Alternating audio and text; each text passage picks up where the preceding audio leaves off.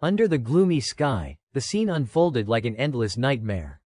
Piles of skulls stacked into mountains, bone-white and chilling, as if recounting tales of vanished lives. A motionless hand clutched a blood-soaked weapon, lying abandoned atop the heap of bones. Lifeless legs dangled, devoid of any vitality. In the distance, a knight-like figure, body smeared with crimson, leaned against the pile of skeletons, eyes hollow with no trace of life. Beside him, a woman in a vivid red dress stained with blood gripped a sword that had felled countless foes. A whisper echoed in the mind, if not for the others. The scene shifted. Another figure appeared. Body drenched in blood, the bandage on his arm torn to shreds, the sword beside its owner broken in two. Breath faded, dreams scattered with the wind. All paths led to one place, the place where fate was sealed. Scene change. Ryaman stepped into a frigid, pitch-black space. His eyes were sharp, carrying unshakable resolve. He muttered to himself, voice low but firm, after 99 attempts, I have finally made it here. This time, I will witness the end with my own eyes. The 20th round, the final battle, awaited him. Before him stood a squad of golems in gleaming armor, their metallic sheen flashing in the darkness. Ryaman frowned, murmuring, the guardians of the 20th round are golems. He glided past them, eyes fixed only on the door behind the door to the secret they protected. The colossal metal giants loomed, weapons at the ready, like living walls barring any intruder. Ryaman extended his hand, mana surging around him, transforming into a jet-black scythe glinting with deadly light. They won't let me pass easily, he thought, slinging the weapon over his shoulder, advancing step by step toward the golems. Their eyes blazed, as if entering combat mode. With a roar, they charged, swinging weapons that shattered nearby stone pillars to block Ryaman's path. But he was too fast. With terrifying calm, Ryaman circled behind the golems, voice cold as ice, death glow. A crimson skull materialized behind a golem, mana exploding. He teleported, scythe swinging, slashing straight into a golem's neck. Cracks appeared, but it held. Ryaman smirked confidently, if I cast death glow on the enemy. The next strike landed perfectly. The skull atop the golem flared, damage surging 100%. A crack resounded as the golem's head severed, its metal body crumbling. Ryaman leapt up, ready for the rest. The golems charged, weapons flailing wildly. Ryaman danced with the scythe of death, eyes radiating icy killing intent. Night of death, a series of thuds echoed as golems fell one by one. Darkness enveloped all, but Ryaman saw his foes clearly. In the dark, they are blind, he thought, exploiting the gap to fell two golems with a single decisive slash. Then, a massive shadow emerged, its pressure crushing the air. Damn it, Ryaman groaned inwardly, body tensing before the new threat. An unexpected assault came, sparks and ice chunks hurtling toward him. Ryaman retreated, dodging fire and ice magic with lightning reflexes. Too fast, he marveled, heart-pounding. But his eyes sharpened, killing intent flaring. In an instant, Ryaman vanished, splitting into countless illusions surrounding the golem. It drew its bow, firing a barrage of fiery arrows, shattering every illusion, but Ryaman's true body remained unscathed. He smiled faintly, hitting me is no easy feat. Suddenly, a magic circle appeared beneath his feet. Ryaman froze, sensing danger. A magic circle, an ice tower erupted, trapping him in thick frost. Too late to dodge, Ryaman cursed inwardly, I could not avoid it. The massive golem advanced, raising its blade to finish him. But in that moment, Ryaman's eyes blazed, moonlight annihilation erupting.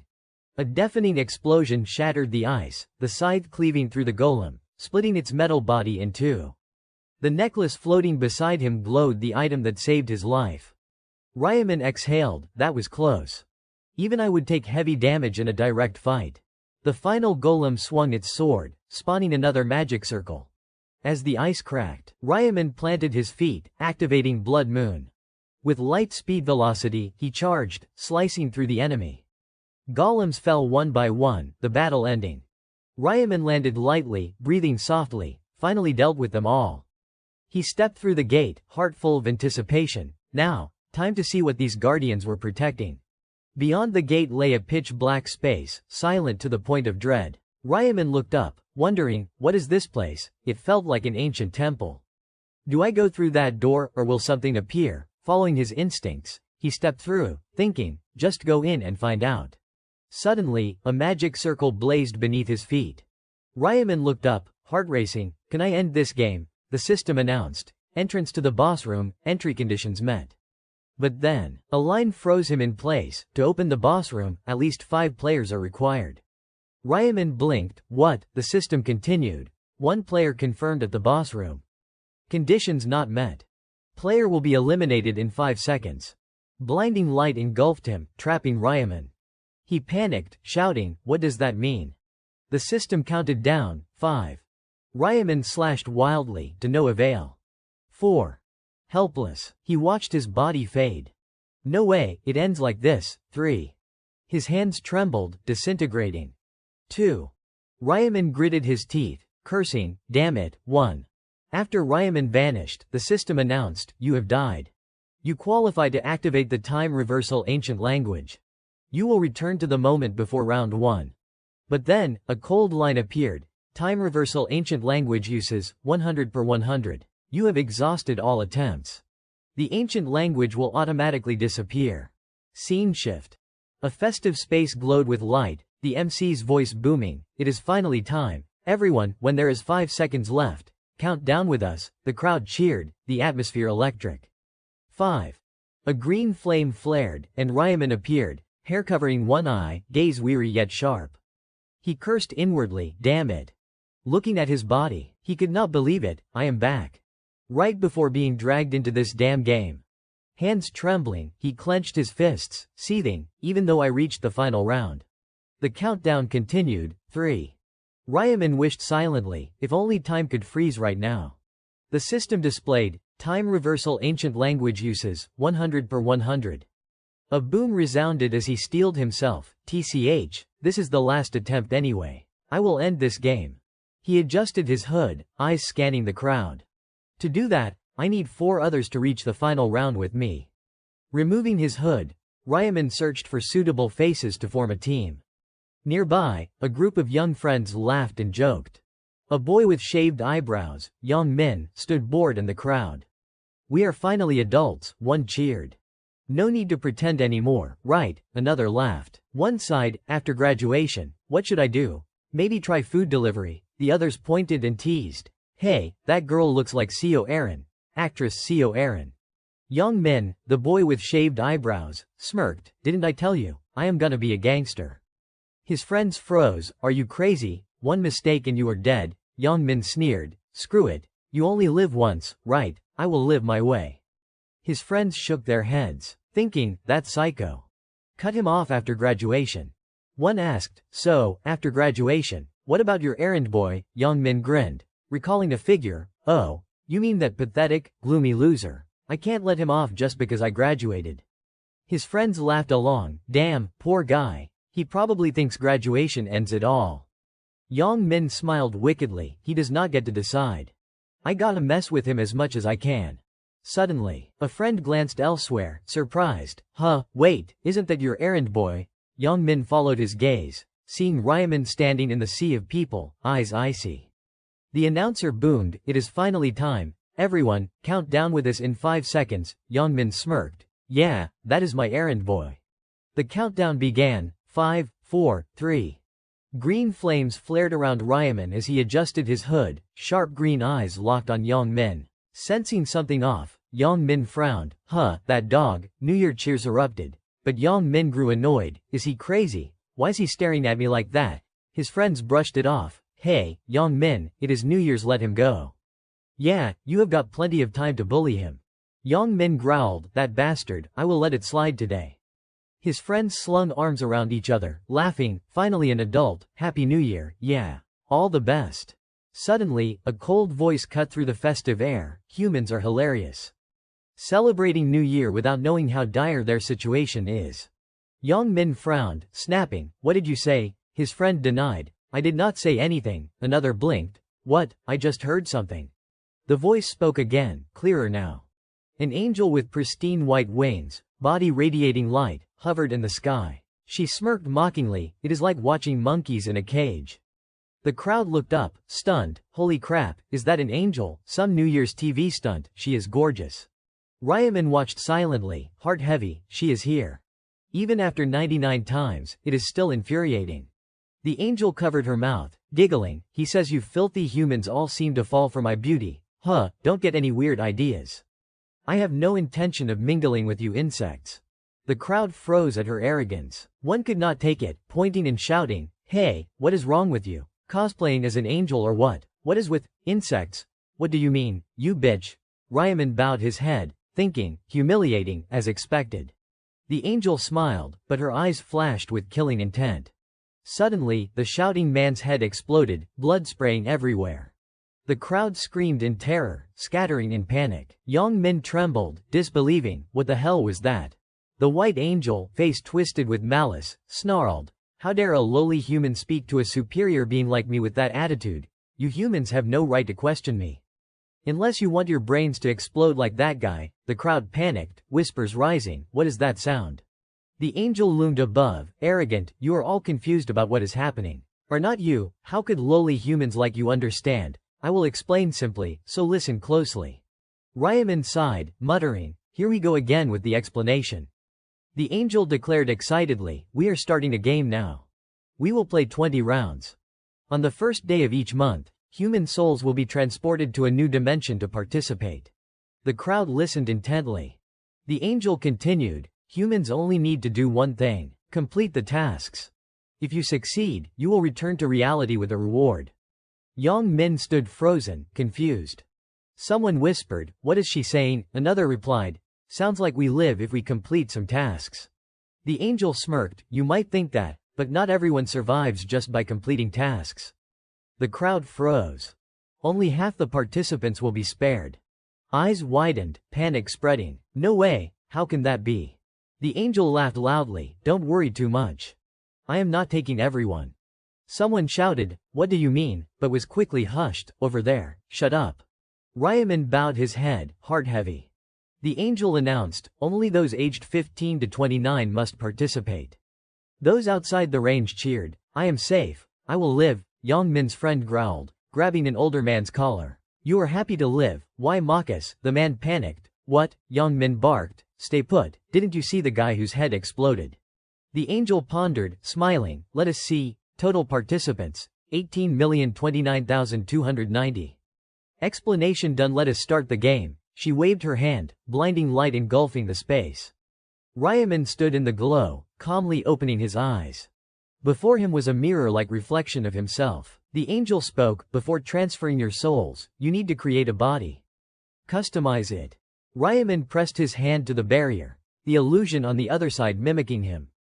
The angel warned, you only get one chance, so choose carefully. Ryaman stood silently, his sharp eyes watching the figure in front of him gradually fade away. In his heart, he quietly told himself, TCH, just do what I have always done as usual. He made his decision, his voice low but filled with determination. His nickname would be Black Scythe. The illusion completely vanished, leaving behind a lush, empty grassland, like a newly created world. Ryaman's new body burst into flames, stepping forward into that space, his face sharper, more mature. Above his head appeared the name, Black Scythe. He thought to himself, this will be the 100th regression. This time, I will make it. He tried moving his hand, feeling the new body. I used the same appearance again. This is the 12th time, so it feels like this is my real body. Around him, others gradually appeared in this world. Some were astonished, some confused. What is this place? A plane, one person exclaimed, voice full of surprise. Ha, my body really changed, another excitedly said, I tried using a celebrity's face. How about it? Damn it, it actually worked. Ryaman quietly observed, sneering inwardly, everyone this time is also trying to make themselves look their best. But if you had a brain and could think, you would not do that. He looked at the girl happily standing in front of him, thinking of the cruel truth. This world is a world for those with the strongest survival abilities. If you are too attractive, you will only become an easy target. Dying here means dying in the real world. Suddenly, he glanced to the side. There he is, Yang Min. Yang Min appeared with a muscular body, bulging muscles, making everyone around stare in amazement. Ryaman sneered, this time he chose a muscular body again. At that moment, the angel appeared out of nowhere, her white wings sparkling, her arrogant voice ringing out. Looking at you all like this, you must really like your new interfaces, huh? I love seeing your fearful expressions. She paused, her eyes sweeping over the crowd. Let us see, a total of 1,801,029,290 people. That is the total number of people in CO. The crowd looked up, incredulous. 1.8 million, it does not seem that many, one person exclaimed. The angel clutched her head, bursting into laughter, what a bunch of lowly humans. Then she snapped, her voice ice cold. Do you think this is the only space? Humans will be divided into different planes, with different angels, and proceed through the rounds. Focus on yourselves. She waved her hand, declaring, before we really start, I will explain simply. Think of the words, status window, in your mind. A golden window appeared before Ryaman's eyes, visible only to him. He immediately thought, status window. The window displayed information. Name, Ryaman. Nickname, Black Side. Apprentice, Level 1. Class, 0. Title, 0. Stats, Strength +3, Intelligence +3, Agility +3, Luck +3. Stat points, none. Normal skills, none. Special skills, none. Ancient language, none. Additional skills, unlocked at levels 10, 20, 40, 60, 99. Ryaman looked at it, sighing inwardly. Looking at this just makes me want to sigh. The angel continued, her voice full of mockery. Have you all looked at your status windows yet? You will understand how trash you are if you have played games before. Yang Min was stunned, but the angel did not stop, become stronger. If you survive to the end and conquer round 20, not only will you be free, but you will also be granted one wish. Her words caused the crowd to murmur. One wish, for real? No way, the angel smirked, her eyes flashing with cunning. However, you have to be the first to get it. She continued guiding, finally, say, inventory, and look inside. I have prepared a gift. Yang Min immediately thought, inventory.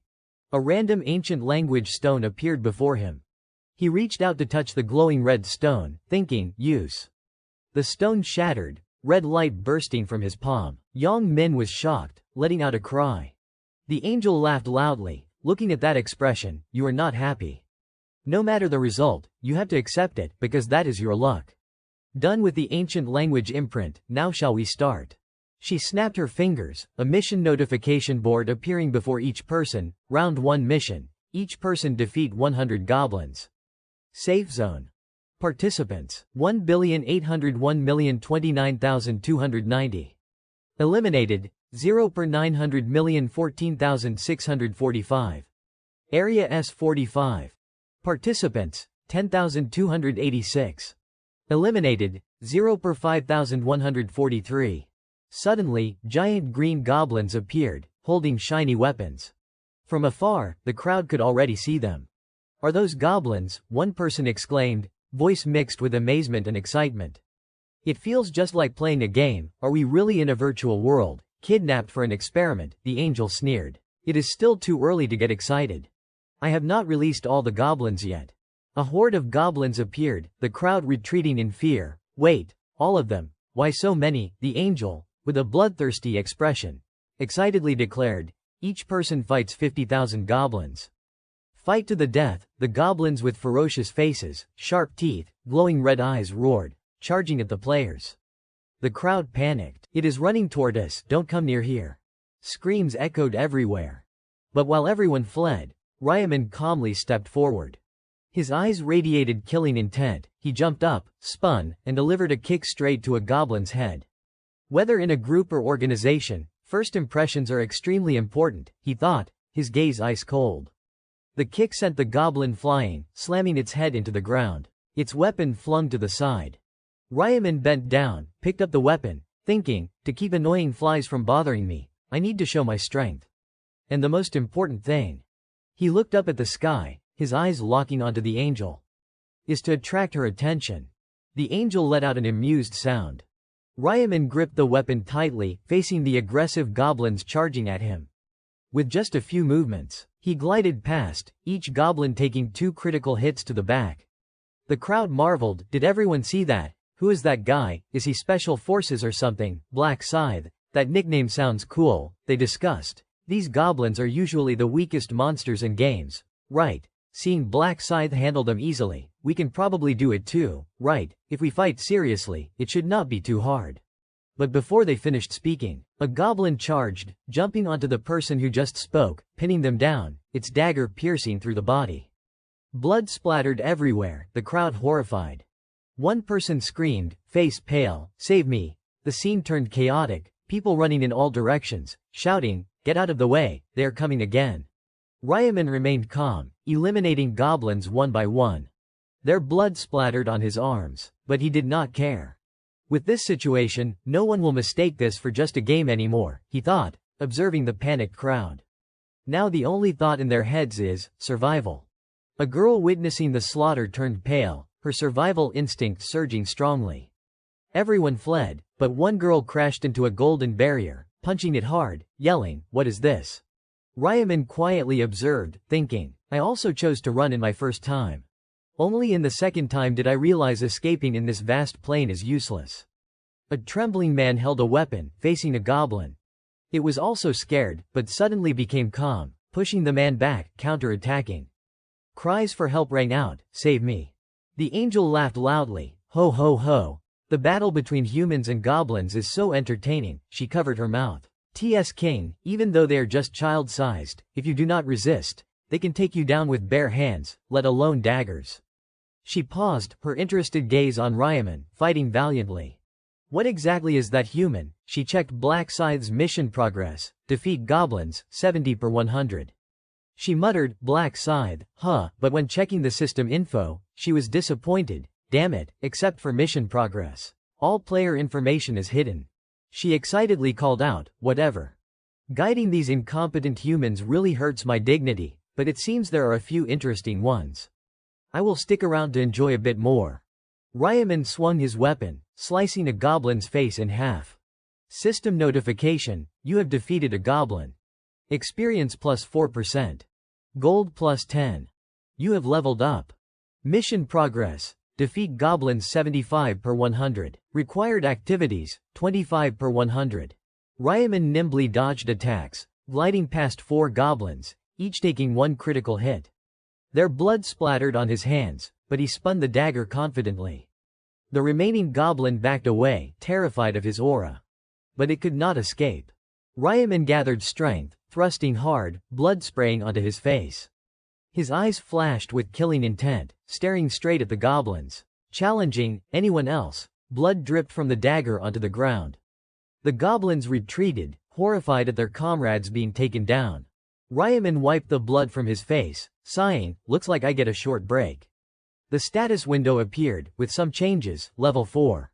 Stat points, 6. He thought, in the blink of an eye, level 4. Each level up gives me 2 stat points.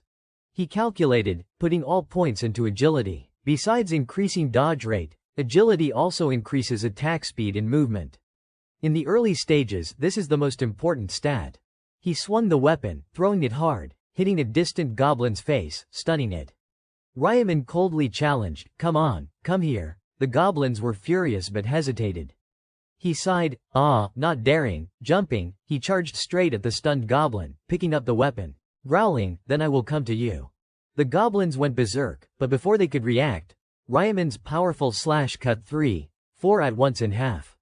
System notifications rang continuously, experience plus 4%. Gold plus 10. You have leveled up. Goblin hunting mission, 100 per 100. Round 1 mission completed.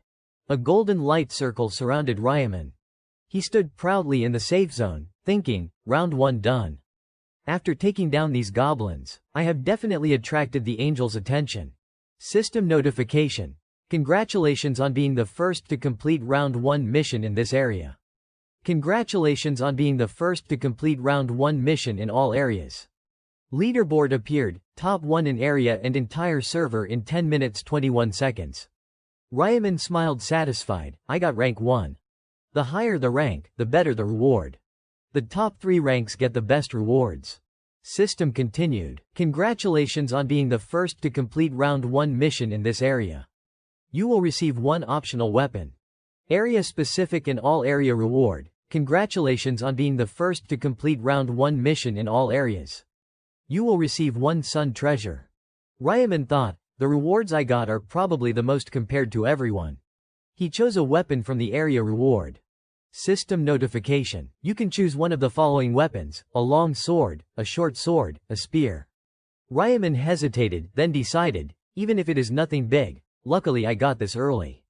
System reported, received short sword. Classification, rare weapon. Attack, 15. Effect, agility plus 1.15. Durability, 150 per 150. Limit, novice and above. Description, the best dagger a novice can use.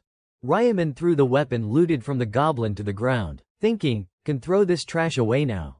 He closed the weapon info panel, thinking, I will hold onto the sun treasure from the special reward for now. He opened the status window, calm while everyone around struggled fighting goblins. Looking at it, he pondered, thinking back, the title I got before. Final Time Traveler. This is something I have never seen in 99 Regressions. He took out the ancient language stone, placed it on his hand, said, use. The stone shattered, emitting bright red light. System notification. Congratulations, you have obtained the time reversal ancient language. The ancient language will automatically engrave into the player's body. Ryaman clenched his fist, eyes thoughtful. System continued, traces of the ancient language already exist in the player's soul. Due to special attributes, engraving failed. Ryaman thought, obvious result. If engraved again, I could regress countless times.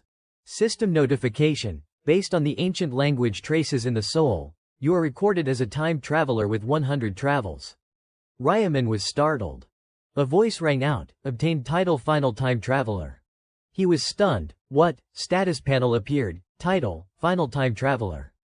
Unlock condition. Obtain 100 time reversal ancient languages. Effect, after death, maintain soul state at that location for 1 minute. If desired, you will be reborn and fully recover vitality. One-time ability.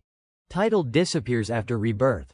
Ryaman thought, resurrection is a priest-exclusive skill, and even that only recovers 30% max vitality. So this title allows full vitality resurrection. He smiled amused. Looks like I just got an insane title. Ryaman flashed an excited smile, thinking to himself that he had just grasped a valuable trump card. He glanced over the system panel, his eyes lighting up as he read the information. With this in hand, everything will be much easier, he told himself. On the system panel, the text was clear, title, Time Traveler. Final Journey. Stats, public or private. If private mode was chosen, the title would not display under the ID, but the effect would still apply. Ryaman stretched, a feeling of relief spreading through his body. He guessed inwardly, the others have probably completed the mission by now. Wonder how Yang Min is doing. He turned to the side, his gaze meeting Yang Min fiercely battling the monsters. A surge of excitement rose in his heart, Ryaman exclaiming in his mind, oh, there he is. A satisfied smile bloomed on his lips. But right after, brilliant pillars of light suddenly appeared in the sky, cutting off his train of thought. High above, an angel hovered, cold eyes observing the chaotic scene below. His voice rang out, full of sarcasm, no wonder it is getting more and more boring. He looked down at the humans struggling in battle, his tone deepening with contempt. Pitiful humans. You will gradually be eliminated to fiercely compete with the remaining elites. Sorry, it is my fault. The angel spread his wings wide, a powerful energy stirring the space. Return. An ordinary girl hearing those words panicked, her trembling eyes looking down at the person she was holding. He was gradually fading, his body turning into light dust. She screamed in despair, stir up. Those around were equally bewildered, shouting in unison, what is going on? From above, the angel smiled devilishly, his sinister voice echoing, I gave you an extra 50,000 lives. Surely you have plenty of strength to slaughter now, right? Immediately, the ground shook, bloodthirsty monsters appeared, charging in with increasing numbers. Humans panicked, screams rang out, damn it, fresh blood flowed, humans and monsters clashed in a life and death battle. The system coldly announced, mission requirement completed, 1021 per 5143. Amid the boundary between life and death, humans began using each other as shields, but they were not weak. Their strength matched the monsters, creating a battle of wits. The system continued. Mission requirement completed, 2120 per 5143. Ryaman, at this point sitting with eyes closed resting inside a pillar of light, felt the calm amid the storm. Outside, another player, hands covered in blood, touched the pillar of light. He painfully watched his teammate drown in a sea of blood, fighting relentlessly against the monsters. The system steadily announced, mission requirement completed, 3532 per 5143. The angel, fingers interlaced, watched the fierce battle below with delight. Ryaman lifted his head, his sharp gaze meeting the angel's, but he said nothing. The pillars of light in the sky grew denser. Suddenly, the system sounded the final announcement, mission requirement completed, 5143 per 5143. The elites suddenly vanished, leaving bewildered expressions on everyone's faces. The elites disappeared. Where did they go? The angel looked down at the system panel, a smile flashing. Only half completed the mission. Now it is done. He turned to the survivors, voice cold, the others must die. Anyway, that is the rule of the game. The crowd panicked, desperate cries rang out, die, wait, angel, I just killed one more, please. Those in the pillars of light watched their teammates outside gradually fade, fear making them tremble. The angel spoke, half inquiring, half mocking, why the gloomy faces, shouldn't you be happy to be alive? It is fine, you survived, you can go back now. He smiled lightly, but his eyes radiated eeriness. Congratulations on passing the first round. Hope next time you will try harder. Now, shall we announce the rankings before leaving? The system displayed round 1 results. All areas. Black Scythe, level 5, 10 minutes 21 seconds. Bunch of Fools, level 5, 16 minutes 15 seconds. Heavenly Demon, level 5, 17 minutes 7 seconds. Current area S45. Who, level 5, 10 minutes 21 seconds. Life is a Film Reel, level 5, 23 minutes 55 seconds. Black Dragon in Hand, level 5, 24 minutes 43 seconds. The system recorded, Black Scythe ranks first in all areas and current area. Ranking reward, lowest rare weapon ticket already given. Special optional reward given. Mission completion reward, 1000 gold points not yet given. Ryaman read the system notification, a private message appeared. You have received 1000 gold points for completing the mission. Congratulations, you can use gold to buy items at the shop. Equipment purchase feature unlocks at level 10. Ryaman noticed the surprised looks from those around. He turned his head, flashing a confident smile, thinking, everyone probably knows I am first now. The angel then spoke, voice mixed with admiration and suspicion, didn't expect the number 1 in all areas to be in my territory. Hard to believe. Black Scythe, right, answer me. Ryaman calmly replied, Angel, just look at my status window and you will know. The angel was flustered, trying to stay composed. Well. Of course, an angel like me can obviously see that information. I was just testing you. But inwardly, he bit his lip, cursing, that damn bastard. Ryaman flashed a fake smile, thinking, don't make me laugh anymore. He spoke, voice calm but challenging, Angel, may I make a request? The angel was surprised, a request. Ryaman was direct, yes, it seems the reward for first place is a bit lacking. Young men and others hearing this were stunned, eyes wide staring at Ryaman. The angel frowned, voice tinged with anger, what did you just say? Ryaman crossed his arms, fearless, I hope you can give something better. The atmosphere froze. The angel gritted his teeth, an evil smile appearing. A mere human dares to demand from me. Inwardly thinking, I kept an eye on him because he is active, but after killing just a few elites, he dares to look down on me. He extended his hand, voice dangerous, I will make your head explode. He recalled the previous incident, inwardly hissing, damn it. I already killed someone with a one-time ability. Arrogant human, you think I can't kill you? But then the angel paused, a smile gradually forming, right, I know what to give him now. He spoke, tone changing, you want a better reward. He stepped 1 foot onto the ground, eyes ice cold. I usually refuse such requests immediately. But he stood in front of Ryaman, voice lowering, I changed my mind. Let us talk privately. Others, wait a moment. The crowd buzzed. Whispers rising, she is really going to grant him. Didn't expect bargaining with the angel. Should I try too? I want a different reward. Probably because he is first. Dismissingness like this, the reward must be incredibly valuable, so jealous. But Ryaman was not thrilled. He glanced at Yang Min, eyes flashing confusion. Yang Min, being stared at, was bewildered, not understanding. Ryaman smiled, turned, and followed the angel into the forest. The angel turned back, voice sharp. Why not come closer? You want me to keep turning around? Walk beside me. Ryaman replied, yes. The angel gritted his teeth, inwardly fuming. Stupid humans, need orders to obey. Disobedient species, too greedy. He turned forward, irritation rising. Why do I have to change what the system gives him? I mean, even if I do, he won't be the only exception. The angel's expression gradually turned malicious. He glanced at Ryaman walking behind, thinking, he should accept what is given. I will show him the consequences of greed. The angel continued walking, calculating, I will kill him as soon as he passes that rock. He pondered, of course, there is a high chance of trouble if I kill a player out of personal grudge without a one-time ability. What if the player complains of unfairness and rebels? Then those in power will hold me accountable for breaking the game rules. The angel approached the rock, lost in thought. I need a place with no one. A triumphant smile appeared on his lips. Stupid fool. If you kept your mouth shut, no one would know what happened.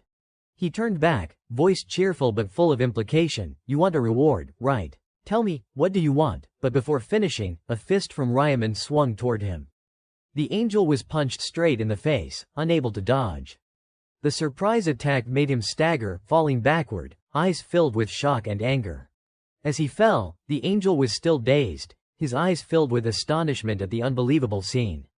He had been punched off-center in the face by Ryaman, the force so immense that he tumbled backward, letting out a pained cry. He is sprawled on the ground while Ryaman stands there, calm as if nothing happened. Pure golden blood flowed from the angel's nose, dripping drop by drop onto the earth, leaving him bewildered. His voice trembling with fury. What is this? Did that damn human just hit me? He whipped around, eyes blazing. You filthy human. But upon looking around, the angel panicked, realizing Ryaman had vanished. The entire space fell deathly silent, only the sound of his own heart pounding. He is gone, he thought, but before he could regain his senses, Ryaman had silently closed in from behind. With lightning speed, the boy gripped the angel's wing tightly.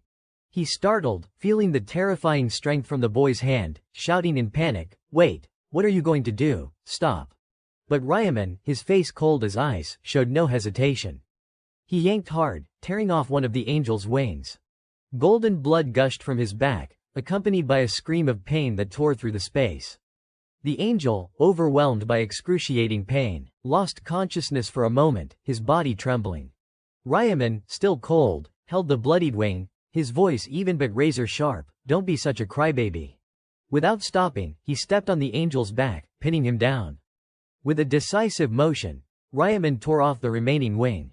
Now you can't run anymore, he mocked, his eyes flashing with cruelty. The angel, in extreme agony, roared, it hurts. How could it not hurt?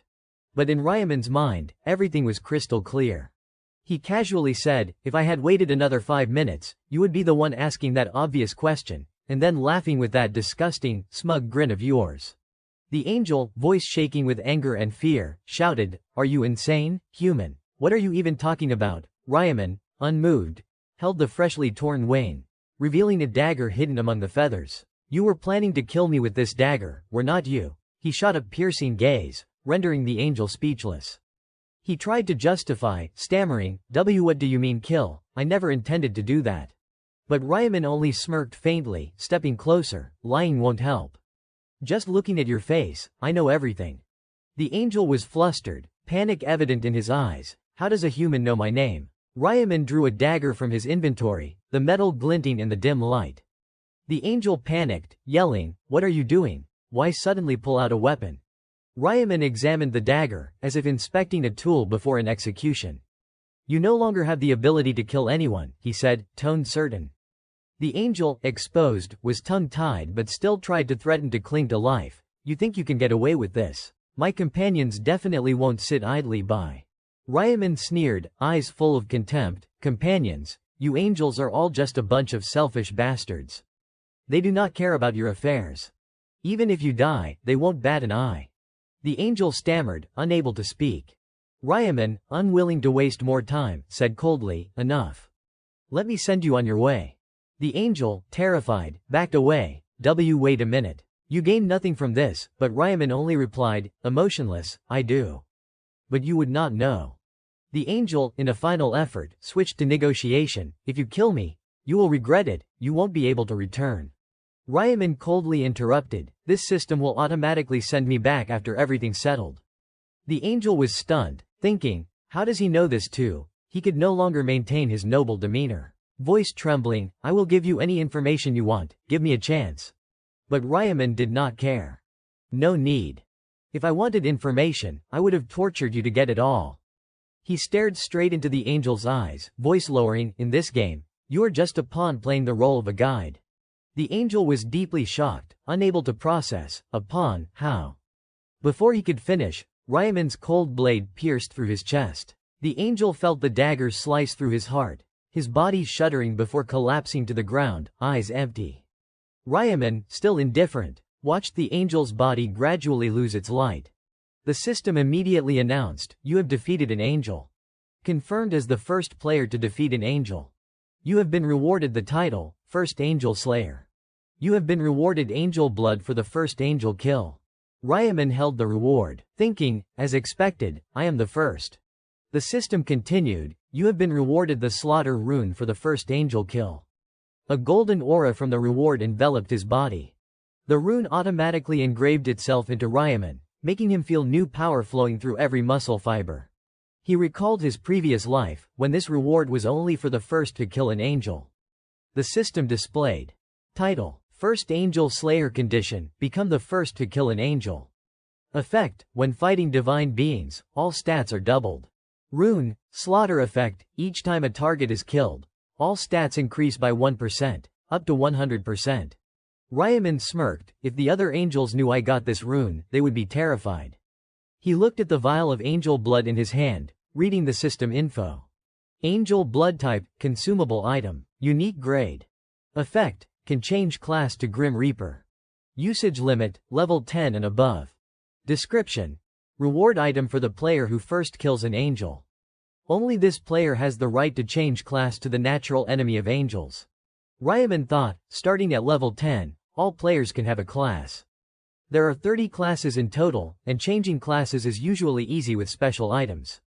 But Grim Reaper is an exception, a special class only for those meeting harsh conditions. The Grim Reaper symbol appeared alongside the angel blood vial, exuding a powerful aura far surpassing ordinary classes. He analyzed, additional stats, rune, skill system all nearly perfect. Ryaman checked his inventory, realizing he had not completed round 1 but had already returned.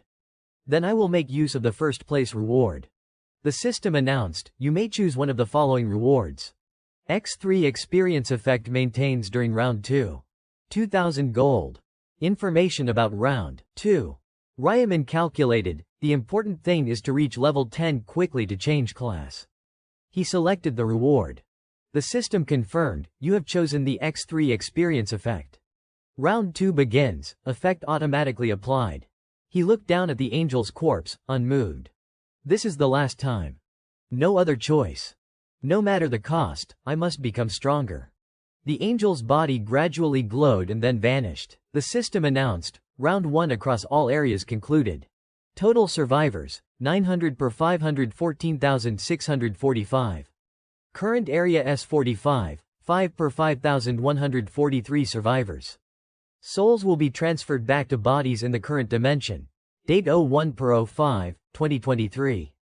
Round 2 is beginning. Congratulations on surviving. The scene shifted back to the real world. Yang Min jolted awake, sweat pouring like rain. The sun was up. It was no longer midnight. He looked around, seeing people gradually waking, faces bewildered. "Happy New Year," a voice rang out, but Yang Min only felt a chill down his spine. What is happening? He checked his phone, 5:20 a.m. Time here passed just like in the dream. Yang Min's two friends also woke, clutching their heads in pain. "Ow, my head. My limbs are all sore." Yang Min asked, You guys awake? One replied, voice shaking. Young Min, did I just pass out? He nodded. Yeah, not just you. Everyone here did. The two panicked. Huh, did we fall asleep for a bit? I just had a really weird dream. Yeah, me too. Young Min looked at them, voice lowering. I dreamed too. But I do not think it was a dream. He observed the crowd around, people confused, shouting, are we back, back from that hell? I am alive, but a goblin already. Young Min concluded it was not a dream. The two were bewildered. So it was all real, the goblins, round one, everything. Will we be pulled back there next month? Damn it. He suddenly noticed one in their group still unconscious. A friend shook him. Hey, Kim Tessage, wake up. But Tessage lay still, face pale, eyes and lips purple like a corpse. The one shaking him trembled, checking his pulse. Damn it, he is not breathing, I can't feel a pulse. Young Min was shocked. Tessage is dead. The other muttered, panicked, no way. Did he die because he did not survive the game? The remaining one refused to believe, no chance, but looking around, dozens lay scattered, motionless. The horrific scene left all three frozen. Young Min, trying to stay calm, hands still shaking violently. One friend panicked to the point of nausea, the other muttering, this is insane. Only half survived. Will the next round be like this? Young Min's expression mixed fear with a strange hint of excitement. This is crazy. Young Min flashed a crazed smile, his eyes gleaming with a mix of excitement and smugness. Doesn't this mean that no matter where they were born on the starting line, everyone has to live equally now? No more whining about how unfair life is. He turned to his two panicked friends, voice dripping with mockery. It is simplified to the extreme. Calm down, you idiots. All we have to do now is survive. So why freak out? One of the friends, face pale as a sheet, shook his head in disbelief at what he would just heard. It is so unfair. Dying without even a chance to try. Young Min did not flinch, continuing in a challenging tone. It is not just us, everyone else is dragged into this mess too. What is left to complain about unfairness? The two still could not accept his mindset. One spoke up, voice trembling but furious. Damn it, you have lived your whole life like a thug, so of course you do not feel any loss even if you die here. I am different, I still have so much I want to do. Seeing Young Min ignore the retort, the other friend irritably asked, what are you looking for? Young Min frowned, replying grumpily, I can't find that damn bastard anywhere. Hey, the errand boy for you guys.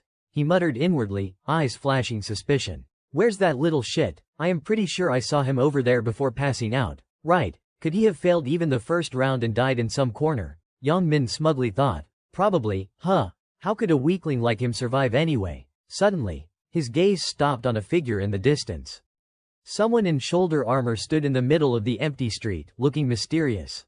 Unable to contain his curiosity, Young Min thought, what is wrong with that guy, and where the hell did he get all that armor and gear? A wave of suspicion rose, as if he would realized something important. He silently called in his mind, status window. Instantly, a glowing screen appeared before his eyes. Young Min froze, heart pounding. A status window really appeared. His two friends seemed to notice the anomaly too. One stammered, a status bar. No way, that kind of thing can't happen. But right after, their own status windows popped up. The other exclaimed, voice full of shock, it is real. The three looked at each other, eyes a mix of unfamiliarity and confusion. Why the hell are you staring into space? One asked. The other replied, still stunned, aren't you doing the same? It must be visible only to each person. All three suddenly realized the wonder. Isn't this something that can be applied in reality too? What the heck, does that mean we can use stat points and items here as well? Young Min, without another word, bent down to pick up a rock. He clenched his fist, and the rock shattered, scattering into tiny fragments. Looking at the remaining dust in his hand, Young Min was stunned. His expression gradually turned into a scheming grin, eyes sparkling with ambition. This is awesome. Switching to today's news broadcast, a horrific event occurred at the square in front of the New Year's Bell area. Over 10,000 citizens suddenly lost consciousness, plunging the area into chaos. A mysterious woman in angelic attire appeared right in front of the bell. She said something to the crowd below, and soon after, a mysterious explosion occurred. A citizen pointed at her, shouting something, and was immediately killed. The woman spread her arms wide, causing over 10,000 people to collapse unconscious. According to police reports, most victims were aged 15 to 29. This phenomenon was not limited to this country but occurred globally. On social media, many were skeptical. What the hell, are the reporters on drugs? Why suddenly air this nonsense? Over 1.8 billion souls kidnapped. Unbelievable. How far has fake news gone? Back to Ryaman, he quietly read the news and social media comments, eyes thoughtful. It has begun. And this is just the start. The anchor continued, around dawn today, about half of the unconscious people woke up, while the other half remain in a vegetative state. At the event site, they were confirmed clinically dead. A celebrity, A, was found dead at the square. Over 11% of the world's population perished in this crisis. Ryaman pondered as death reports kept updating. The real issue was not just the casualty numbers. He slung his backpack over his shoulder, looking into the distance. The survivors were called players, and what was more terrifying was that the powers they gained had been brought into the real world. Ryaman calculated inwardly, no player has truly high stats yet, so the impact is not visible. But as their levels rise, they will become powerful entities. Neither modern weapons nor armies could suppress them. Uncontrollable humans will emerge. He clenched his fist, eyes flashing determination. I have no intention of letting the world descend into chaos. If left alone, the world will perish before even reaching round 20. There was only one solution. Ryaman resolved to control all players with overwhelming power. This time, I will use a different method from previous regressions. Suddenly, the system announced, to open the boss room door, you need at least 5 players. Ryaman smiled faintly. I already have a few potential candidates in mind, and ways to recruit them. But it is not time yet. He headed back to his apartment in the dim dawn light. Entering the dark apartment, Ryaman recognized the familiar scene. This kid ate cup noodles for dinner again. He cracked open the bedroom door, seeing his younger brother, Ryu-wan, still fast asleep. Ryaman smiled inwardly. He can sleep soundly even when his brother has not come home. Ryu-wan, Ryaman's younger brother, would be a third-year high school student next year. Their family was nothing special, just an ordinary one until their parents died in a traffic accident. Everything changed overnight. Ryaman became Ryu-wan's sole guardian. Looking at the bandaged wound on his brother's arm, Ryaman felt a pang in his heart. The room light flicked on, startling Ryu-wan awake, confused. Bro. Ryu-min, Ryaman stood by the bed, voice low but firm. Time to get up, 1. It is morning. Ryu-wan glanced at the clock, frowning. What, it is only 6 a.m., bro. Ryaman yanked the blanket off his brother, urging, we do not have time to sleep anymore. Ryu-wan, bewildered, why, what is going on? Ryaman replied briefly, I will explain later. Change clothes first, then we are heading out. Ryu-wan, still yawning, grumbled, where are we going? Bro, if you were saying to watch the sunrise, I would rather sleep in. Ryaman seriously answered.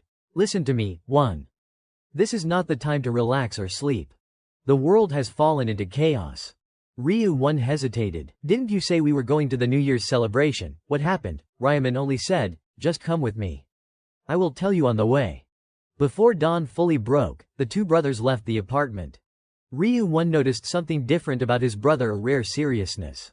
He thought, what could make him this grave? Finally, Ryaman spoke. Wan, you do not know the global situation right now, do you? Ryu-wan. Confused, why say that? You are scaring me. Did something happen while I was asleep? Ryaman simply replied, check the top trending searches. Ryu-wan anxiously opened his phone, eyes widening at the news. What does this mean? An angel suddenly appeared and kidnapped people to another world. Ryaman corrected, voice calm. More precisely, their souls were taken. Ryu-wan, panicked, looked at his brother worriedly. No way. Even you? Ryaman nodded, still composed, yes. Only after hunting 100 monsters called goblins did I survive and return. Ryu-wan freaked out. What, is that real? Are you hurt anywhere? Ryaman smiled lightly, patting his brother's shoulder. Don't worry about me. But Ryu-wan raised his voice, trembling. How can I not worry? He recalled their parents' funeral, painful memories flooding back. He is my only family left. Ryu-wan looked at Ryaman's sturdy back, knowing that no matter how strong, his brother was still human. Kill 100 monsters, that is not something a normal person can do. Ryaman suddenly interrupted his brother's thoughts. I know what you are thinking. There, they have a system called stats, like in games. My physical skills are not that important, so do not worry.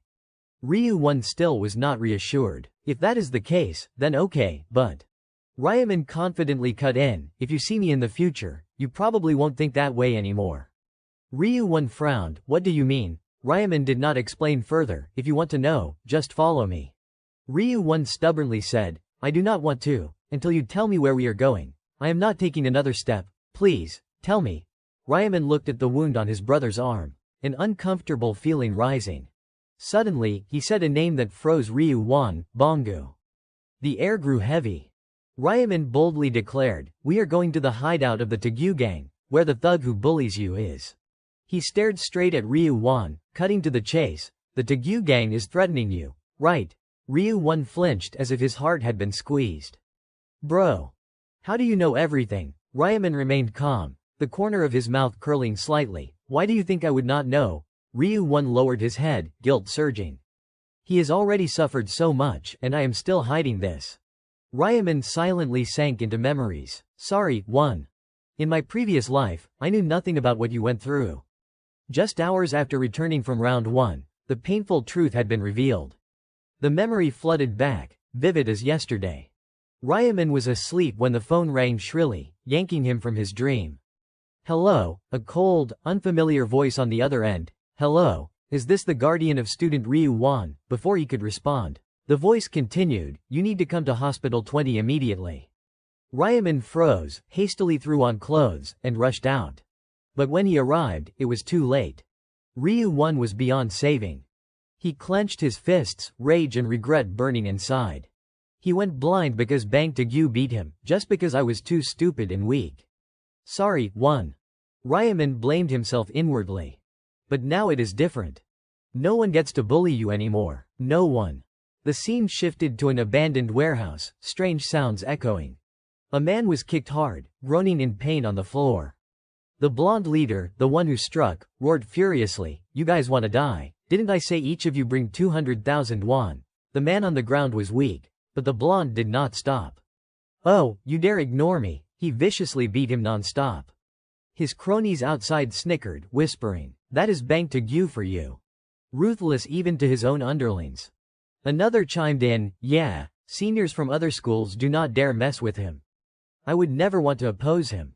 After finishing, Bang Tagyu walked to his crew, irritated, damn it, I was gonna buy a car today, but these useless idiots ruined my plans. Suddenly, an idea sparked, eyes gleaming slyly, hey, you guys know any place to make money? One panicked. Fearing he would be targeted, make money where? Bang Tagyu ordered, yeah, think fast. The crew racked their brains to avoid becoming targets.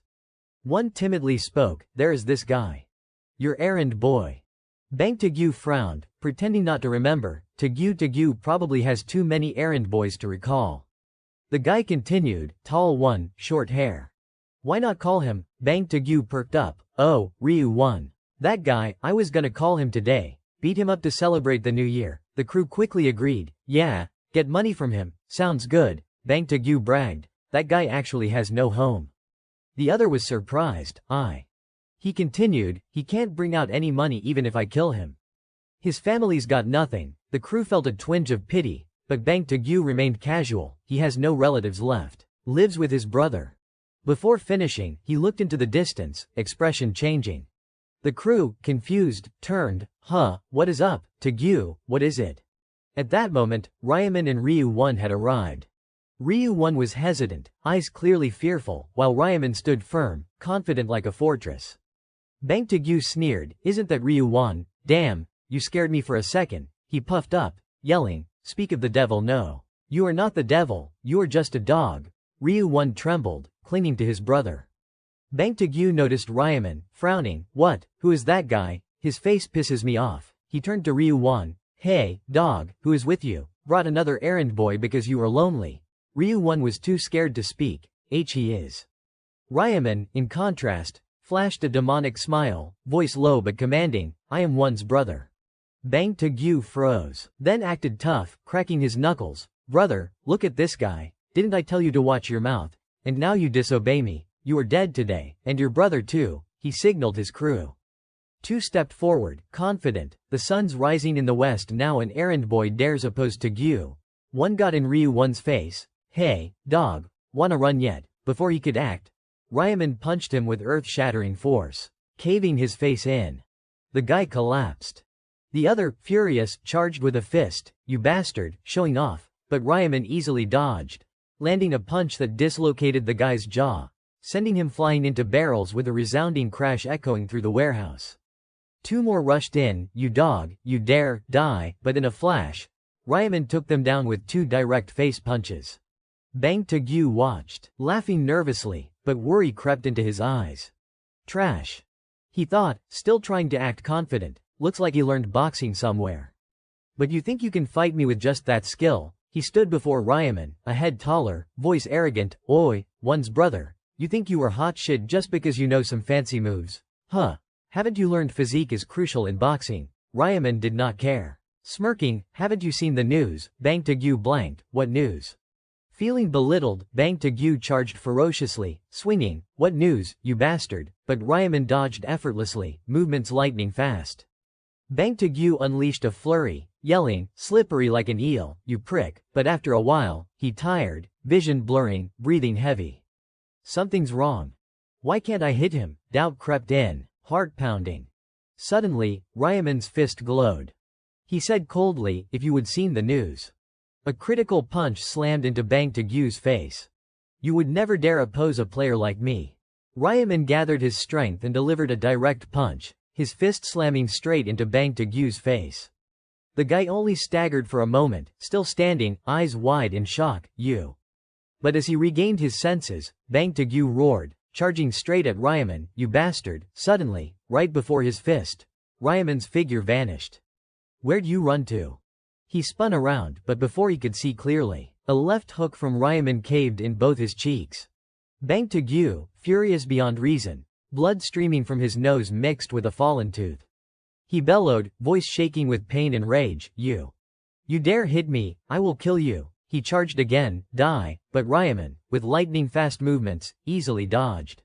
He grabbed Bang Taegu's arm with his left hand, holding him tight, while his right unleashed hammer-like punches into the guy's face. The two cronies outside watched wide-eyed as Bang Taegu took a brutal beating, unable to believe the scene. Bang Taegu, now utterly enraged, thought, "This bastard keeps aiming for my face." Seeing Ryaman's relaxed expression only fueled his fury. "Just one hit, please," but not only did he miss, Ryaman closed in. A precise kick to the throat sent Bang Taegu, despite his bulk, flying several meters, crashing to the ground clutching his neck and groaning. Ryaman stepped forward, eyes ice cold. "Hurts, does not it, you bastard?" Inside, a surge of excitement rose. "No matter how many times I regress, I will never forget this feeling." He recalled Ryu-1 blinded in his previous life, the pain and regret tearing his heart. "I won't let that hell repeat." Bang Taegu, who moments ago was arrogant, now cowered on the ground, eyes panicked. Do not come closer, stop." Ryaman gently took his hand, flashing a murderous smile. "This is why you should not touch my brother." A crack sounded. Bang Taegu screamed in agony, his fingers all broken. Ryaman grabbed the other hand.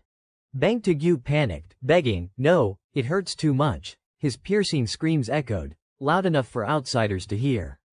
The cronies, horrified, fled in chaos. "Run." Ryu-1, witnessing Bang Taegu's pained howls, turned away, unable to watch. Ryaman stood tall, voice cold. "Bang Taegu, if you touch my brother again, you know what'll happen, right?" Bang Taegu, now devoid of fighting spirit, mumbled, "I know. I won't do it again." Ryaman smiled wickedly, "Good. But I still need to teach you a proper lesson. Just in case you relapse." He squeezed the hand again. Bang Taegu screamed, the wretched cries echoing through the warehouse. On the way home, Ryu-1 was bewildered, eyes still filled with amazement. "Bro. How did you do that? When did you learn to fight?" Ryaman calmly replied, "Didn't you notice? Players can use skills in real life too." Ryu-1 wondered, "How?" Ryaman walked while pulling an item from his inventory. A dagger materialized from thin air. Ryu-1's eyes widened in admiration. A dagger appeared out of nowhere. Ryaman smiled. "Cool, right, you can summon received weapons like this too." Ryu-1 recalled the fight, "So that super fast movement earlier was like that? That guy could not land a single punch on you?" Ryaman nodded, "Exactly. My agility stat is 11. Ryu-1, curious, stats, you mean the game's stats? Ryaman answered, yeah. Normal people have about 3 points. An athlete might reach 10 agility. The brothers walked and talked. Ryu-1 asked further, what happens if you level up? How do you know? Ryaman hesitated briefly, eyes brushing a painful memory. I have to lie. I won't reveal I am a regressor. In his 11th regression, Ryu-1 was kidnapped by another player because he told the truth. Though he saved him, Ryaman did not want his brother to suffer more humiliation. He looked at Ryu-1, eyes resolute, I need to prepare to protect him in upcoming battles. Suddenly, he changed the topic, wanna eat, Wan, you are hungry, right? Ryu-1's eyes lit up, yes. The brothers entered a convenience store. Ryu-1 saw his brother head to the ATM, curiously asking, where are you going? Instant noodles are here. Ryaman quickly replied, yeah, wait a sec. He inserted his bank card, checking the screen. 133,200 won. This is what I saved. He withdrew 100,000 won. Ryu-1, surprised, you are withdrawing that much. Ryaman smiled. I need to buy some things. He turned to the ready-to-eat section. From now on, we will eat this. Okay. Ryu-1 wondered, this stuff? Bro, everything here is 5,000 won and up. Ryaman, like a tycoon, waved it off, no problem. Get whatever you want. Seeing his brother still hesitant about money, he smiled, it is New Year's planning to eat just ramen. Ryu-1 remained cautious. I know, but this is expensive, bro. Ryaman did not mind, it is fine. Choose quickly. Ryu-1 did a 180, eyes sparkling, then this, spicy beef dip, okay bro. He looked eager. You want this too, it looks delicious, right? Ryaman did not stop at store food. He excitedly suggested, let us go to a restaurant once in a while, yeah, proper Hanu beef. Ryu-1 shyly, no need for that, bro. This is already too much for me. Ryaman thought, wait a few days, and I will let you eat meat till you are sick of it. Ryu-1 scooped canned meat into his rice bowl, put it in his mouth, exclaiming happily, so good. Ryaman sat beside, sharing the joy, really, eat a lot. Seeing his brother stand, Ryu-1 asked, bro, thanks a lot. Where are you going? Ryaman simply said, wait a bit. He went to find something. Moments later, Ryaman slapped a pen on the table. Ryu-1 stared at the lottery tickets he bought, shocked, hold on, you withdrew all that just to gamble it all. Ryaman confidently, exactly. Ryu-1 asked, wait, how many did you buy? Ryaman casually, 20 tickets. Ryu-1 fumed, what, why spend 100,000 won on lottery? You do not even know if you will win. Ryaman calmly, just watch. Ryu-1 wondered, what are you doing? Why keep picking the same numbers? Ryaman confidently replied. You ask why, these numbers are the winning ones. The two brothers sat tensely in front of the screen, waiting for the results of the 1049th lottery draw. The announcer's voice rang out, we will now begin today's draw. Ryu-1 panicked, voice trembling, we are done for. We just wasted 100,000 won. The numbers were gradually revealed. Ryu-1 lamented, almost desperate, we could have bought better food with that money. Ryaman, in contrast, remained calm. Eyes unwavering, can you stop biting your nails? The numbers appeared, and Ryu-1's face gradually relaxed, shifting from shock to astonishment. The first lucky number is 3. The second is 18. The third is 9. The fourth is 38. The fifth is 21. The bonus number is 5. The announcer summarized, once again, the winning numbers for the 1049th lottery are 3, 18, 9, 38, 21, with bonus 5. Ryu-1 could not believe his eyes. Voice cracking, this is insane, we hit the jackpot. He jumped up, tears streaming with joy. Bro, pinch me. Ryaman, seeing his brother emotional, felt a bit awkward but stayed composed. Do it yourself. Ryu-1 still doubted, fearing it was a hallucination, this reality. It is not a dream, right, bro? Ryaman teased. You would prefer it to be a dream. Ryu-1 shook his head vigorously. No way, Ryaman reassured. Voice warm, don't worry, it is not a dream. Ryu-1 asked again for confirmation. Not a dream, right? Ryaman smiled lightly. I said it is not. Ryu-1 beamed, standing abruptly and shouting, we won the lottery. Ryaman lowered his voice, reminding, the neighbors will hear. He gently asked, you like it that much? Ryu-1, excited, eyes sparkling, of course, aren't you happy? Ryaman nodded. But inwardly thought, of course I am. But I have felt this too many times. He recalled his first win in a previous life, when he too had shouted in ecstasy. But after countless regressions, it was routine. Ryaman knew well, with over 900 million dead, the global economy was collapsing. Items traded among players would become invaluable, and all required money to acquire. I need to make money fast after each regression. Ryu won. Curious, I never expected to win. Wonder how much it is. Ryaman brushed off, who knows. But inside, he knew it was world-shaking. The scene shifted to MANHWA Bank. Ryaman entered, eyes confident, no worry. I have won the lottery countless times. Nothing to fear. He approached the counter. I am here to claim a winning ticket. The receptionist smiled. Oh, really, congratulations, sir, but inwardly doubted. He won, looks like a student. He asked, could you tell me where you bought the ticket? Ryaman replied succinctly, QS24, Yunhui branch. The receptionist startled, thinking, what? He recalled a chat with a colleague. Heard, there are 115 winning tickets this time. What, 115? That many? Yeah, crazy. But the craziest is hundreds came from one place. Don't say one person bought them all, whatever. If someone mentions Yunhui branch, call the president. VIP.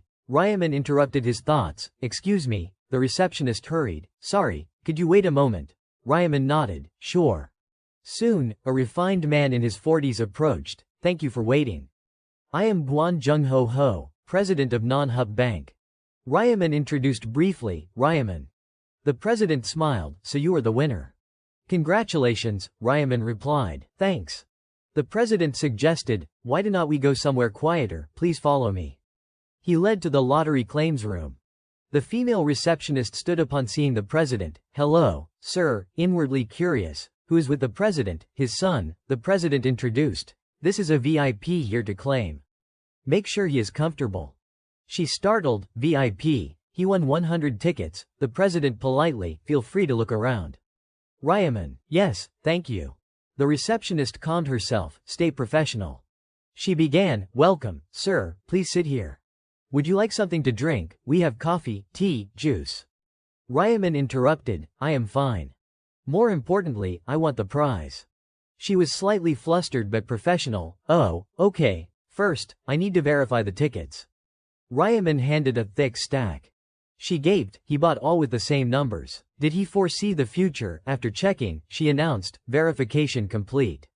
All valid. First prize. Ryaman asked directly, how much will I get? She calculated, sweating. Yes. Sir, the prize is about 22.5 billion won. But taxes are heavy. After tax, around 15 billion. Everything proceeded quickly. After claiming, Ryaman planned his strategy. First, find a new place. And tonight, open a trading account. Bitcoin will surge 500% next month, so I will invest. Back at the new apartment, Ryaman asked, Juan, how's the new place? Like it? Ryu Juan. Thrilled, of course, it is beautiful, bro. I have never seen such a big, nice house. Gotta take a photo. Ryaman continued, this is the best we can move into right away. Security's good too.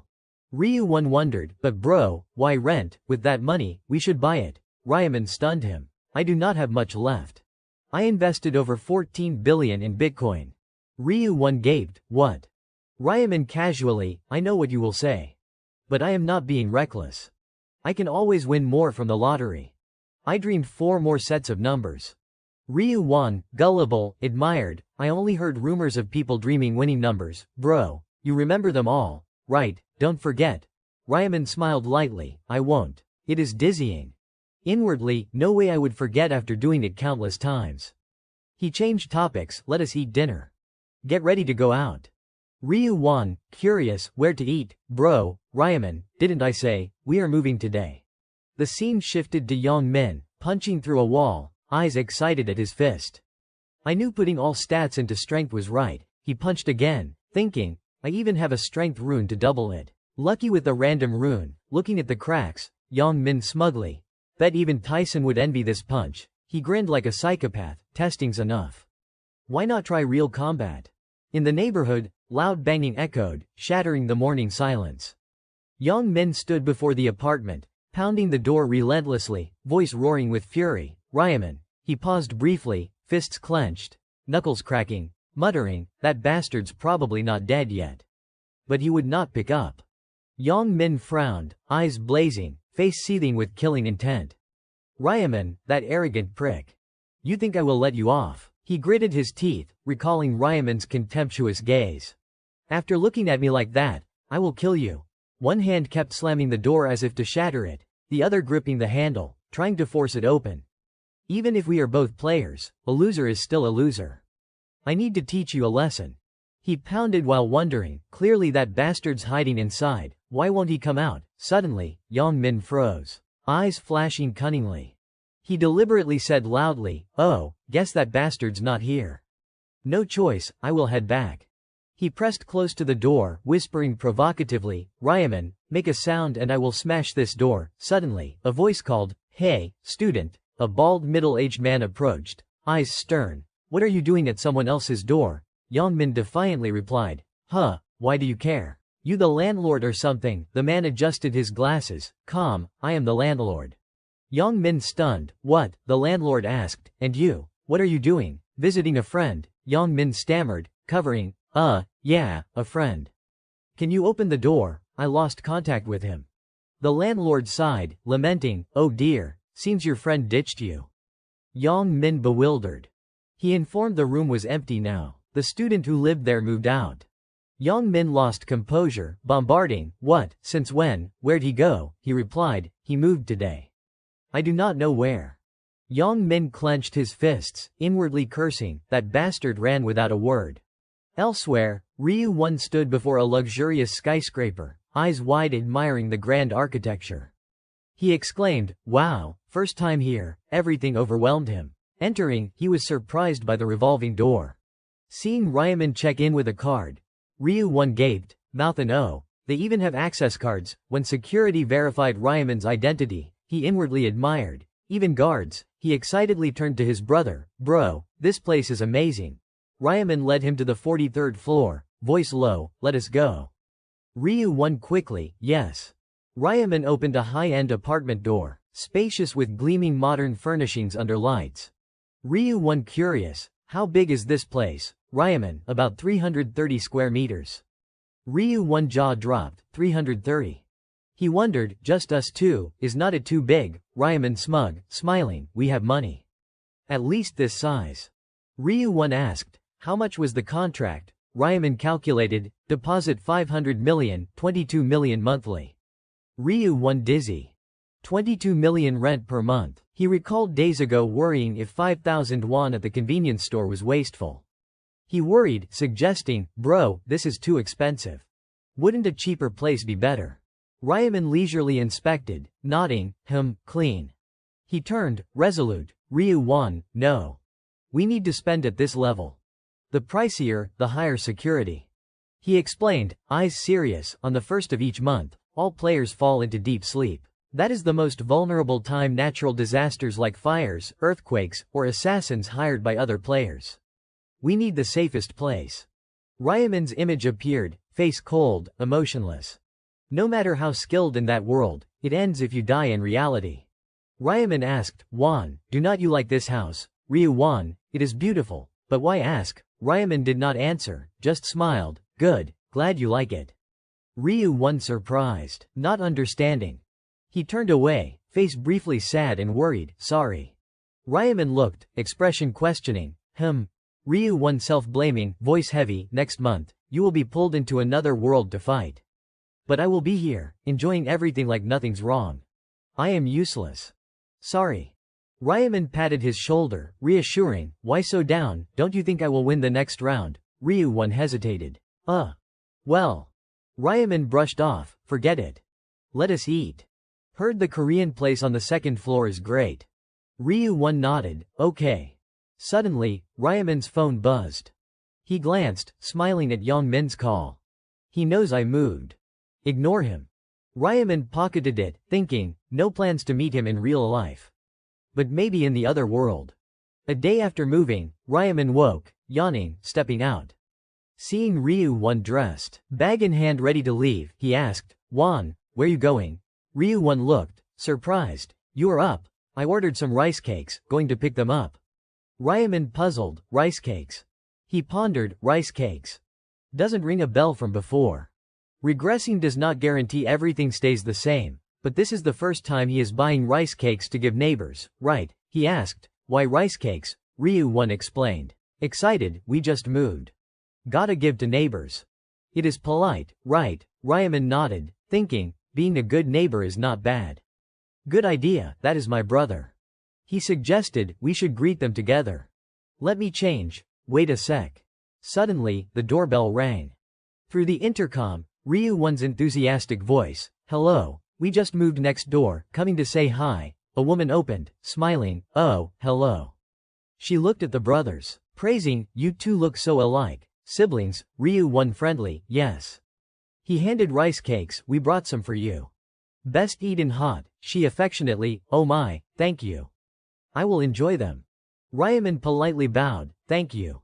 See you later. They continued to others. Ryaman introduced, we moved to 4302 yesterday.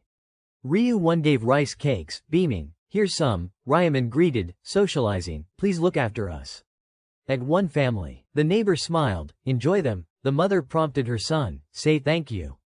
The boy bowed politely to Ryaman, thank you, hung. The brothers greeted around, to the last house. Ryu-1 exhausted but encouraging, bro, just one more, let us finish. Ryaman cheerful, yeah, last one then rest. On the way to the final house, Ryaman shared, Juan, you know, this floor has a penthouse. They bought all of 44 and 45. Ryu-1 impressed, means they are super rich, right? Ryaman skeptical, not sure, but probably someone wealthy or famous. They rang the bell, waited no answer. Ryu-1 wondered, maybe not home. He rang again, still nothing. Turned to Ryaman, seems they're out. Mid-sentence, both were drawn to something. Ryu-1 turned, eyes wide in shock.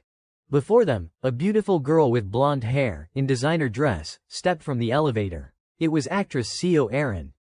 The girl glanced toward the brothers, her face surprised. Ryu-1 could not hold back, blurting, she is so pretty, like an angel. Suddenly, an arm blocked their path.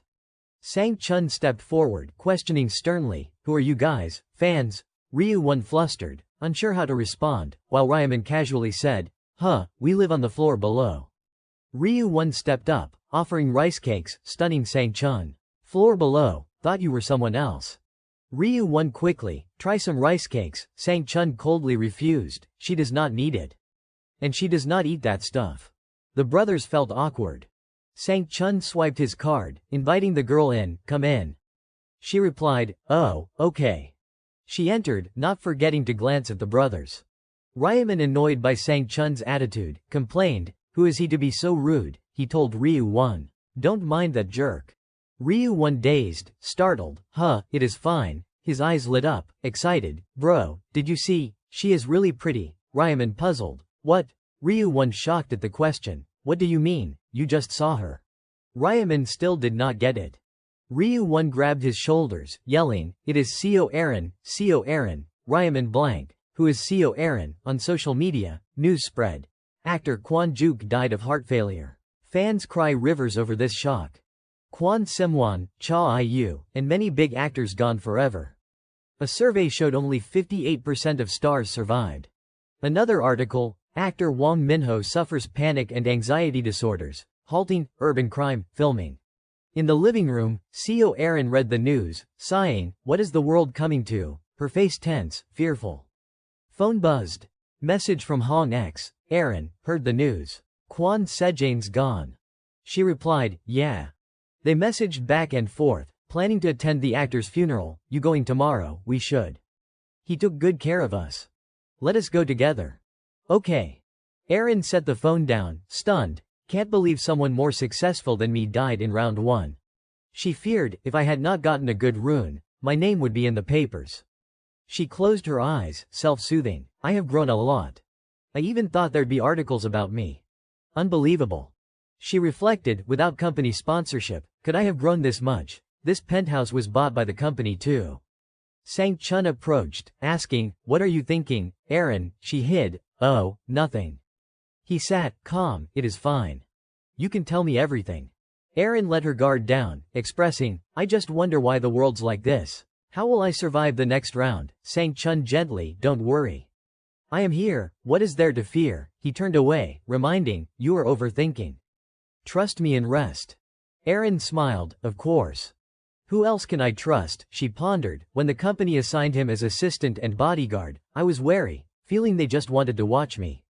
She recalled fighting with Sang Chun. Without him, I would have died in round 1. Sang Chun comforted, I will protect you at all costs, so do not give up. Aaron more reassured, yeah, thanks a lot. She changed topics, they brought rice cakes. Probably new neighbors. Looks tasty. Sang Chun serious, if you eat that, you will gain weight. Aaron defended, they went through trouble to greet us. They would be sad. Sang Chun dismissed, ignore it, just a greeting. He thought suspiciously, they just want to use you. Agree once, they will bother forever. Aaron recalled the brothers' appearance, they do not seem bad. She judged, neighbors over 15, they must have killed 100 goblins to survive. Right, Sang Chun casual, yeah, probably. Aaron marveled, interesting. People who went through such danger act like nothing happened. Sang Chun smug, you think killing 100 goblins is hard for them, only idiots lose. Aaron unhappy with the attitude. She thought, that is because your skills in the other world are outstanding. She recalled the fierce guy in round 1, comparing to Sang Chun, he is not as good as that guy. Black Sphere almost made me pity the goblins. She curious about Black Sphere's identity, in real life, he probably has some job. Wonder what he does, she calculated, I will survive round 2 if I team with someone skilled. She hugged her arms, recalling round 1, I survived by luck. Will I next time? Tuesday, January 31st, 11:00 a.m., at the brothers' home. Vacuum cleaner hummed. Ryu-1 vacuuming, heard noise, looked to the door. Ryaman entered, greeting, I am back. Ryu-1 joyful, you are home. He stopped the machine, asking, did you make any? Ryaman on phone, replying, yeah, not much this time. About 15 billion. Last was 17 billion. Ryu-1 shocked. You kidding? Bank said nothing, this is your 4th win. Ryaman casual, recalling it non-he-up bank. Staff stunned, you again, he asked, what is your secret? Ryaman as always, told you last time. I get dreams. He admired, slightly envious, impressive, wish I got dreams.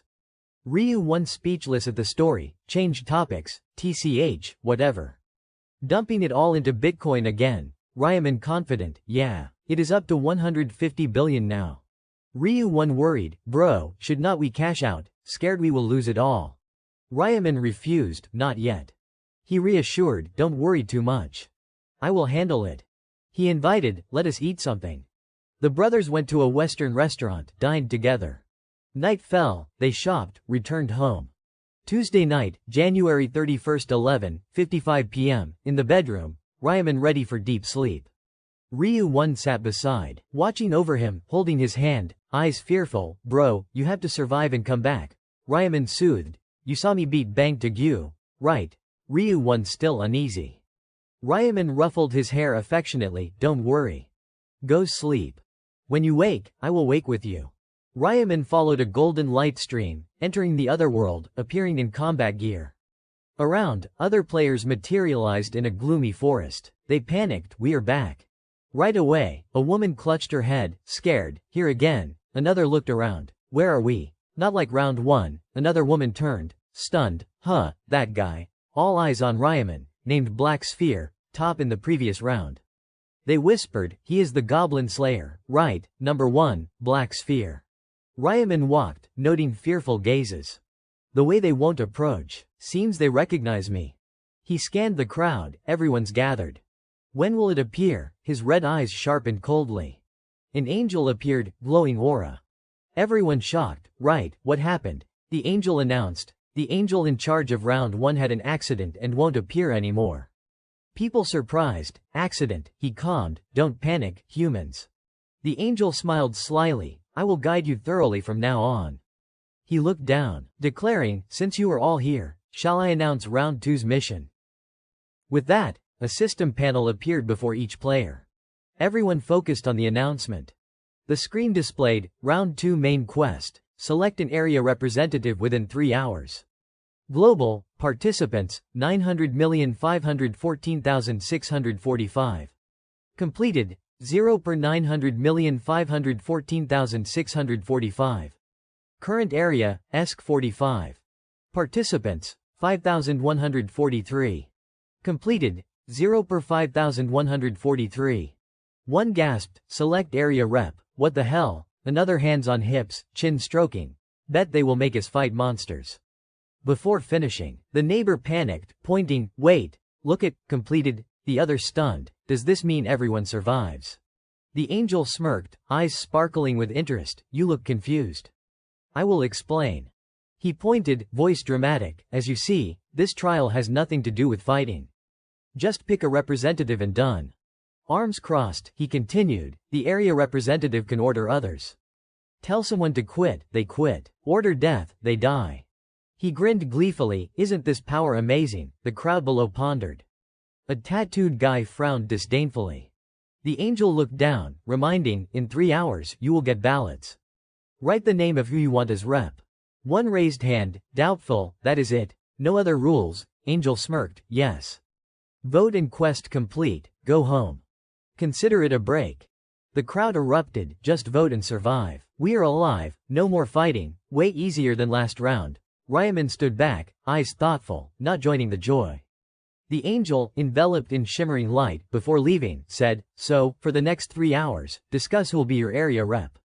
Time left, 2:59:59. A girl smiled, really just that to survive, piece of cake, and as rep, you get power. Yang Min arms crossed, gritting teeth cursing, damn it, all that prep for battle wasted. A guy nearby ran over, flattering, Yang Min, forget it. Surviving by votes fine. Yang Min irritated, I dumped all stats into strength with no chance to show, that is what pisses me. Ryaman behind, watching Yang Min's back, thought, he focused on strength. Strength rune appeared this time too, he turned, eyes cold, Yang Min's rune in this situation. Exactly like memories. Ryaman eyed the debating crowd selecting representative in 3 hours. But that is irrelevant. He turned, entering the forest, sword in hand, eyes icy.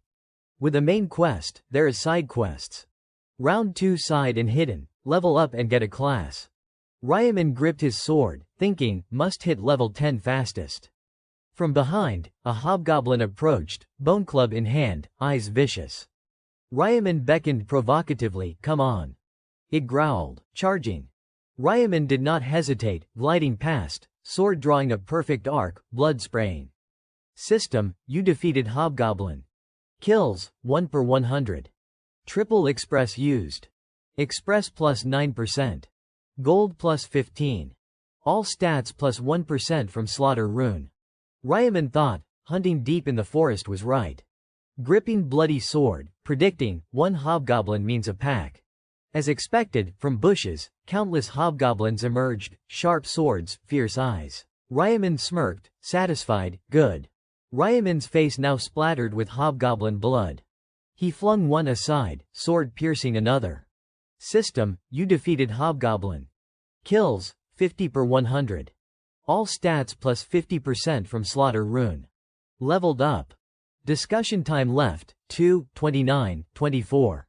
Ryaman wiped blood, surprised, only 30 minutes, he called, status window, screen, name, Ryaman. Nickname, Black Sphere. Rank, novice. Level, 9. Class, none. Titles, Time Traveler hidden, First Angel Slayer hidden. Stats, Strength, 4, Intelligence, 4, Agility, 18, Luck, 4. Stat points, 8. Ryaman thought, level 9. He allocated to agility, early game, agility first. If strength rune like Yang Min, strength better. But all strength risks death. Agility to 24. No matter how strong, can't dodge fatal hits, you are done. Updated window. Name, Ryaman. Nickname, Black Sphere. Rank, novice. Level, 9. Class, none. Titles, Time Traveler hidden, First Angel Slayer hidden. Stats, Strength, 4, Intelligence, 4, Agility, 30, Luck, 4. Stat points, 0. Rune skills, Agility boost attack, move speed, dodge rate up. Luck boost crit, item, gold rate up. Ryaman glanced, thinking, no wasted stats. Recalling spear wielding, he swung hard, eyes sharp, especially for Reaper. Physical and magic damage. Balanced stats ideal. He sensed watching eyes, turned, killing intent flashing, someone tailing, too focused on hunting. Ryaman pointed bloody sword at the hidden figure, roaring, don't know who you are, but show yourself, state your intent or die, forest silent. One stepped out, crunching leaves. CO Aaron. She raised hands, hesitant, it is. Me. Ryaman inwardly, actress CO Aaron. Following me, she said, sorry for tailing. A guy behind, forgive us. He gestured, conciliatory, no bad intent. Hope you are not mad. Ryaman recognized, and sang Chun. He glared, thinking, isn't he Magian Lok's right hand, in mystical green space? Ryaman's thoughts revealed. Magian Lok, eldest son of Top Company, alias Heavenly Demon, exuding authority. Giant black serpent coiling in night, signaling danger. Ryaman calculated, recruiting Magian Lok helps a lot. Real goal, recruit priest linked to him by round 20. He eyed Sang Chun and CO Aaron, thinking, why's Sang Chun with CO Aaron? Recalled rumor, Magian Lok sponsors a star. Probably her. Ryaman spoke, how long you following, CO Aaron, anxious, from the start. When you entered the forest, I saw and followed. Sorry if bothered. Ryaman annoyed, why tail me? CO Aaron awkward, not bad intent. We want to propose something. Ryaman frowned, propose. CO Aaron clasped hands, forced smile, yes. You ranked first in round 1, right, so. Seeing impatience, she hurried, can we team up? Ryaman smirked mockingly, team, isn't that for when both need each other? CO Aaron arms crossed, hesitant, yes. Ryaman cold, but what do I need from you? I fight alone fine. Don't waste my time. Go back. He turned, walking away, no plans to team with you too. CO Aaron and Sang Chun silent, watching Ryaman fade. Sang Chun irritated, what is wrong with that bastard, how arrogant, suddenly, CO Aaron collapsed. Sang Chun panicked, Aaron, she gasped, looking up, not for nothing he is top. His pressure's intense. Sang Chun puzzled, pressure, he glared with sword, normal to fear. CO Aaron sad, wanted to team with top player, but not as planned. Sang Chun nodded, told you. Guys like him too arrogant, no allies needed. CO Aaron agreed, yeah, pity. Eyeing dead hobgoblins, Sang Chun, no point following him. CO Aaron stood, dusting, but did not know monsters here. Remaining time, let us hunt, Sang Chun, not bad. CO Aaron cheerful, let us go, bodyguard. Deep in the forest, silence. A hobgoblin moved, wary. Ryaman lunged from behind, reaching, thinking, busy enough, still want teaming, he stabbed the hobgoblin. Priority, level up. Solo for fast EXP. Monster sprawled. System, you defeated hobgoblin. Kills, 60 per 100. All stats plus 60% from slaughter rune. From bushes, 5 bizarre nons emerged, armed. Ryaman interested, 5 nons at once, lucky. They charged, readying strong blows. Ryaman gripped sword, blade slicing, 5 nons fell sequentially. System, you defeated non. Kills, 65 per 100. All stats plus 60% from slaughter rune. Leveled up. Reached level 10. Ryaman looked up, eyes sharp, class change condition met. Notifications flooded the bulletin board, you have leveled up. You have reached level 10. You are now eligible for promotion. You can now use the shop function. After all the hardships, Ryaman was rewarded handsomely, finally leveled up.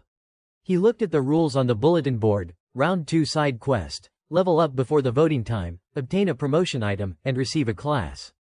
If successful, receive a 50% discount coupon for daily items. Ryaman thought, everyone will be confused the first time they see a side quest. Sure enough, over there, people were panicking, promotion item, isn't leveling up enough. Where do I get it, doesn't it tell me my class? The notifications continued to appear. Everyone knew getting a class was good, but no one knew how to obtain the promotion item. The system displayed, promotion items can only be obtained by completing special conditions. Warriors need to raise their strength stat to at least 10 and killed 30 monsters within the time limit. Berserkers must hunt and spill blood. Assassins need to successfully assassinate monsters multiple times. Each person must complete activities related to their class to receive the promotion item. Ryaman recalled, before, when fighting the hobgoblins in real combat, I got injured and hid behind a tree. At first, I kept hunting monsters and hiding in the forest, so I got the hunter class. But now. He looked at the strange glowing object in his hand and affirmed, after learning about the Reaper class, I chose it right away. The mysterious object floated. He commanded, use. The system displayed, you have used one promotion item. Classes cannot be changed, so choose carefully. Do you want to promote to the Reaper class? Yes. No. Ryaman did not hesitate and touched yes. The strange object blazed brightly, enveloping Ryaman in a red light. The system announced, you have promoted to the Reaper class. The notification continued, promotion reward, Reaper rune. Effect, during the day, weapon attack power doubles. At night, attack speed increases by 50%. When resting at night, greatly reduces the chance of being detected by enemies. The rune has automatically imprinted on the player's body. The system displayed, promotion reward, Reaper Scythe. Ryaman was overjoyed, I got both the rune and the weapon. Notifications continued, you receive a 50% discount coupon for daily items for completing the side quest. Rank promoted from novice to apprentice. He looked at the bulletin board, status window. Name, Ryaman. Nickname, Black Scythe. Rank, apprentice. Level, 10. Class, Reaper. Titles, Time Traveler hidden, First Angel Slayer hidden. Stats, Strength 4, Intelligence 4, Agility 31, Luck 4. Stat points, 6. Skills, Agility bonus rune. The system explained, players are divided into 6 ranks, Grandmaster level 99, Master 60, Proficient 40, Normal 20, Apprentice 10, Novice 1. Increasing rank gives bonuses and new skills. The system updated, you have learned the class skill, Death Mark. Effect, create a mark. The caster can see the target's remaining stamina. The target takes 100% additional damage when attacked. Only works on one target, but can be equipped with higher grade items. Reaper Scythe, type, rare weapon. Attack, 25. Effect, +1 attack per swing, max +5. Durability, 200 per 225. Restriction, apprentice and above. Description, a gigantic scythe. Legend says used by the Reaper. Novices find it hard to wield. Ryaman stood proudly amid the sprawled monster corpses, thinking, if I do not promote, I will stay a novice forever. Promoting quickly is best. The system announced, you are the first player to promote.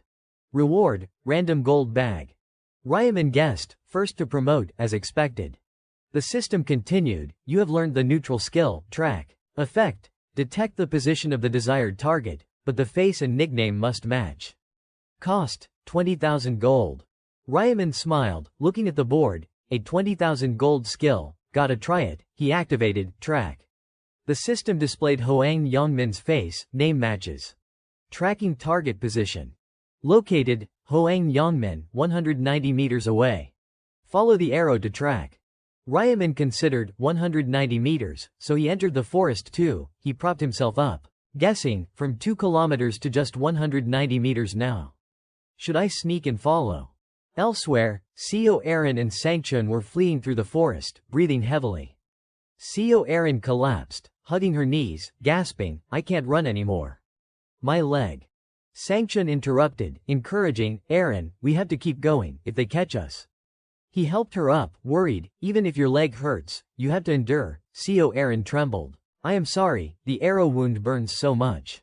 Sangchun gritted his teeth, explaining, it is just a hypothesis, but even if injured here, your real body is fine. If you survive, you will return home. Seo Aaron endured the pain and stood, got it. I will try. Suddenly, a voice rang out, where do you think you are running with that wound? Huh? Seo Aaron and Sangchun looked back in panic. Yongmin led his gang, smirking contemptuously, guess it is not painful enough yet, right? Sangchun gritted his teeth, cursing inwardly, damn it. He looked at Seo Aaron, blaming, this bitch moves too slow. Now we are all caught. Sangchun held his dagger, reluctantly, only choice left is to fight. Yongmin whistled, mocking, oh wow, He tilted his head arrogantly. Big bro wants to fight us. He pointed to his 3 lackeys. 1 with a bow, 2 with daggers, smiling triumphantly. Open your eyes wide. How many guys do you think you can take?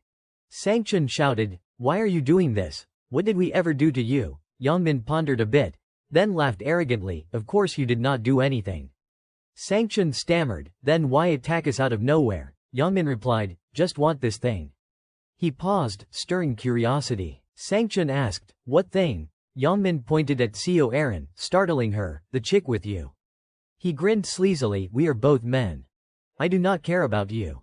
One lackey wondered, is that chick really Seo Aaron? Another looked dumb, can't you tell by looking? One glance and it is obviously Seo Aaron. The last added, could be someone copying her appearance. The filthy words made Seo Aaron pale, her soul leaving her body. Yongmin compromised, if you leave Seo Aaron behind, I will let you go.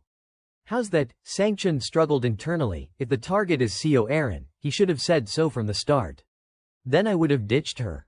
He looked at Seo Aaron, uneasy, I did not plan to die for this chick. But if I can't protect Seo Aaron, director Ma Zhonglok will be so disappointed. Sangchun prepared to attack. Yongmin was surprised, sneering, what does that mean? You want to fight? Sangchun threatened. Do you know this is a crime? Yongmin could not believe his ears. A crime? They burst out laughing like kids winning free fire. Yongmin boasted, if you are so tough, prove it. But what proof do you have? This face might not even be my real one outside. Sangchun fumed, thinking, he is right. Annoying, he conned, talking won't make them back off. Gotta fight. Sangchun glanced at a tree, surprised. Yongmin turned to look. Ryaman, arms crossed, stood on a high branch, observing. He stepped out, suspicious, what are you two doing here? Yongmin knew nothing but still acted tough. Hey buddy. Mind your own business. Ryaman shot back, I ask, you answer.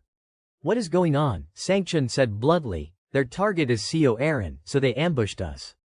If you help, I will never forget it. Black Scythe Ryaman, radiating killing intent, stared at Yongmin. Is what he said true? Yongmin acted deaf. True or not, what is it to you? Ryaman stepped forward, threatening, this is not your business. A red beam appeared around Ryaman. Sangchun was shocked. What does that mean? He said, I know these people. Yongmin panicked. What are you gonna do? The red light surrounded Ryaman. Exuding majesty, I won't let them get hurt. Yongmin gritted his teeth, glaring ferociously at him. Seo Aaron and Sangchun were overjoyed, as if they would found a savior. Ryaman, thank you. Ryaman clicked his tongue inwardly. TCH, doing this benefits me too. He glanced at Sangchun and calculated silently, if I help, Ma Zhonglok will think highly of me.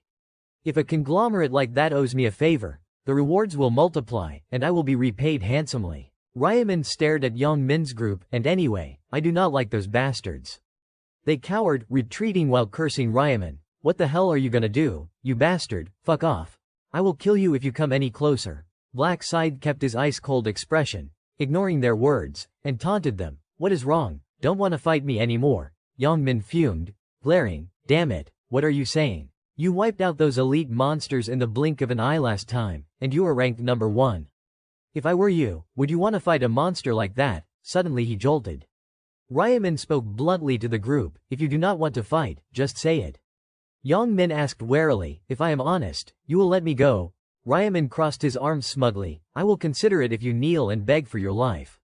Yongmin froze, realizing Ryaman's intent, so you want me to humiliate myself.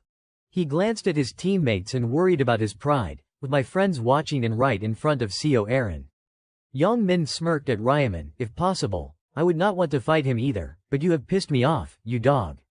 Suddenly he remembered something, wait, last time at Ryaman's house, did not I punch through a wall with my bare hands? If I am lucky, I could even knock him out with one punch. Yongmin grinned contemptuously, clenched his fist in front of his chest, and arrogantly threatened Ryaman, you have crossed the line. You bastard. He rolled his shoulders and challenged Ryaman, you want me to do what? Kneel and beg? You wanna die? Yongmin gleefully imagined the scene. I will step in like this, then punch him square in the face. Even he could not survive that. A normal person can't take a punch that breaks walls, right? Ryaman used his power to make the scythe vanish. Yongmin asked in surprise, you. What are you doing, throwing your weapon aside? Ryaman teased him, If you fight me bare-handed while I have a weapon, it is a bit unfair, right? Winning that easily is boring. Yang Min felt his ego bruised and boiled with rage. Why you ridiculous bastard. Instantly, Ryaman charged. Yang Min froze. Ryaman shot forward like lightning to attack Yang Min. In that split second, Yang Min threw a punch at Ryaman. You stupid idiot, you tossed your weapon and left your head wide open. He aimed his fist at Ryaman's head, but in a flash, Ryaman was gone. He dodged the punch like a bolt, kneed Yang Min hard in the gut, making him writhe in pain. The critical strike sent Yang Min flying over 100 meters. Yang Min writhed on the ground, groaning, you dog. He looked up at Ryaman. Ryaman sneered, stop swearing. He kicked Yang Min again. It is disgusting to hear. Yang Min could only groan, Terrified, he kept crawling backward, Ryaman grabbed Yang Min's collar, hoisted him up, and relentlessly punched his face without mercy. Yang Min was in excruciating pain. This is not punching. It feels like a hammer smashing my face. He stared at Ryaman like he was a cold-blooded demon. This bastard is as strong as me. He does not even have a strength rune like I do. He could not believe it. How is he this strong? Ryaman looked cold but insanely cool with his blood-red eyes. Yang Min's friends trembled as they raised their bows to shoot Ryaman. Shoot that bastard. An arrow flew straight at him. Seo Aaron saw it and screamed, Ryaman, dodge. He immediately tilted left. Yang Min's friend cursed after missing, you. Damn it, die. In a second, Ryaman spun and rushed the archer. He moved like Sonic the Hedgehog with super speed, instantly closing in. He mocked the friend and provoked, I bet you only got that bow from hunting monsters by luck. The friend's face drained of color, Ryaman excitedly used his rune power to summon the scythe and swung at the friend. Too bad for you. He slashed the glowing red scythe. Now you are up against me. He cut the friend's arm. The friend collapsed, screaming in agony, my arm. The remaining guys, though terrified, still raised their weapons and acted aggressive toward Ryaman. You bastard. You think you can mess with us and just walk away? The bald friend charged Ryaman recklessly. Die. You son of a bitch. Ryaman smirked faintly. You think so? He cast the death rune. A red symbol appeared on the bald friend's back. Ryaman gripped the scythe tightly, rune power gathering. He raised the scythe high. Ryaman stood firm and swung the scythe powerfully to attack. The guy had not even managed to attack when his legs took the full brunt of Ryaman's slash. Both legs severed, he screamed in agony, throwing his teammates into panic. The last one left went pale, legs trembling uncontrollably. Before he could recover, Ryaman was already upon him like a whirlwind. He appeared beside the man, voice cold and taunting, daring to attack me with a weapon. You must have some skill. The man panicked. His arm was sliced off, and he cried out in pain. Ryaman turned to survey the enemies, inwardly marveling. Death rune lives up to its name, double damage. One slash tore through armor. Watching them writhe in pain before him was truly satisfying. Too easy. But he grew thoughtful. Can't end it like this. Ryaman gripped the Reaper scythe tightly, eyes sharp and cold. I need to etch fear into them so they never dare come near again. The one whose legs were cut groaned, trembling, struggling to hold on. The long-haired one, face ashen, begged in desperation, please. Stop, I am dying. Spare me. Ryaman swung the scythe, terrifying him further. Coldly, talk less. You have only spat a little blood. You are not dead yet. Done with that, Ryaman exhaled, feeling relieved. But he suddenly noticed something, turned sharply, eyes locking onto Yang Min, trying to hide. Hiding is pointless. Scythe raised high. Ryaman declared, no exceptions. The slash came like a gust of wind, severing Yang Min's right arm. He screamed hysterically. Ryaman's face was ice. Stop crying like a child. Not finished, he cut off the remaining arm. This is nothing, Ryaman thought, recalling the vile faces that once bullied him. Compared to the pain they caused, what is this? Seo Aaron and Sang Chun stood aside, uneasy at Ryaman's brutality. Sang Chun was horrified, cutting off both arms without mercy, even after they lost the will to fight. To some, that is cruel. But I like that cold head of his. He said gravely, that is Black Scythe. He turned to Yang Min and shouted, you dared oppose the guild master. Ryaman abruptly turned back, voice calm. You too? Okay. Sang Chun snapped out of it, yes, thanks to you. Ryaman pointed at the enemies. No need to worry about them anymore. As you see, they are all crippled. Best we go vote. Co Aaron bowed, voice trembling, thank you so much for helping us. Sang Chun added, thank you, Black Scythe. Co Aaron still hesitated, won't they die soon anyway? She was shocked by Ryaman's indifference, so what, they are worse than animals. Ryaman caught Co Aaron's incredulous look and thought, too soft. Why care about scum like this, acting like a saint? Probably maintaining her celebrity image. His thoughts were interrupted by Sang Chun, Black Scythe. He raised a hand, slightly hesitant, may I ask something? Hope you do not mind. Ryaman, what is it? Sang Chun wondered. Why spare them? In this world, killing them is not a big deal. Yang Min overheard, eyes hollow with terror. Ryaman calmly. Reason, inwardly, he praised, truly Ma Zhonglok's right-hand man. Look at them, scared like facing death itself. He answered, simple. Killing them gains me nothing. Sang Chun, puzzled, nothing, yeah. Ryaman glanced at the enemies while Sang Chun worried, still, leaving them like this could cause trouble later. Watching them lie terrified on the ground, Ryaman was indifferent. Trouble, he sneered. What can they do, then seriously, besides, reducing the population is not good. Fewer successful participants mean fewer living spaces for those who pass. Sang Chun suddenly understood, nodding, He thought, he is right. Fewer successes, fewer homes. He even considers that. His game knowledge is on another level. Impressive. Sang Chun sighed, following Ryaman, got it. We will stop caring about these parasites. Ryaman turned, then I am off. Sang Chun quickly stopped him, wait, Black Scythe, hurriedly, if you give me your account number, I will send proper thanks in the real world later. Ryaman did not care, turning away, no need. Co Aaron and Sang Chun watched Ryaman's figure fade. Sang Chun marveled inwardly, helping without expecting reward. His face was full of surprise. I will report this to the guild master immediately.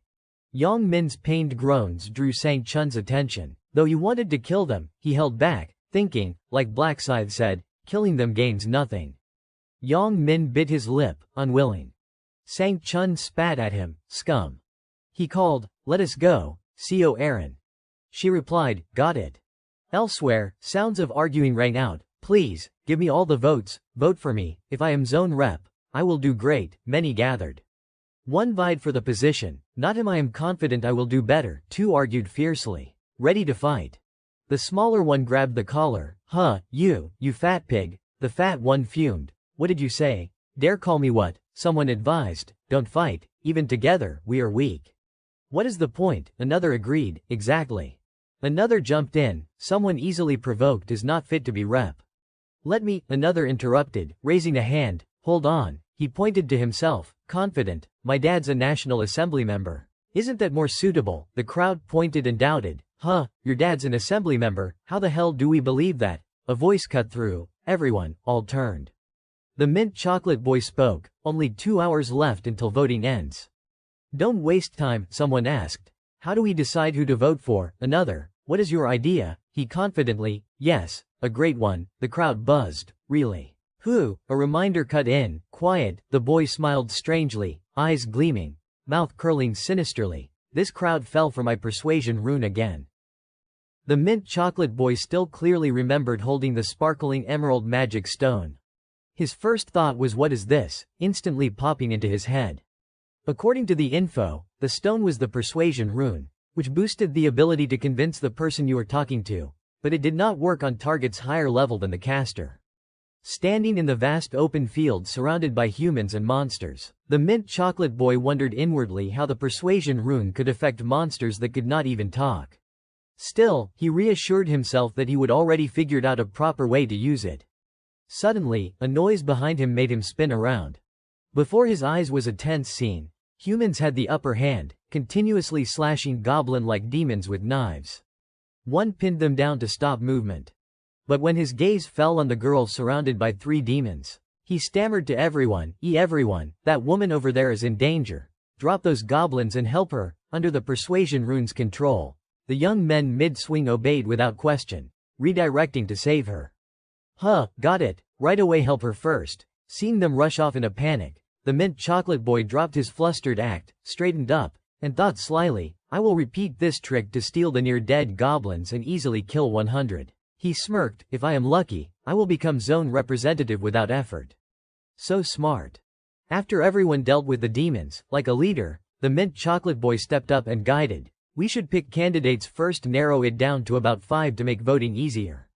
The proposal was reasonable, plus the persuasion rune, so no one objected. Not bad, makes sense, we won't get anywhere just yelling to vote for ourselves. The boy continued, then let us narrow the choices first. If you want to nominate someone, raise your hand and point them out. The fat guy excitedly raised his hand. Anyone else? The boy added, can't nominate yourself, or it will be the same mess. The fat guy reluctantly clicked his tongue and lowered his hand, TCH. Those around agreed, he is right, no other way. The mint chocolate boy covered his mouth and chuckled inwardly. So easy to convince these lowlifes, haha. Finalizing nominations was tricky, but who to nominate? I do not know anyone, I do not want anyone but me as rep. The boy smiled with curved eyes, as expected, only standouts get nominated. Sure enough, someone spoke, I nominate the mint chocolate boy as rep. He explained, the representative should be rational and have leadership skills. Though thrilled, the boy acted reserved. Me, the nominator nodded, turning to his teammate, you have been handling things well so far, right? The teammate nodded. The boy thought, haha, another idiot. He placed a hand on his chest and smiled, thanks for the high praise. Anyone else? Before finishing, someone cut in, I nominate Black Scythe. The boy went silent, not angry, just smiling, makes sense. No way, the previous round's rank 1 does not get nominated. A few chimed in, then I nominate the previous round's rank 2, Life is a Documentary. I nominate rank 3, Black Dragon. The boy asked, so we have 4 candidates. One more, anyone? No response. He clapped, then it is settled at 4. Before voting, can each give a speech. Confident in persuading these losers, he volunteered, I will go first. As he opened his mouth, if I become zone rep, I will. He was interrupted. Stop the nonsense. The boy looked surprised and turned. The interrupter was rank 2. Life is a Documentary, real name Dung Zich, a rough man with a scarred face. He picked his ear, gritted his teeth, I do not want to hear your crap anymore. The boy frowned, what are you doing? Dung Zich jutted his chin. Hey, mint chocolate boy, huh? He raised an eyebrow, bared his teeth. You think this world's simple? Everyone'll do what you spit out. The boy's eyes widened in shock. He figured out my skill, impossible, probably guessing. Dung Zich raged, who do you think you are to decide the zone rep? The boy stayed calm despite the insults, you have crossed the line. Words reflect face and character, do you need to insult like that? He encouraged himself, should be fine. But Dung Zich did not let up, you little dog. He gritted his teeth, daring to lecture me, tired of living. Realizing the persuasion rune had no effect on Dung Zich, the boy was stunned and stepped back. Skill does not work on him, no way. Dung Zich did not attack immediately, just yelled at the young men, hey, screw the candidates, vote for me, or I will kill you all, got it? Faced with the terrifying threat, no one dared speak. The boy sighed, you are beyond saving. Despite fear, he continued, you think people will listen to that? Stop humiliating yourself and back off. Dung Zich bowed his head silently, then suddenly lunged, swinging his knife at the boy. Blood sprayed. The boy froze, spat blood, hand trembling as he touched the deep throat wound. The killer gloated, I told you, mess with me and die. At his limit, the boy's eyes rolled back. Thud. His body collapsed, blood soaking his clothes and face. Dung Zich stood arrogantly, don't vote for me, dig your graves. A life vanished in seconds. Many screamed in fear, he is dead. That guy killed the mint chocolate boy, he is insane. Dung Zich pointed his dripping knife, voice cold. So what, got a problem, come here. One brave soul pointed at his face and yelled, you psycho, are you nuts? Dung Zich grinned, no coming, then I will come to you. He became a killing maniac, super speed and strength, slaughtering one after another. Amid the agonizing screams, Dung Zich gripped the blood-soaked knife hilt, savoring the metallic smell. Perfect, no cops, reports, or cameras. This freedom. After killing nearly 10, Dung Zich calmed, knife raised in threat, don't vote for me, next round, you are dead. Many went pale, too scared to speak. Dung Zich was satisfied, grinning. They are scared of dying, they will vote for me. Then I will be zone rep. He thought of Ryaman, that famous black scythe. Determined, I will kill that annoying bastard first. Kill him, and I am rank 1. Meanwhile, elsewhere, sharp slashing sounds rang continuously, alongside system notifications. Defeated GL. Kill count, 265 per 100. All stats plus 100% from Butcher Rune. Express X3 buff applied. When the notification appeared, you have leveled up. Current level, 16. Ryaman stopped, just hit level 16. Looking at the scattered corpses in the forest, his handiwork, Ryaman understood. The higher the level, the slower the progression. Despite killing over 200 monsters in 2 hours, only 6 levels. Pretty tiring, but he thought, hunting's easier with Reaper and Butcher Runes, double damage and stats. Ryaman held his staff, used magic to incinerate. Time to leave. A blinding golden light beamed down around Ryaman. The system voice echoed, voting time ended. Summoning zone players to starting point. Following the system's command, players in the zone were summoned to the starting point. As they stepped onto the empty ground, they froze at the sight of unfamiliar faces all dressed in identical outfits. Confusion made them glance at each other and whisper, "What is going on?" But what horrified everyone most was Dung Zich standing tall amid a pile of blood-soaked corpses, his cold eyes radiating the aura of a conqueror. One player, unable to contain his fear, cried out, "Be bodies, dead players, what? What the hell happened here?"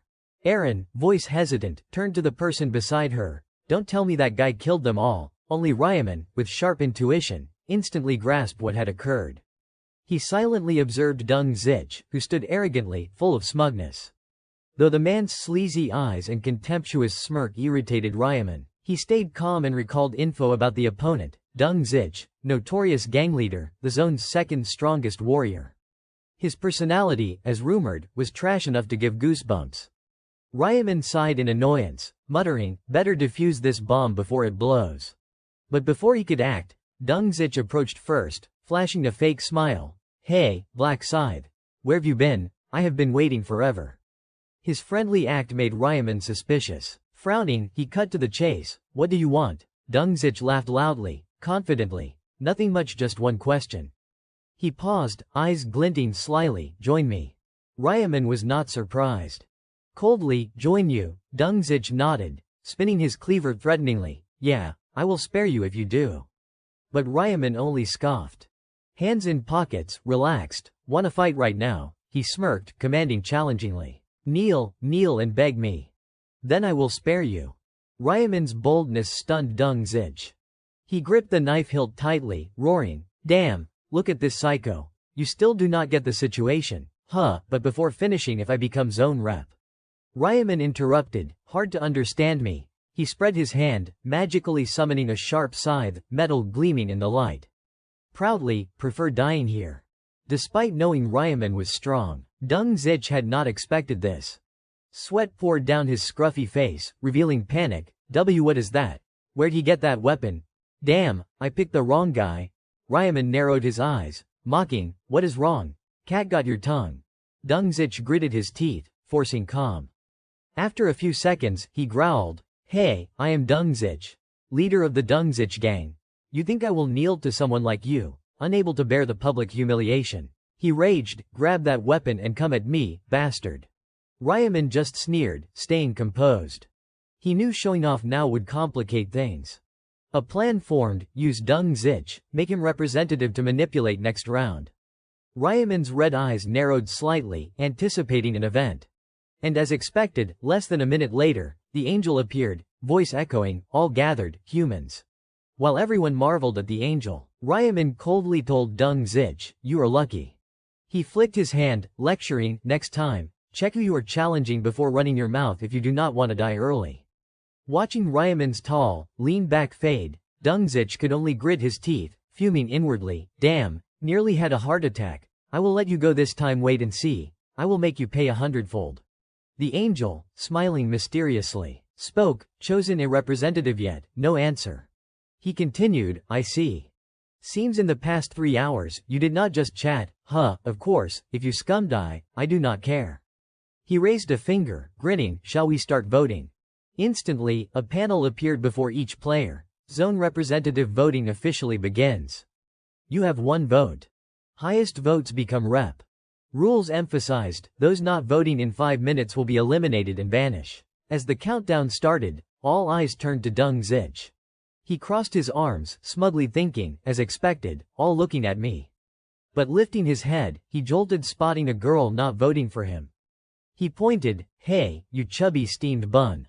The girl, flustered, me. Dung Zich barked, "Wanna die? Why are not you looking at me?" She quickly defended, "No, I voted for you." Ryaman, standing nearby, muttered boredly, "No different from a madman." Dung Zich kept threatening, "Don't look at me, and you are done for." When the countdown hit 0, a ding signaled voting end. The angel laughed, "Time's up, lucky you stupid humans all voted." He clapped. A giant screen appeared with results. Life is a Documentary, 2,412 votes. Black Scythe, 2077 votes. Black Dragon in My Right Hand, 249 votes. Chubby Steamed Bun, 6 votes. Cute Little Bird, 5 votes. Dung Zich froze, number 1, but only 2,412 votes, Black Scythe second. He seethed, "Those bastards, I said vote only for me, yet they voted for Black Scythe." The angel flew up, declaring, "Results in. Life is a Documentary as Zone Rep." He granted command to Dung Zich, with system notice, "You are now Zone Rep. You gain command authority." Dung Zich gloated inwardly, "Hee, you will regret not killing me, Black Scythe," but joy was short-lived. System continued, "Command authority, issue orders. Players cannot resist. Limit, 10 uses. 1 player at a time. Skill ineffective on rank A players." Dung Zich was shocked. What, only 10 times, and useless on rank A? He panicked, realizing, people like Ryaman could ignore him completely. The angel, smirking sinisterly, added, "Think voting's over? Nope, this round has a hidden quest. Reach rank A before voting, find promotion item for 50% daily item discount." Aaron's group was baffled. Promotion item, rank A. The angel laughed. Quest window appeared at level 10. But you did not notice, right? A tired player. No monsters, how to level. Angel frowned. What do you mean? The forest's full of monsters. Seeing silence. He clicked his tongue. Don't mope. Only 50,000 reach rank A this round. And someone in this zone already did. Everyone buzzed. Who? Angel snapped fingers. Screen showed side quest results. Black Scythe Reaper, level 16, time 39 minutes 42 sec. Dark Knight Demon, level 10, 2 hours 36 minutes 15 sec. Idiot Mage, level 10, 2 hours 37 minutes 17 sec. Zone Esc 45 had one name, Black Scythe Reaper. All eyes turned to Ryaman, the guy with perfect hair, tall lean build, hands in pockets, calmly staring into the distance, unbothered by attention. The crowd was stunned. He is the first to promote a Reaper. Ryaman's excellence struck Dung Zich's pride like a blow, leaving him silent, seething with grudge. The vibrant atmosphere of the competition zone still buzzed with murmurs. As soon as they learned Ryaman was a Reaper, the crowd stirred excitedly, whispering among themselves. Reaper, what kind of class is that? Seems op. Oh, that is why he carries that huge scythe everywhere. Their voices brimmed with curiosity and thrill, as if they would uncover a captivating mystery. Jongshik, standing not far away, felt the attention stolen from him by Ryaman. He gritted his teeth, inwardly fuming, damn it. I was gonna use the command right to make Black Scythe fight back, but who knew Black Scythe would change class right now? Rage simmered inside him like a smoldering fire, but he could not erupt amid the enthusiastic crowd. At that moment, the angel, with a radiant smile, raised his hand toward the glowing bulletin board. His voice rang out, full of excitement, in round 2, rankings reward side quest completion order. He nodded, eyes scanning the board, then continued, so the one who changed class in our zone is player Black Scythe. Suddenly, as if realizing something, the angel showed surprise mixed with delight, asking, you did not just take first in our zone, you are leading the overall zone leaderboard too. He leaned down, gazing at Ryaman with admiration. Impressive, Black Scythe. Your Reaper class is unique, and even your nickname matches it. Tell me, how'd you come up with that nickname? He probed curiously. Did you know beforehand you would get a god class? Ryaman looked up, voice cool but confident. I did not know I would get a class matching my nickname. When the angel pressed, voice brimming with interest, so maybe becoming a reaper is fate. Ryaman just nodded lightly, exactly. Their private exchange stirred the surrounding air. A few players exchanged uneasy glances. Sensing the angel's genuine curiosity, Ryaman smiled faintly, thinking, even the angels do not know how to get the reaper class. They only know it is a special one. This did not feel boring as he would feared. The angel, caught up, covered his mouth and laughed. Fate, huh, fascinating, he pressed eagerly. And in this zone, you are the one who changed class. So you are the only one immune to the command right. The angel's question instantly drew the crowd's focus. Nearby youths buzzed. He is immune to commands. What does that mean? The angel, grinning mischievously, explained, since we are on this, I will clarify. Command right does not apply to humans with classes. So the zone representative can't order Black Scythe around. That is it, he revealed more, delighted, plus, only 10 uses for the command right. Hearing this, everyone exchanged looks and burst laughing. Only 10 times, aha, got it. This secret only Zhongxig knew, and he would plan to keep it hidden. But the angel dropped it like a bombshell, making him grit his teeth in hatred. Damn it, that shitty angel, how could he tell them that? But the angel ignored Zhongxig's hostility. Calmly, beaming, so we must reward Black Scythe, you got the class first, right? With that, he snapped his fingers. The system blared congratulations. Congratulations on completing the side quest as first place in current zone. Congratulations on completing the side quest as first place across all zones. The screen showed rewards. You receive first place reward in current zone. Choice of low-grade rare armor. You receive first place reward across all zones. Choice of special reward. Ryaman quickly claimed them. The system displayed, please select one of the following rare armors. The list: Medieval Warrior Metal Armor, Professional Hunter Leather Armor, Breathable Mage Robe. Without hesitation, Ryaman tapped Professional Hunter Leather Armor.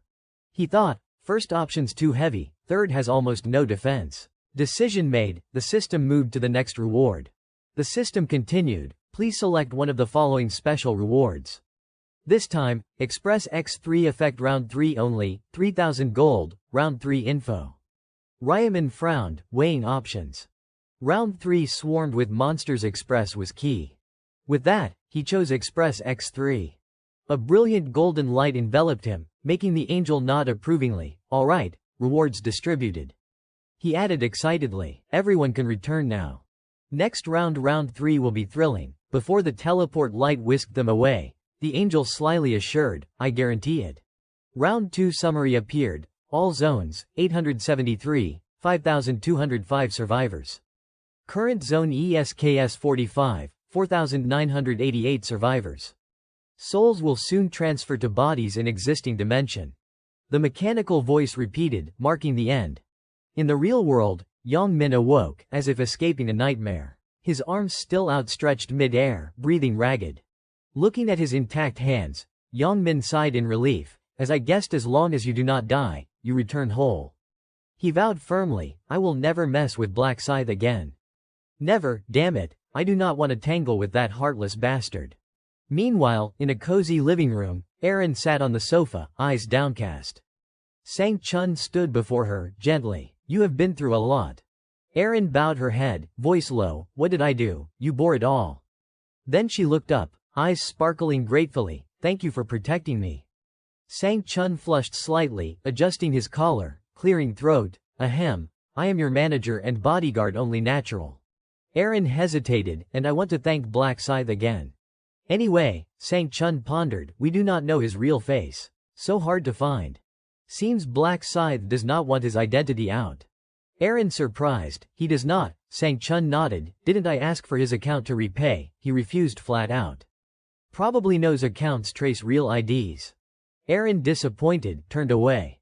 Seeing this, Sang Chun suggested, if you want to thank him, next round find him, give an item. Aaron perked up, nodding, good idea, I will think of a worthy reward. Sang Chun smiled, rest today then. See you tomorrow. Aaron waved, yes, bye. Entering the elevator, Sang Chun got a call. He answered, Chairman Ma. The other end, Ma Zhonglok, Security Director and Sang Chun. Noting the late hour, Sang Chun, not asleep, Ma Zhonglok chuckled, just got back, sipping whiskey. Sang Chun recalled, "Oh, saw the results. Congrats on changing to Shadow Paladin." Ma Zhonglok laughed. "Nothing to congratulate. Issues on your end, entering the parking garage, Sang Chun, CO Aaron and I only hit level 8, got injured, could not hunt." Ma Zhonglok worried, "Injured, Sang Chun, actually, meant to report this." "You free, Ma Zhonglok, come to the hotel, I will hear it in person." Sang Chun respectfully, "Yes, there in 20 minutes. After hanging up, Sang Chun opened his car door, unaware of being watched. Ryaman, hidden behind a pillar, watched the car roll out. He thought, as expected, he is heading to Ma Zhonglok. 10 minutes prior, when the system prompted thinking of a target and naming, Ryaman thought of an Sang Chun. System, name matched to face. Target and Sang Chun location found, 9 meters. Ryaman nodded, pretty close. Still on the penthouse floor above, but 9 meters jumped to 23 meters, then 56 meters. Ryaman curious. Position changing fast, elevator probably. A thought struck, maybe to Ma Zhonglok. Without delay, Ryaman grabbed his jacket, dashed out. He told himself, good, I tracked right away. Worth it. Under the hazy moonlight, Ma Zhonglok pondered. Shadows cloaked the light, and he knew tonight was perfect for tailing someone. Sipping wine, he sat on the sofa, muttering, Black Scythe, who does not know that player. First in round 1 and 2. He frowned, tapping the armrest, something about first place. Bad feeling. Imagining Black Scythe messing with his subordinate, Ma Zhonglok paused, irritation surging. Legs crossed, chin propped, swirling his glass, he exuded unpredictable menace. Resolved inwardly, I won't let obstacles slide, whoever it is. Even if it is first place. In the dimly lit room, Ma Zhonglok sipped his wine. The sharp, spicy flavor stirred deep thoughts. Suddenly, a knock sounded, followed by Sang Chun's familiar voice. Are you in, Chairman? It is Sang Chun. Ma Zhonglok smiled, set the glass down, voice warm, perfect timing. Come in. He stood, walked over, adding, Unit Leader in, great to see you again. Sang Chun entered, bowing respectfully, same here, Chairman. Enthusiastically, it is all thanks to you. Ma Zhonglok waved modestly, I did not do anything, we were not even in the same zone. But Sang Chun bowed deeper, eyes shining with admiration, just having you here fills me with energy. Thank you. Ma Zhonglok gestured for him to sit, smile tinged with meaning, you are good at flattery. Sang Chun did not sit yet, smiling sincerely, not flattery, truth. A bit late, but congrats on surviving. Ma Zhonglok sighed, slightly sarcastic, surviving, round 2 was like kids' candy games. Sang Chun deftly, also congrats on promoting. But Ma Zhonglok stayed nonchalant, nah, just luck. Sang Chun smiled persuasively, they say luck is a skill too. Plus, 2nd and 3rd across all zones is not easy. It is my greatest honor serving someone like you. Ma Zhonglok just smirked, eyes sharp with intent. He set the glass down, with all this praise, I bet you want something. He asked bluntly, tell me what is the issue. Caught off guard, Sang Chun hesitated but did not hide, well. Can you tell me where you found the promotion item? Ma Zhonglok closed his eyes briefly, smiling lightly, oh, nothing special, it dropped while hunting monsters. The truth only he knew, all thanks to a random rune, Dark Night rune. He still recalled the demon angel appearing, voice booming, one last thing, check your inventory. I have a gift. From there, Ma Zhonglok got the rune, boosting all stats and wrapping weapons in dark aura for devastating damage. At level 10, he became a Dark Knight, a special class. The feeling made him ponder, luck in round 1. That random rune was almost cheating. But Ma Zhonglok did not reveal this to Sang Chun. Even to a trusted subordinate like family, secrets stayed hidden. Human nature changes in a flash. To dodge more questions, he shifted, Unit Leader in, back to the point. Who injured you, Black Scythe? His face turned dangerous, eyes cold. Sang Chun waved frantically, flustered, what? No, actually, he saved me. Ma Zhonglok narrowed his eyes, suspicious, saved you, details. After Sang Chun recounted everything from thugs targeting CO Aaron to Black Scythe's appearance, Ma Zhonglok asked, so because punks went after Actress S, you nearly died? Sang Chun nodded, yes, if Black Scythe had not shown, we would both be dead. Aaron might survive but with trauma, unable to work in entertainment. Ma Zhonglok frowned, Thinking, almost lost a valuable subordinate in my business asset. Relieved, he asked, what about those punks, dead? Sang Chun, Black Scythe made them suffer worse than death but did not kill. Said killing gains nothing. Fewer total players mean fewer survivors per round. Ma Jonglok nodded approvingly, he is right. But who knows what they will pull later, sipping wine, tongue-tingling, he thought, thanks to Black Scythe, my people and assets are intact. I owe him. He suggested, I should compensate him. Sang Chun added, I mentioned it, but he said no need and left. Ma Jonglok pondered, refused, afraid of revealing identity, cautious guy.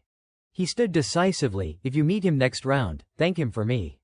I am truly grateful he saved you both. Sang Chun stood too, respectfully, I will make sure he knows. Ma Jonglok cautioned, keep an eye on him, see if we can help. You know I hate owing people. Sang Chun nodded, of course, as you wish. Suddenly, Ma Jonglok paused, one hand in pocket, glass in the other, voice cold, oh, forgot something important. Those punks, what were their nicknames? Meanwhile, outside Ma Jonglok's hotel, Ryaman hid behind a tree, eyes sharp. Seeing the room light still on, he thought, loyal dog indeed. So late, yet he rushes straight to Ma Jonglok after returning. Following here, Ryaman was satisfied with the haul. He decided, time to head back. Confirmed his destination, lingering risk suspicion. Removing his hood, Ryaman hailed a taxi, thoughts continuing, the celebrity Ma Jonglok sponsors lives in the same complex as me. Thank my little brother. Recalling when Ruan dragged him to give rice cakes to neighbors, meeting Aaron and Sang Chun, Ryaman felt lucky. Otherwise, I would not know their connection. Entering the taxi, Ryaman calculated, use the neighbor excuse as leverage, I can easily gain Ma Jonglok's trust. But bring him along in round 20, he wavered.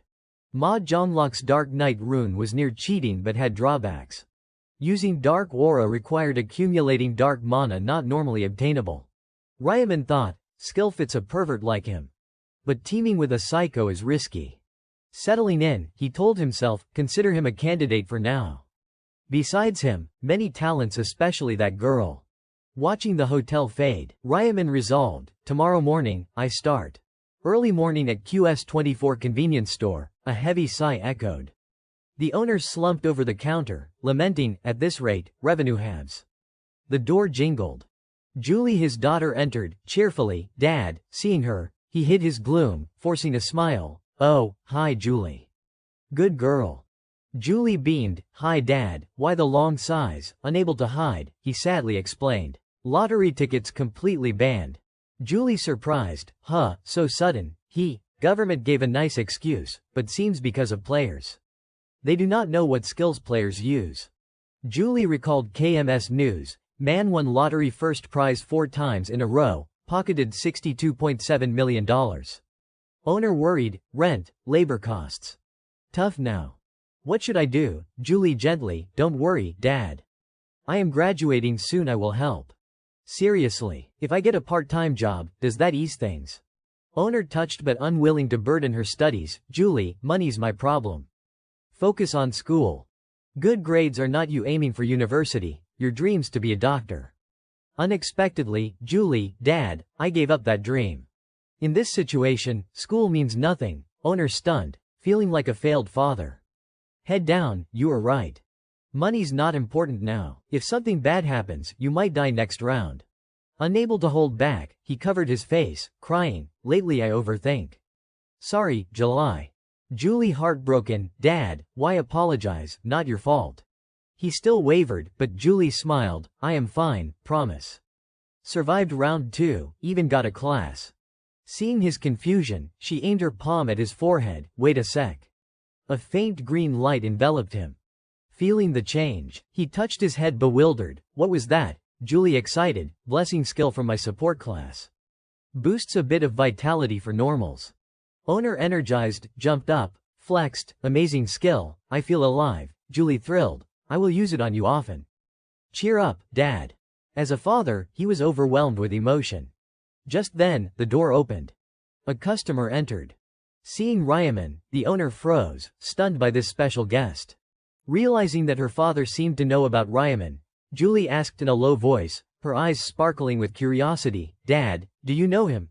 the convenience store owner whispered back, his voice full of amazement. He is the winner. He clarified, as if to emphasize, the winner who guessed the exact same number for 100 lottery tickets.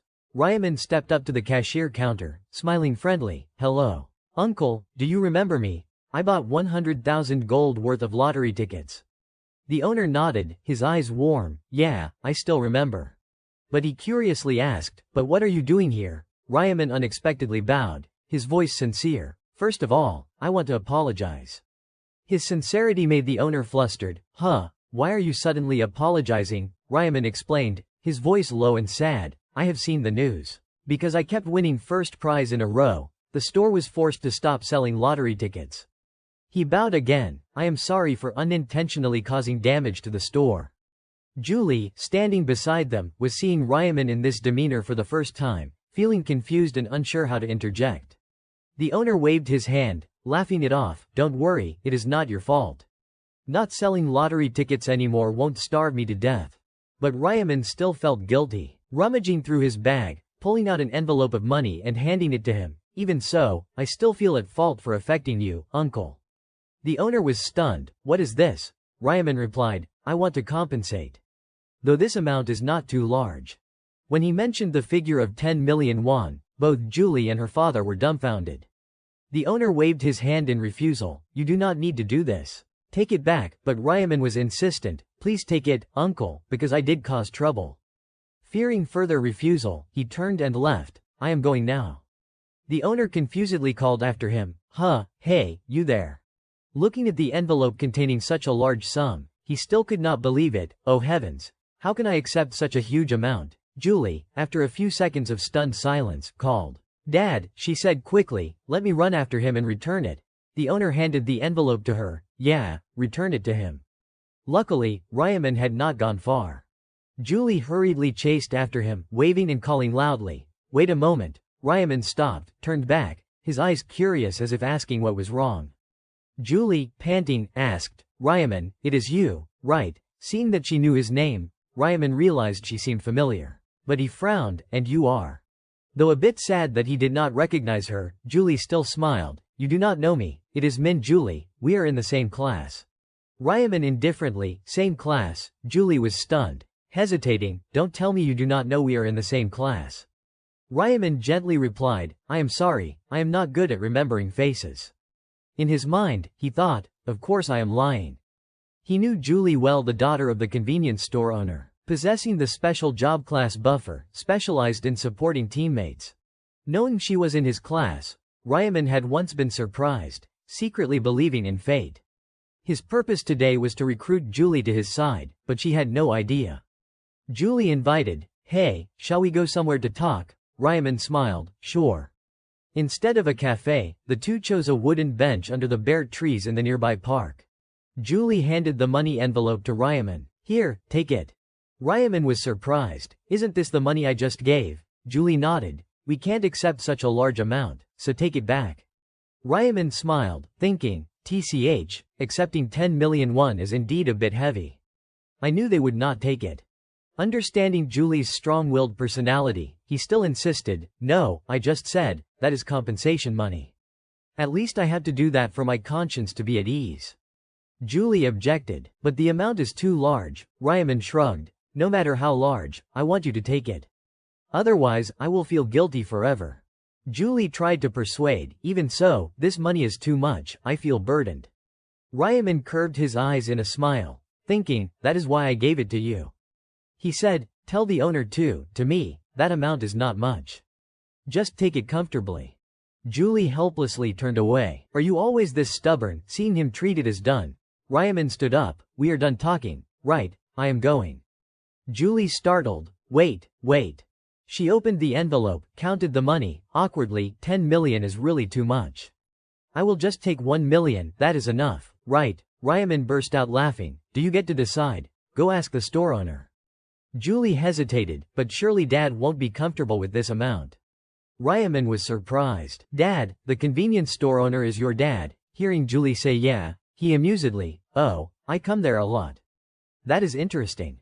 Julie forced a smile. I think it is interesting too. The first prize lottery winner is my classmate. The word classmate from her made Ryaman pay attention. She continued, but you really did not know we are in the same class. When you just walked into the store, I recognized you right away. Ryaman stuck to his answer. Sorry, but I really am not good at remembering faces.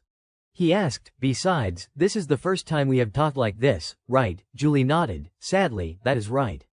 She lowered her head. So this is the first time you have heard my name, huh?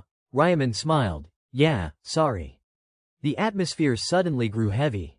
Julie's face flushed. She turned away, hiding her embarrassment. Ryaman silently smiled, thinking, I feel a bit guilty for pretending not to know her, but I had to do this to make her interested in me. Unable to stand the ambiguous atmosphere, Julie stood up. I told you earlier, my name is Min Julie. I am in the same class as you. She unexpectedly pointed to her flushed face, loudly, and this is my face. Do you remember now? Ryaman almost laughed, replied, I will remember. Realizing she had been too rash, Julie turned her back, embarrassed and self-reproaching. What the heck am I doing? Introducing myself to a classmate when we are about to graduate. With his sharp hearing, Ryaman heard clearly. He clicked his tongue, smiling, at least now I know. After graduation, we can still keep in touch, right? In front of Julie's astonished look, Ryaman took the initiative. By the way, can I have your number? Julie's voice stammered. My number? Ryaman casually. Yeah, what is wrong? Asking a classmate's number is not weird, right? Julie held out her hand, her face gradually reddening. Yeah, give me yours. After entering the number, she handed back the phone. Here. Ryaman smiled. Meeting like this is fate. Let us keep in touch from now on. Julie nodded. Okay. Having Julie's number exceeded expectations, making Ryaman even happier. He said goodbye, so I am going. I have urgent business. Julie replied yeah, though she still wanted to say more, but could only watch him leave. Watching Ryaman wave, Julie dazedly realized she had not returned the money envelope. She sighed in frustration. I still have not returned it to him. Recalling when he asked for her number, her heart raced. He suddenly asked for my number. It is so strange. My heart is beating too fast. Even knowing Ryaman only saw her as a friend, Julie could not help feeling excited and shy. The first time she met him, she witnessed a thug kicking Ryaman aggressively. You bastard. I told you to bring the money. You think we are joking? Julie was scared, covering her mouth to stifle a scream, quickly calling the police. Hello, police. Following Ryaman, she wondered. Because I felt sorry for him or because I called the police, so I feel responsible. Seeing Ryaman go to his part-time job as if nothing happened, Julie realized, he is much stronger than he looks. From then on, she started to take interest, but lacked the courage to talk. The heart does not lie. Her feelings for Ryaman grew, to the point she did not dare get close. Back to the present, Julie clutched the envelope tightly, closed her eyes, grateful. Who would have thought we would meet here? Now I am brave. This is a heaven-sent opportunity. A bold idea flashed. She smiled, looking in the direction Ryaman left. TCH, so should I invite him to eat or what? In the small room, Ryaman lay on the bed, fingers scrolling through his phone, the screen light casting a glow on his face. A message popped up. Have you eaten yet? I have a few things to say. Can we meet in Area 1? I will treat you to a meal. Ryaman smiled and replied, sure, but I will pay. The other side responded, let me pay. He teased, I have plenty of money. The other side played along, but I do not like freeloading like that. Alright, what do you want to eat? Ryaman thought, his eyes sharp. As expected, she feels indebted to me. And suddenly inviting me to dinner, no less. Good sign. He stared at the screen, pondering, if I befriend her naturally, it will be easy to turn her into an ally. Jumping out of bed, Ryaman resolved, I will help Julie get her to round 20. At the same time, Ryu Wan, sitting on the sofa, looked surprised as Ryaman stepped out. He called, Hung, where are you going? Ryaman answered casually while walking, to meet a friend. Ryu Wan, curious, eyes sparkling, a friend, not a girlfriend, right? Ryaman smirked. What, can't your Hung meet a few girls? He instructed cheerfully, I will eat out, do not skip your meal, got it? Ryu Wan obediently, yes, okay. Watching Ryaman leave, Ryu Wan muttered in a daze, no way, is he going on a date? At the steakhouse, the atmosphere was elegant with soft, melodious music playing lightly. Julie spoke up, do you like steak? Ryaman, not hearing clearly, asked, yeah, what? Julie repeated, cheerfully, Do you like steak? Ryaman nodded. Ah. Yes. I love this dish. He continued, so eat up. Julie gently wiped her mouth, her heart fluttering. I can't believe I am eating alone with Ryaman. What a lucky day. The two continued their meal, surrounded by warm lighting. But the atmosphere gradually grew quiet, making Julie think, this is awkward, I need to say something. Be brave, she spoke. How did you win the lottery so many times in a row, 4 times consecutively? Ryaman casually, oh, that, thanks to the ancestors sending me dreams. I am really lucky, huh? Julie imagined a god holding a piece of paper, saying, remember these numbers. She looked skeptical. In a dream, so how much have you earned from that dream? Ryaman beamed. Looks like I won't have to worry about money for the rest of my life. Though I still have to worry about staying alive. Julie continued, oh, speaking of which, I am really curious. How was your first gate? Killing goblins must have been tough, right? Ryaman replied, it took quite a bit of time. She asked further, which area were you in? Ryaman raised his glass of water, took a sip, do not remember, just recall the last digit was 5. Julie smiled lightly, ah, mine ends with 7. Too bad, so we did not meet. In Ryaman's mind, he thought, no need to be disappointed, my friend. We will meet soon enough, because the areas will merge when the number of survivors decreases. The conversation continued, Julie curious, what level are you now? Ryaman hesitated, level 10. Julie was surprised, I am level 10 too. Do you have a class yet? Ryaman replied, not yet. Julie beamed, lucky for me, I got a class change item. It is called Buffer. Ryaman, surprised, asked, Buffer, so you can buff effects for teammates. Like in games, a thought flashed, good thing she is a buffer this time. Julie, excited, want to see it, there is a blessing effect that boosts all stats. Ryaman responded enthusiastically, oh, really, show me. Julie demonstrated immediately.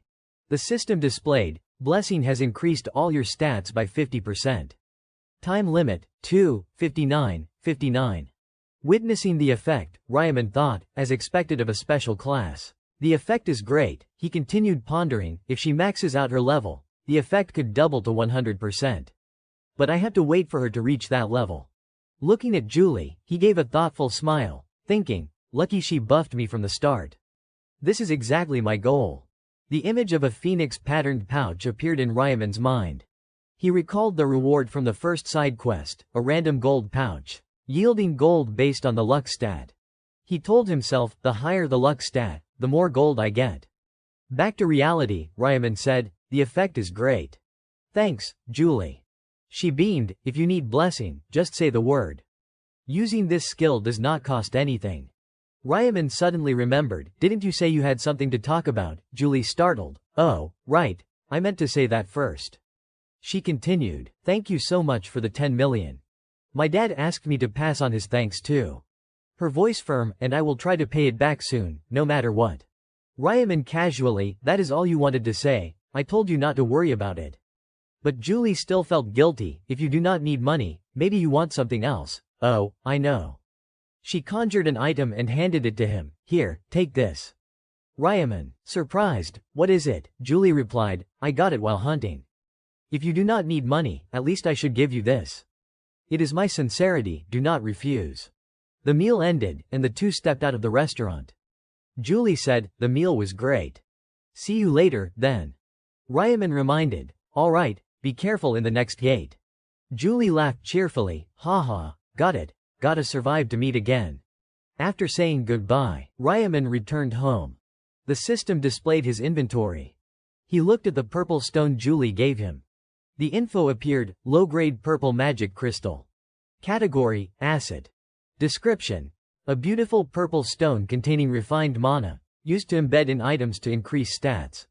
Ryaman was amazed, who'd have thought I would get this from her? Holding the stone under the sunlight, he told himself, when I reach level 20, I will see how valuable it is. The combination feature unlocks at level 20. He imagined the axe combined with the stone. Theory stated, combining a weapon with a magic crystal can upgrade options.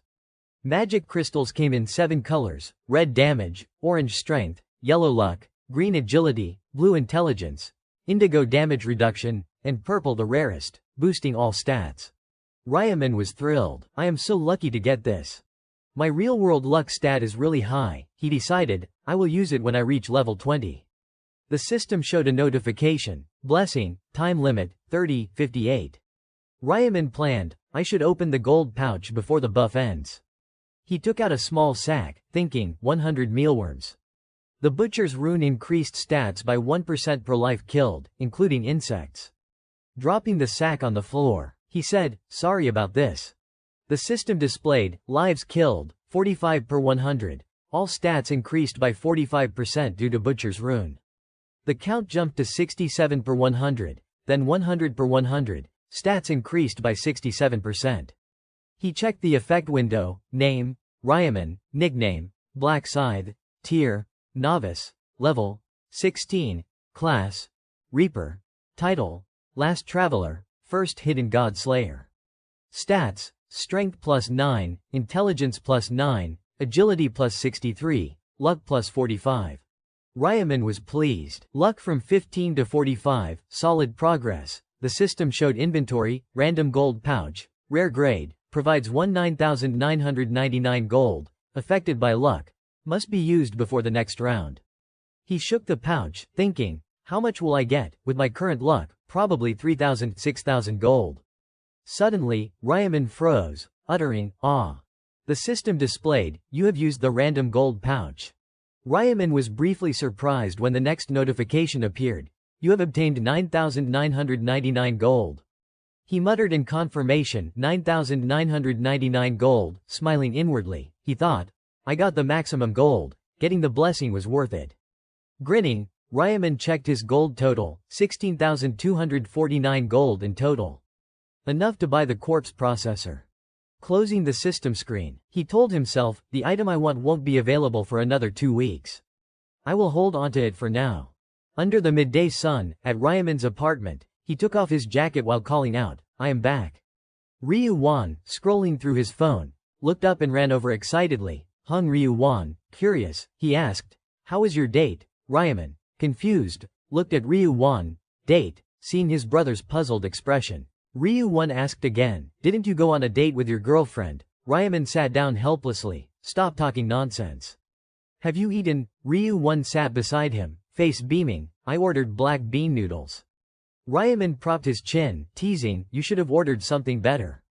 Ryu Wan puffed his cheeks. What is wrong with black bean noodles? Don't you know how much I wanted them? Hearing this, Ryaman recalled their tough situation a month ago, thinking, true, just a month ago, we were struggling. Staring at the TV, he sank into thought. Thanks to investing in Bitcoin, I have $150 million. But in 2 weeks, it could drop significantly. Time to sell then. Ryu Wan, sitting nearby, watched TV with interest. Seeing a car on the screen, Ryaman had an idea. First, I should get a driver's license. In the theory test room, everyone focused on their exams. Ryaman sat at the computer, thinking, how many times have I taken this? Let us finish and get out of here. A man sitting across from him, seeing Ryaman stand and leave, thought in confusion, what is wrong with him? He approached Ryaman's computer and saw the screen, your score, 95. You have passed the commercial driver's license theory test. The man was shocked. In that short time, he scored 95. Meanwhile, Ryaman imagined showing the license to Ryu Wan, his eyes sparkling with admiration. He calculated, it only takes 4 days to get the license. I have more driving experience than anyone. Suddenly, he paused, wondering, wait, how many years have passed? How old am I? Then he smiled. Once I have the license, I will get a Lamborghini Aventador right away. At the car showroom, Ryaman spoke with the manager. How long for direct import? The manager replied, if you order today, the car will arrive within a month. Ryaman looked at the tablet. All right, I will sign now. The manager, thrilled, rubbed his hands. Sir, you have great taste. Ryaman looked helplessly at the manager's beaming smile. 2 weeks later, Ryaman checked his phone, determined, time to say goodbye to Bitcoin. Ryu Wan, seeing him smile, asked curiously, something good? Why are you smiling like that? Ryaman crossed his legs, answering, I just sold all my Bitcoin. Ryu Wan, holding a glass of water, sat down. Huh, really? How much did it go up to? Ryaman casually, $300 million. Ryu Wan nearly dropped his glass. Th3. $300 million, your lottery winnings were only 60 million, and it became 300 million, Ryaman nodded. What else? Ryu-1 recalled a month ago when he tried to stop Ryaman from investing in Bitcoin. He muttered, when you wanted to invest, I tried to stop you. But you made this much. Ryaman smiled, thinking, last time, it was only 280 million at most. Ryu-1 asked, so you are done now? Ryaman replied, of course. Ryu-1, relieved, raised his glass, that is great. But hearing, time to invest in stocks, he choked on his water. Worried, hung, what do you know about stocks? What are you planning? Ryaman calmly, don't worry. Confidently, I dreamed it. Ryu-1, surprised, another future-predicting dream. What stock this time? Ryaman answered. Yeah, in the dream, if I buy now, I will profit big later. Ryu-1 sighed, fine, do what you want. Ryaman smiled, thinking, I do not blame Ryu-1 for worrying. But I know the future. Scrolling through his phone, he thought, the company I will invest in is Cheonma, ranked 85th on Kosdaq, worth $900 million. Cheonma was owned by Ma Zhonglok. Though not prominent yet, it would skyrocket after round 4 due to the special system. Ryaman told himself, if I know this company will take off, there is no reason not to invest. I will put in $280 million, take 31% ownership, and become a major shareholder to influence the company. He pressed buy. Ryu-1, beside him, whispered a prayer, please, let his dream come true again. The screen showed, purchase order successful. Ryaman thought, done. Now just need to buy the item. Late at night, Ryaman's room was lit. He called, shop. The system screen displayed shop with countless items. Ryaman scrolled the list, thinking, I saved gold for today. He clicked the equipment tab, telling himself, with gold, I can buy regular items and skills. Convenient, though they are only common grade, but I can still get rare materials like quartz processor. A line appeared, today's item. Ryaman thought, this feature lets you buy random items that change daily. Usually hard to get what you want, but I know today they are selling the dry bone necklace. He clicked it, and the screen showed the necklace's image and info. Ryaman, excited, here it is, dry bone necklace, boosts intelligence and attack speed, and it is cheap. He opened his inventory, seeing a 50% discount coupon from a level up quest. He thought, buying this necklace with the coupon cuts the price in half. He purchased it, gold dropping to 13,949. Ryaman sat up, surprised. I still have so much gold, he calculated. I planned to buy a regular equipment set. But if I save another 6,000 gold, I can buy a regular skill. He grinned, regular skills are better than regular equipment. Determined to earn 6,000 more gold, Ryaman thought, good thing round 3 has plenty of monsters. Time passed, and the start of the new round arrived. In the mystical purple light, people from everywhere were summoned, gathering around a massive, radiant crystal in the middle of the square. The space was chaotic, whispers rising, damn it.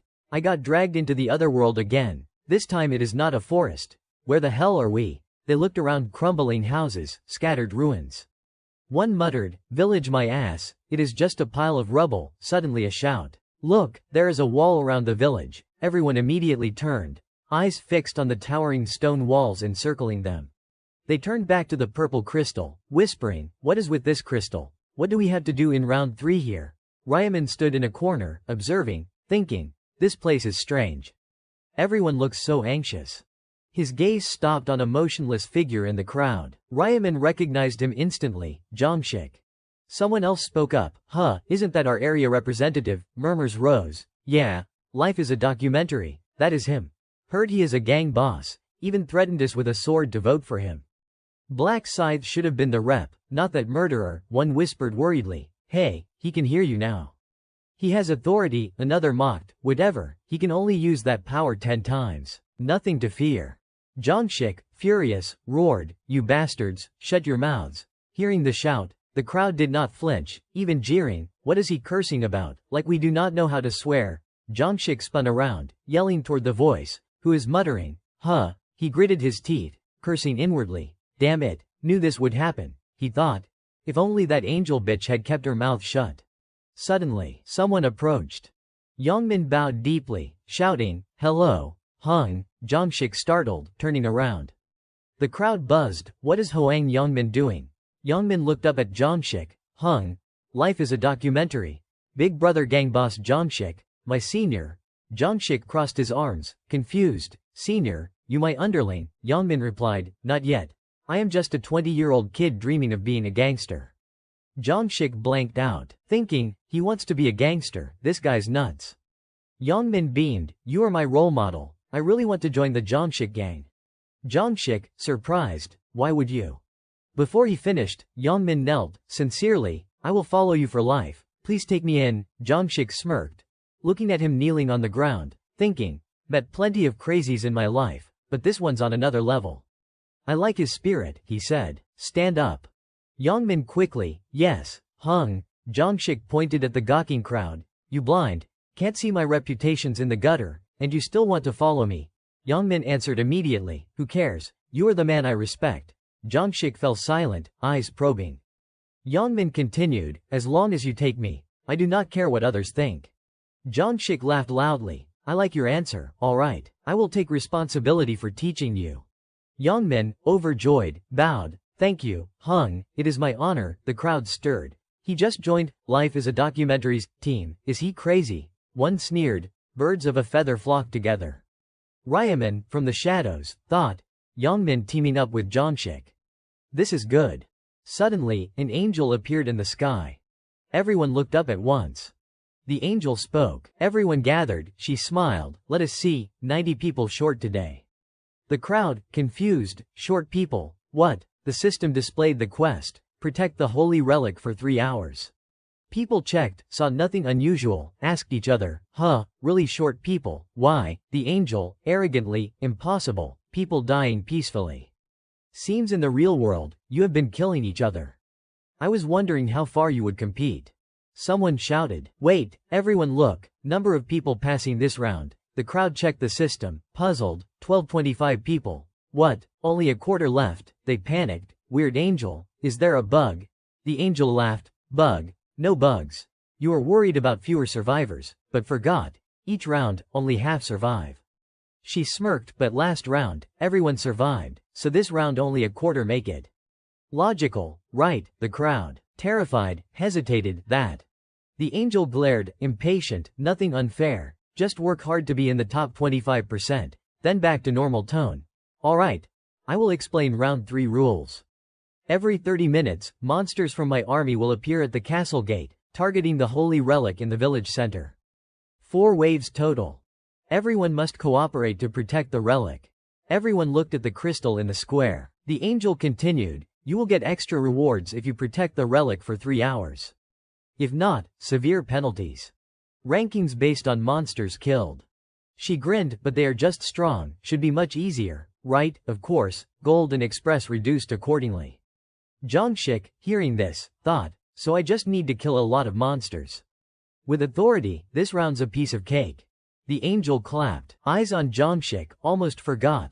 The representative from last round is, Life is a Documentary, right? Jongshik looked up. The angel flew closer, mocking, from this round, he can use command authority. But I bet everyone's curious, what if the representative dies? Jongshik's face changed. The angel continued, if the representative dies to monsters or environment, the position is vacant. But if killed by another player, Jongshik grew uneasy. The angel smiled, the killer becomes the new rep, gets all 10 command uses. The crowd eyed Jongshik like prey. The angel clapped, monsters appear in 10 minutes. For the next 3 hours, cooperate to survive. She smiled brightly, though I am not sure you can. The angel vanished. Jongshik, trembling with rage, cursed, glaring at the crowd ready with weapons.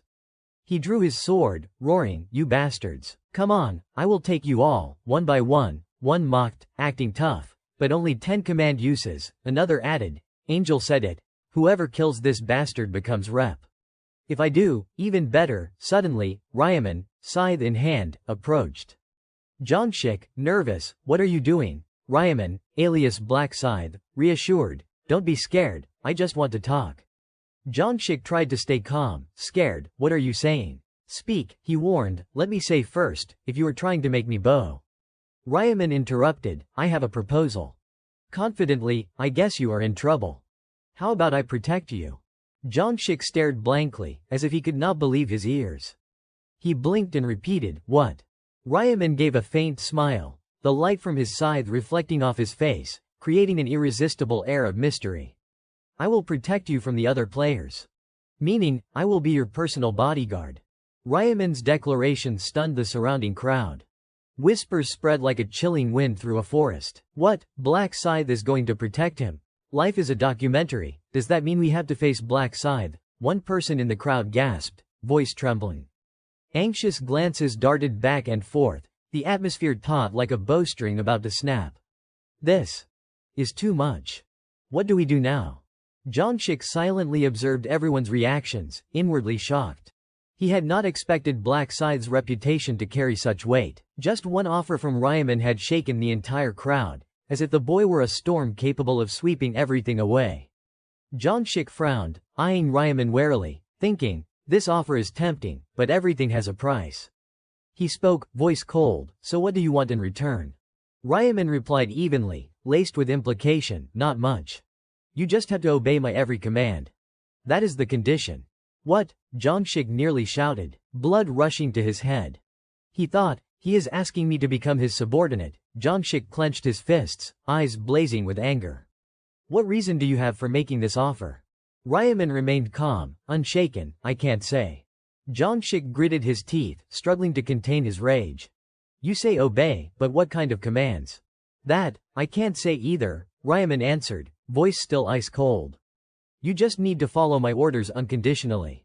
Jonshik cursed inwardly. "So you want me to follow you for life? Damn it. You think I am that easy to trick?" He took a step back, thinking fast. "Wait, if I refuse, what happens?" He would not attack me out of nowhere in broad daylight, right? Jonshik pressed his lips together, eyes flickering between suspicion and worry. Ryaman spoke, voice steady but commanding, "Choose." He stared straight into Jonshik's eyes, as if piercing through his thoughts. "The others are waiting for your decision too." Jonshik ground his teeth, feeling cornered. Finally, he growled, "I will reject your offer." Hearing this, Ryaman's eyes flashed with a cold glint. He thought, as expected, just like I predicted. This bastard won't easily lower his pride. The crowd erupted in cheers, as if freed from pressure. He refused. If he agreed, he would be hunting in peace. Guess his ego's too big to take orders. Huh, a few raised their weapons, eyes gleaming with excitement, ready to charge at Jonshik. Ryaman watched it all, thinking, this development. Exactly like my past life. He knew it was time to draw the line. He spoke coldly, "Fine. Since you refused, there is nothing more I can do. I won't care about anything here anymore." With that, Ryaman turned and walked away, his scythe slung over his shoulder, lightly rattling in the wind. Before disappearing, he tossed back, "Whether you live or die, it is none of my concern." The armed players immediately advanced on Jonshik, eyes burning with killing intent. "Hear that? Black Scythe does not care about you anymore. So let us take down this gangster now." "Huh," one roared, raising his sword high. Jonshik gripped his weapon tightly, teeth clenched in fury. He cursed inwardly. "Damn it, do I have to accept that offer?" Just then, the system screen appeared, coldly announcing, "Wave 1 will begin. Prepare for the monster's arrival and protect the relic." The crowd, caught off guard, saw another screen. "In 30 minutes, regardless of how many monsters are killed, Wave 2 will begin." A shout rang out, "Everyone, protect the relic." The system screen continued displaying the remaining time. 2 hours 59 minutes 59 seconds. The crowd scrambled into action, leaving Jonshik standing alone. He looked around, thinking, I can't fight alongside these guys who hate me. He decided to act solo, eyes flashing with resolve. Spotting Ryaman with his scythe heading into the distance, Jonshik wondered, where's that guy going? He stealthily followed, hiding behind a house to observe. Is he fighting alone too? He is heading to the gate. Suddenly, a piercing noise blared. The system screen displayed, Wave 1, the gate is opening. The gate slowly creaked open, revealing thousands of goblins with glowing red eyes, sharp fangs, howling as they charged out. The screen continued, players, 4,900. Weakened goblins, 9,800. The final line appeared, due to the gate's nature, the goblins possess only 1 per 3 of their normal strength. Good luck. Jonshik, horrified, heart pounding. 9,800. He rushed into a nearby house, climbing to the upper floor, thinking, this is insane. Hide and observe for now. From the window, he looked down and saw Ryaman facing the goblin horde, his scythe glowing red. One slash, 3 goblins fell. Jongshik's eyes widened, black scythe is that strong. Ryaman remained calm, eyes sharp as a blade. 5 goblins leapt at him, but he glided past effortlessly, swinging his scythe to tear through their bodies. Jongshik, watching from above, felt a surge of envy mixed with admiration. When I reach level 16, will I be that strong? He shook his head, telling himself, not the time to dream. Gotta level up faster. Below, the battle between players and goblins grew fiercer. Monster corpses littered the ground, but the survivors kept charging relentlessly. Players shouted, defending the purple crystal, the gate's relic. Stop them, the west gate's breached, don't let them near the relic. Jongshik ran downstairs, resolve burning. He yelled, come here, you walking express. A nearby goblin turned, but before it could charge, Jongshik finished it off. He smirked, thanks to the sword rune, I can predict their moves. Too easy. Suddenly, an arrow whizzed past, tearing off part of Jongshik's ear. He clutched it, grinding his teeth. Damn it, goblins do not shoot arrows. So who? He looked around and spotted a player drawing a bow not far away. Jongshik hurled his spear, hitting the attacker's head. But at that moment, a sword stabbed into his stomach. The assailant roared, I got him. Jongshik gritted his teeth, yanked out the spear, and thrust it into the attacker's chest, shouting, die, you dog. Another arrow flew. But Jongshik was faster, throwing his spear to kill the archer. Clutching his wound, he thought, damn, the real threat's from players, not monsters. In pain, he ground his teeth, area representative my ass, if I could, I would toss it to someone else. He scanned the area, eyes landing on a nearby player, Black Dragon Rider, third in the area. Jongshik smirked, an idea sparking. That is it, him, he approached, voice cold. Hey, the player turned, frowning, what, who are you? Jongshik pointed his weapon at him, ordering, Black Dragon Rider, from now on, protect me. Ryaman swung his scythe, the sharp blade slicing through the air, cleaving the monster in front of him. The system chimed coldly and decisively, dry bone necklace effect. Attack speed increased by an additional 25%. You have defeated a goblin. Current kills, 502 per 100. BF level 3 used. All stats express increased by 100% due to Golden Butcher rune effect. Plus, his sharp eyes flashing with satisfaction. He opened his inventory, marveling, nearly 2,000 gold already. The corner of his mouth curled up slightly, thinking, at this rate, I will easily earn 20,000 gold in the second wave. The distant monsters growled, poised to advance, but Ryaman remained nonchalant, mind racing. In this round, I need to stockpile as much gold as possible to buy 2 common skills. If I do, I will get the True Heart rune. His glowing red eyes swept over the horde, and he swung the scythe in a critical strike. The monsters behind howled, hesitating. Ryaman smirked, voice full of challenge, you lot not charging. He raised the scythe high and plunged into the pack, if not, I will make the first move. A blinding burst of magic rained down, exploding loudly, panicking everyone. What is that? What is that sound? The monster pinning down a young man vanished, followed by the rest. The system announced, you have successfully repelled the first wave. The crowd sighed in relief, I am alive. The system continued, surviving players, 3,933. Players killed, 967. Surviving players receive 500 gold. A young man slumped to the ground, exhausted, before the second wave, need a break. Ryaman gazed at the corpses in pools of crimson blood, pondering, 967 dead. Even weakened goblins can't be underestimated. He scanned around, muttering, where is he? His eyes landed on Jongshik, gritting his teeth tensely. Ryaman thought, not surprised, he is still alive. But he won't make it through this round easily.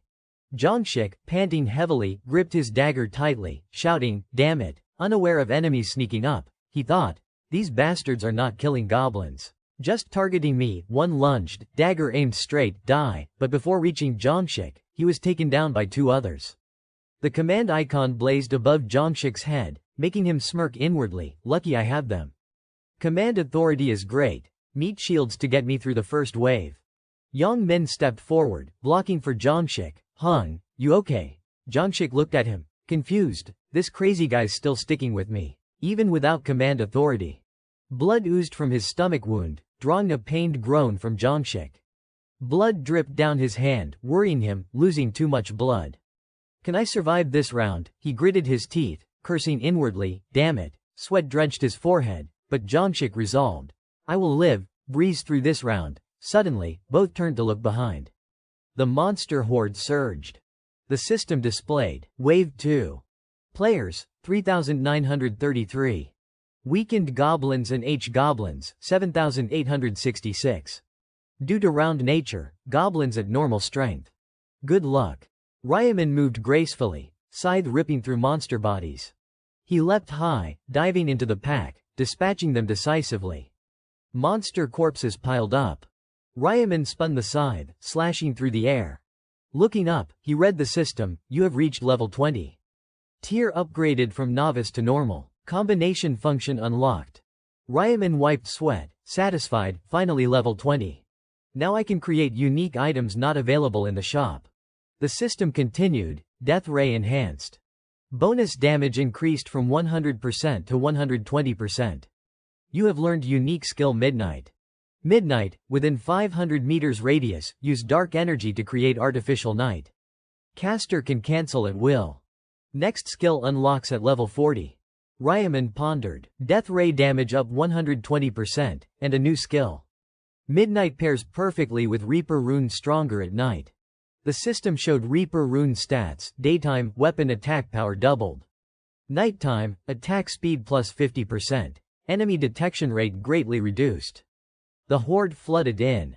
Ryaman smirked, amused, welcome, I just learned a new skill. His voice somber, Midnight, the monsters panicked, freezing.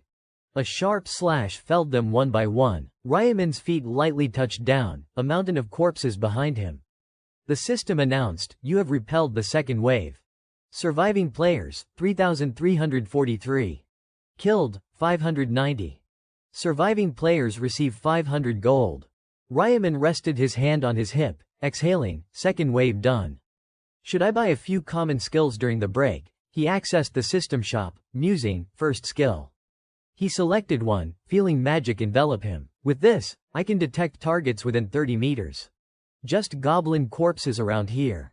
Should I save for another 20,000 gold? The system displayed, Wave 3. Players, 3,343. Weakened H-goblins, 6,686. Everyone charged, pummeling the monsters. System, Wave 3 successful. Yang Min gritted his teeth, striking powerfully. System continued, Wave 4. Players, 3,001.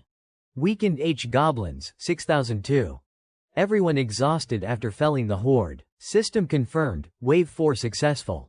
Zhangshik, face pale, sweat-soaked, forced himself to think, just 1 hour left. If I endure, I will survive. He glanced at the group ahead, scheming, even used up all command authority. As long as they shield me, I am safe. The system showed, Wave 5. Players, 2,700. Weakened goblins, 10,800. Zhangshik was stunned, 10,000. System explained, due to round nature, goblins at normal strength. Good luck, the goblins charged, everyone roared back, die. Zhangshik calculated, this is my chance for a record. I will get stronger, rip apart those who look down on me. A roar startled him. The group cooperated in attack, one pointing, there he is, that damn gangster, the representative title's mine. Zhangshik grabbed two nearby as shields, shouting, you idiots, final wave support and you are blocking me, guards. Hold them off. The two guards were quickly felled. Zhangshik panicked, retreating, damn it, I am done for. He turned to flee, thinking, just survive this wave. The crowd chased, yelling, he is running, get him. Zhangshik stopped upon seeing Ryaman standing firm against the horde. He rushed over, desperate, black scythe, I accept, I will do anything you say, please protect me. Ryaman gazed at Zhangshik thoughtfully. He pleaded urgently, I said I accept the offer, black scythe, protect me. Ryaman's eyes flashed cold red, voice firm, I refuse. Zhangshik froze. Ryaman indifferently, I told you. I do not care if you die. Handle it yourself. Zhangshik shouted frantically, wait, but you offered it to me. I said I would be your subordinate, right? What is to refuse? Ryaman turned away, calling back, I do not need a subordinate without command authority. Zhangxik paled, grinding his teeth in rage. That brat, calling me useless, should have accepted earlier. A voice from afar. See, he refused. The cooperating crowd surrounded Zhangxik. Sinister. Lucky. I was worried Black Scythe would help him. Truly life is a documentary. Zhangxik's stomach wound bled, aching. One laughed. Now I can kill him as I please. Zhangxik gripped his dagger tightly, roaring, fuck, even if I die, I will take at least one of you with me. Yang Min stepped up, shoving one aside. Senior, you tired? Huh, I am here to help. Zhangxik rejoiced. Yes, I have you. If I survive and get out, I will take good care of you. But before finishing, Yang Min delivered a powerful punch to Zhangxik's face, making him reel in pain. He collapsed to the ground, covered in blood. Zhangxik clutched his face, grimacing in pain, shouting with a trembling voice, Senior, Hoang Yang Min. With a smile sharp as a blade, slowly approached, his eyes flashing dangerously. He spoke in a low, threatening tone. Should I kill you now to put you out of your misery? Yang Min grabbed Zhangxik's collar tightly, yanking him up. In rage and helplessness, Zhangxik roared, you bastard, but in an instant, Yang Min's powerful punch landed square on Zhangxik's face. Relentless blows followed, blood spurting, Zhangxik's facial bones seeming to shatter. He lay motionless, eyes wide in shock, mind panicking, only managing to think, damn it, betrayed by this bastard. Yang Min stood tall, smirking, raising his foot to deliver a fatal stomp on Zhangxik. The system announced coldly. Area Representative, life is a documentary, has been killed. Representative power transferred to the attacker. Hoang Yang Min, now the new S-45 area representative, clenched his fist and shouted in triumph, I am the area representative now. I am the king here. The system continued. You have become the area representative. You have received the representative's exclusive command authority. Yang Min frowned, mind racing. If I focus, I can control Cell Aaron as I wish. He glanced at Zhangxik's motionless body, thinking, I will use command authority well. Don't be too mad, it is not like Zhangxik's gang boss kept running away. Yang Min turned arrogantly, but his mind was full of mocking calculations. He spun back, pointing at the cooperating crowd, voice haughty, hey, did you see, I beat him to a pulp, didn't I say I would win? The crowd nodded in unison. Yeah, right, good job. But their eyes betrayed panic at Yang Min's bloodied hands. One muttered, this bastard killed with bare hands, gives me goosebumps, whispers spread, questions piling up, chaos erupting, what the hell, wasn't this dog always kissing up to the thug? Did he plan to betray from the start? Another trembled, terrifying, how can someone like that be area rep? Amid the buzz, Yang Min silently dashed off, calculating, they are targeting me, too bad, I know something to escape this. He ran to Ryaman, shouting, hey, Ryaman wondered, what? Yang Min urgently, you saw the announcement, I am area representative now. I have command authority. Ryaman, puzzled. So, Yang Min, hand on chest. Beaming, you told life is a documentary. I will accept, in other words, I will follow you, protect me in return. Ryaman smirked coldly. I do not like your attitude. Yang Min stunned, what? Ryaman continued, eyes sharp as knives, if you kneel and beg, maybe I will consider. Yang Min, flustered, dropped to his knees, pointing at himself, didn't you hear? I have command authority. Ryaman indifferently, so what do you want me to do? Seems you misunderstood. The loser here is you, not me. Yang Min fell silent. Ryaman smirked, want my protection, kneel and beg. Yang Min gritted his teeth, glancing at the crowd behind, then suddenly knelt, bowing respectfully to Ryaman, pleading, I will do anything you say, please let me be your subordinate. His bloodshot eyes trembled, please. Ryaman, with a dark gaze, evaluated, I have seen this scene so many times I am sick of it. But unlike Zhangxik, Hoang Yang Min is still useful, for now. His voice rang, fine, I accept your offer. Yang Min bowed repeatedly, thank you, Ryaman glared, stop, I do not want to see that pathetic face. Yang Min confused, what? Ryaman casually walked past, not looking back. Whispers rose again, how did it turn out like this? Black Scythe protecting Hoang Yang Min. We are screwed, one with a sword trembled, haven't you seen Black Scythe fight? He can take on many at once, no way we beat that monster. Ryaman spoke coldly, shocking the crowd, let me help you decide. His sharp eyes swept over them, two choices. 1. Give up the area representative title, go back and hunt some monsters. He swung his scythe, steel flashing threateningly, or die by my hand. Ryaman's face turned menacing, voice deep and ominous. If possible, I advise the first. But the second is fine too, since anyone daring to raise a sword against me is not human in my eyes anymore. One hid his dagger in fear, others panicked and fled. I surrender, this too. Young Min, kneeling, eyes fixed on the horror, thought, impressive, just a few words. Black scythe made them back down. Ryaman, face calm, glanced at the struggling players against monsters, thinking, so we have cleared the fifth wave safely. But he smirked, eyes sinister. Ending like this would be boring, right? He called, Hoang Young Min. Young Min approached. Yes, Black Scythe. Ryaman coldly ordered, do as I say, like you promised. Young Min asked, what should I do? Command me. Ryaman turned, red eyes sharp. Use all 10 command authorities to destroy the relic. Young Min confused, what, the relic? He panicked, recalling the angel's warning, if you fail to protect it, severe punishment. He gritted his teeth, but why? If I use all 10, I can't enslave Sel Aaron. Ryaman, no explanation, shut up and do it. Young Min proposed, instead of 10, can I use 9? Ryaman indifferently, I won't repeat. If you do not want to die, choose. Young Min flustered, got it, I will follow. Ryaman, authoritative, I will designate who you command. He pondered, Sim Sanju, Little Chili, Spring Summer Fall, command these 10 to destroy the relic. Young Min stunned, looking at the group including friends. On purpose, helpless, sorry guys, Black Scythe's orders, hope you understand, he muttered, don't bother me, Simu. Symbols appeared over their heads, shocking them.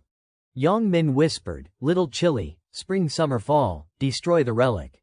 System warned, alert, relic under attack, a loud explosion. The group surrounded, weapons raised, smashing the relic. Distant crowd shouted, hey, what are you doing? Stop, they yelled. What are they doing? Want punishment? Someone stop them. One hugged an attacker, don't destroy it, stop, but another slashed into the crowd. The relic cracked, fissures spreading. Soon, it shattered. System, relic destroyed. Main quest failed. New line, as punishment, the Punisher's avatar will be summoned in 30 minutes. Crowd panicked, what is the Punisher's avatar? System, survive the Punisher's avatar. Round won't end until time expires. Ryaman smirked, eyes gleaming as he read the system, hidden side quest round 3. Resist the Punisher's avatar and survive. Reward, 3,000 gold. Time left, 0:29:59. The crowd buzzed and gathered, voices lively, HMPH. The system says surviving gets 3,000 gold, another nodded, told you. Protecting the relic only gives 2,000 gold, a few perked up. This is way better, one added. I think so too. Ryaman stood amid the flow, eyes cold and sharp, thinking, the quest reward is bigger than clearing the 5th wave. That is why I ordered Wang Yongmin to destroy the relic, but I did not do it myself because. Suddenly the system rang coldly, confirmed, 10 players attacking the relic will be punished.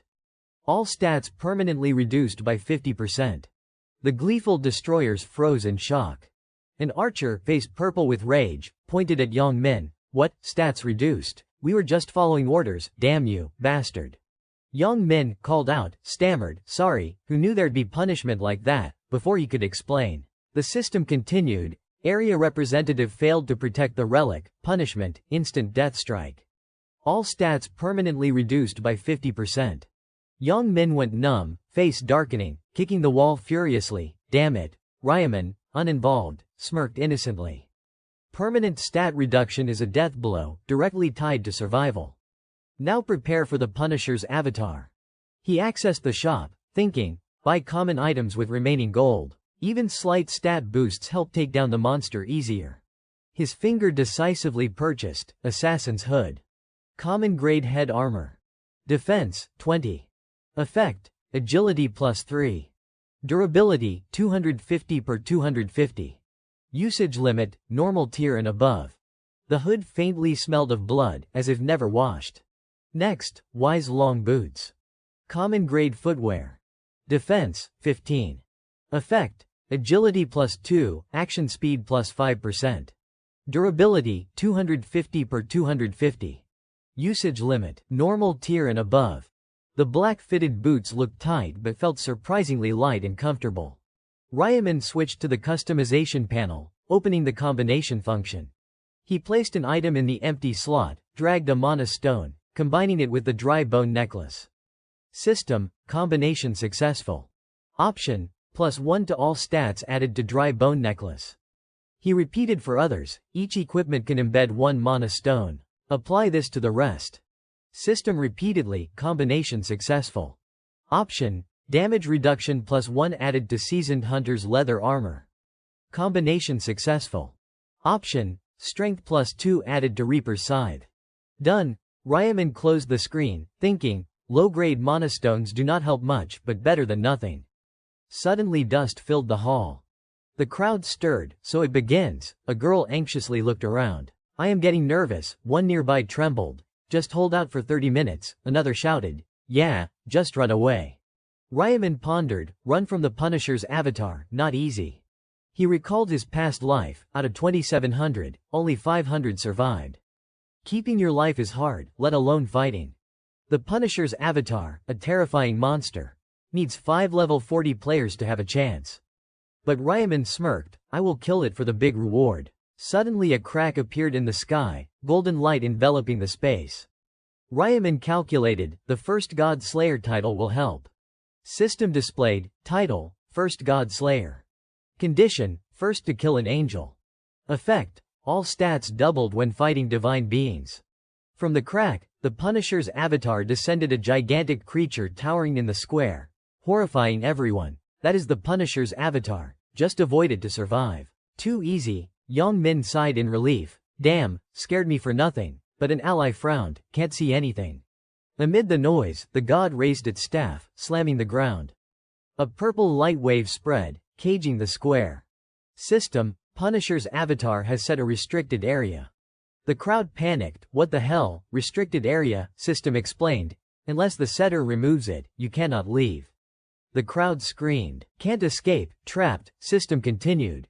Players inside the area have stats reduced by 50%. Those outside begged, help us out. Ryaman watched, sighing, nearly 300 trapped. Too bad, can't save them. One far away asked, what is that huge sphere? The god spread wings, countless purple light arrows raining like storm. Ryaman thought, 1 minute of silence for those inside. Screams erupted, many injured. Crowd scattering, damn, it wants us to dodge these. Hard to even see. The god, uncaring, flapped wings for another volley. Ryaman muttered, inside the restricted area, dodging light arrows is nearly impossible. But avoiding them is not hard if outside. He carefully moved, evading the god's sight. As predicted, when hunting humans, it ignores its back. When the barrier showed a gap, Ryaman charged. Now, he leapt, scythe swinging 5 meters away. Deathmark, the scythe hit the symbol, slashing hard. Ryaman mocked, too late to guard now. A strike split the god's face, thrilling him. Perfect one hit. He withdrew the scythe, jumping back. The god clutched its face, howling. Ryaman saw its health drop significantly. One hit took 40% stamina. Not bad, he read it like a book, retreating. Sure enough, the staff waved. Barrier expanding. System, Punisher's avatar has set restricted area. Ryaman stopped. When it realizes the barrier catches nothing, it will drop it. Second chance. He rushed in, scythe glowing red, took one eye, now the other. A slash blinded the god completely. It shrieked in pain. Ryaman pulled back. System, restricted area re-established. Players inside stats reduced 50%. He smiled confidently, eyeless. It is just a big punching bag. The staff rose, light arrows raining everywhere. Ryaman pondered, shooting everywhere to kill me. He slowly approached its back, commanding, midnight, darkness enveloped. The god looked around in confusion. Ryaman jumped, light can't beat darkness, the world system decrees it. Scythe swung down, time to end this. Ryaman's scythe slashed fiercely, tearing off one of the god's wings. The wing fell, the god howling in agony, abandoning magic for physical attacks. The staff swept horizontally, but Ryaman dodged nimbly, twisting mid-air. The scythe swung in a perfect arc, severing the remaining wing. Screams echoed as it dropped. Ryaman landed lightly, eyeing the crippled god, its health at 10%. He backed off, maintaining distance. Thinking, don't kill it yet. System, passive skill activated, final radiant aura. Punisher's avatar in immortal state. Ryaman observed the raging god, below 10% health, it enters this phase. If I would decapitate it earlier, I could not kill it. The god raised its staff, summoning countless black holes. Ryaman evaded purple lightning bolts, muttering, show me your last-ditch support. System countdown, final radiant aura. 50 seconds. Staff swung, time at 30 seconds. Purple beams flew, system, 10 seconds. The god weakened, barely holding the staff. 5 seconds. 1 second. Ryaman smirked, god loses wings, loses power. System, immortal state lifted. He gripped the scythe, charging. Scythe raised, this reaps your head, feathers scattered, the Punisher's head rolled. System, you defeated the Punisher's avatar. Level up, level up, level up, plus 8,200 gold, bonus plus 4,100. Confirmed first kill of Punisher's avatar. Title unlocked, Punisher Challenger. Ryaman viewed the screen, title, Punisher Challenger. Condition, first to defeat Punisher's avatar. Effect, 80% damage reduction from divine beings. Items appeared in his hand, first kill rewards, E-refinement and radiant rune. One item vibrated, system, radiant rune imprinted on player. Ryaman thought, as expected, E-refinement is why I killed the Punisher. Info, E-refinement. Type, E0 grade item. Rainbow light, varies by angle. Used to craft divine grade items. The other, radiant rune. Effect, intelligence +1, divine skill potency +1% per level. Ryaman calculated, level 30, intelligence +30, potency +30%. No more intelligence worries. System, hidden side quest completed. Reward, 3,000 gold. Crowd cheered, done, I survived, oh god. They marveled, Black Scythe soloed the Punisher's avatar. Total monster. One exclaimed, unbelievable. The angel-eyed Ryaman. Praising, solo defeating the Punisher's avatar. First time I have acknowledged a human's power, Oliver here. He rambled, should I interview you? Player Black Scythe. Why kill the Punisher's avatar? Ryaman scoffed coldly. Because I wanted to. Angel puzzled, surviving gives reward, yet you risked everything just because. Ryaman, I could not just stand and watch everyone die. Crowd stunned, touched, he stepped up for us. Thought he would be arrogant being so strong, but he is kind. Angel stroked chin, helping fellow sufferers, heard humans are strange, it is true. You set aside conflicts to unite. He grinned, I can't understand. Ryaman smiled inwardly. Yeah, selfish angels, what do you know? Angel addressed mortals, you tried hard to survive, but do not relax yet. Sly smile, remember, elimination based on overall performance. Check results. System opened rankings, round 3, all areas, Black Scythe, level 30, kills 3631. Mage level 13, kills 982. Dark Heavenly Horse Knight, level 13, kills 963. Area S45, sub N1, Hu, level 30, kills 3631. And Sang Chun, Knight level 11, kills 687. Cell Aaron, Summoner level 11, kills 576. Crowd gasped, Black Scythe alone over 3600 kills. Second not even 1000, level 30 real, insane. One wondered, Express Boost, Ryaman thought. Yes, Express Boost, but only top overall knows. System, congrats on all area number 1. Special reward, Yang. Congrats on S45 number 1. Reward, rare mid-grade ring selection ticket. Ryaman satisfied, mid-grade ring ticket. Here, system, choose 1, Gale ring, blue magic ring, resistance ring. He picked, resistance ring. Info, resistance ring. Type, rare ring. Effects, luck +4, resistance +35. Durability, 450 per 450. Limit, normal tier plus. Description, resists negative status effects. Ryaman pondered, high stats mean nothing if status afflicted. Resistance does not scale with stats, best choice. Monsters mostly physical now, few statuses. System, choose reward, 50% stat boost round 4 only, 4000 gold, round 4 info. Ryaman, round 4 number 3x express buff, not kill focused. Chose, 4000 gold. Angel seductively, how about it? Humans, senior ranks. Eliminating from 1225th down. Bottom ranks stunned, eliminate, Angel, wait, system error. I killed tons, why low rank? He sneered, bugs below 1225 eliminated now. Angel released. Low rankers burst into flames, screaming, no, save me, system, round 3 ended. All areas, 2140 per 7550 survivors. S45 sub N1, 1225 survivors. Souls returning to real bodies. Next round, 11 per 21 2023.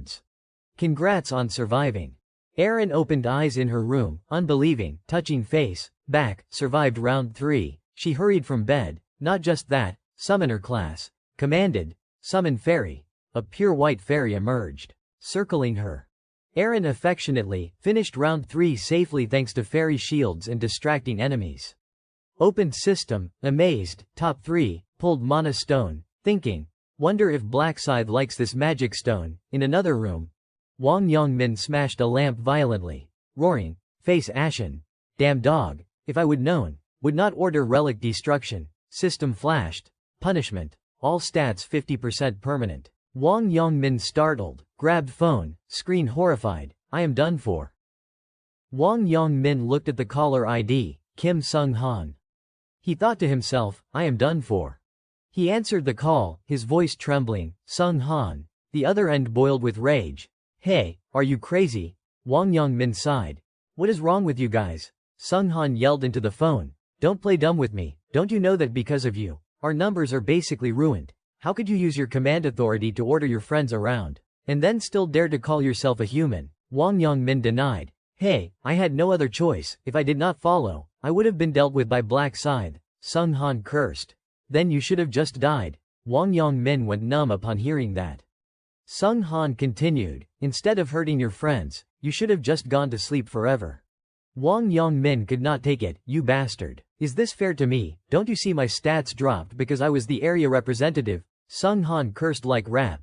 As if you were the only one whose stats dropped. We got exploited by our own friend. If you had not been greedy for the area representative position from the start, none of this would have happened. You traitorous dog.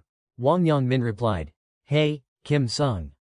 Before he could finish, Sung Han interrupted. We are done, don't ever call me again. Whether in reality or in that world, just act like you do not know me, because if I see your face one more time, I will go crazy and kill you. The call ended.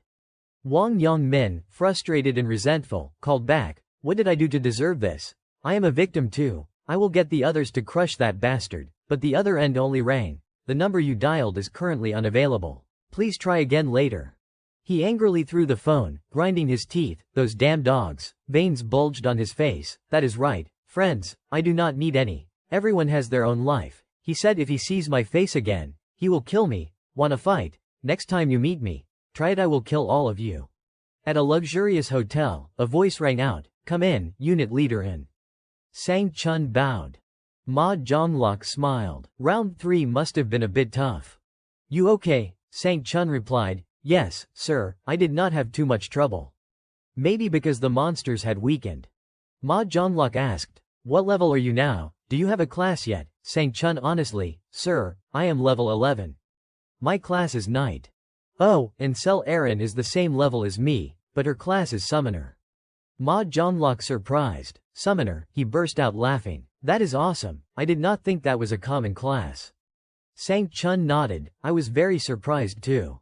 After her class changed, she summoned spirits to create shields. Thanks to her, I could hunt safely. Ma Zhonglok nodded approvingly, satisfied. Good job. He smiled. Keep maintaining your relationship with actress Cell Erin.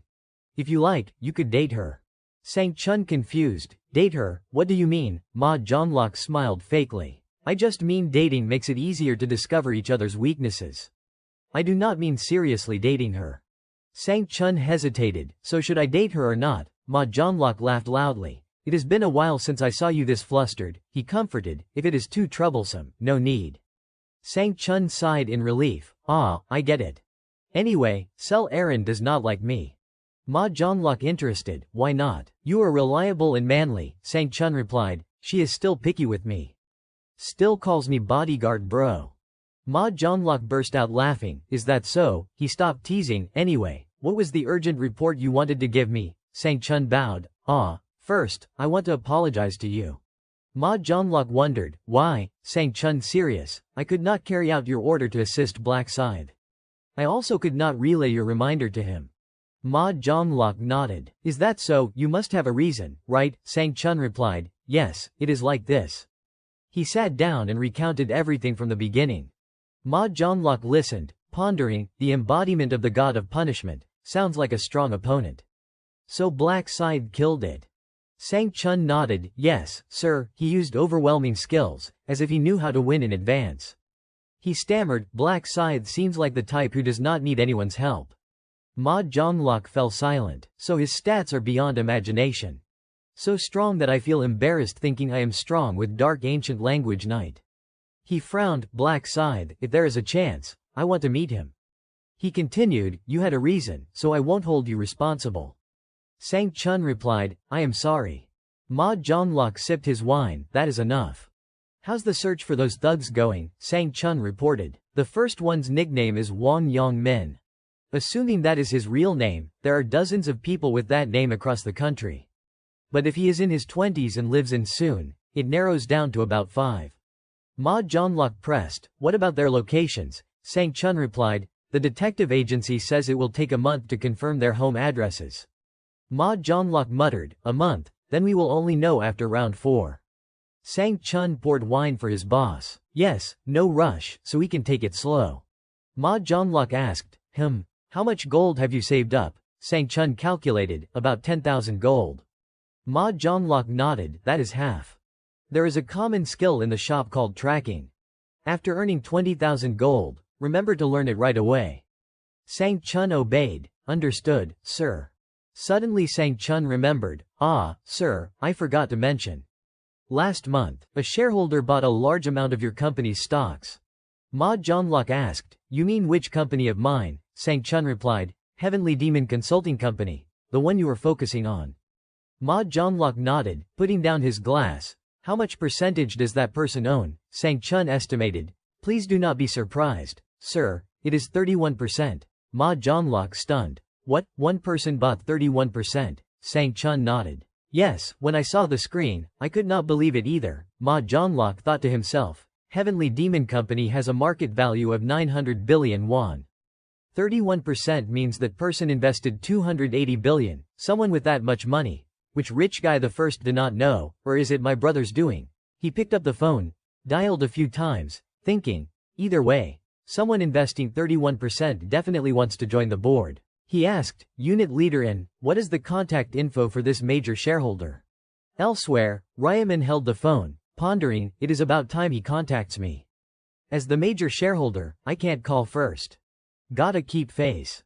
Suddenly Ryu-Won ran in. Bro, what level are you now? He startled, almost dropping the phone. Why suddenly ask me that?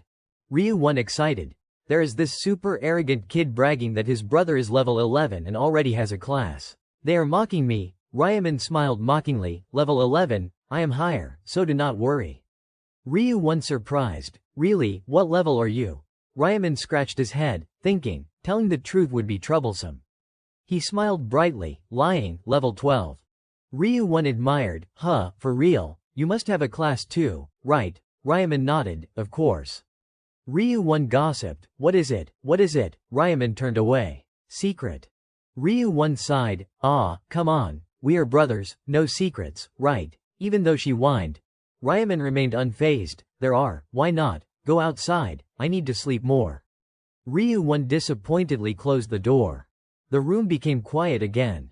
Ryaman's phone rang. He answered, hello, the other end asked, is this Ryaman? Ryaman replied, yes. Who are you? The person introduced, hello, I am Ma Zhonglok, CEO of Heavenly Demon Consulting Company. Ryaman inwardly rejoiced. He called, at first, act a bit naive. The more gullible I seem, the more you will let his guard down.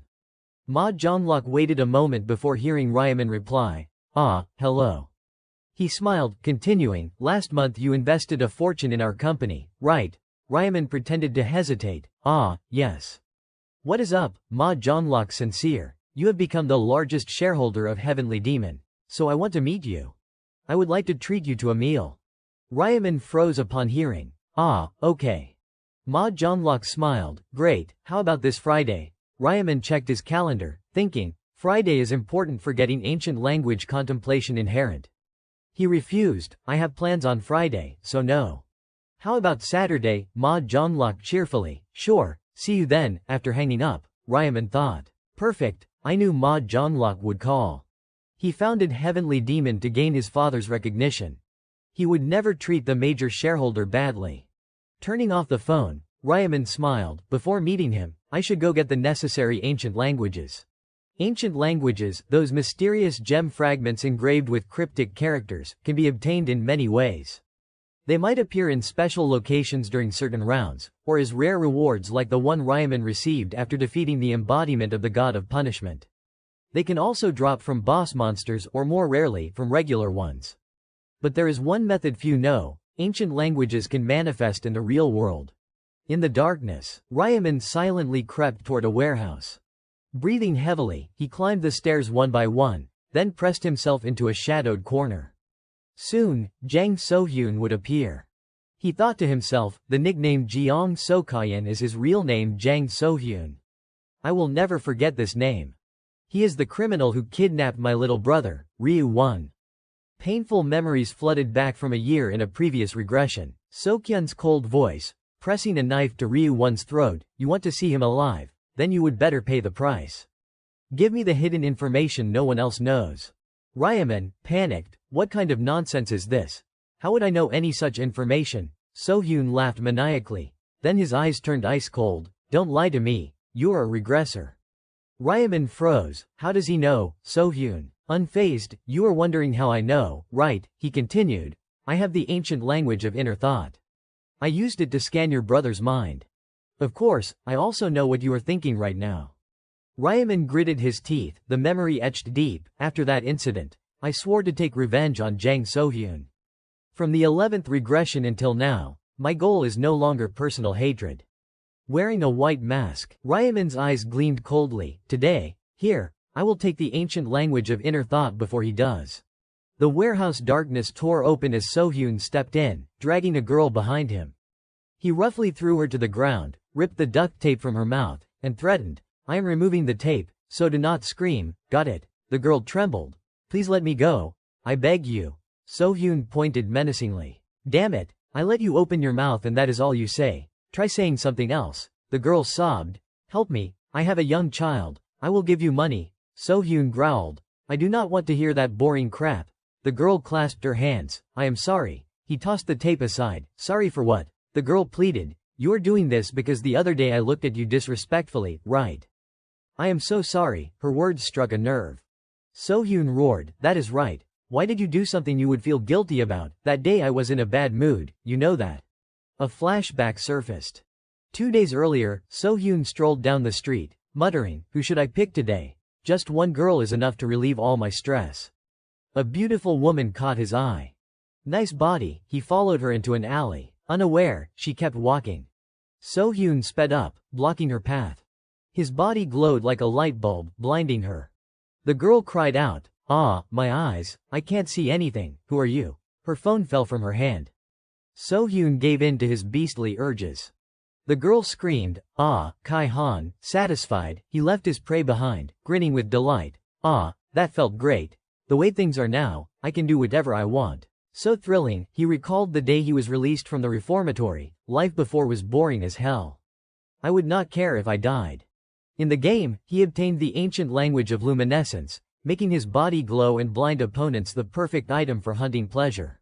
Sohyun entered a cafe. The owner smiled, "Welcome." Seeing the beautiful woman, he grew excited, his inner pervert rising. "She is hot." He calmly ordered, "1 large Americano." The owner replied, "Yes, that'll be 5,000 won." He paid and probed, "By the way, are you a part-time worker here?" "I am a regular, but you are not the staff I usually see." The woman forced a smile. "Oh, you are a regular. Sorry, I did not know." All the part-timers quit. You know how it is, right? The world's gotten so strange now. So-hyun stayed silent. Makes sense. They could die any moment. Who'd waste time on part-time jobs? He leaned on the counter. Are you the owner? She nodded. Yes. He pressed. How old are you? You look pretty young. She hesitated. I am 32.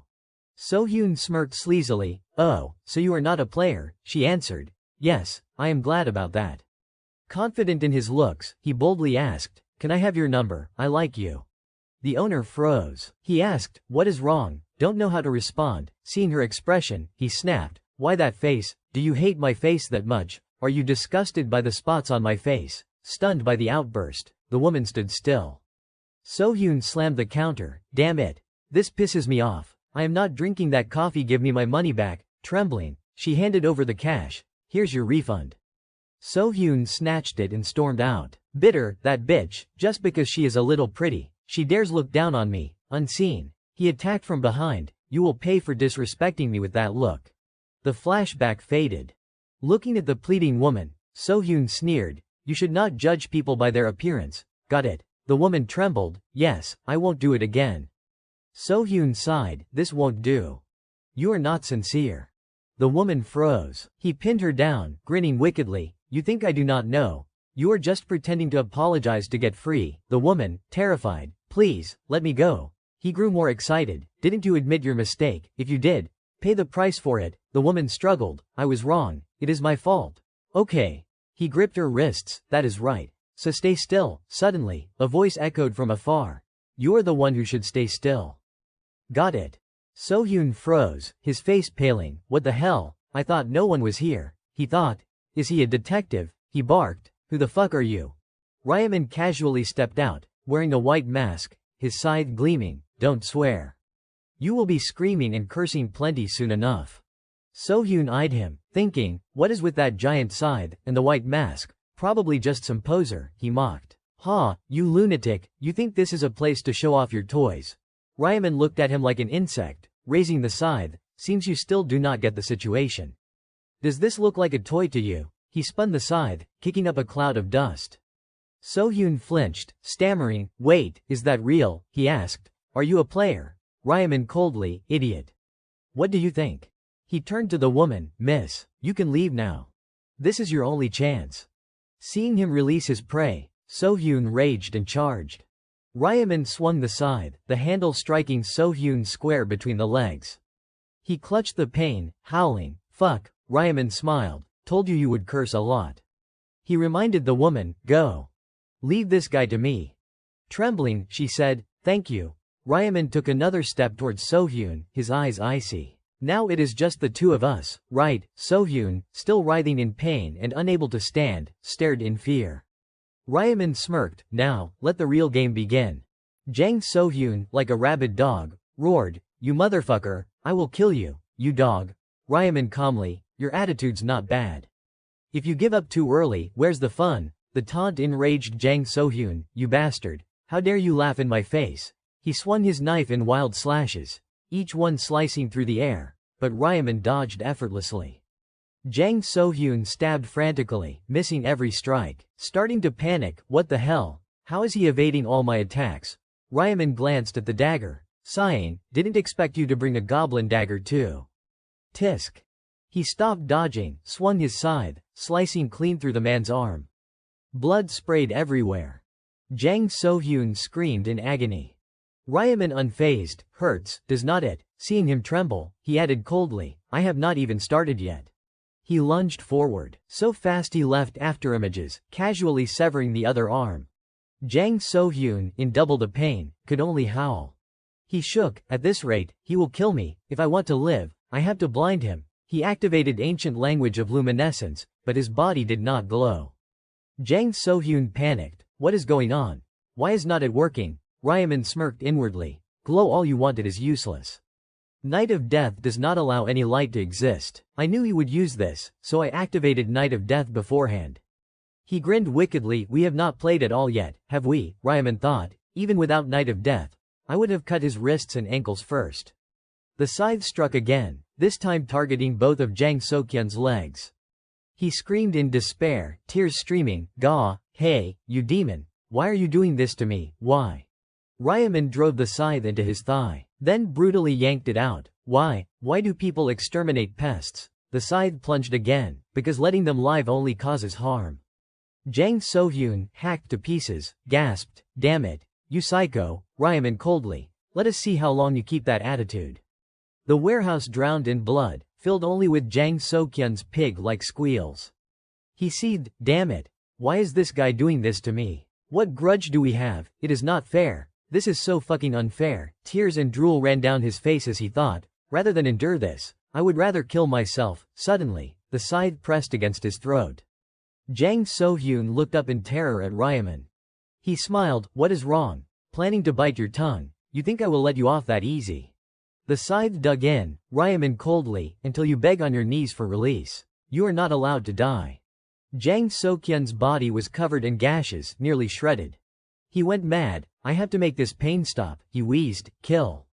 Please." Ryaman asked, "What was that?" He groaned, "Kill me, please." "Ryaman, you serious?" Jang So-hyun, unable to hold on, begged, "Please just kill me." Ryaman nodded casually, "You do not know why I am going this far, do you? After all, we are strangers." He did not care if the man heard. Actually, not entirely strangers. "Jang So-hyun, we have met before." He jolted, trembling. "He knows my name. Don't tell me you are related to that woman." Ryaman shook his head, "No, I have nothing to do with her." Jang So-hyun confused, "Then why?" Ryaman replied, "You kidnapped my little brother and threatened me for hidden information." Jang So-hyun blanked, "I did that, but I did not." Ryaman casually, "Of course you do not remember. It is in the future, has not happened yet. For me, it is the past. If I had not intervened, you would have gotten the ancient language of inner thought." He surprised, "Ancient language of inner thought?" Ryaman explained, "This place hides an ancient language. The activation condition is hearing a person's true voice. If I had not shown up, you would have raped and terrorized that woman. She would beg with her true voice, and you would get the ancient language of inner thought to commit more crimes." Jang So-hyun trembled in fear, staring at the devil before him. Ryaman smiled to himself, "This has been proven through my many regressions. Even without that, your 12 prior convictions prove you are a bastard who deserves to die." Jang So-hyun went numb, "If I deserve to die, please kill me quick." Ryaman indifferently, "No, I won't touch you." Jang So-hyun stunned. The scythe's handle smashed down, gagging his mouth. Ryaman smiled coldly, "What do you think I have been doing? I have been waiting for you to suffocate." Jang So-hyun writhed, shaking. "I begged him to kill me quick. Why am I still in pain?" he thought. "Don't you want the ancient language of inner thought? Don't you want to hear the true voice? Why are you stopping me from speaking?" Ryaman answered, "Why won't I let you speak? Because I want to test the ancient language of inner thought." Jang So-kyun's pupils contracted. Ryaman smiled, "Sorry, but I already got the ancient language. Don't remember, you sincerely begged me to kill you, from the heart. That is when the ancient language reacted to your true voice. System notification, you have made the target use their true voice, fulfilling the activation condition. You have discovered the hidden ancient language of inner thought." The gem automatically fused into Ryaman. Screen displayed, "Ancient language of inner thought." Effect: read the thoughts of the target in front. If observed, can glimpse inner intentions. Only works within 30 meters. Ryaman sat down, pressing the handle harder. "Let me test how it works." He thought, "You have what you want. Please kill me." Ryaman replied, "Nah, I can't kill you that easily. It would not be fair to your victims." Jang So-hyun raged inwardly, "You damn demon." Soon after, he breathed his last. Ryaman looked at the corpse, "He is dead. No witnesses, but I need to clean up." He commanded, "Erase traces." System displayed, "Common skill, erase traces." Effect: removes all traces at the scene, including bodies, blood, fingerprints, footprints. Skill activated, the warehouse spotless, no blood left. Ryaman thought, definitely effective. Best not to leave a mess. He removed his mask and left. Now I have what I want. Tomorrow, I should go meet Ma Jonglok. Saturday, the sun shone brilliantly. Ryaman neatly tied his tie. Ryu Won's eyes widened. "Bro, are you going on a date today?" Ryaman forced a smile. "Why would it be a date?" Ryu Won replied, You never dress this formally, Ryaman laughed, it is an important occasion. I am meeting a business partner. Ryu-1 surprised, a person, are you branching into business? He fidgeted, just the other day he invested all our money in stocks. Now business, if he fails, he will be so upset. Ryaman, reading his brother's thoughts via the ancient language of inner thought, sighed, instead of worrying about finances, he is worried about me. How cute. He patted Ryu-1's shoulder encouragingly, if this meeting goes well, I will tell you all about it. No need to worry. You trust your big brother, right? Ryu-1 perked up, of course, who else would I trust? Ryaman nodded. Stay here and wait. It is dangerous outside all because of other players. Ryu-1 worried, yeah, I saw the news. They are using powers to commit crimes. I even heard abroad, criminals use strength to escape prison. Ryaman lowered his voice, exactly. If they are in the right age range, even criminals get a chance to become players. He thought, players are getting stronger, population drops every month. Without change, the world will descend into chaos. Ryaman recalled the future. A day will come when ordinary people are hunted like animals, treated as slaves, once players reach peak power. His eyes turned cold, before the world becomes lawless. I must become overwhelmingly strong and elevate Black Scythe's reputation.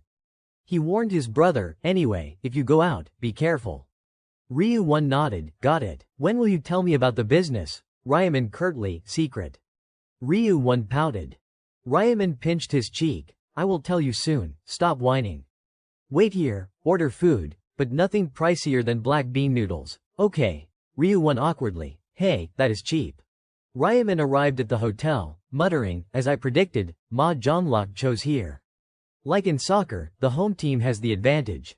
He entered the lobby. Officially, it is the On Group's hotel, but it actually belongs to Ma Zhonglok. Top secret info probably only I know. Ryaman thought, I will use this to boost my value in his eyes. But first, play innocent.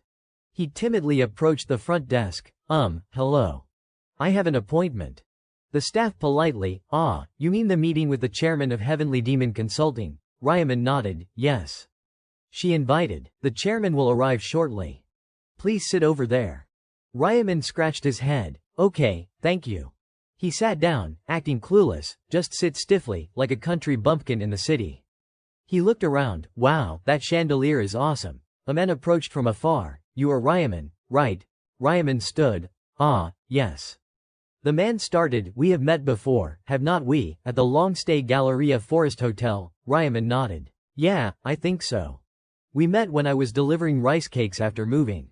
You were with actress Sel Erin. Sang Chun bowed, yes, I apologize for my rude behavior then.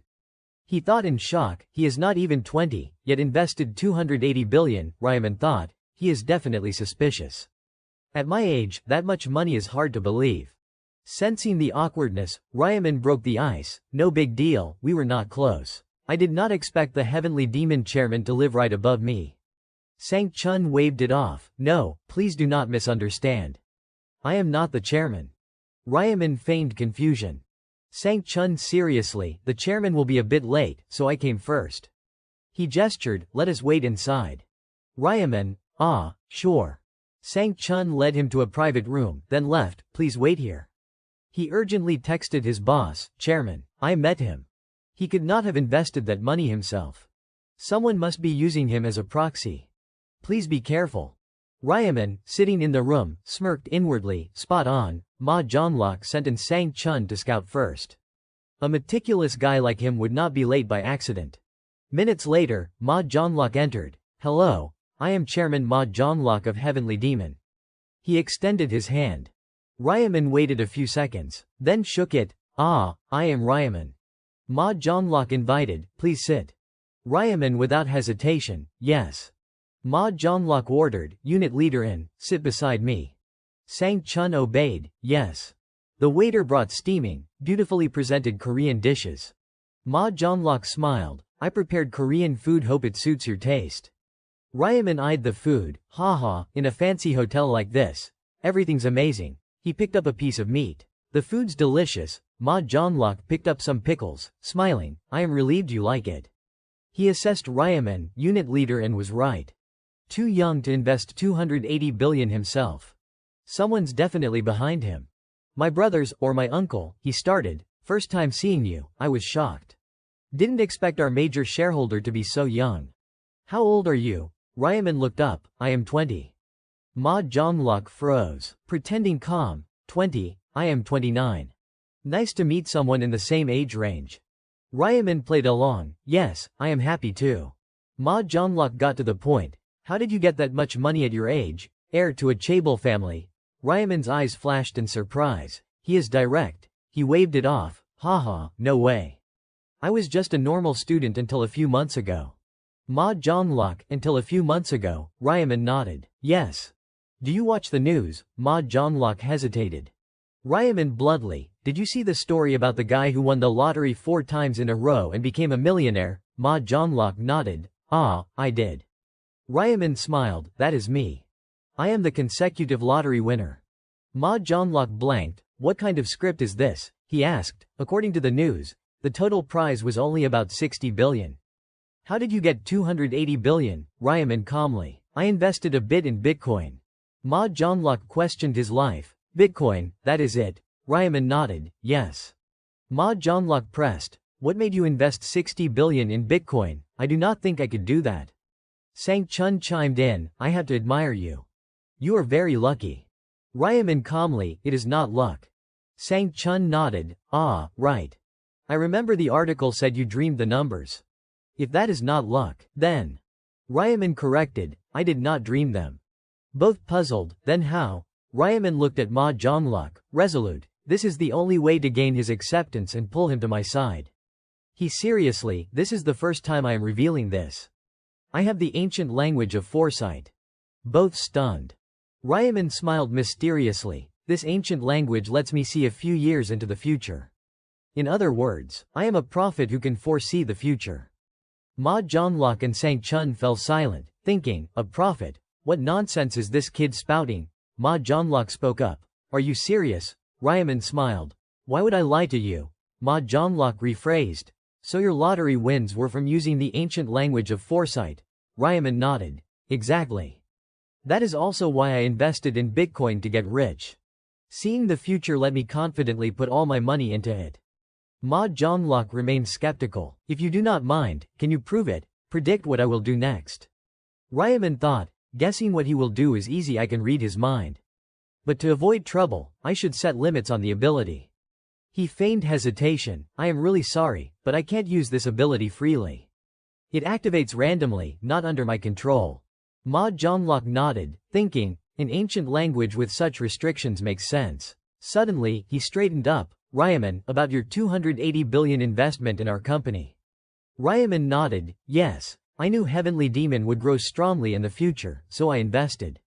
Ma Jonglok asked, how strong? Ryaman firmly, within half a year, you will enter the Kospi without any issues. Ma Jonglok shocked. Kospi is Korea's composite stock index. He shifted from doubt to anticipation. If true, I will gain my father's recognition, maybe even the chairman's seat. He cautioned himself, I am getting too excited over unverified info. Ryaman, knowing the bull was in the pen, added, but for success, you need to completely change the business model. Sang Chun slammed the table. What? Business model? That is outrageous. Why not ask us to change the company name too? Ma Jonglok reminded, unit leader in. Ryaman picked up food. Since the business type will change, the name must too, of course. Sang Chun, face dark as a pot's bottom. Huh, you are serious? Ryaman glanced at him. You still think I am joking at this point?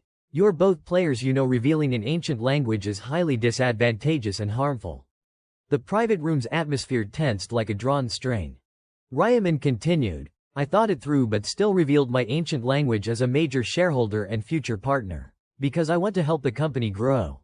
He concluded, otherwise why invest 280 billion? For the company to succeed, you must cooperate with me. Sang Chun looked worriedly at his boss. Chairman, you do not believe him, do you? Ma Jonglok stayed silent. Ryaman sighed, seems you do not trust my ability. Sang Chun bluntly, honestly, I do not.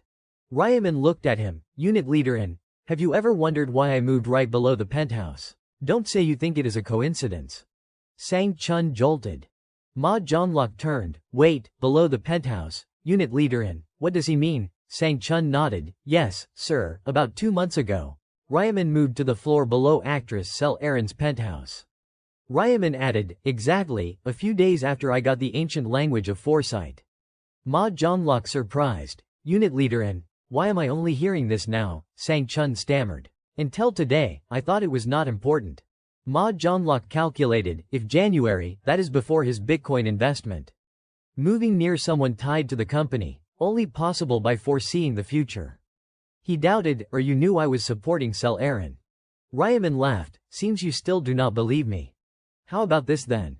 He listed secrets, this hotel is your asset, right, Chairman Ma, by identity. You are the eldest son of the On Group.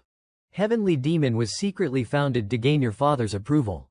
Am I right? Sang Chun lost composure. Hey, you. How do you know info only his relatives know? Ma Jonglok calmed. Relax, unit leader in. Sang Chun sat. Sorry. Ma Jonglok twirled his fingers. Yes, everything you said is correct. He bluntly, however, claiming you know this through foresight still is not convincing. As unit leader and said, my relatives know this too. Ma Jonglok eyed Ryaman suspiciously. Actually, I suspect you were sent by a third party to trap me. In this situation, you ask me to trust you and change the business. He smiled reassuringly. I want to believe your ancient language of foresight exists to grow the company. Who would not, but what you are saying is hard to believe. He concluded, thanks for the investment, but I need a shareholder meeting to review this proposal. You will have to convince them. Ma Jonglok stood. Sorry, I can't help. I will go first. Ryaman silent for a long moment, then spoke, wait a moment, Chairman. Ma Jonglok looked back, anything else? Ryaman bowed his head, thinking, is this really the only way? He said, how about this, I will give info about round 4. Ma Jonglok shocked. Round 4? Ryaman nodded, yes. The ancient language of foresight lets me see everything. I know what tragedy will happen. This info should prove my ability, right? After Ryaman left, Sang Chun bowed, I am sorry, Chairman. I got too heated and yelled in front of you. Ma Jonglok waved it off, it is fine, you were worried for me. Sang Chun hesitated, I just remembered something. May I speak? Ma Jonglok turned, say what you want. Sang Chun argued, honestly, I deeply doubt Ryaman. If he can see the future, why not stay quiet and live luxuriously? Why help us? Ma Jonglok countered, didn't he say he wants to grow with the company? Seems he wants more money. Sang Chun skeptical, why, 280 billion is already huge, enough for a lifetime of ease. Ma Jonglok replied, probably not enough. Human greed has no bottom. Sang Chun disagreed. Even so, is such an unbelievable ancient language real? Still doubtful. Ma Jonglok nodded, I agree. But if he really is a prophet, we need him as an ally. He stood, smiling, think about it, if we always have info on the next round, prepare in advance, how useful would that be? If he also helps the company grow, it is a huge gain. Sang Chun worried, but is he really a prophet? Ma Jonglok smiled. We just wait and see, right? Elsewhere. Ryaman left the room, calculating as he walked, after round 4 ends, he will know I am a prophet. He looked at the high rise, but I did not reveal key info, like side quests or leaderboard climbing. Recalling, Ryaman had said, some upcoming issues, the round 4 task is not killing monsters. Instead, there'll be a massacre among players. You can't let your guard down anytime. Ryaman thought, that is enough to prove I am a prophet. He smirked inwardly, then their attitude will change. They will treat me well, try to protect me, because I am the prophet. He opened his contacts, I have played the prophet role, should I go all the way? First, I should contact. On the street, Julie ran frantically, inwardly groaning, at this rate, I will be late. A red light blocked her path. She fidgeted, come on, turn green. Suddenly, a car parked rudely in front of the store. Julie muttered, what kind of car blocks the storefront like that? So inconsiderate. The window rolled down, and Ryaman waved. Julie surprised, oh, Ryaman, the light turned green. She hurried over, stammering, is this your car? Ryaman nodded, yeah, sorry for parking in front of the store. Get in, we will talk while driving around. Julie, still stunned, agreed, okay. The car sped off. Julie exclaimed, wow, first time I have ridden in something like this. Ryaman smiled, really, same for me. Just bought it. Julie nodded curiously, how much did a car like this cost? Ryaman estimated, not much. Around 900 million. Julie shocked. 900 million, not much. Do you know how many convenience stores I could open with 900 million? Ryaman indifferently, compared to lottery winnings, it is really not much. Julie leaned back, sighing, true. You are rich now, with 60 billion. It is like we live in different worlds. Her face flushed, thinking, this feels too much like a date. Embarrassing. Ryaman started. Honestly, I have something to confess. Julie flustered, mind exploding. Confess. She waved it off, misunderstanding. No way. So what do you want to confess? Inside, a storm. I want to hide in a hole. Ryaman casually. I said before the lottery results came in a dream. Right. Julie nodded, yeah. He confessed, actually, no. I knew thanks to the ancient language of foresight, not a dream. It lets me know future events, so I have the prophet class. Julie blanked, then thrilled. Wow, awesome, isn't that a special class? Ryaman scratched his head, probably. Julie genuinely happy, that is great, ancient language of foresight sounds amazing. Thanks for telling me. Even as friends, this must be hard to share. Ryaman smiled fakely, no big deal.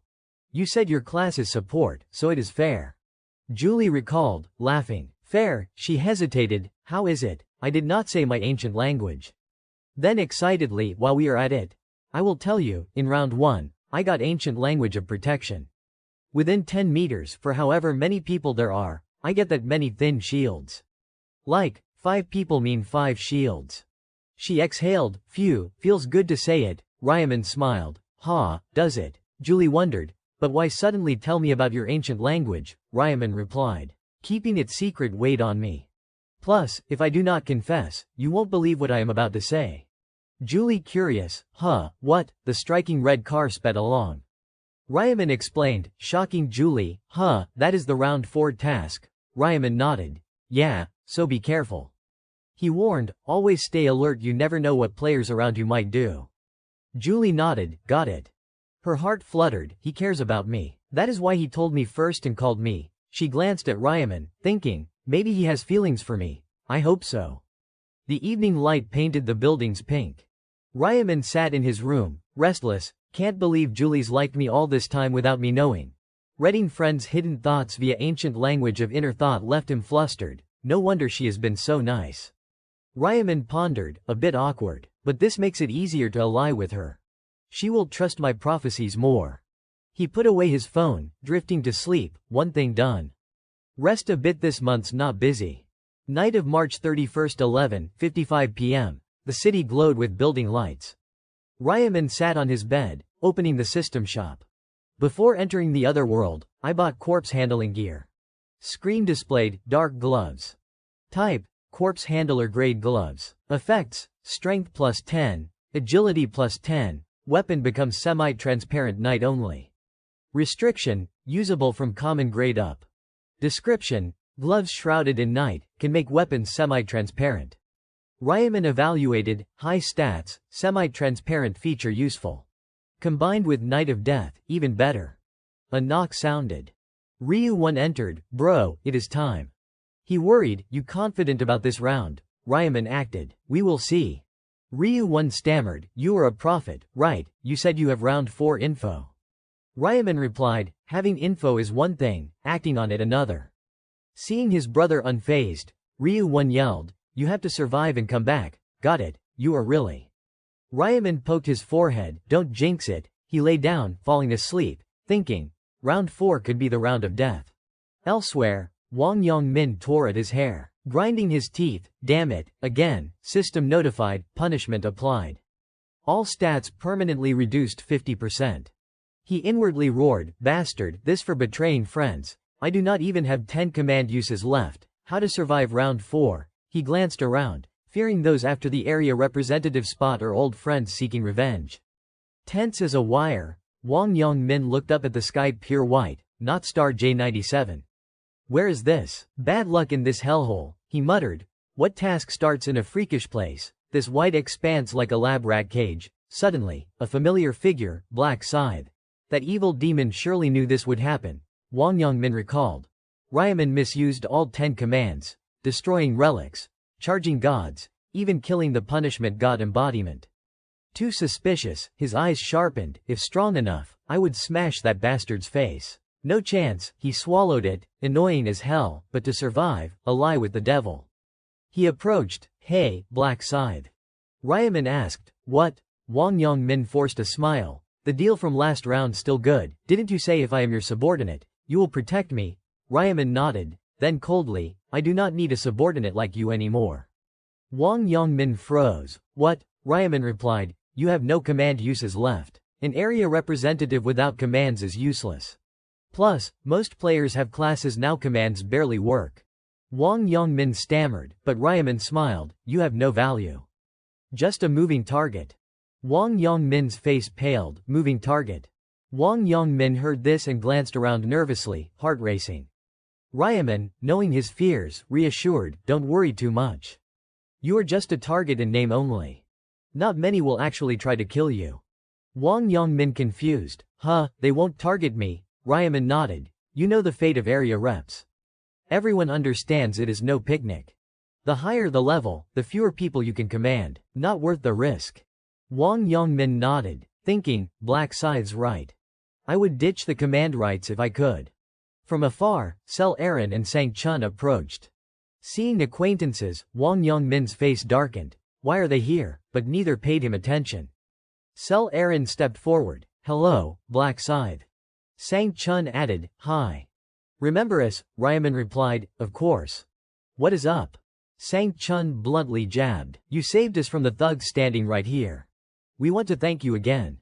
Wang Yongmin seethed, thug. Before he could speak, Ryaman cut in coldly, one thank you is enough.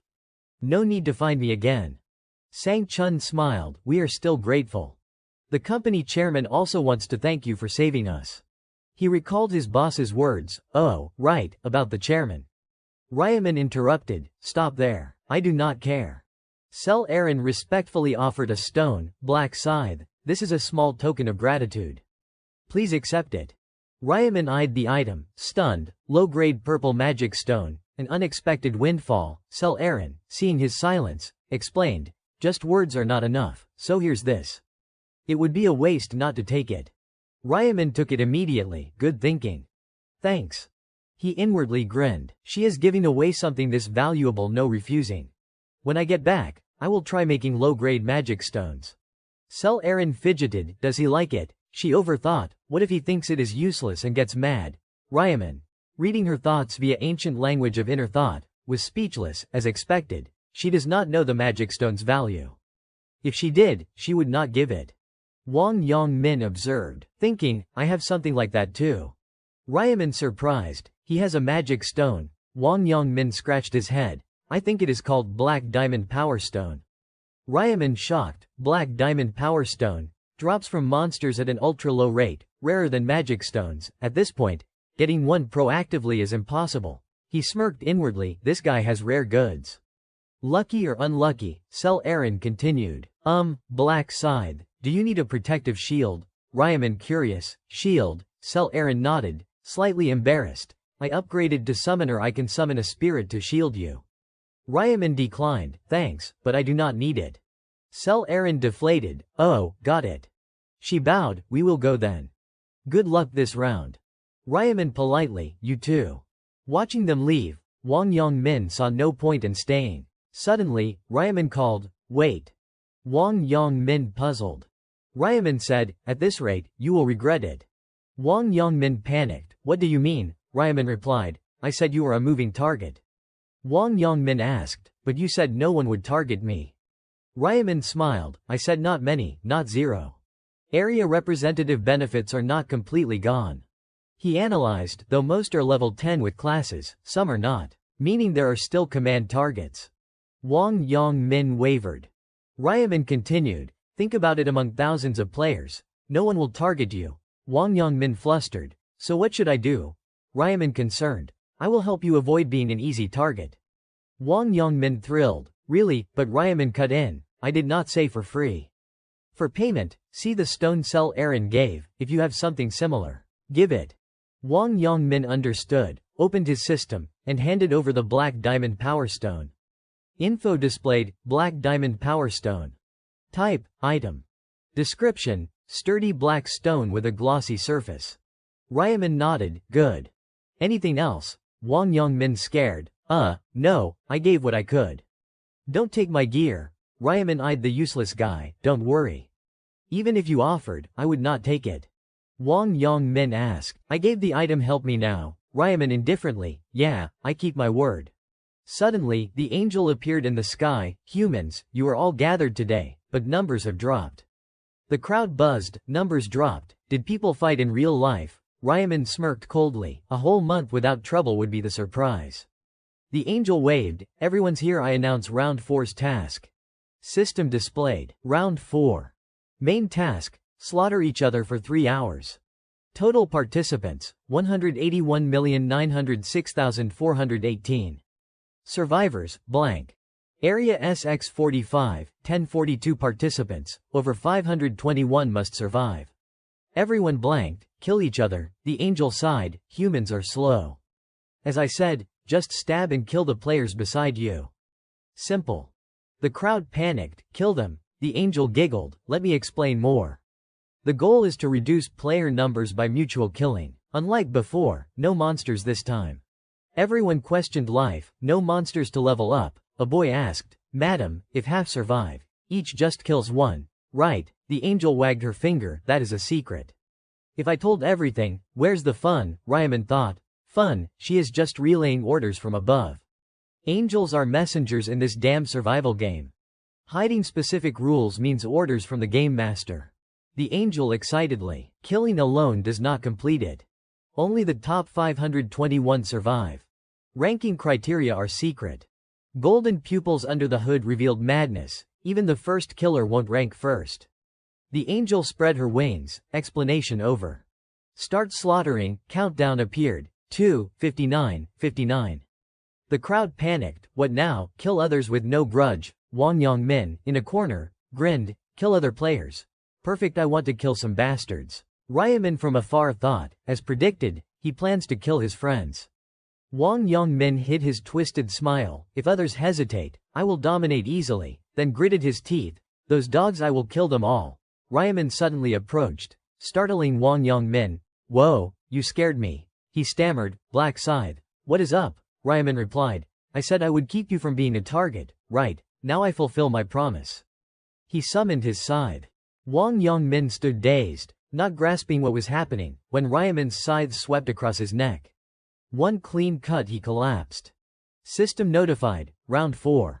Side quest, eliminate the area representative within the time limit. Reward, lowest grade mana stone draw ticket.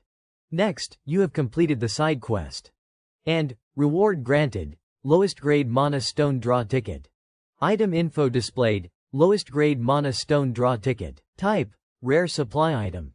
Effect, randomly supplies 1/5 lowest grade mana stones in the next round. Restriction, usable from apprentice grade up.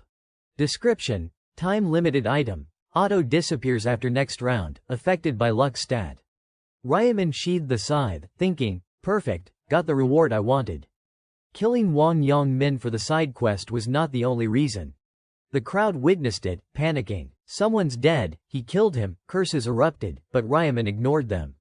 He thought, not long ago, they targeted the representative position, wanting to kill him. Hypocrites, pretending to be decent now.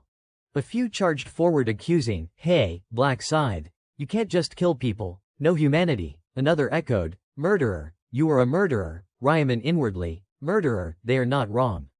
I killed Jang Sohyun and will kill countless more until round 20. His face stayed ice cold, but I never kill without reason. In this round, kill or fail whether I want to or not. He recalled the rules. Round 4. Main task, slaughter each other for 3 hours. Total participants, 181,906,418. Survivors, 0 per 90,953,209. Area SX45, 1042 participants, 0 per 521 survivors. Ryaman smirked coldly. Even knowing this, they condemn me. The crowd schemed, if things go well, we can incite everyone to kill Black Scythe. Ruin his reputation. Group attack, he can't do anything. Can't let him become area rep. Ryaman, reading their thoughts via ancient language of inner thought, sneered, think you have got a golden opportunity, laughable. A few, provoked by his smile, "You find this funny, psycho?" Then the system announced, "Player Black Scythe is the new area representative for SX-45-5. The crowd gaped. "Huh, Black Scythe's the rep. Tiger with wings," Ryaman provoked. "What is wrong? Why stop yelling? Now I am the representative, are you scared?" He laughed. "Aha, afraid of commands. Guess you have not changed classes yet." One denied. "What are you saying?" Suddenly, Fatty pointed in terror. "Look over there." The crowd eyed Ryaman's name tag. Black Scythe's name changed color. Why only his, Ryaman thought. Probably from bright gold to red. He recalled the rule, kill someone nickname turns red. More kills, darker red. Red names mark killers, becoming targets. He inwardly smiled, primitive hunter rifle, gold name kill and turn red, prey for thousands. Kill a killer, become one, then a target. The crowd wrestled internally, hesitate now, but this will cause many deaths. Ryaman ignited. "What are you doing? I am sure you do not have time to waste." The crowd raged. "You, stop, murderer," Ryaman calmly, acting like I am the only one who wanted the representative dead. "What about those rushing Wang Yongmin last round, kissing him?" A few lines shut down the outrage. Ryaman walked off, "Kill or be killed. Don't say you have survived this long without knowing the rule." He mocked, "Stop the hypocrisy. Face reality. If your life's threatened, you would stab the threat without hesitation." Ryaman coldly, "Now's not the time to idle. If worried, argue like last vote." He silently left, thinking, even without me, they will fight. But wasting time means fewer than 521 survivors. A woman spoke up, like Black Scythe said, "We can't just stand here. Do something." Scarface sneered, "Got a proposal? Chat." She angered, "Why mock me? I am discussing what to do." Scarface combative, "One-on-one duels for fairness," his friend sighed. "Fight to kill, where's the fairness? This is not a game, we do not have time." Scarface gritted, "What did you say?" Sell Aaron, on the sidelines, worried, "Bodyguard, what do we do? Really kill like Black Scythe said." Sang Chun nodded, "Of course. Otherwise, we get killed. Why care about strangers' lives?" He reminded, "I agree with Black Scythe. Steel yourself. Killing is not fun." Sell Aaron mumbled, "You talk like you have killed before." Sang Chun dodged, "No, just guessing." She asked, "Who should we kill?" Sang Chun, "Depends on the situation." Small groups argued loudly, "Decide who to kill. Those who've killed are perfect targets." One objected, "Who gave you the right?" Ponytail bluntly, "You mean kill Black Scythe?" Another cold laugh, "Black Scythe's insane. How to kill a third tier?" One agreed. "Even ganging up, we can't take him." Fearing Ryaman overheard, someone hushed, "Quiet, what if he hears?" Ryaman thought, "I heard everything."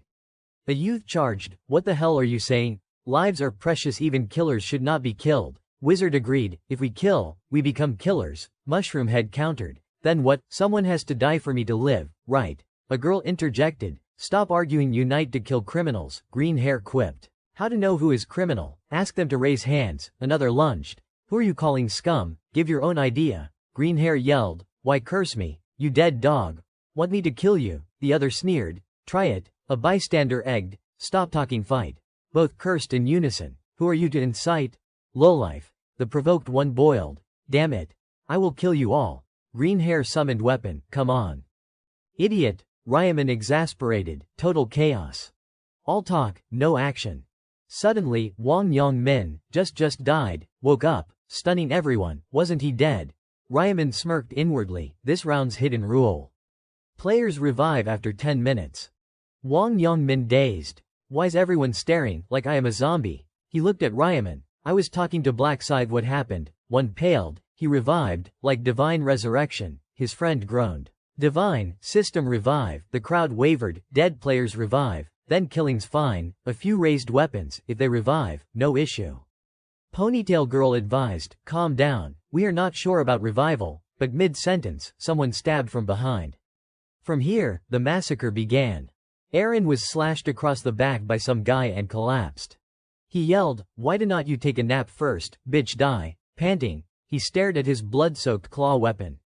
"No rest yet, get up, we have still got fighting to do." The sight of Aaron's blood-drenched body on the ground terrified the onlookers. A guy stepped forward, worried, "But she is not reviving." Another beside him, "Let us wait, she might not come back." Then someone recalled. Thinking about it, that guy revived after 10 minutes. Green hair shouted, "Hey everyone, let us wait for her to revive." The crowd agreed. I am in, me too. 10 minutes later, Erin's body glowed, back wounds healing. She struggled up, stretched, looking utterly relaxed. Suddenly, she realized something. Erin stood. "Which of you bastards did this? Who backstabbed me?" From behind, a guy charged for another slash. "Me, bitch." Before touching her, black dragon fire cleaved him one hit to heaven. He boasted, "So they revive after 10 minutes." The witnesses could not believe their eyes. Black Scythe stood behind the crowd, observing. He thought, even proving revival, killing still feels wrong to them. But humans adapt. Circumstances reveal their madness. Suddenly, another lunged, sword piercing straight through. "Screw it, whatever." Another swept a clean cut across a back. "Doesn't matter, I do not care anymore." A pair clashed. "Die, you are all insane." A silver-haired youth, stabbed in the gut, cursed. The brown-haired attacker said, "Sorry, no grudge." Silver hair charged without thinking, "Taste your own medicine." Brown hair screamed, "Please die already, stop resisting, you will revive anyway." Silver hair slashed sweetly. Brown-haired blood spraying, "If it is fine, why do not you die now?" Chaos, everyone hacking wildly. About 1,000 players butchered each other savagely. A battlefield. Black Scythe acted, scythe materializing. He thought, time to join. As he approached, people gasped, "HMPH, Black Scythe." A swish scythe cleaved several. From behind, a group who'd seen his power nodded signals. They charged, "Our chance," but before finishing, Black Scythe ended them. He thought, "I noticed you can't sneak me." Elsewhere, one pounded a downed foe. "Die." Black Scythe glanced, "Ah, him too." Watching the beating, calling round 4 Black Dragon Fire's round is not exaggeration. With devouring ancient language, this is a feast for him. Eyeing the battlefield, his name's so dark he has killed about 10. Needs a few revives. Black Dragon Fire laughed madly, thinking, didn't expect killing players boost stats too. Great deal. New monsters did, but players same.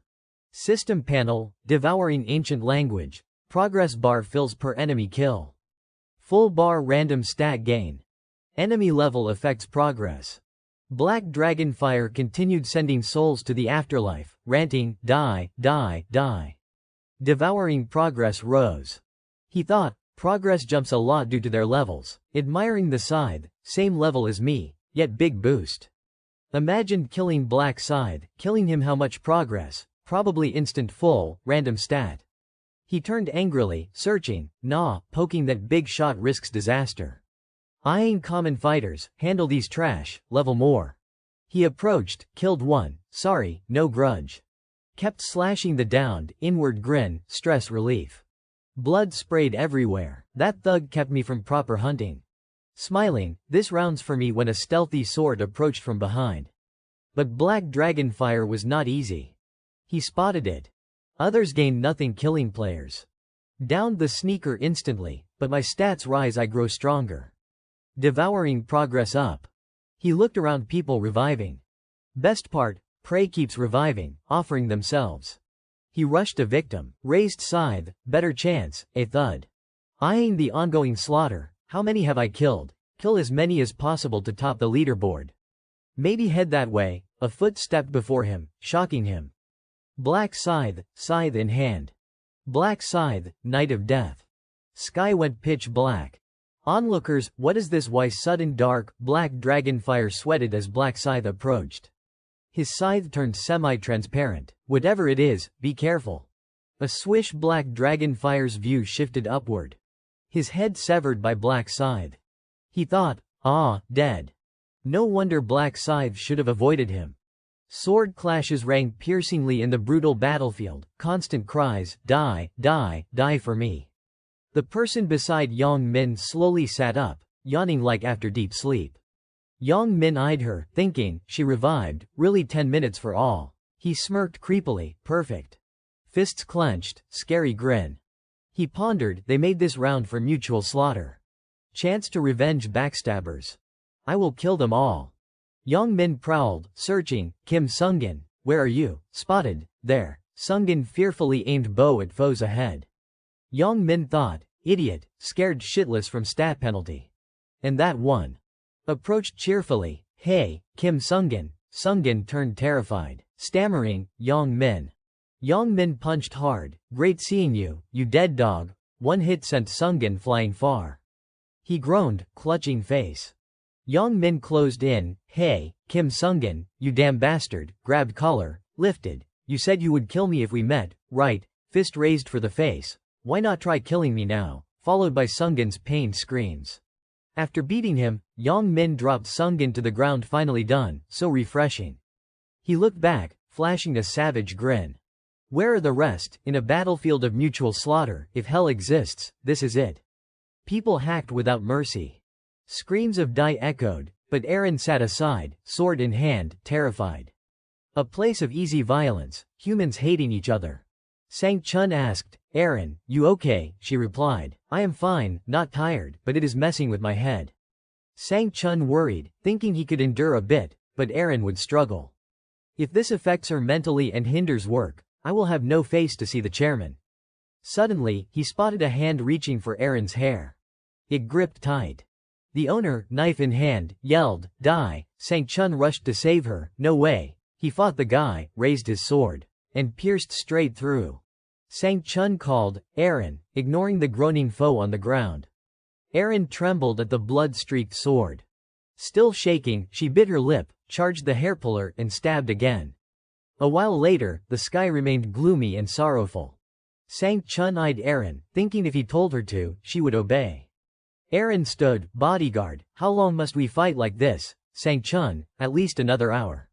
Aaron, face sad, I can't watch them die anymore. How can people kill like this? Sang Chun saw her weakness, thinking, too soft she has been overprotected. He advised, rest if tired. You have killed about 50, right, Aaron? I think so. Sang Chun turned, that is enough for the leaderboard, leave the rest to me. Aaron stammered, thank you so much. Sang Chun smiled faintly, thinking, I am the one who should thank you, no need to feed them to you anymore. He resumed fighting, I can focus on my own score now. System notified, time left until round ends, 10 minutes 21 seconds. Black Scythe fought fiercely. Seeing the notice, he thought, about 10 minutes, round 4 always drains. A figure approached from behind, but Black Scythe spotted it. He spun, raised scythe, and felled the guy instantly, sending him flying far. Can't miss first place across all areas, I must use every way to strengthen and reach round 20. He dashed like wind, sweeping clean wherever he went. Anyone seeing him fled in fear. No idea how strong the final boss is, no one escapes Black Scythe, so I must get stronger. Black Scythe charged a guy. The terrified foe stared. Black Scythe thought he would send him up, but passed. The guy sat, relieved, I am alive. Black Scythe inwardly, no need to kill those already dead. On the battlefield, assassinations continued. Round 4 ranking is not just most kills, you need most unique ones. Killing the same person twice counts as one. Black Scythe glanced at 2 fighting, thinking, can't kill that one. It was Yang Min pounding someone on the ground. Die, die, he raised bloody hands, smiling satisfied. Black Scythe from afar, he is just repeatedly killing his 3 friends, they won't survive this round. Yang Min turned, saw a friend revive, charged to punch. Hello, revive faster, Black Scythe thought. Dying right after revival leaves no chance for points. System, time left, 1 minute. Black Scythe hunted prey, only 1 minute maximize score. He marked as he went. Silver hair, killed him. Hugging girlfriend, him too. Holding knife, don't remember first time. Quickly, Black Scythe closed in. No time, 1 strike. In a flash, the guy was sent off. Suddenly, golden light enveloped survivors. The angel appeared, was mutual slaughter fun, everyone looked up. Black Scythe inwardly, killing others, how is it fun, angel, oh, look at that messy blood ruined this clean space. Twirling hair, anyway, you completed the slaughter task well. Before results, revive those you killed in front of you. Black Scythe thought, like I am reviving them, actually the system. Lost arms regrew. Golden light healed wounds and revived the dead. Ryu Wan, revived, surprised, yelled, Wang Yang Min, others behind cursed, I will kill you. Yang Min smirked at Ryu Wan, you only lost to Zhangshik. Yang Min angered, what the hell are you saying, kill you bastards. Angel, seeing the cursing, silence, revealed scary eyes. Any human speaks now, I will make your head bloom. Everyone shut up. Angel softened, quiet now if all revived, let us see results. Continued, first, recall this round's task. Below wondered, side quest 2. Angel snapped fingers, of course think there is not, stupid, system. Round 4 side quest. Eliminate area representative within time limit. Reward, lowest grade mana stone draw ticket. A guy read, puzzled, eliminate representative that is a quest, Angel, yes, stupid human. Only one in this area completed it. Black Scythe, everyone stared at him. Whispers, Black Scythe now recall. He killed Wang Yongmin first, Black Dragon Fire glared angrily. Black Scythe thought, becoming representative this round was good. Yongmin stared silently at the panel, if I knew, I would have killed Wang Yongmin.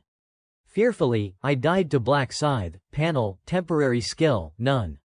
He thought, nothing lost temporary commands.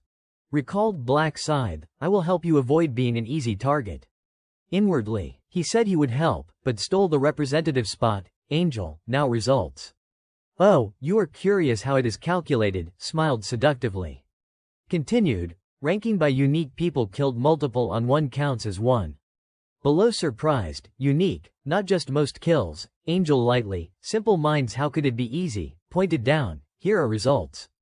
Round 4 overall, first Black Scythe, second Fool, third Ma Zhonglok. Current area, first Black Scythe, second Cute Little Bird, third and Sang Chun. Angel smiled creepily, oh, Black Scythe first again. Black Scythe glared up at the Angel, eyes flashing anger.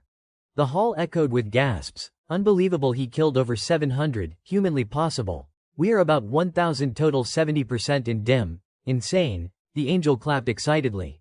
Wow. You alone killed 722. Impressive must reward, congrats. You are first in your area, congrats, first overall. Area first reward, mid-rare armor selection ticket. Overall first, mid-special reward selection. Ryaman thought, mid-rare armor ticket, perfect time to upgrade. System, choose one mid-rare armor. Options, shining bronze armor, blood-stained assassin garb, dark cloak. Ryaman selected blood-stained assassin garb, number 2. System updated, blood-stained assassin garb, type, rare body armor, defense, 60, effects. Agility +4, attack speed +8%, speed +5%, durability, 600/600, restriction, common grade up, description. Blood red outfit worn by an assassin, sometimes reeks of blood. Ryaman seriously, next, special reward. Choose 1, 1.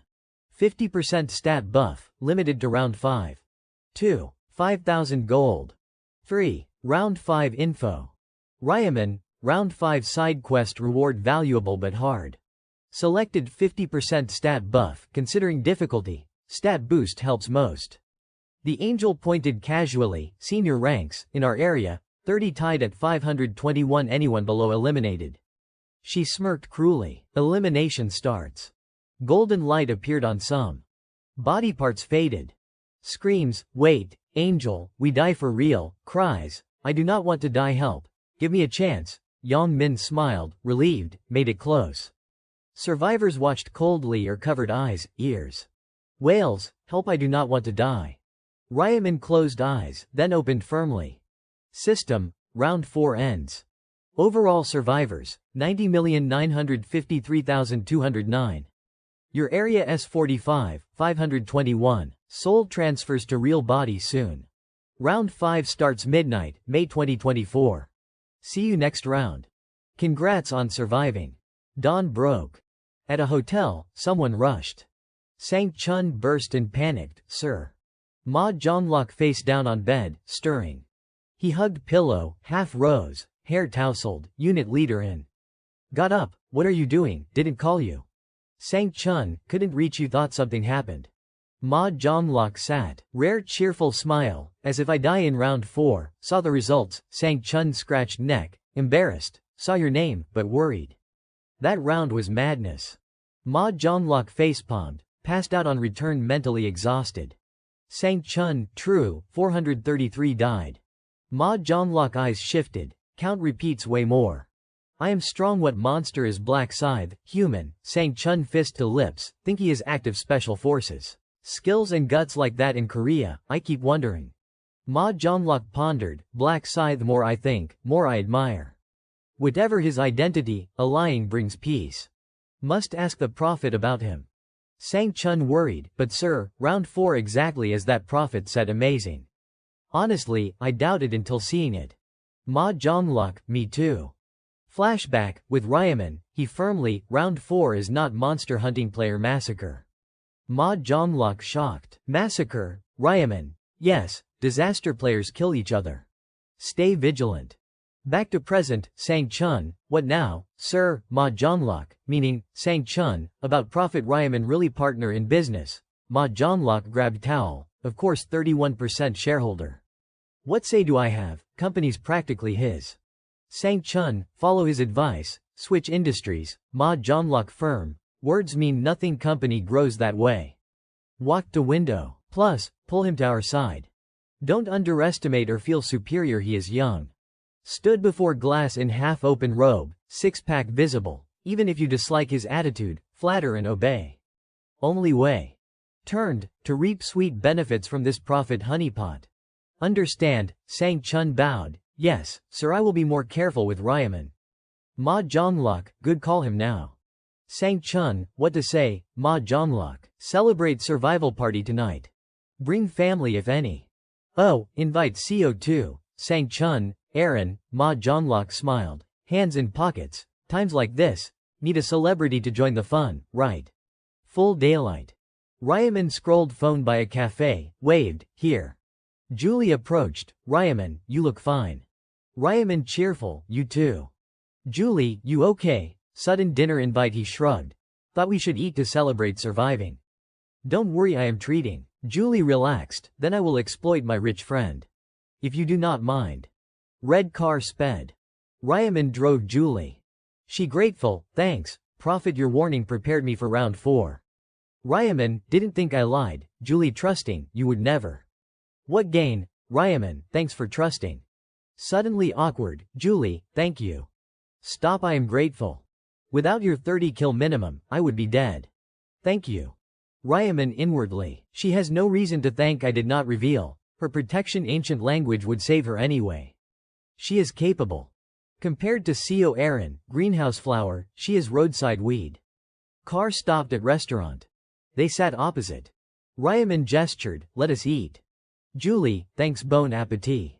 Ryaman helpless smile, offered food. How many thanks now? Julie shyly chopsticked, worried. A killer like me should I do this? Came because Ryaman called, but peaceful meal.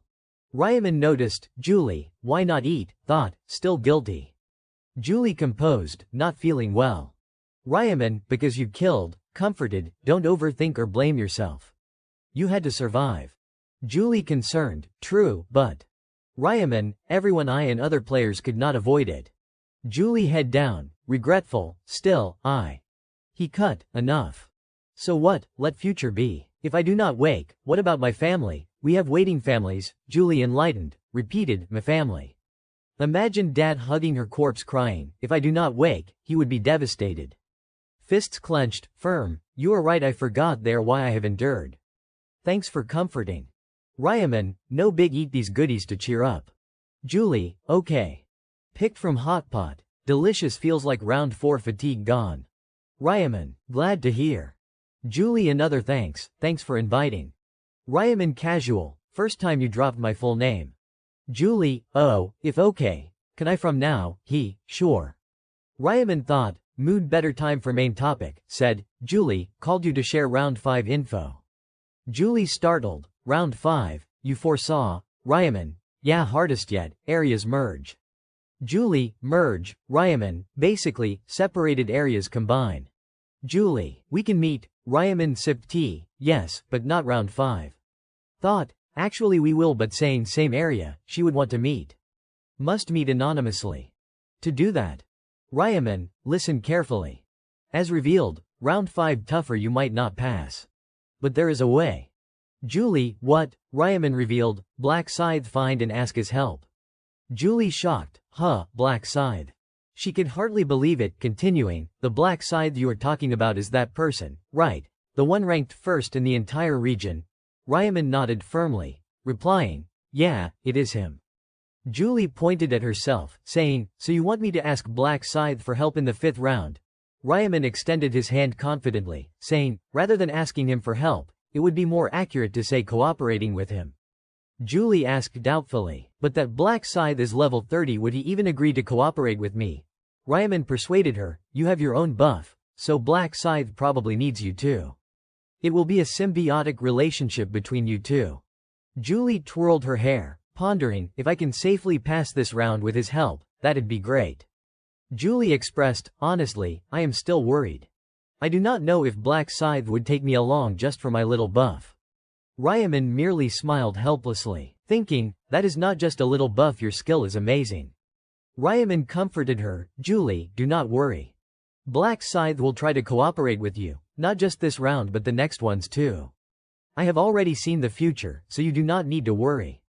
Julie, still anxious, asked, really? She smiled, saying, thanks for giving me such important information.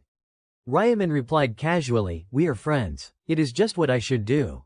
Suddenly, Julie remembered something and said cheerfully, oh, can you hold out your hand for a second? Julie released a stream of green light into Ryaman's hand, saying, I should give you something in return. Right? The gentle green light enveloped Ryaman, and he grinned widely, saying, thanks, Julie. He thought happily, I knew she would buff me, I know she does not like owing anyone. Ryaman's radiant smile made Julie blush. She did not know he was thinking, now I can go home and use that. The system announced, all stats have increased by 50% due to the blessing skill effect. Current kills, 100 per 100.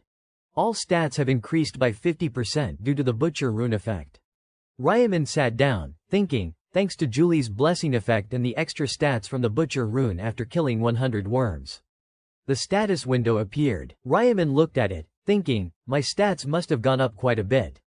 Status window. Ryaman, nickname, Black Scythe, tier, normal, level, 30, class, Reaper, titles, last time traveler hidden, first to kill an angel hidden, challenger of divine punishment hidden, stats, strength 93, intelligence 111, agility 105, luck 84, stat points, 0. He noticed the luck stat, luck at 84. Ryaman drew a card from the air, thinking, with luck this high, I can expect something good. The system displayed, lowest tier magic stone draw ticket, type, rare supply item, effect. Randomly supplies 1 to 5 lowest tier magic stones, usage limit, until the next round, apprentice level and above, description. A time-limited item that randomly provides magic stones. If unused by the next round, it automatically disappears. Affected by luck stat. Ryaman looked at the ticket. If I were normal, I would probably pray to the gods for something decent. He smirked, continuing his thoughts, but screw praying to that damn god. A goddess dressed all in white, with an angel-winged hat covering her eyes, extended her hand forward, saying, we will play 20 rounds on the first day of every month. Your souls will be transported to another dimension to play a game. Ryaman continued speculating, I do not know who she is, but this is definitely caused by a god. Who else could grab 8 billion people and throw them into a deadly game? The one behind all this must be a god toying with humans. Thinking this, Ryaman's face hardened as he let his thoughts drift. If I clear the final round and can make one wish come true, I will wish for that bastard god who created this disgusting game to die without a whole corpse. Ryaman raised his hand. Golden light appeared around him. The system reported, lowest tier magic stone draw ticket used. Congratulations, you have drawn 5 lowest tier magic stones. Items obtained, lowest tier red magic stone x2, lowest tier yellow magic stone, lowest tier green magic stone, lowest tier purple magic stone. Ryaman was stunned. 5 is the maximum. He smiled mockingly, thinking, I got the best result by cursing instead of praying to the gods. Hey, I am lucky. Ryaman tapped the system panel, thinking, alright, time to combine. First, I will put the 2 lowest tier red magic stones together and hit combine. The system displayed, combination successful. You have created 1 low tier red magic stone. Ryaman held the pink stone, thinking satisfied. Combining same color, same tier magic stones like this yields a higher tier 1. Along with the magic stone from CO Aaron and the one from the draw ticket. The system announced, combination successful. You have created one low-tier purple magic stone. Ryaman focused on the system panel. Next, if I combine a magic stone with an item. Combination successful. Assassin's Hood gained plus 2% damage. He thought, great, now the rest. Shadow Gloves, all stats plus 2%. Resistance Ring gained plus 2 luck. Elven Long Boots gained plus 2 agility. He continued, I will detach the blue magic stone from the hunter's armor. Bloodstained Assassin's Shirt gained plus 1% damage reduction. After finishing, Ryaman smiled satisfied. I have used up all the magic stones I had. Trading info for that buff was worth it. The sky was gradually darkening. Twilight light shone on the high-rise building, creating a gentle, tranquil beauty. Ryaman thought, time to prepare to meet Ma Jonglok. Ryu-1 stiffened, asking, so you were sitting on the sofa talking with Ryaman, the chairman of the company my brother invested in, he is the heir to the conglomerate. Ryaman replied. Yeah, I was invited to the party as their business partner, and in the future we will collaborate. Ryu-1 pitifully trembled, saying, can I really go to a place like that? Ryaman casually tied his tie, gently replying, he said I could bring family, so do not worry. Your tie's crooked. Suddenly there was a knock. Ryaman, startled, jumped up, saying, they are here. Ryaman stood straight, urging, let us go. Ryaman opened the door. Beside him stood obedient Ryu-1, hands clasped tensely. Ryu-1 stared blankly at the person outside. Sang-chun bowed 45 degrees, saying, hello, I am here to escort you. Ryu-1 clung to Ryaman's shoulder, warily saying, that is the guy we met before. Sang-chun asked, this is? Ryaman replied, my little brother. Sang-chun handed a business card to Ryu-1, introducing, sorry for not introducing myself sooner. I am unit leader and Sang-chun.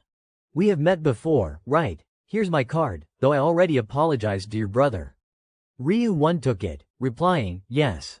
Sang-chun continued, but I am truly sorry for treating you rudely before.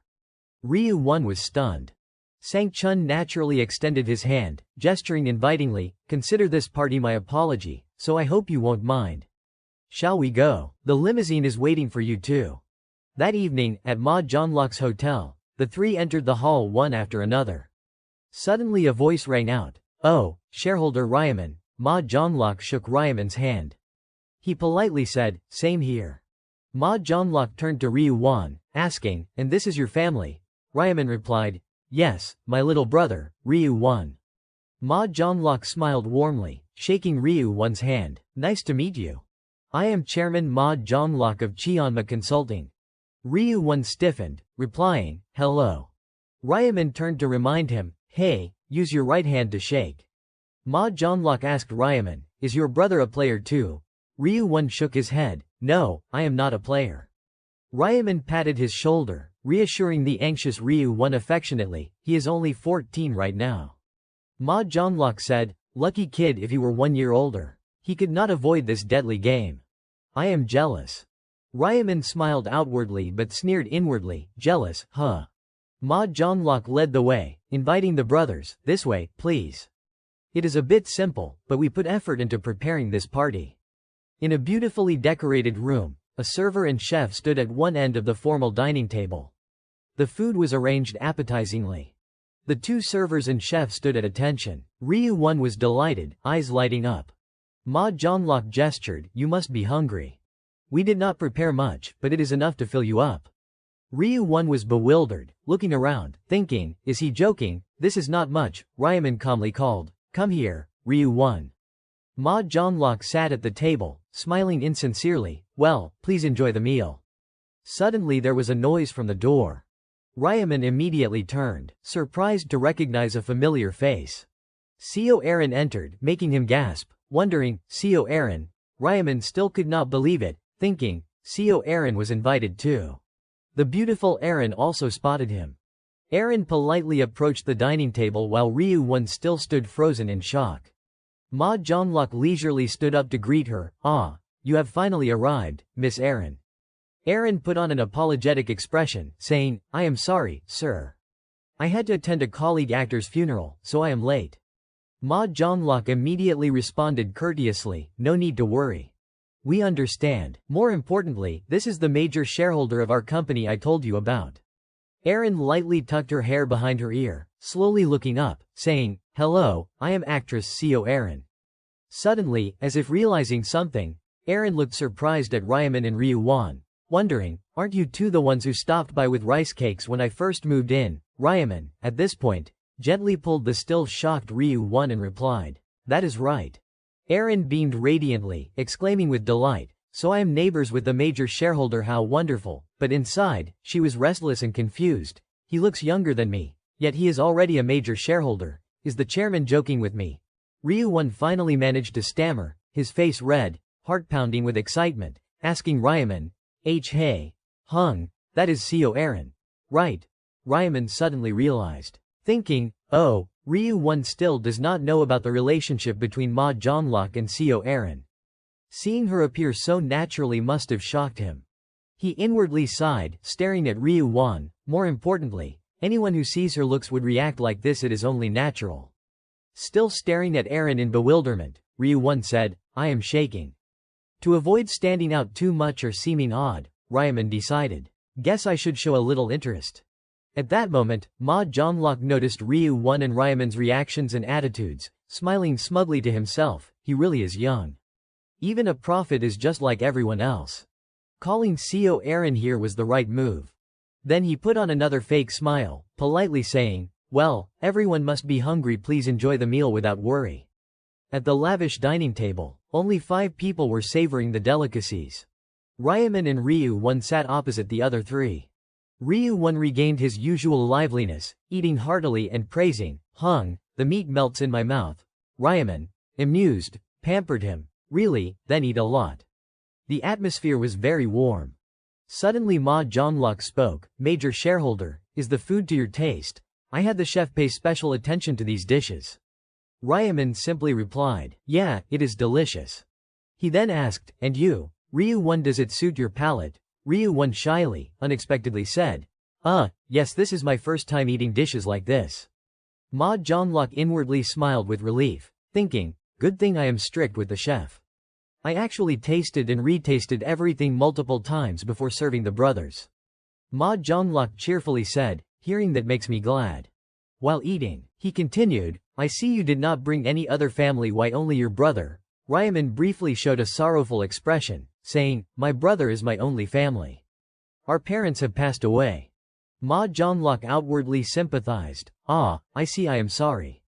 But inside, he was furious for carelessly choosing the wrong topic, inwardly cursing, damn it. He felt awkward, thinking, why did I ask that? The harmonious atmosphere is completely ruined. Seeing this, Ryu Wan's face fell, losing his appetite. Ma Jonglok, dissatisfied, inwardly shouted, damn, I should keep my mouth shut until the mood improves. Then came an awkward silence until everyone finished eating. The servers had already cleared the table and brought dessert some time ago. Ma Jonglok sipped his tea, inwardly calculating, someone needs to fix this atmosphere. He slightly turned his head, looking at Aaron awkwardly drinking tea, inwardly pleading, Miss Aaron, look over here. Aaron felt his gaze but did not intend to respond. He gently set down his cup, stood up, and said, Miss Aaron, can we talk for a moment? Aaron, surprised, quickly agreed, sure. The two left the room, walking down the hallway in awkward silence. Ma Jonglok broke the ice. Listen, Miss Aaron. She quickly replied, yes, Mr. Chairman. He suddenly stopped, calmly asking, was the food good? Aaron, not understanding the intent, casually answered, oh, it was delicious. Ma Jonglok let out a sigh, enough to show his accumulated frustration. He turned to face her, looking at Aaron with angry eyes, asking, do you think I called you here just to let you eat and drink freely? He stared straight at her, continuing to reprimand. I called you here to help make the atmosphere more cheerful. Why are you so slow to understand? She showed a worried and apologetic expression, replying, I am sorry. I thought you just invited me to the party. Ma Jonglok sighed irritably again. Why else would I randomly invite you to a dinner like this? He helplessly rubbed his forehead, asking, didn't unit leader and tell you who that person is, Aaron? Confused, cautiously asked back, "Isn't he the major shareholder?" Ma Jonglok delivered a statement that shocked Aaron. "He is both the major shareholder and a prophet." Aaron blankly repeated, "A prophet?" He explained, "Yes, a prophet. As the name suggests, his class is very special, he can see the future." She inwardly began to understand. Ma Jonglok waved his finger, continuing, "Do you get it now? We have to make him happy. If we know the next round's information in advance, imagine how huge the advantage would be." He continued, full of cunning, "So you need to use that pretty face of yours to agree with everything he says, smile at him." Aaron now felt genuinely scared and uneasy. Ma Jonglok clenched his fist, smiling triumphantly, and used every means to capture that prophet's heart. Aaron felt something was wrong, quickly saying, "Forgive my frankness, but I do not think doing that will."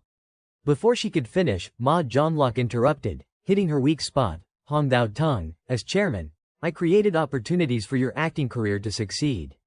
Isn't it time you repaid that debt?" he continued, ignoring her sad expression. "No need to hesitate, use any trick. Just make shareholder Ryaman happy." Aaron fell silent. Seeing her silence, he simply asked a heavy question. "Why are not you answering?" She panicked, stammering, I understand." Ma Jonglok calmly walked away, saying, "I will be watching to see if you seriously try. Let us go now." She inwardly wilted, replying, "Yes." Back in the dining room, the atmosphere was even more awkward than before. Only the two brothers sat opposite Sang Chun, all three silent. Then the door opened. Aaron and Ma Jonglok entered. He spoke, "Sorry to keep everyone waiting, we had some business to discuss, so we are a bit late." Ma Jonglok spoke warmly while subtly nodding back at Aaron. "Looks like dinner is done, shall we move to another location?" At this, Ryaman and Ryu Won headed toward the door, passing between Aaron and Ma Jonglok. Ryaman simply walked past Aaron while she hesitated on how to approach, making Ma Jonglok irritated and disappointed. "I already told her everything she needs to do, why is she still hesitating?" Suddenly Ryu Won politely spoke, Nuna, look at this." Aaron, surprised, replied, What is it?" He shyly gathered his courage, saying, "I am your fan, I think you are even prettier in person. If possible, I hope you can take a photo with me later." Aaron warmly replied, "Oh, thank you." She happily agreed, "Of course." Ryu Won beamed, "Thank you, Nuna," making Ryaman inwardly pat his shoulder in congratulations. Ma Jonglok, seeing this, was flustered. He took out his phone, typed something, and calculated, "The little brother is showing more interest than him, we need to change the plan." At that moment, Aaron's phone lit up. She surprisedly picked it up. The notification showed two message lines. "Change the target, get close to the little brother first." Aaron now looked unwilling and sad, thinking, "He is a fan with pure intentions, but I have to deceive him." They all walked to the next location. Ryaman had already silently noticed Aaron's melancholic expression. He also noticed Ma Jonglok walking ahead smugly.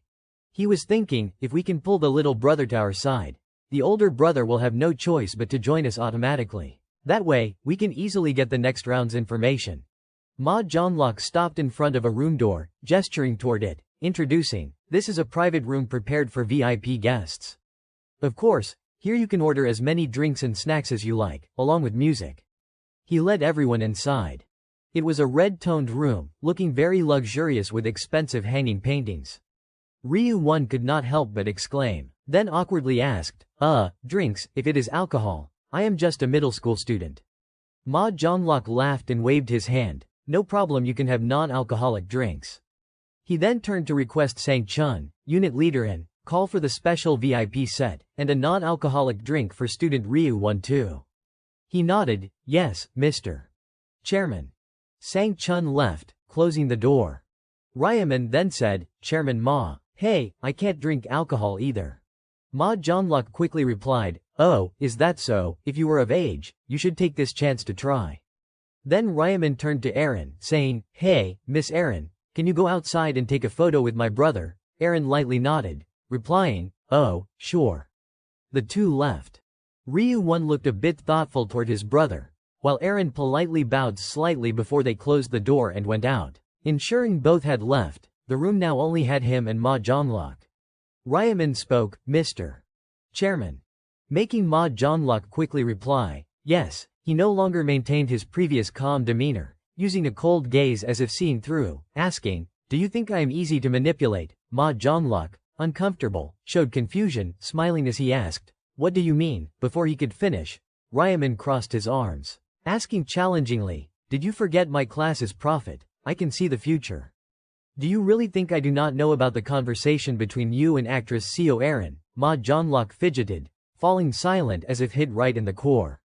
Ryaman asked disappointedly, "How are we supposed to do business like this?" He warned gently, word by word, in a frightening manner, his face full of dissatisfaction as if giving an order. "Mr.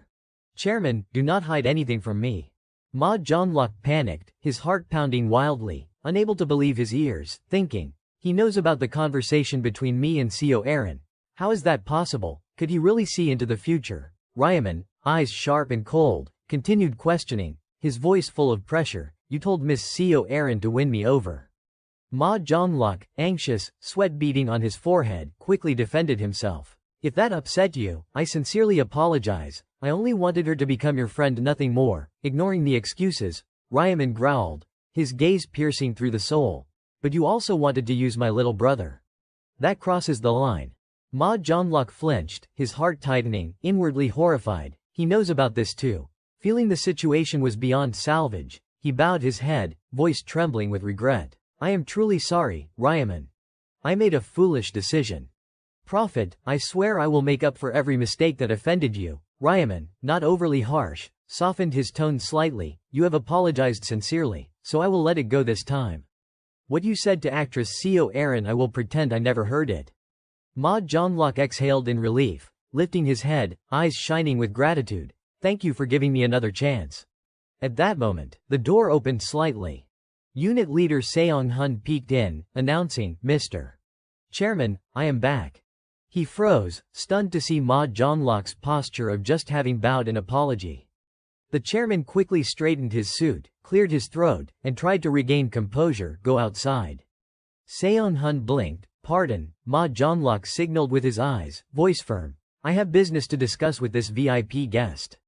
Then he turned to unit leader In. "Take the other two to the next room." Seong Hun quickly understood, replying, "Ah, got it." He left, gently closing the door, leaving the heavy atmosphere behind. Ryaman frowned toward the door, his mood no better. Ma Jonglok inwardly cursed, "Damn it. I meant to use Seo Erin to lighten the mood. How did it make everything worse?" Suddenly, Ryaman spoke, calm but loaded with implication. "Do you want information about the next round?" Ma Jonglok startled, cautiously replying, "Of course, you know about this too." Ryaman stared at him, eyes stern and threatening. "The reason I accepted your party invitation was to provide information about round 5. But if you keep treating me like this, sharing information or cooperating with you will be very difficult." Ma Jonglok hurriedly pleaded, "I am truly sorry, Ryaman, please overlook my mistake." Ryaman looked straight into his eyes, voice firm, "I demand that Mr. Chairman hide nothing from me. In the future, trust me unconditionally."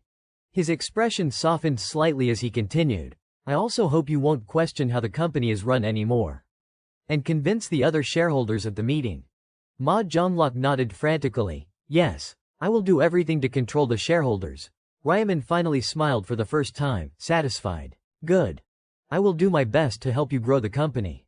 Then he said what Ma Jonglok had been waiting for, "Now I will give you the information about round 5. Ma Jonglok could not hide his joy, eyes gleaming. Ryaman declared coldly, "The difficulty of round 5 is the highest compared to all the rounds we have been through." Ma Jonglok's face immediately changed, filled with extreme worry. Seeing this, Ryaman reassured, "No need to worry. If it is you, there won't be any major problems." Ma Jonglok, still uneasy, asked, "What is the mission for round 5? Ryaman raised 3 fingers. "The mission is to kill 500 orcs, but it is not that simple." He continued seriously, "The areas will merge." Ma Jonglok was stunned. "The areas," Ryaman explained, "since the number of players has decreased significantly. The separated areas will combine into one." Ma Jonglok saw an opportunity, quickly asking, "So we can meet players from other areas, like Black Scythe?" Ryaman shook his head. "You won't be in the same area as the player named Black Scythe." Ma Jonglok, slightly disappointed, asked, "Do you know Black Scythe's identity?" Ryaman teased, "I do not know who he is, but you will meet him soon enough." He inwardly chuckled, thinking, we are meeting right now, are not we? Then seriously, one more thing. You are pursuing someone, right? A person named Wang Yongmin. Ma Zhonglok was shocked. You know about that too. Ryaman replied confidently, I told you hiding anything from me is useless. Ma Zhonglok admired, as expected, your future seeing rune exceeds imagination. Before he could finish, Ryaman cut in, stop investigating. Ma Zhonglok, confused, is there a reason? Ryaman closed his eyes, turned away, warning, if you touch that person, you will suffer great losses. Ma Zhonglok asked, can I know specifically why? Ryaman refused. I can only say this much. Ma Zhonglok pondered, hand to his mouth, then nodded, I understand. We will stop investigating Wang Yongmin. Ma Zhonglok smiled, walking toward the door, suggesting, shall we restart the party? This time no alcohol to keep the atmosphere harmonious. Let me call the others back. Ryaman nodded, sure. As he left the room and closed the door, Ma Zhonglok's smile vanished, his face showing exhaustion, thinking, phew, I need to go relieve some stress tonight. Under pouring rain, in a dark narrow alley, a man panted heavily, running for his life. Clutching his severed right shoulder, blood pouring out, he headed toward the light from a house, face full of urgency and despair. Suddenly, he stopped at an iron gate. Bright light illuminated his terrified face. A scream of awe escaped, mixing with the rain. Another figure slowly approached. A sharp sword swung up.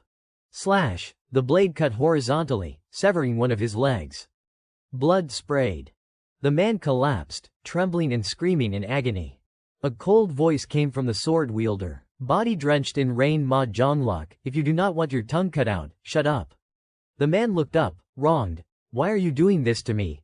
What did I do wrong? Ma Zhonglok sheathed his sword, voice contemptuous. A child rapist like you still making excuses. You really do not know, the man sobbed, raising a bloody hand in plea. Wait, that was a long time ago. I served my time, I was released. Now I am just an old man. Ignoring the begging, Ma Zhonglok stabbed hard into his back.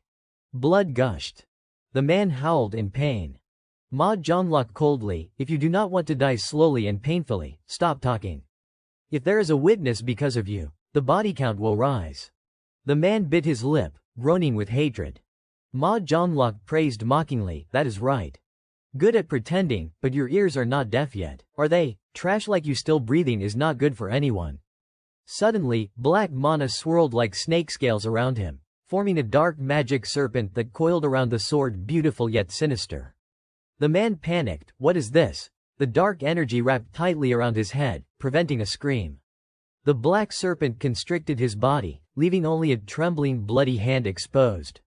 Ma Zhonglok clicked his tongue, thinking, if I did not need to replenish my dark mana, I would kill scum like you instantly. Then self-rebutting, but to use the dark halo, I need dark mana. He raised the sword. Dark mana flowed along the blade. He inwardly sighed, to replenish dark mana, I have to take lives. One horizontal slash. The man's plump body was cut in half. Ma Zhonglok thought, killing people yields more dark mana than killing monsters. He brushed his hair back, revealing satisfied eyes. Dark Knight is not at the perfect class. Looking at the corpse, he cheerfully thought, cleaning up this trash really relieves stress.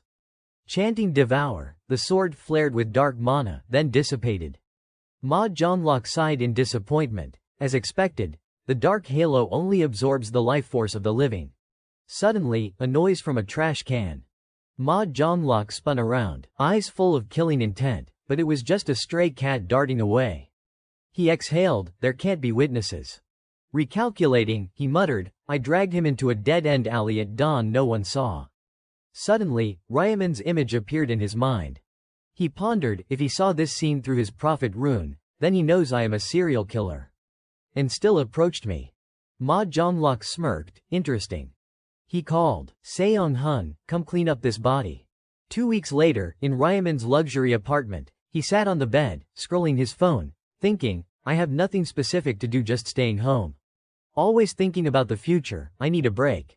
Scrolling to the headline, players will change the world order, Ryaman decided, today, the rest period ends. He tapped to join the group, sighing, time to act. thinking of the deep blue stone radiating noble aura. Ryaman confidently, now to retrieve one of the 5 runes in the real-world replication rune. Top news flooded the internet, screaming the horrifying truth.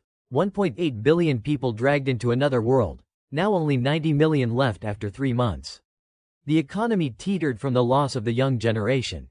Schools nationwide shut down. In the society section, a heartbreaking headline, endless grief, parents and siblings worldwide drowning in sorrow, accompanied by silent white chrysanthemums. The one reading these headlines was Hyung Taek, player name, Black Dragonflame. He lounged in a classroom chair, hands bloodied, holding his phone. Around him, blood pooled. A massive double-bladed battle axe, also caked in gore, hung at his side. He grimaced, voice dripping contempt. Only round 4 and already a pile of dead. What a bunch of useless trash. Scrolling further, he read, player caused deaths skyrocket after round 4. Thousands of surveillance cameras destroyed. Cities lawless at night. Players opposing the government formed an online community. Public anxiety rises. Emergency solutions. Criminal psychologists say people have lost motivation to work. The more he read, the more Black Dragonflame smirked with delight. What a mess. If they were players, they would do the same. Hyung Taek limped to his feet, plump body surrounded by student corpses. Axe on his shoulder, he grumbled, what is wrong with doing whatever before dying? Those hypocritical bastards in power, that is why they should not always cage us. Can't do this, can't do that. It is all because of restrictions and rules. He swung the axe powerfully. One heavy chop into the floor cracked it, debris flying. Black Dragonflame roared, voice seething, that is why we are all exploding now, sighing lazily. He reassured himself, whatever, it does not matter anymore. No one can stop me. His face twisted into a sleazy, thrilled grin. He thought, I am a player, I am superior to all of them. The classroom scene, axe embedded in the floor, a dozen bloody corpses around, clear axe wounds. Black Dragonflame smiled smugly, who should I kill next? Looking at his hands, he calculated, I just killed in real life, but feel nothing. Is it because I went through hell in round 4? Scratching his head, he complained, but only 1 point per person, stingy. Is it because they are civilians? Recalling the joy in that world, he thought, round 4 was truly awesome. Black Dragonflame remembered the item notification. Devour rune effect, stat stack when killing enemies. At full stacks, gain a random stat. Stack amount proportional to enemy level. He sighed, even better than killing monsters. Opening the classroom door, he left, regretting, I want to kill players instead of civilians, they give more points. Continuing to scroll, he noticed, government opposing players formed an online community. Black Dragonflame perked up, oh, is there an online player forum? He grinned wickedly, can I join and meet other players to kill? Smugly, he thought. This way I will get way more points. Clicking join, the description appeared, the nation's first online forum to help players. Below were instructions and personal info questions. Hyung Taek grumbled, what, they want all my info and an interview, what a hassle. He motivated himself, but I need to get in to meet players. Entering info, he gloated, other players would never expect someone out there killing fellow players. The next morning, at a modest house surrounded by dense trees, Black Dragonflame stood at the door in casual clothes, checking his phone. Is this the place? Interviewer's message, please come to Welcome Cafe in Wabu Namyang before noon. Order anything. He checked the address, thinking, this is it. Recalling the long trip, he gritted his teeth, cursing inwardly, damn it, they dragged me to the middle of nowhere.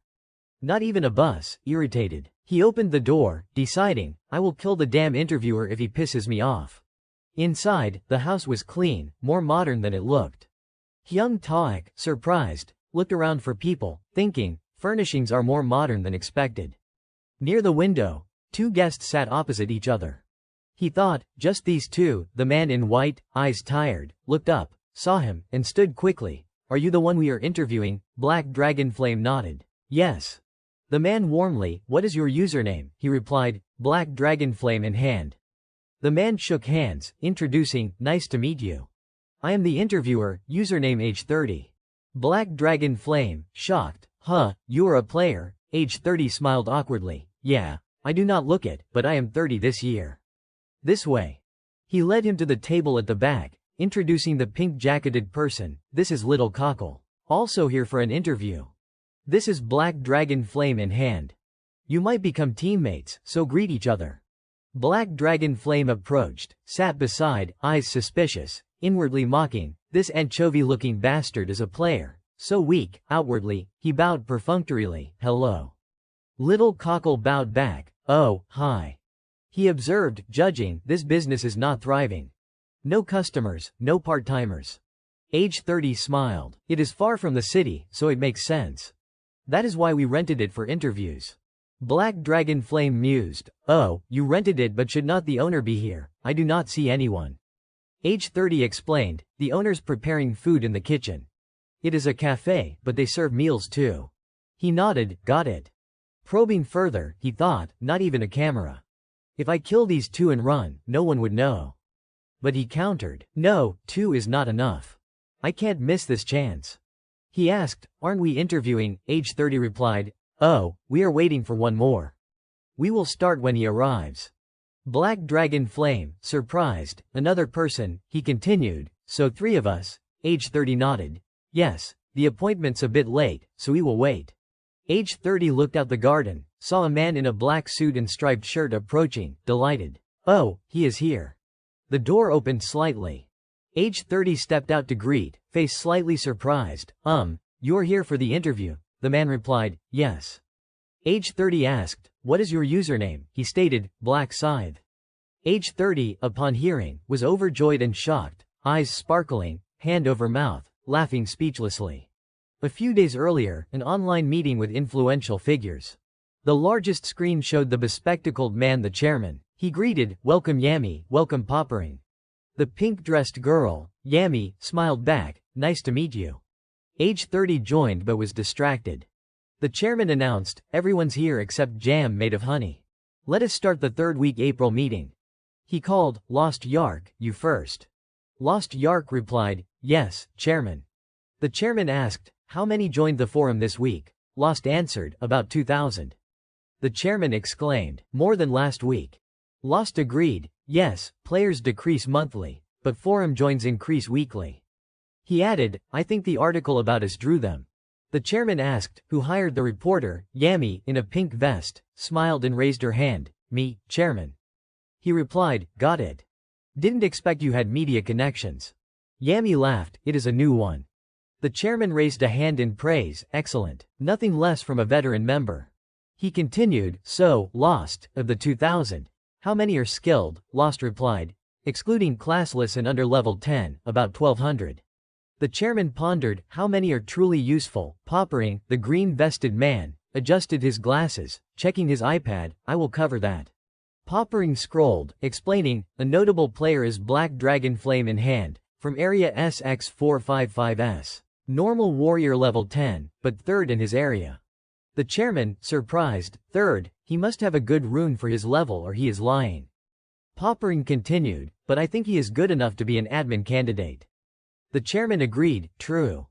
Anyone else? Poppering said, another is Little Cockle, from area SC27, consistently 4th to 10th. He added, besides them, 50 players in their area's top 100. The chairman, pleased, quite a few. Looks like I will be busy interviewing. He turned, critically, right, my age 30, dozing, jolted, sorry.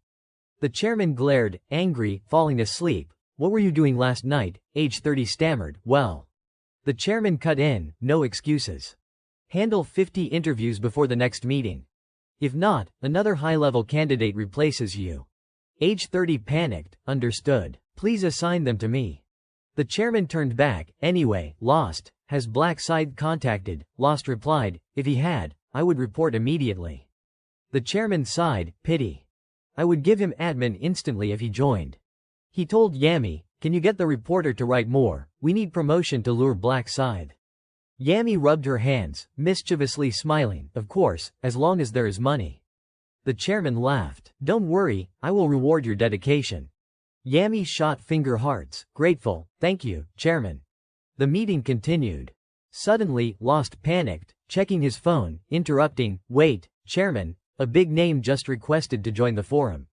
The chairman, surprised, who? Lost, trembling, Black Scythe. The 6 in the meeting froze, utterly shocked. Back at the interview, age 30 shook hands with the self-proclaimed Black Scythe. Warmly, nice to meet you. Getting here was not too hard, right? Black Scythe replied curtly, it was. Age 30, flustered, scratched his head, smiling awkwardly, sorry about that. It is the best for privacy. He praised, anyway, you are really handsome. Must be popular with girls. Leading Black Scythe to the seat, he pulled out a chair, please sit. Then introduced, these two are here for interviews like you. Black Dragon Flame had been staring, gritting his teeth, visibly annoyed. Little Cockle observed closely, only bowing lightly, oh, hi. Black Scythe crossed his arms, leaned back arrogantly, nodding slightly, I am Black Scythe. Little Cockle looked up, smiling, revealing his face the real Ryaman, the true Black Scythe. He introduced himself, I am Little Cockle, while inwardly laughing, that bastard's hilarious. Black Dragon Flame clenched his fists, sweat pouring out, eyes panicked. That is Black Scythe, the one who killed me 5 times. I really want to ask if we have met in real life. Why does he enjoy killing me so much? Age 30 spoke up, voice breaking the tension, Black Dragon Flame, what is wrong? Not going to introduce yourself. The fat guy, tense, head bowed, stammered, Hello, I am Black Dragon Flame. The young man in the suit, claiming to be Black Scythe, arms crossed, nodded satisfied.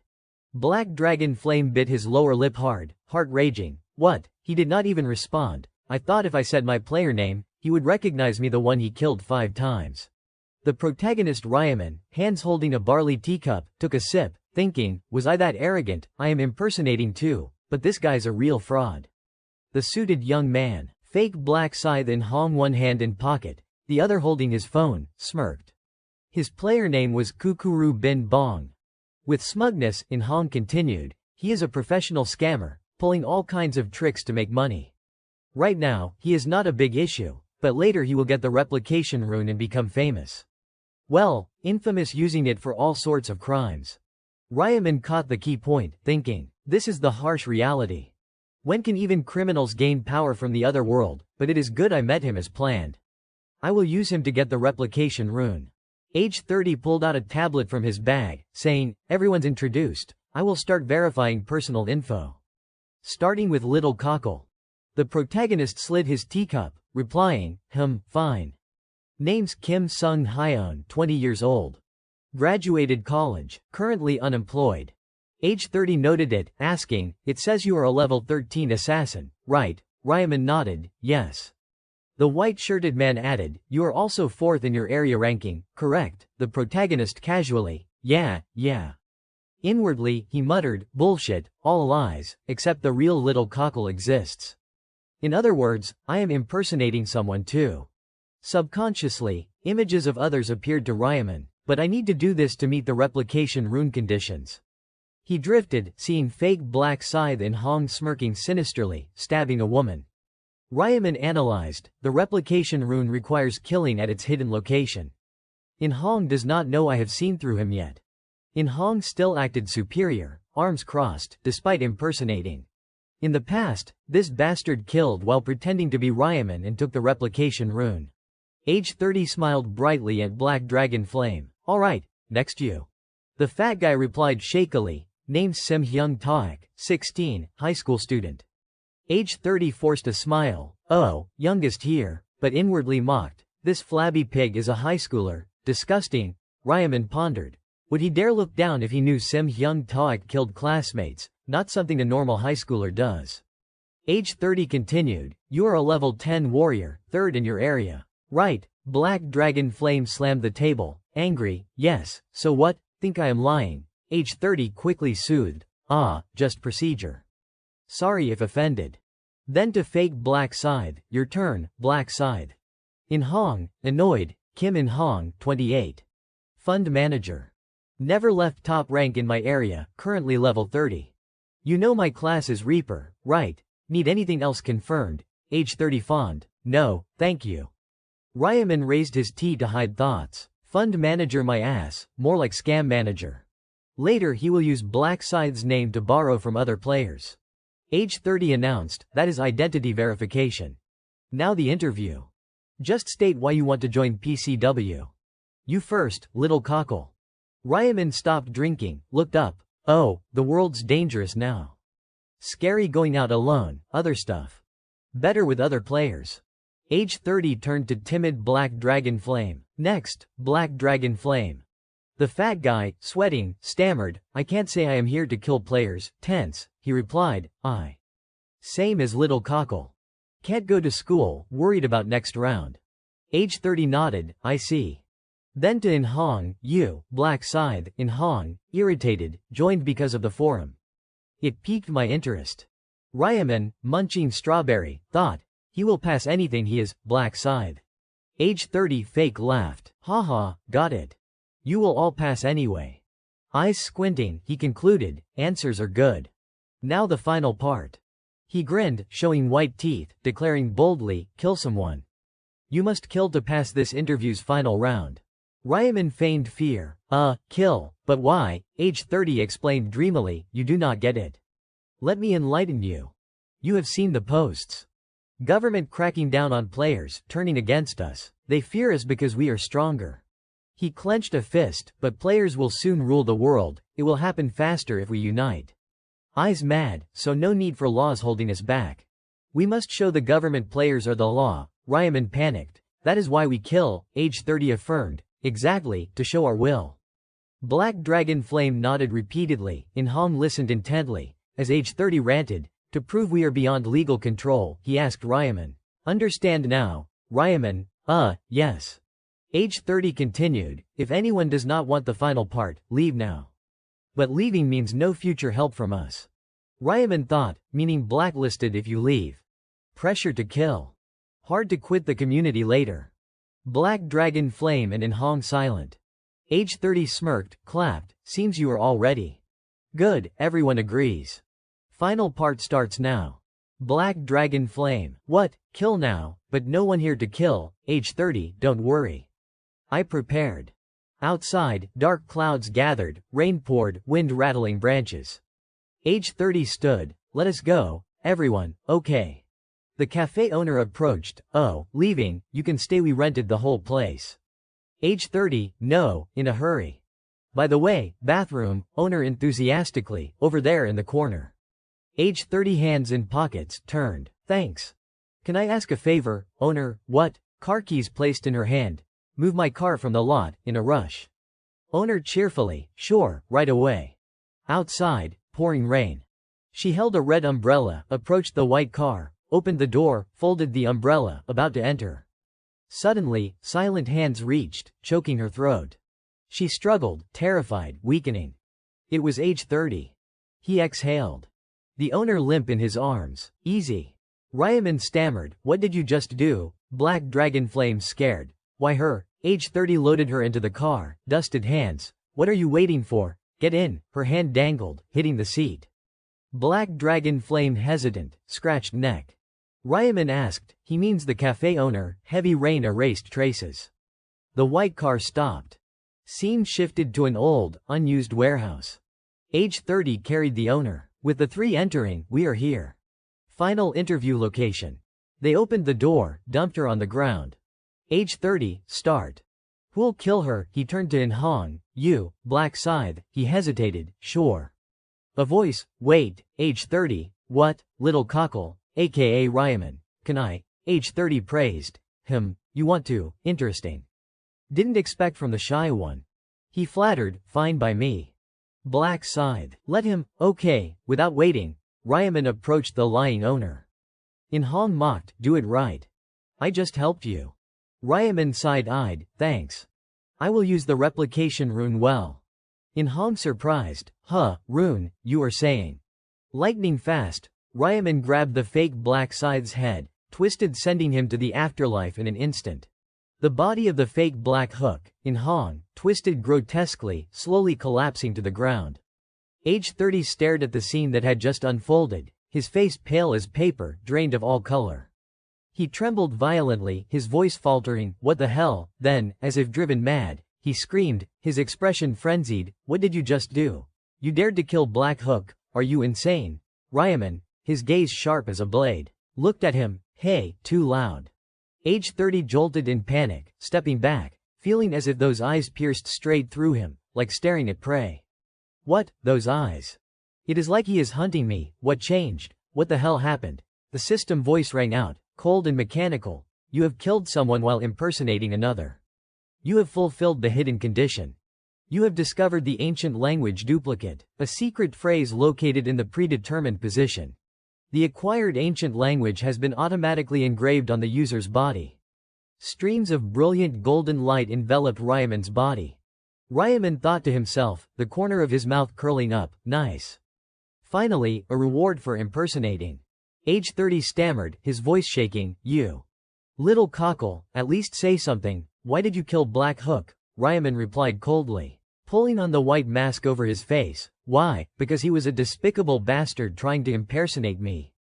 Age 30, suspicious, pointed at the shopkeeper girl, his voice harsh. Impersonate? How could you? You should have killed that woman. Why kill Black Hook? Answer me. Ryaman sat down beside the shopkeeper girl, carefully covering her head, his voice steely, because he was trash. You're trash too. Age 30 raged, threatening. What? Say that again if you dare. Golden light flashed, and a sharp blade was already in his hand, ready to strike at any moment. You just said. Before he could finish, he froze at the sight before him. Ryaman condensed his weapon. A massive scythe, surrounded by an eerie crimson glow, materialized, radiating a deadly aura. I said you are trash. What, was I wrong? Age 30 broke into a cold sweat, his hands trembling. That scythe. What is it? Could that be his main weapon? I have never seen a player with a scythe that huge. As if realizing something, he gaped in horror. A player who wields a giant scythe. His mind spun, piecing together the events. He was a despicable bastard trying to impersonate me. Impersonate. Wait, Ryaman, like a god of death, asked, now do you understand who Black Hook is? Age 30 was speechless. Stammering, you are Black Hook. Ryaman's eyes grew even colder. Sorry for lying. Age 30's whole body shook, the blade slipping from his hand to the ground. So it is true, this is not the little cockle I knew. He is the real Black Hook. The fierce aura from earlier vanished, and he dropped to his knees, begging, Lord Black Hook, I am so sorry for mistaking you. You just acted too well, please spare me. Before he could react, a clean cut sliced across his throat. His body had not even fallen when his head rolled to the feet of Black Dragonfire, courtesy of Ryaman's side. Black Dragonfire trembled, unable to hold back a scream. Heck, inside, his fear grew. This is the real Black Hook. He is on a completely different level. I did not even catch the swing of his scythe. Ryaman swung the scythe, asking, now it is just you and me. What do you think my next move will be? His voice was icy. If you have any last words, spit them out now. Black Dragonfire shook. I won't say useless things like begging for my life. I just have one question I have always wanted to ask if I ever met you. Ryaman, indifferent, you are wondering why I killed you 5 times in round 4, right? Black Dragonfire nodded, yes. Ryaman, unhesitant, simple reason. I wanted to keep you under control. Black Dragonfire pressed, keep me under control. Why me? Ryaman continued. You seemed the most skilled among the people I met back then. I just needed to eliminate the competition. Black Dragonfire asked further, anything else, but he was met with silence. Ryaman said, now you can close your eyes and rest in peace. Black Dragonfire tried. Can I ask one last question? Ryaman, reluctantly, what is it? Black Dragonfire stammered. Why do you want to kill me? Ryaman's scythe still pointed straight at him, because you are trash. Black Dragonfire, doubtful, me, what did I do? Ryaman countered, didn't you come here to kill this girl? Black Dragonfire thumped his chest, defending himself. But I have not done anything yet. I have just been standing here watching the whole time. He paused, observing Ryaman's expression, but only met cold indifference. Ryaman snorted in contempt, then spoke, fine. Unlike those other bastards, your only crime is standing by indifferently. I will give you a chance to live. Black Dragonfire, overjoyed, really, Ryaman continued, the scythe touching the ground, but now, you have to give up everything you have. Items clattered to the ground in a heap. Ryaman thought to himself, this guy has some pretty useful stuff. If I sell it all at the shop, I will make about 2,000 gold. Black Dragonfire scratched his head, confused. I even gave you the axe and the gear I was using. This really is all my possessions. I have nothing else. Ryaman picked up 2 golden items, saying, did I say anything? Black Dragonfire stammered. You are not taking anything else, Ryaman replied. I do not need them. You can use them. Black Dragonfire, politely, yes, sir. Watching Black Dragonfire busy gathering his things, Ryaman thought, anyway, I can't sell those back to the shop. Black Dragonfire hesitated, so you will spare my life as promised, right? Ryaman nodded, of course, I will let you live. A gentleman's word is his bond. Black Dragonfire bowed deeply, thank you, Ryaman, thank you so much. Ryaman slung the scythe over his shoulder, stop it, it is embarrassing. He kicked the corpse on the ground, from now on, live properly. You can deal with these bodies if you want. Black Dragonfire, politely, ah, yes. Ryaman sat down beside the shopkeeper girl, I will take this girl with me. Black Dragonfire approached, let me help. Ryaman refused bluntly, no need. How could I trust you? Get lost. Black Dragonfire watched Ryaman carry the limp body of the shopkeeper girl out the door, letting out a sigh of relief. Phew, I am alive. I thought I was done for. Even though I lost some valuable old items, nothing's more precious than my life. He wiped his sweat, wondering, but why do I feel so empty inside? Black Dragonfire clenched his teeth. Angry, what did I even do wrong? He robbed my items just because I was watching, from anger. He turned to resentment, this is so unfair. Then he looked up at Ryaman and the shopkeeper girl. In that moment, a sinister idea sparked in Black Dragonfire. Isn't he completely off guard right now? Couldn't Black Hook die from an axe to the back? He calculated, what should I do? If I kill a high-level player like Black Hook, my stats will skyrocket. Black Dragonfire made his decision, that is right. This is a rare chance, a chance that'll never come again. Gripping the axe tightly, he thought, if I do not seize it, I will regret it for the rest of my life. Sneaking closer, Black Dragonfire muttered, don't notice me. Don't notice me. As the distance closed, he raised the axe high, his face twisted ferociously, die, you damn bastard. The axe swung down swiftly, hitting something. Ryaman collapsed sprawled at Black Dragonfire's feet. He laughed triumphantly, ha ha ha, I killed Black Hook, that was easy. He laughed maniacally, is this for real? Black Hook got killed by a low-level guy like me. Ecstatic, he stomped repeatedly on the body, you dog. You should not have turned your back on me. Who cares how high level you are, stupid as hell. He gloated, thanks for the stat boost, you idiot. Black Dragonfire suddenly froze, noticing something wrong. Why has not the stat increase notification appeared yet? It should show up instantly. He broke into a cold sweat. What the hell is going on? Ryaman's grim voice sounded from behind, sending Black Dragonfire into utter terror. Black Dragonfire screamed in terror, his voice stuttering and trembling, you. Ryaman, calm, his voice low and cold. Why so scared? See a ghost or something? Black Dragonfire shook violently, eyes glued to Ryaman, panic surging, how? I just killed you, I killed you, don't tell me you have some resurrection skill. As Ryaman's footsteps approached, Black Dragonfire grew even more horrified, jolting. Huh, there is no blood left behind. Ryaman explained, his voice calm but sharp, what you killed was my clone. Black Dragonfire, confused, clone. Ryaman continued, eyes gleaming with confidence, the ancient language duplicate ability lets me create an exact copy of myself. The catch is, it can't fight. Ancient language duplicate, effect, create a clone with the keyword create clone. The user becomes a soul for 10 seconds. However, the clone cannot engage in combat or access skills or inventory. Cooldown, 10 minutes. But you were completely fooled. I figured, even if it can't fight, it is still useful. A very good test. Black Dragonfire wailed, voice full of grievance, you tricked me. Ryaman tapped his finger on his head, smirking. Why are you acting like the victim now? I am the real victim here, you almost killed me. Black Dragonfire retorted, voice shaky, you are the victim, you are the one who threatened me first. Ryaman, too lazy to argue, whatever. He summoned the Death Scythe, a deadly aura enveloping the air. Black Dragonfire froze as if bound by a spell, eyes wide, huh, what is this, my body? I can't move. Ryaman, decisive, the scythe flashing, listening to you is just a waste of time. In a blink, Black Dragonfire's body thudded to the floor. Ryaman erased the traces, blue flames spreading, swallowing the corpse, filling the room. He calculated silently, no one will know this was a crime scene. Of course, except one person. He approached the shopkeeper girl, voice gentle but laced with meaning. Hey, you can get up now. How long are you going to pretend to be unconscious? You can't fool a player. I can hear your thoughts. The shopkeeper girl scrambled up. Flustered, I am sorry. She asked, voice soft, can I take this off? Ryaman replied, number. Keep it on until I leave. The shopkeeper girl mumbled, yes. Ryaman stood sternly, I will ask a few questions. You will cooperate, right?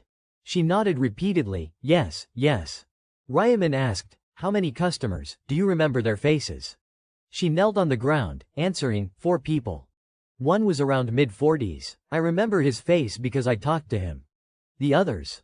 Ryaman thought, she is telling the truth. He nodded, all right, that is all. The shopkeeper girl hesitated, so am I safe now, is everything over? Ryaman replied, yes. You can go home now. Don't report this to the police. It will backfire. She nodded, I understand. Ryaman said, you can take the bag off after 1 minute. The shopkeeper girl nodded vigorously, yes. A countdown echoed in her head, 1, 2, 3. 58, 59, 60. At 60 seconds, she yanked the bag off her head, looking around in bewilderment, what happened? She grew more confused at the empty scene, there is nothing here. It can't be a dream, right? White Tear City welcomed the evening sunset. Ryaman opened the door and stepped in, Ryu Min, you are back. Ryu Won ran out cheerfully but was surprised at his brother's appearance. That is my jacket, where'd you go? Ryaman, embarrassed, brushed it off, walking past Ryu Won despite his brother's suspicious gaze. Phew, so tired. What a hassle. Ryu Won chased after, where were you, have you eaten dinner? Ryaman replied, not yet. Ryu Won called out, let us order something. Ryaman, gently, yeah, order whatever you want. He held up the jacket he would just taken off, examining it. Spotless, but I can't give it back to him. Ryu Won panicked when he saw his brother toss the jacket in the trash. Ryu Min, what are you doing? Why throw it away? Ryaman dodged, it is old. I will buy you a new one. You have worn it too long. Ryu Won's eyes welled up, but Ryaman cut in, I will get you a better one, okay. Ryu Won turned away, sad, number. No need. School's closed anyway, I can't even go out. Ryaman suddenly felt empathy. Must be boring, stuck at home, unable to go to school, just because of people like Sim Hyung Taek. He suggested, Ryu Won, want to go out with me tomorrow? Ryu Won, excited like a child, really, you mean it? Ryaman reminded, let us eat dinner quick and sleep early. Ryu Won, brimming with excitement, it has been so long since I have been here. Ryaman watched his brother, engrossed and looking around, smiling, he was so down yesterday. Taking him out like this is definitely good. The brothers chatted lively, this place is still open, lately, more places are closed than open. Ryu Won's attention landed on a small family wearing bunny ears. He grinned innocently while Ryaman followed, serious as a bodyguard. Ryu Won tugged his hand, pointing, Min, over there first, hurry. Ahead was a stall selling panda plushies of all sizes. Ryaman picked a panda ear headband and put it on his brother, how's that? Ryu Won gazed at the stall, wow, so many cute things. Ryaman indulged him, yeah, take whatever you like. Leaving the shop, Ryaman asked, what do you want to do now? Ryu Won replied, we have to do everything here. On the roller coaster, the spinning boat ride, watching adorable pandas. Ryu Won pulled out his phone to take pictures. Twin pandas are so cute. Ryaman smiled, watching his happy brother. But Ryu Won suddenly worried, but Min, tomorrow's May 1st. Is it okay for you to hang out with me like this? I am happy, of course, but... Ryaman patted his shoulder, don't worry about anything. I am fine. This time it will be over 10 hours, so even if I sleep a bit long, do not be scared. Ryu Won pressed, 10 hours, it is not dangerous. Right, you have to come back safe, okay. Ryaman ruffled his hair, I promised I would not leave you alone. Ryu Won sighed, then let us go to the zoo. Ryaman nodded, okay. The city at night, April 30th 11:50 p.m. Ryaman lay in bed, restless. His phone showed a message from Jury Min, almost midnight. So nervous, this time will be fine too. You got this, see you later. Ryaman smiled faintly, she must be really nervous. He texted back, don't worry, from now on I will protect you. Placing the phone on the nightstand, the clock struck midnight. Time to go. Countless people were teleported to a vast field, including Ryaman. A few murmured, "Huh, everyone's here already, no way, I think some are still missing." Last round, about 500 survived. Yeah, feels kinda empty. Ryaman pondered, it does feel empty. The first round had nearly 10,000 people, but this feeling will pass soon. The angel descended from above, biting her lip, clicking her tongue. Your reactions are so boring. A total of 442 survivors were summoned. There should have been 521, but we lost nearly 80. Looks like there were real-world conflicts. Rustling sounds, we are down again. Always like this. The angel smacked her lips. Oh well, whatever. What you do in the real world is not my business. She emphasized, voice sly, but with so few people, we can't play properly. The angel grinned wickedly, so, I have prepared something for all of you. The angel continued, that is the merging of zones. The angel laughed with delight, eyes sparkling with amusement. A young man boldly spoke up, Angel, could you explain in more detail? The angel frowned, voice tinged with annoyance, I said it clearly, and you still do not get it, you are making me work harder than necessary. She paused, then continued, voice dripping with arrogance, it is exactly the merging of zones. I do not know if you are aware, but your country has hundreds of zones. Precisely 875. Gasps of confusion rose from the crowd. What, 875 zones in our country, that many? The angel burst into laughter, gleeful, haha, no need to be shocked. Compared to other countries, that is actually a small number. The young man pondered, muttering, makes sense. If each zone has 10,000 people, then. Another chimed in, exactly. If each zone has one angel, then. Murmurs grew lively, wouldn't that mean at least 10,000 angels? You are right. Are there really that many angels? The angel grinned, voice mocking, that is just your guess.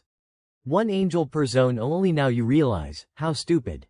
Another person shouted, then is not there someone behind all of you, creating this survival game? The angel froze, eyes turning icy. She swooped down, pointing her index finger at the young man's forehead, growling, what makes you think that? The young man trembled but answered, I do not believe thousands of angels would team up to create a survival game without a purpose. The angel, furious, and if we did team up, what then? Would you praise us? Stop asking pointless questions, or you will be killed. The young man went limp, collapsing to the ground, stammering, I am sorry. The angel lost interest, turning away, muttering, HMPH, humans. Ryaman thought sharply, eyes keen, he must have hit a nerve. There is probably a rule forbidding angels from talking about the game's creator. Besides, no way a weak angel could create a survival game like this. The angel crossed her arms, declaring, I won't answer any more stupid questions. Focus on surviving. Her authoritative words silenced the terrified players below. She continued, we can't waste any more time. Anyway, I will start the zone merger. Remember, I am doing this because there are too few of you. The angel's wings fluttered lightly, eyes full of contempt, don't make up ridiculous stories. The ground shook and cracked. Golden beams of light rose, enveloping the players. An earthquake. The earth split into square sections, separated by blinding golden light. They broke apart, then slowly fused back together. Golden light rose like massive walls, stretching into the sky. Players stared in awe and panic at the earth-shattering spectacle. Chunks of land floated into the air, merging with the golden light, then reappearing, forming a complete flat surface. Some clutched their heads, crouching. Others calmly observed. A young man muttered, is it over? A newcomer wondered, who are those people? An angel announced, zone merger complete. Another angel urged, what is this? Introduce yourselves. How long are you going to stare at each other? The earlier young man sweated, another angel. In the sky, countless angels gathered. One spoke, greetings, humans. As you know, we have merged zones with few people. She smiled. We combined 10 zones into one. The total number here is 4,842. The players buzzed, 10 zones. Now we have nearly 5,000 people, my god, so many. The angel looked down, reminding, the other zones are the same. Zone names will change too. This zone is now CS00, containing only players from Korea. Murmurs rose, everyone here is Korean, at least we can communicate. HMPH, but later we might merge with other countries. Ryaman analyzed seriously, it is obvious. Zone merging will continue whenever a zone has fewer than 5,000 people. When Korea has fewer than 5,000 players, we will compete with players from other countries. He looked to the sky, sighing, well, will it happen in round 11 or later? Never mind, better focus on the present. The angel will start the side game soon. Another angel spoke, before announcing the main quest. We will have a simple side game to celebrate the zone merger. Angel Nix asked. Each zone had a representative, right, but now that zones are merged, what should we do? She grinned wickedly. Obviously, we need a new representative, do not we? A girl, frightened, a new representative. The angel pointed, rules simple, the former representatives will step forward and fight until only one survives. That person will be the new representative. Endless murmurs, all shades of emotion. We have to kill each other to become the representative. God, that is brutal, sounds exciting. Can't wait to see who wins, I wish I had popcorn. A muscular guy fumed, they are laughing because they are not the ones fighting. A female representative trembled, we have to kill each other to choose a representative. The long-haired representative bit her nails, I should not have become a representative. The blonde guy smiled bitterly, maybe if we die, we will respawn. Each representative had their own thoughts, but all shared one question, can I give up being a representative? Ryaman thought, so far, being a representative has no benefits. But from this round, it is different. I have to win this deathmatch and become the representative, no matter what. The angel reassured, no need to panic. You won't die in real life. You will respawn after the game. The long-haired representative bit her nails until they bled. Oh, we won't die this time. The muscular representative mused, HMPH. The angel crossed her arms, displeased. You probably think being a representative has no real benefits. The new representative will have the title Dominion position instead of authority position. It gives you power to dominate lower-level players. This is an upgraded version, allowing control over players as long as they are lower level. Of course, it can only be used 10 times, and the position goes to whoever kills the current representative. The angel provoked, stoking greed, pretty tempting, the ability to dominate the others. Players were stunned, if their level is lower, I can control them no matter what. Some players grew confident, as if victory was assured. The angel smiled standardly, looks like you are motivated, get ready. The angels whispered among themselves, now that zones are merged, we need to pick a representative. They formed a circle. The curly blonde angel said, anyone volunteer for this position. Another angel objected, of course not. An angel volunteering to work, that'd be a mutant. The purple-haired angel sighed, we all know no one will volunteer. So what now, any ideas? The curly blonde angel suggested, roll dice. The gray-haired angel shook her head, rely on luck, not bad, but kinda boring. Another angel said, follow the rules. But was shot down, that is unfair. Later numbers would never get to be representative. Another agreed, exactly. Zones will keep merging anyway. A gloomy angel, is there a way that is both fun and fair? The pink-haired angel grinned wickedly, how about this, the representatives are about to fight. The angel whose representative dies first becomes the representative.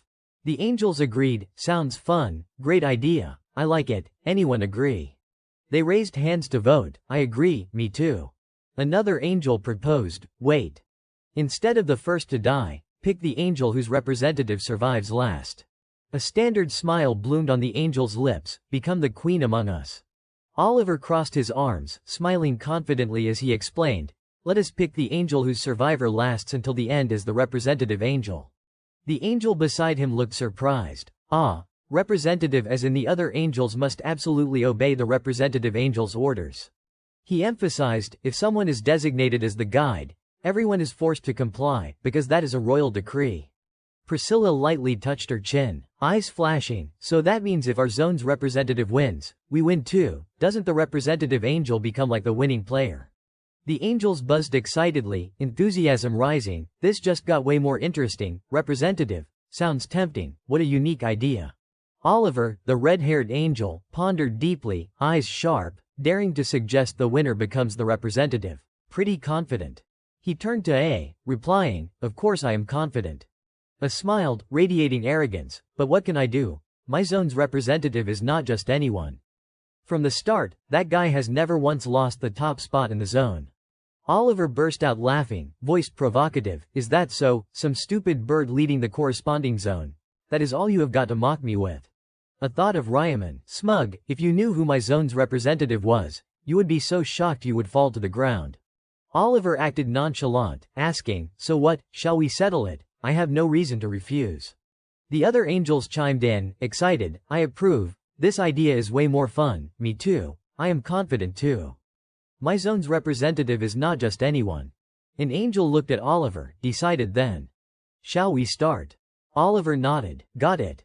They looked down at the players below and announced, starting now, we will begin the special side game to select the representative for the unified zone. All former zone representatives, gather here and await orders. The words boomed like thunder, making some prominent figures break into cold sweat and clench their fists. Others grew wary, looking up at the angels. Ryaman simply remained silent, face cold as ice. After a moment, 10 representatives were separated, including Ryaman. Oliver smiled faintly and waved his hand. The ground shook violently, flames erupted, and a circular stone arena engraved with patterns slowly emerged. Stone pillars rose high, surrounding the arena and the players. A perfect circular battle stage formed in the open space. The 10 inside stared in awe and confusion at the majestic sight. Oliver looked down from above, voice commanding, from this moment, within this area, a death match will take place. Kill each other until only one survivor remains. If you die outside the arena, you cannot be revived. So, even if you die, do not leave this arena. Everyone focused. I gave the signal, begin. The 10 quickly spread out, on full alert. No one dared attack first, only silently observing. One representative glanced around, assessing, just kill the 9 people here, and I will become the unified zone representative, right? He looked at the blonde guy and the 2 tense girls, none daring to move. They are probing each other. Of course, if they held zone representative positions before, they are all capable people. He smirked arrogantly, still, none of them are stronger than me. He recalled past battles, confidence surging, never once lost the top spot in the zone. My ancient language disintegration is practically cheating. The moment my sword pierces, the ancient language activates automatically, tearing the opponent's body apart. The sword even moves on its own like it is possessed. Thanks to that, in round 4 I killed 312 people. The angels above grew impatient. What are you doing? Why are not you fighting? Hurry up. You stupid humans. The representative noticed their impatience, thinking, what is going on? Are they betting money? Why so worked up? He told himself, no need to say it, I was going to move anyway. He strode forward confidently, no one here is stronger than me. If I make a strong impression now, they will be too scared to attack. Suddenly, he stopped, turned, drew his sword, and faced the group. Challenging, I need a sacrifice for my performance. He gripped his sword tightly, smirking, whoever crawls out first, I will deal with you first. At that moment, Ryaman calmly stepped forward, his long scythe coldly ready for battle. The representative gloated, finally showing yourself, my first sacrifice. He observed Ryaman, full of doubt, that huge, crude scythe. Not a common weapon. Still underestimating, he suddenly froze. The scythe in the nickname. But the one actually wielding the scythe. He stared at the glowing golden letters above Ryaman's head, Black Hook. Cold sweat poured down, mouth agape, speechless. Wait, that is Black Hook, the nickname Black Hook. His mind raced, trying to calm himself. Could it be a coincidence? No, nicknames can't overlap, right? His sword tip lowered, trembling. Then, that person. Ryaman approached. The representative screamed internally, it really is Black Hook, top of the entire zone rankings, level 30. The angels above wondered, what is wrong with that player? He was so eager, now suddenly dazed. Oliver looked at Priscilla biting her nails and asked, Priscilla, is not that guy your zone's representative? She did not answer, but her anxious expression was clear. She wondered, why is he just standing there? Oliver mocked, interrupting, Priscilla, do you find this situation hilarious? She turned cold. Oliver, do you find it hilarious? Oliver gloated, sorry, but it is hilarious. Pointing at the man below, he explained, look at that human, trembling like a leaf in front of my zone's representative. And yours. Priscilla focused on Ryaman, the massive scythe radiating terrifying pressure. That scythe. Impressive. But why the fear on first sight? She turned to Oliver, you mean my representative is scared of yours? Oliver replied, as if obvious, looks like it, does not it? Priscilla refused to accept it, arguing, don't talk nonsense, Oliver. You think being number one in a zone is a joke. Oliver rubbed his cheek, eyes provocative. Number one in a zone. Not just anyone can claim that. My representative has never missed the top spot in the entire zone, right? The other angels gasped, looking down. Top of the entire zone, daring to lie like that. One angel realized and shouted, wait, Black Hook, isn't that the one always at the top of the overall leaderboard? Priscilla trembled, eyes panicked. Black Hook is Oliver's representative, if so, mine is no match. Suddenly, an unexpected sound rang out. Below, the representative was sliced across the neck in one clean cut. His head fell, the fight ending instantly. Oliver burst into mocking laughter. Looks like Priscilla is out already. A blonde guy watching broke into a sweat, recognizing Ryaman. Black Hook. Why is Black Hook here? He glanced around, seeing the others nearly lose their will to fight. Even if we all rush him, we can't beat Black Hook. I will die like that guy without even reacting. Level 30, how can I win? I am only level 13. Panicking as Ryaman approached, he forced a smile. Lord Black Hook, an honor. Never thought I would be in the same zone as you. Tears of joy. As Ryaman drew closer, he grew more frantic. Wait, hold on. Let us talk this out like civilized people. A girl with a bow stowed her weapon, showing sincerity. See, I put my weapon away. I have no intention of fighting Black Hook. The blonde guy quickly followed, looking up at the sky. Sorry, angels, I forfeit, I forfeit. The others echoed, I forfeit too. An angel sighed, disappointed, pathetic. Another angel fumed, what kind of behavior is this? Forfeiting, did you just say forfeit, you humans? Another shouted, you are ruining the game I worked so hard to prepare. The angels collectively raged, killing intent overflowing. From now on, anyone who mentions forfeiting, I will make their head explode. The players below paled in terror. If your head explodes, do not expect revival, got it? The girl with the bow tremblingly retrieved her weapon. The others silently followed, warily watching Ryaman. One tried to rally, we still have 8 people, maybe we can win. Ryaman saw their expressions, slightly disappointed, thinking, so you think those angels are scarier than me? Looks like they are planning to rush me together. He smirked, intrigued. No matter how many ants there are, they're still just ants. The group felt their pride stung, irritated. That bastard is mocking us, too relaxed just because he is high level. We are also well known in our zones. Spurred on, fearless of death, they all charged in unison. Ryaman leapt forward, eyes bloodshot with intent, swinging the scythe decisively. A powerful strike sent multiple enemies flying, leaving the crowd stunned. He charged swiftly, taking down one after another without hesitation. The scene turned chaotic, blood splattered everywhere, the battlefield shrouded in a deadly aura. The angels above looked horrified, chattering loudly, didn't expect it to end so pathetically. It is over already. The death scythe won. Priscilla realized something and spoke, so the angel in charge of the death scythe, Oliver. Another angel cut in, will be treated like a king for a while, right? A roared in anger, pointing straight at Oliver. You knew it would turn out like this, did not you? Oliver, calm, smirked, of course I knew. Priscilla, furious, shouted, as expected, everyone, this bastard tricked us. She knew she would win, that is why she made the suggestion. I grew even more enraged at Oliver's unapologetic reply. Why state the obvious? Of course this game benefits me, that is why I suggested it. If it did not, why would I? Oliver turned to the other angels, voice scornful. Besides, did I force you to bet, number? You all agreed because it sounded fun. Now you blame me. Priscilla growled, seething, but Oliver challenged. What, want to fight? If you are confident, go ahead. He raised his voice, reminding, angels fighting in front of humans would lose all dignity. If the Archangel finds out, you know you will be locked in the worm pouch without question. Priscilla tensed, muttering, worm pouch. That place is truly disgusting. I really hate the worm pouch. Provoked further, what, scared to attack, by the bet, I am king now. Right, Priscilla, you will temporarily handle being the unified zone's representative.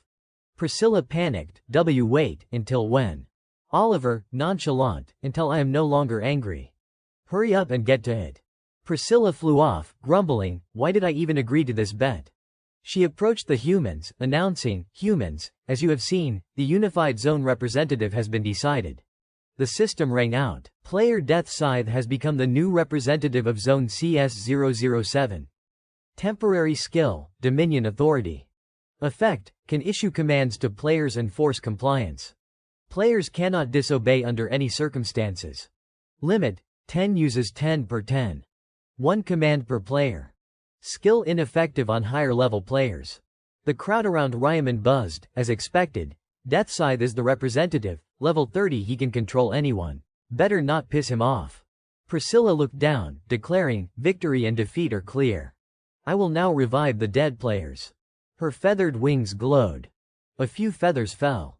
The souls of the recently deceased flared brightly and came back to life. The man who'd been struck down gasped, horrified, what happened? My body was clearly torn apart. The revived players were equally shocked. Priscilla, impatient, explained, you were killed by Death Scythe. The new unified zone representative is Death Scythe. They murmured, so that is how it ended up. She continued, since there is a new representative, I am revoking your former representative rights. The crowd looked disappointed, but Priscilla added, don't regret it. There is always a chance to reclaim the position. She snapped her fingers, side game over. Now I will guide you to the main quest. Everyone received an info panel. New info, round 5. Main quest, eliminate 300 orcs within 10 hours. Side quest, collect 4 balance stones. Success grants zone-wide reward. Total participants, 77,310,228. Completed, 19,327,557. Zone CS-007. Participants, 4,884. Completed, 1,211. Someone doubted, what, killed 300 orcs, yet only a quarter completed. Priscilla, seeing their confusion, threatened, what, too many complaints, upset that so few completed, want me to make it harder. The crowd reluctantly accepted. Priscilla reassured, so far, I have only given easy quests. This time I reduced the completion rate to prepare something tougher. But do not lose heart.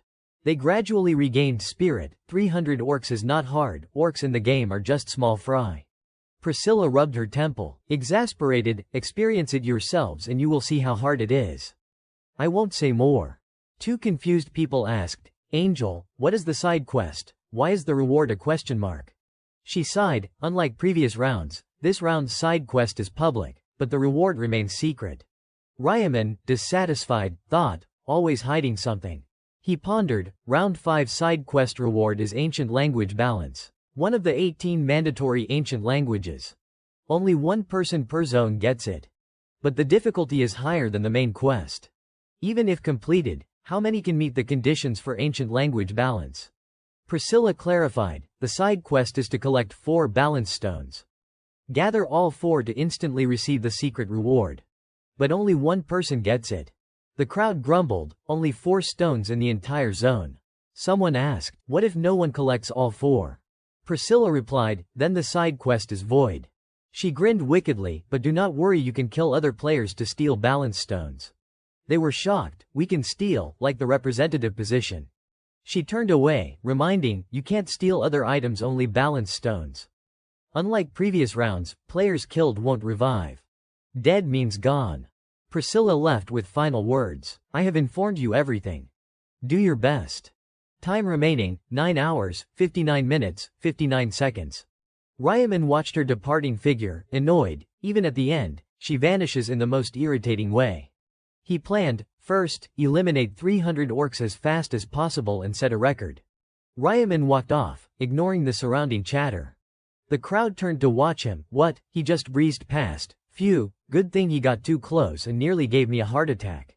Someone suggested, where's he going, let us follow. A hooded man objected, are you crazy, follow Death Scythe, want to be controlled and enslaved for life. A black-haired guy analyzed, but is not it better than sitting here? Death Scythe moves faster than us. That is why he is always number 1. The crowd hesitated, not daring to follow. One doubted, what if he notices us? The black-haired guy proposed, just tail him from the maximum distance. Someone wavered, even so. The black-haired guy did not care, stay if you do not want to. I am going alone. He turned and left. The crowd hesitated but eventually followed, screw it, Let us go. If it is Deathside, he will know where to find the stones. Ryaman appeared before a small orc village, home to an orc tribe where each creature had a distinct role. At the gate, a massive orc guard stood watch, its sharp eyes detecting the intruder. Ryaman, wielding the death scythe, suddenly revealed himself. A few players tailing him from afar hid behind trees, whispering excitedly. One pointed, "Whoa, look at that." The hooded man crossed his arms. "Is that a small village?" The one shielding from the sun observed. "Looks like Black Hook is heading there," the orc guard roared, warning the intruder. Ryaman charged confidently, swinging the scythe, its blade resting just behind the orc's head. A deadly aura spread as a familiar slash cut across the monster's neck. The orc's resistance never formed, its body collapsed before him. With just one guard down, Ryaman entered the village unhindered. As planned, Ryaman swiftly approached 3 orcs working nearby. They spotted him, immediately drawing weapons and shouting, "Chich-chu-ik," all 3 charged with terrifying speed. Ryaman was no less agile, the scythe arced perfectly, slicing the first one's throat. Blood sprayed everywhere. He focused on the remaining 2, scythe ready. One orc swung a spiked mace straight at him. Ryaman rotated the scythe 90 degrees, a powerful aura enveloping it, blocking the attack. He shifted into a Z-shaped motion, felling both in an instant, their necks severed clean. Having cleared the outer targets, Ryaman approached a fixed tent and pulled back the flap. Fierce orc roars erupted inside but fell silent as his bloodied scythe emerged. He left the camp, leaving only deathly silence. The players watching from afar were stunned. The short brown-haired one spoke. "Phew, does not seem like many orcs." The hooded man, confident, "I think they are like the pigs we hunted before." The one in front, worried, glanced back. "Everything looks easy because the one clearing the way is Black Hook." The group buzzed. "We should not get too cocky." "Exactly, caution's never bad. Now's not the time for this, let us find a village and clear it like Black Hook did," someone suggested. "Looks like we have got to move with these guys now." He signaled. "All right, let us go." Not just him, other players had their own thoughts. The burly one mused, "I will hang back first and move in when I see one I can kill." The hooded man, smug, "The more meat shields, the better." The group ventured into the red-leafed forest and spotted a new orc village. One announced, "Oh, there is a village." They noticed the difference. "Ah, this one's bigger. I would say about 3 times the size of the last." Their attention locked onto the guard orc above. It bellowed, "Chech," and grabbed a massive horn, blowing a rhythmic, blood-scented blast that echoed through the village. Some players grew anxious. "What? Why does it have a horn? Did it just call the other orcs?" Wait, from the village, countless orcs poured out, not 1 or 2, but hundreds. Knives, axes, and hooks gleamed in their hands. At least 14 elite orcs surrounded the players. The ground shook as the swarm locked onto their targets. A few players gripped their swords, faces pale. 2 took turns blaming, "Damn, I thought this village was just a bit big. I never imagined this many, I would say over 50 here." The mage player, holding a fire staff, panicked. "What do we do now?" The short brown-haired one gritted his teeth. "Pale, damn it. What else can we do? Fight for our lives." The assault began. A massive orc led, its spiked mace aimed at a player. One shouted, "It is coming." The player countered, his sword clashed with the boss's mace. Shockingly, the mace recoiled, stunning the player. "What the hell? These damn monsters fight so poorly." The mage beside him added, "Their attacks are not even that fast." Seizing the chance, the swordsman stabbed through the orc. He forced a grin. "All right, not so bad," but joy was short-lived. His sword stuck fast, unpullable. The orc raised its mace and smashed down. The player fell without reacting. The mage fired a spell, but it barely scratched. "Get lost, you damn orcs!" The orc's roars shook the area. An unlucky player took a mace to the body, blood sprayed everywhere. The mage lost an arm, eyes dazed, staring at the orc's blade. "I am gonna die to an orc. Save me." No one heard. The orc's blade came down, finishing him. The tailing plan failed miserably. On Black Hook's side, Ryaman moved swiftly, no longer followed. They can't move quietly. Good, no need to worry about them unless they are dumb enough to hit a big orc village. He visualized villages with strong guards. If they sound the horn, over 50 gather. Inside, over 200 wait. Ryaman had cleared a small village from guards to grunts in just a few critical strikes. Before him now, one orc spinning a flail, another dual-wielding axes. He calculated orcs have thicker muscles than humans. If a sword gets stuck, it is hard to pull out. Their stamina is superior. He charged, blocking the first's attack the scythe at its neck, instant kill. The axe wielder was bisected by the scythe. A black aura appeared, the precise slash splitting its body. Ryaman glanced back. Cold, that only applies to regular players. The scythe pointed at the motionless orc, its body crumpled like a comic character. System notification. Time remaining, 8 hours, 59 minutes, 22 seconds. Main quest, orcs 300 per 300. Total participants, 77,310,228. Completed, 19,327,557. Zone CS007, 4,844 participants, 1,211 completed. Ryaman checked the results. Took 1 hour to finish the main quest. I have secured first place. He thought, should I help Min Julie? Elsewhere, a player ran up, calling, Captain, you okay? Info appeared, Choi Manji, young mountaineering club member. The red-clad Yang Ho, Captain, wiped sweat, face pale, yeah, I thought I was done. Why are these orcs so strong? Choi Manji replied, that is what I want to say. They look like walking pigs. One member sat on the ground. We should not underestimate them, Yang Ho asked. Manji, how many have we killed? Manji, hands on hips, about 50, boss. Yang Ho stroked his chin, looking down, 50 for 5 people in an hour. This pace is awful. At this rate, forget 310 hours, we will be eliminated first. The one on the ground raised a hand. I do not think eliminated is the right word. The one beside him gestured. If we fail this time, we are just dead. Idiot. Yang Ho scratched his head. Looks like we need to hit a bigger village, guys. Choi Manji, worried, but is not that dangerous, the one behind added, he is right. We are struggling with just 3, how about a bigger village? Another scratched his face. I think it is better to keep hitting small villages and fight them. Yang Ho considered, you are right. I am not denying that, and I am not forcing anyone.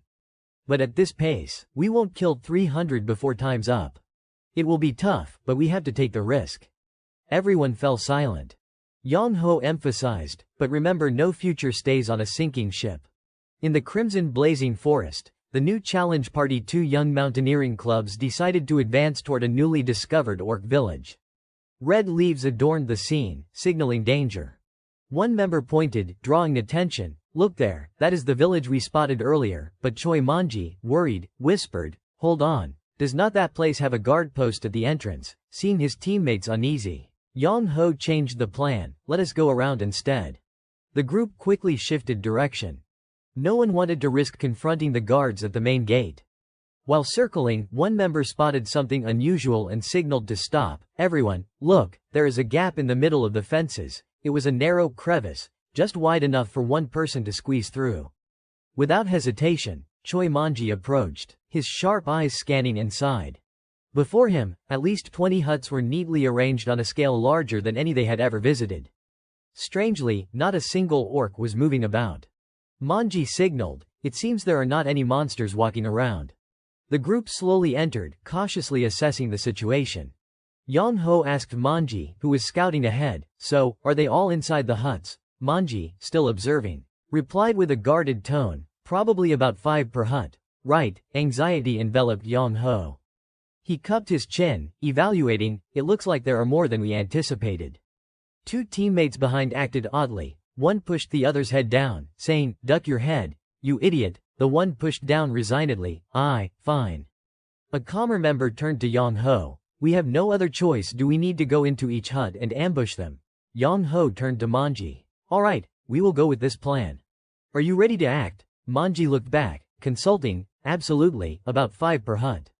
If we strike by surprise, this will be easy. The group stealthily approached the nearest hut. Yang Ho led, giving a small signal, we will start with this hut first.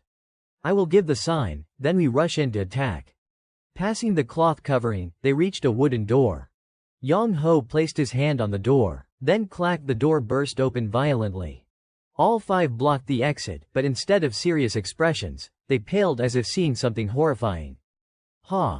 Who, before them were not the expected 5 orcs, but a whole crowd, staring back in surprise. Yang Ho quickly counted, 10 of them. One orc stood up, spiked mace in hand, roaring, "Skak! Splash! Splat!" A sense of unease surged.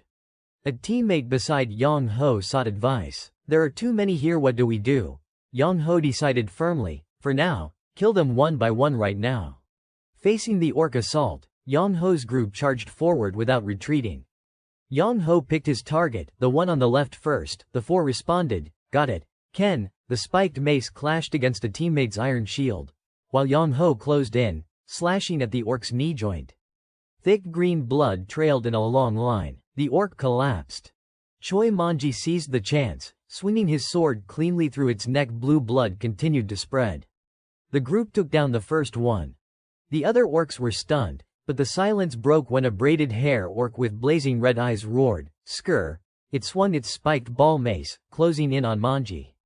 The tremendous pressure made Manji clearly sense the danger. The orc's red eyes narrowed into 2 long slits, enraged by its comrade's sacrifice. It delivered a crushing blow to Manji's shoulder joint. The sound of bone cracking echoed. Manji crumpled. Yang Ho panicked and shouted, "MJ!" Furious, he charged, "You monster, you damn pig, die!" His sword pierced through the orc's throat. Blood splattered everywhere. The second one fell, but the remaining orcs showed no fear, instead roaring even louder, Scree. Yang Ho's group formed a defensive line. One teammate supported the injured Manji, draping an arm over his shoulder. The 4 were exhausted. 2 targets down, but the situation unchanged. Yang Ho forced himself to think of a plan. 8 left, can we handle them with just our strength? The shield bearer shouted, "Hung Nim, we can't keep this up, we have to retreat." Yang Ho agreed, "I think so too.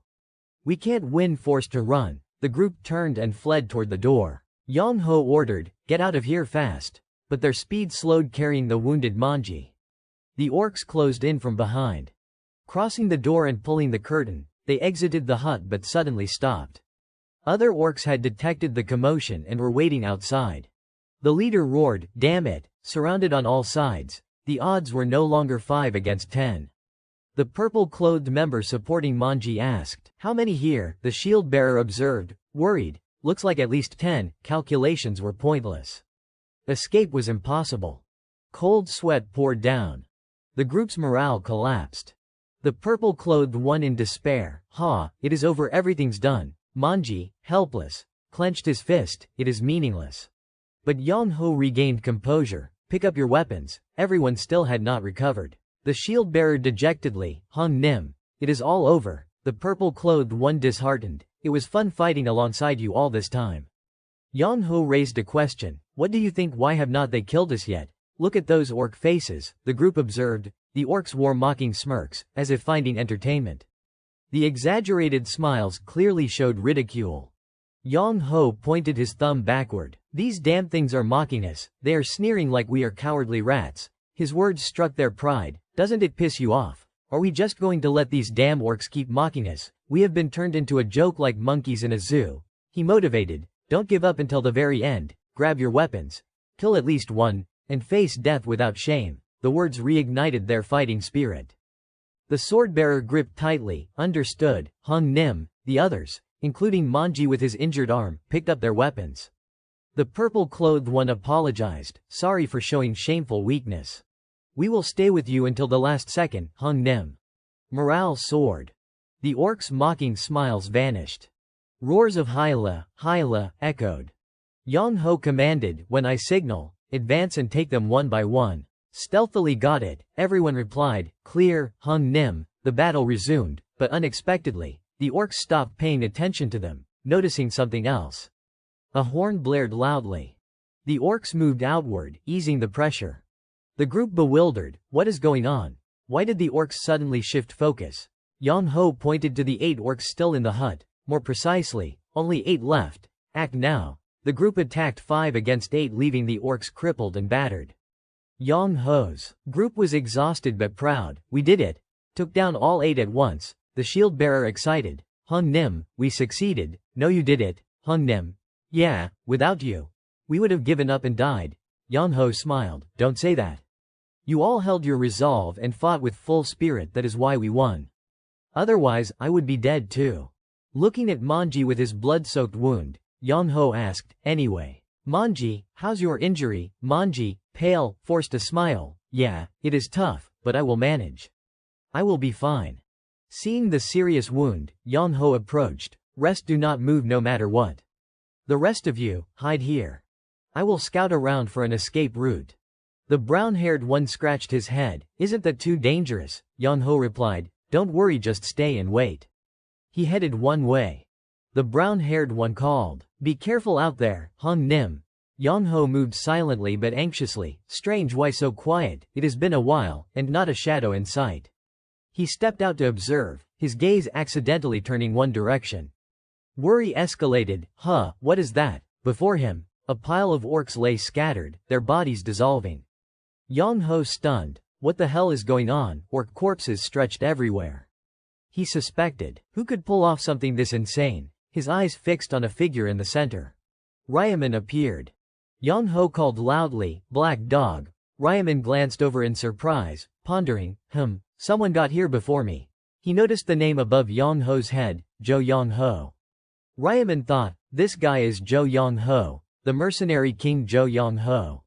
The mercenary profession, like that of a professional warrior, consists of individuals skilled in wielding countless types of weapons, paired with equally masterful skill sets.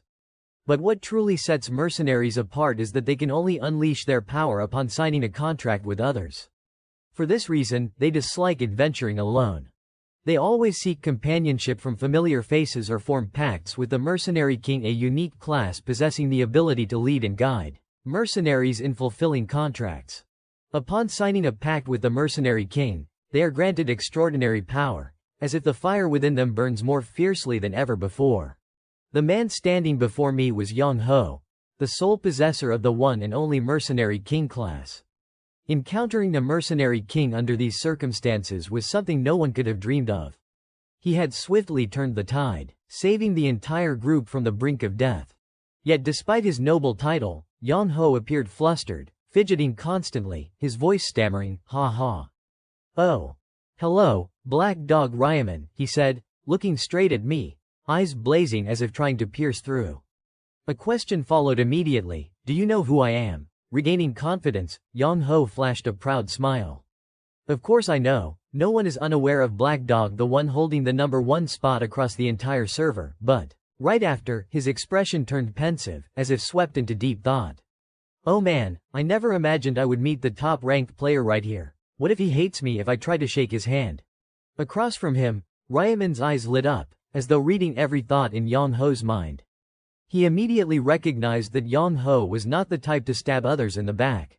That was precisely why he had become the mercenary king, a position requiring a kind heart and sharp leadership thinking. Seeing Yang Ho fall silent without responding, Ryaman broke the quiet atmosphere. "By the way, the orcs here. Black Dog, did you wipe them all out?" Ryaman nodded lightly, his voice low but firm. "Yes, that is right." Though he had already guessed the outcome, Yang Ho could not hide his astonishment.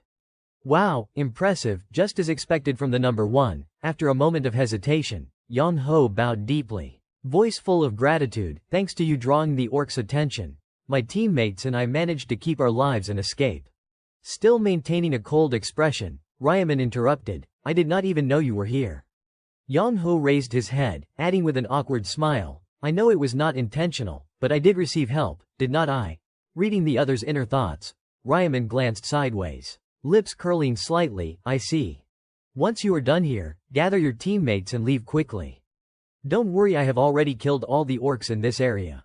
Before he could say more, Yang Ho wondered, "Is that so? But how did you know I still had teammates here?" With his keen perception, Ryaman's gaze shifted behind Yang Ho. The man immediately turned around and the reason became clear. Yang Ho's teammates, who had been hiding in the shadows, were now standing right behind him. Yang Ho froze. "Everyone, why are you here? Didn't I tell you to wait inside?" One teammate with a sword slung over his shoulder, Zhangshik, stepped forward to explain, "We were worried you would leave us behind." Another teammate, Hyung Dim, teased, making Yang Ho briefly flustered, "It really feels like you were about to ditch us and run off first." Ryaman, still standing there, observed the newly appeared group and silently assessed, "It seems these 4 are mercenaries contracted to Yang Ho. They followed out of concern for him." truly worthy of the Mercenary King title. The mercenary group, recognizing Ryaman, suddenly went blank. Huh, is that Black Dog? Oh man, what are you doing here? Ryaman replied curtly, what is this about? I came here to hunt. The teammates let out awkward laughs, but their eyes sparkled with admiration. Ha ha, got it. Man, you handled everything here so effortlessly, one whispered, wasn't it hundreds of orcs? Ryaman, in his cold tone, cut in, if you were done here, then go. In his mind, the reason was clear, after wiping out all the orcs, the final boss would soon appear. It would be dangerous to let this group linger. Following his words, one teammate saluted formally. Oh, understood. Yes, see you later, Black Dog. The last to leave, Yang Ho, bowed, eyes shining. It was an honor to meet you here. The group began to depart while the orc corpses around them gradually dissolved. They had not gone far when the shield-bearing player, Cockle, wondered, hey, did you hear that sound? The sword wielder, Yami, responded, what are you talking about? Cockle emphasized. Listen carefully, a strange tremor began to form. Yang Ho, still nearby, looked around anxiously, what does this mean? The orcs had completely vanished, and Ryaman spoke, mid-tier boss. Get ready. The tremor grew clearer. Yang Ho, sweat pouring, panicked, what? A mid-tier boss, from afar, under the blood-red moonlight. A gigantic 6-meter-tall monster slowly approached. Pale faces appeared across the group. Oh, what is that? An orc? No mistake, it was an oversized orc, growling ferociously, with countless glowing red eyes on its face. Two massive blades held horizontally, its enormous muscles radiating terrifying pressure. Ryaman assessed, finally, it appears the orc warrior. I just wiped out all the orcs in this village, and this is why I did not leave immediately. I need to kill it to obtain the balance stone, a side quest item. A faint smile formed on his lips, kill this monster. Then 3 more bosses in the other 3 villages, and I will complete the side quest. Without hesitation, Ryaman locked onto the target and charged at the boss. The purple-clothed player, Ma Zhonglok, supporting Ryu Min, asked worriedly, Hyun, is that guy angry? Yang Ho, face pale, stammered, I guess so. His voice suddenly shouted, oh, run! The boss rolled its eyes, drool dripping from its mouth, selecting Yang Ho as its target.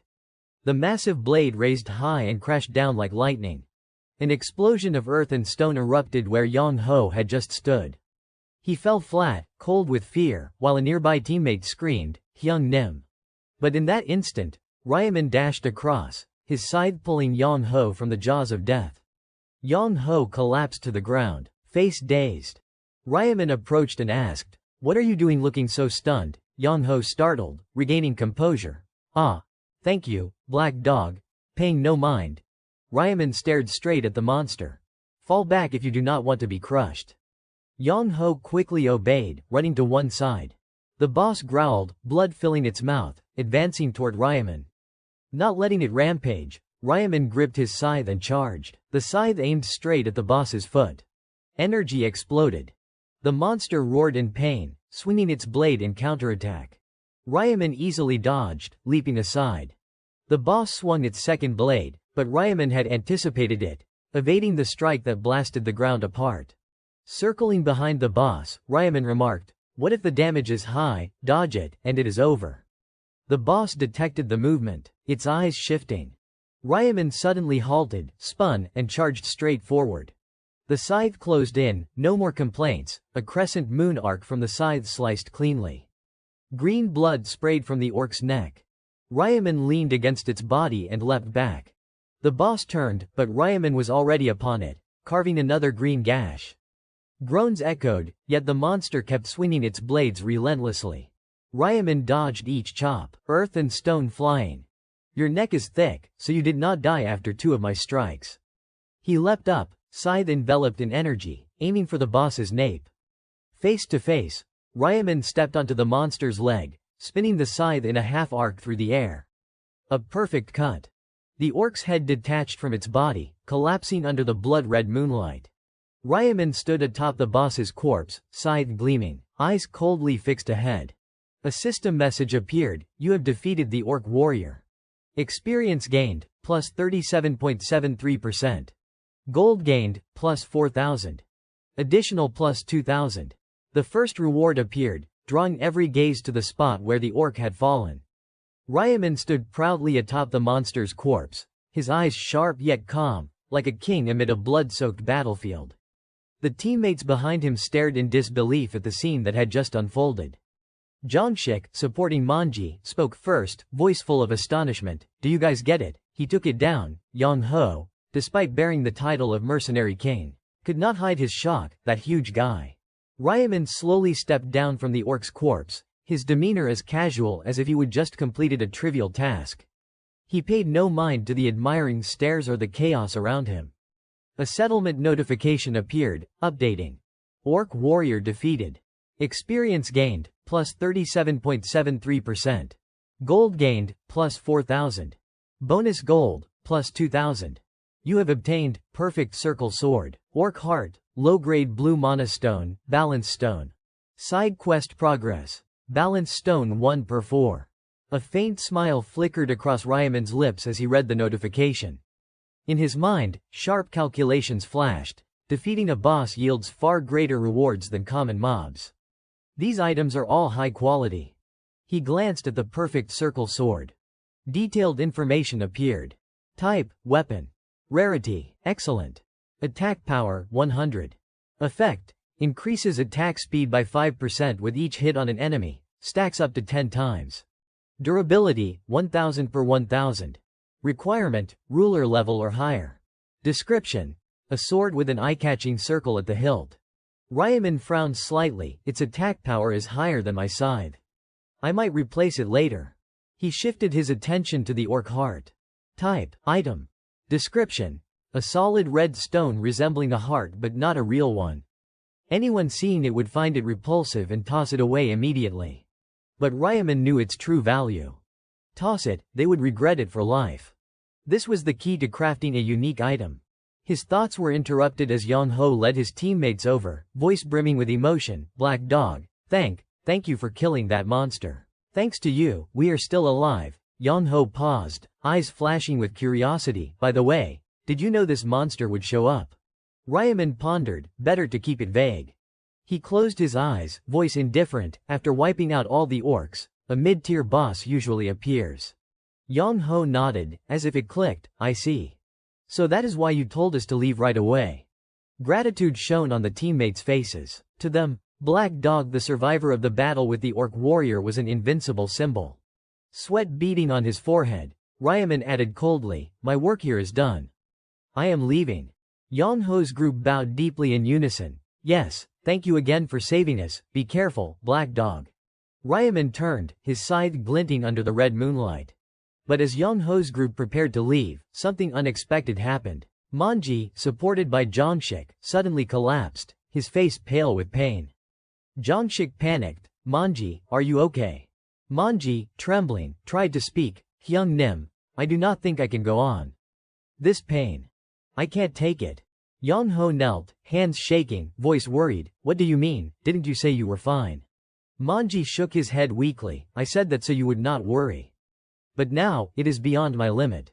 Anxiety gripped Yang Ho. "Hang in there, Manji, we will return to the real world, you will be healed." But Manji, a frail mercenary, shook his head. "Hyung Nim, you know how it is. Without 3 kills, it is all meaningless. Just leave me, I do not want to be a burden." Yang Ho was nearly desperate. "No, we can't. There has to be a way. We just need to catch some orcs, you can stab them with your weapon." "How's that?" Manji gave a faint smile. "If we do that, no one else can hunt. Even if we catch 300 orcs, we won't have time to survive." Pain made him collapse, coughing violently. Cough cough. "It is time." But Ryaman, it turned out, had not left. He stood nearby, watching the scene. In his mind, a thought sparked, unexpected. Yang Ho, the mercenary king who commands hundreds, is this weak before his teammates. Memories flooded back when he was in a similar situation with his brother Ryu Won. That pain felt alive again. Deciding quickly, Ryaman approached, cutting through the grim atmosphere. "Hey, looks like you need help. Can I take a look?" Everyone froze, eyes turning to Black Dog. Yang Ho stood, stepping aside, voice trembling. "Is there a way to save him?" Ryaman examined Manji's shoulder wound, assessing serious injury, but not untreatable. A green light emanated from his hand, enveloping the wound. Blood stopped flowing. The injury gradually closed, the arm restoring to normal. Yang Ho and his teammates stared in shock. The wound. It is healed. Yang Ho turned. Black Dog, how did you do that? Ryaman replied calmly, this is the emergency treatment skill, anyone can buy it at the shop. The teammates snapped to attention. I remember now, I have seen it. A skill costing 20,000 gold. Ryaman added, don't misunderstand. Emergency treatment only stops bleeding and heals minor cuts, not enough for a broken shoulder. But with my divine skill, combined with my 123 intelligence stat and wormstone, which boosts effects by 1% per level, I achieved this result. He looked at Manji, try moving your shoulder. The scar remains, but it won't hinder you. Manji rotated his shoulder, amazed, it moves normally, he bowed 90 degrees. Thank you, Black Dog, you are my savior. Yang Ho and the others bowed too. Black Dog, thank you for helping us in our time of need. Zhangshik added, thank you for saving our teammate. In response, Yang Ho pulled out a red mana stone. I do not know if it is useful, but please take it. This is my sincerity. The others offered valuable items, a sword, a necklace. Black Dog, take this, sell it, and you will get gold. Ryaman paused briefly. I should decline politely. He raised a hand, you do not need to do this. But they insisted, no, this is our gratitude, please accept. Finally, Ryaman took everything, eyes briefly dazed. Even if they are just common items, getting them from 5 people is a big reward. He looked at Yang Ho, thanks to Black Dog, our friend has a chance to survive. Beyond these items, I promise to repay this debt, Yang Ho said, his smile spreading to Manji. Ryaman thought, gaining support from the mercenary king is not bad at all. He stored the items and said goodbye. All right, see you later. Ryaman left, leaving the group bowing in respect. In a red-leaved forest, Julie sat beneath a tree, staring at the notification panel, heart full of worry. Is this okay? An hour has passed, and I have done nothing. The panel displayed. Time remaining, 8 hours 55 minutes. Main quest progress, Orcs 0/300. She muttered, if this continues, I will be erased before reaching 300 orcs. Covering her mouth with both hands, she whispered, it is my fault. I was too scared and lost track of Black Dog. Memories flooded back. From round 5, finding Black Dog was not hard, he was always in the top 10 players. But the image of Ryaman using his scythe to decapitate opponents, blood spraying, made Julie tremble. After everyone revived, she looked at Ryaman, thinking, the game's reward phase is over, what should I say? But her feet would not move. Don't be afraid, he won't hurt me. She closed her eyes, but he could stab a knife into someone's mouth the first time they meet. She looked around, where did he go? The chance slipped away. Ryu Min's advice resurfaced, killing 300 orcs is not easy. Orcs are aggressive and move in packs. Don't hunt them alone. After the zones merge, find Black Dog or wait an hour without moving. Julie rested her chin on her hand, muttering, Ryu Min told me to wait. But there is no guarantee Black Dog will come back, right? Julie made a firm decision in her heart, she had to go find him, no matter the danger. Traversing the forest ablaze with red foliage, she walked on, her anxious eyes scanning every tree trunk and bush. He must have gone this way, she told herself, gently pushing aside a nearby branch. Suddenly, her face lit up with a flash of surprise. What is that? After just 10 minutes of walking, the hazy outline of a village appeared in the distance. A thought immediately sparked in her mind, a village. Could that be where the orcs are staying? She observed intently, her heart beating faster, and an idea began to form. Black Dog. Could he be in there? But then she shook her head, dismissing the bold notion. Her voice rang out, trembling yet resolute, no, it is best not to take the risk. That place could be very dangerous. I need to stay away right now. However, a chilling sense of unease suddenly ran down her spine. Something was lurking behind her. She froze, clearly sensing a terrifying presence she did not want to face. An orc, she whipped around, heart pounding, eyes wide to confirm her suspicion. Before her stood a massive orc, its blood-stained axe gleaming with deadly light. The monster roared, the sound echoing and thickening the air. This was an unavoidable battle. Julie immediately activated the power within her body, her eyes turning sharp though her heart still trembled. I do not want to fight orcs. A notification appeared in her view. All stats increased by 50% due to BR skill effect. She gripped her sword tightly, assuming a defensive stance.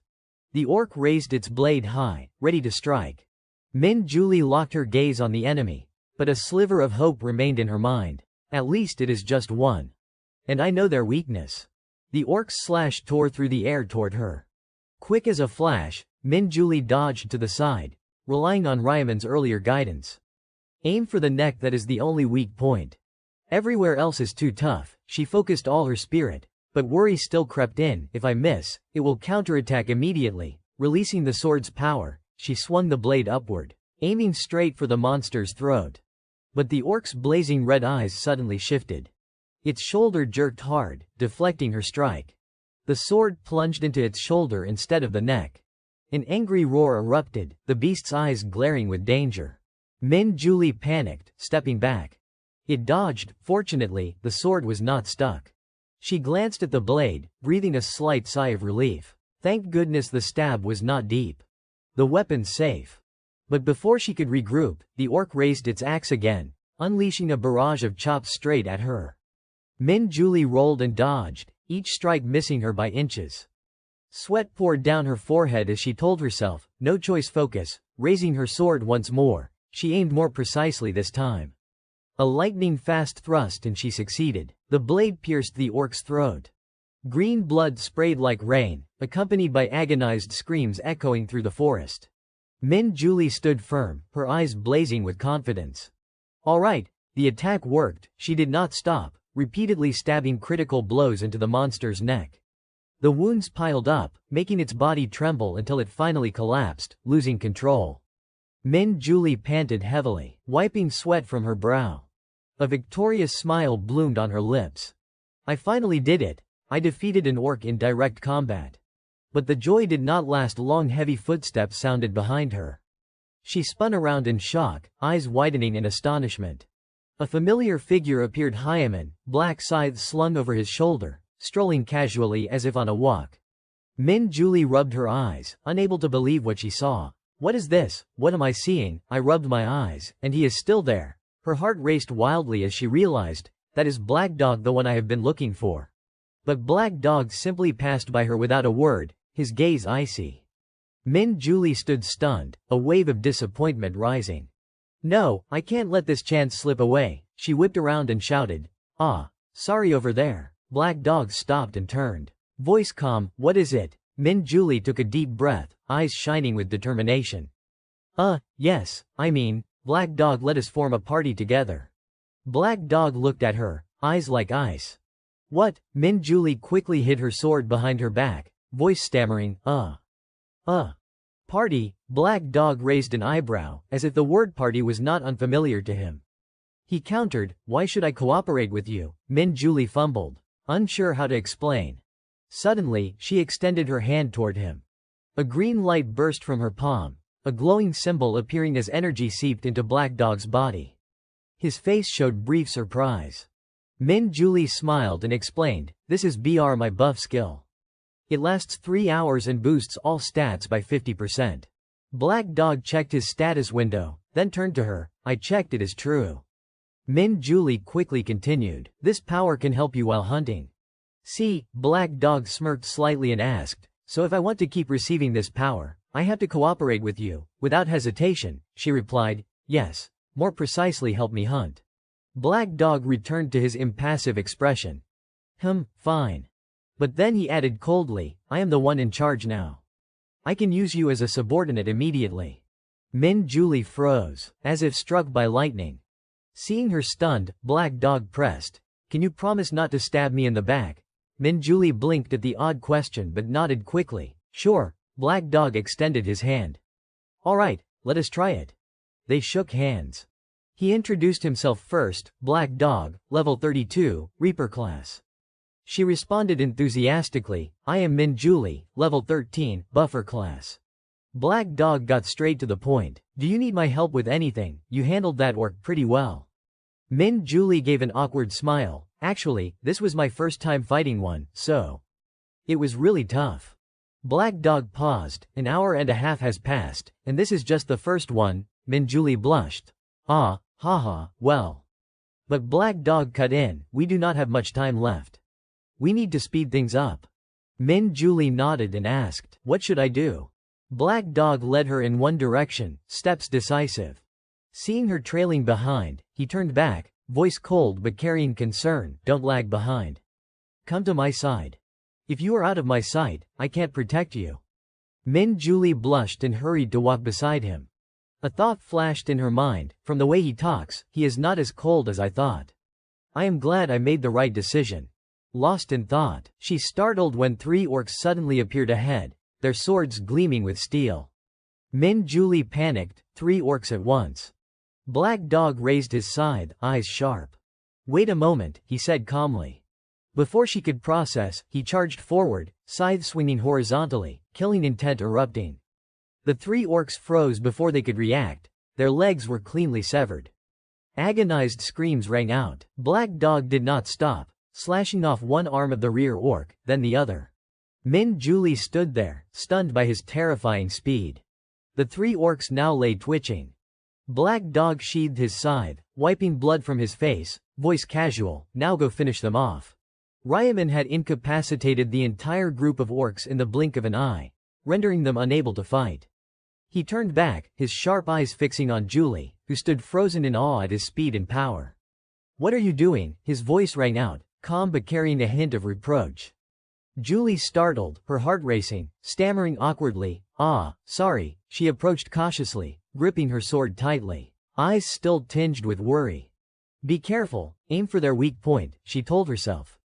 With utmost focus, Julie thrust a fatal blow into the neck of the nearest orc. Green blood sprayed violently, and notifications popped up continuously. You have defeated orc, experience gained plus 2.35%. Gold plus 40. Julie stared in disbelief at the notifications. This is.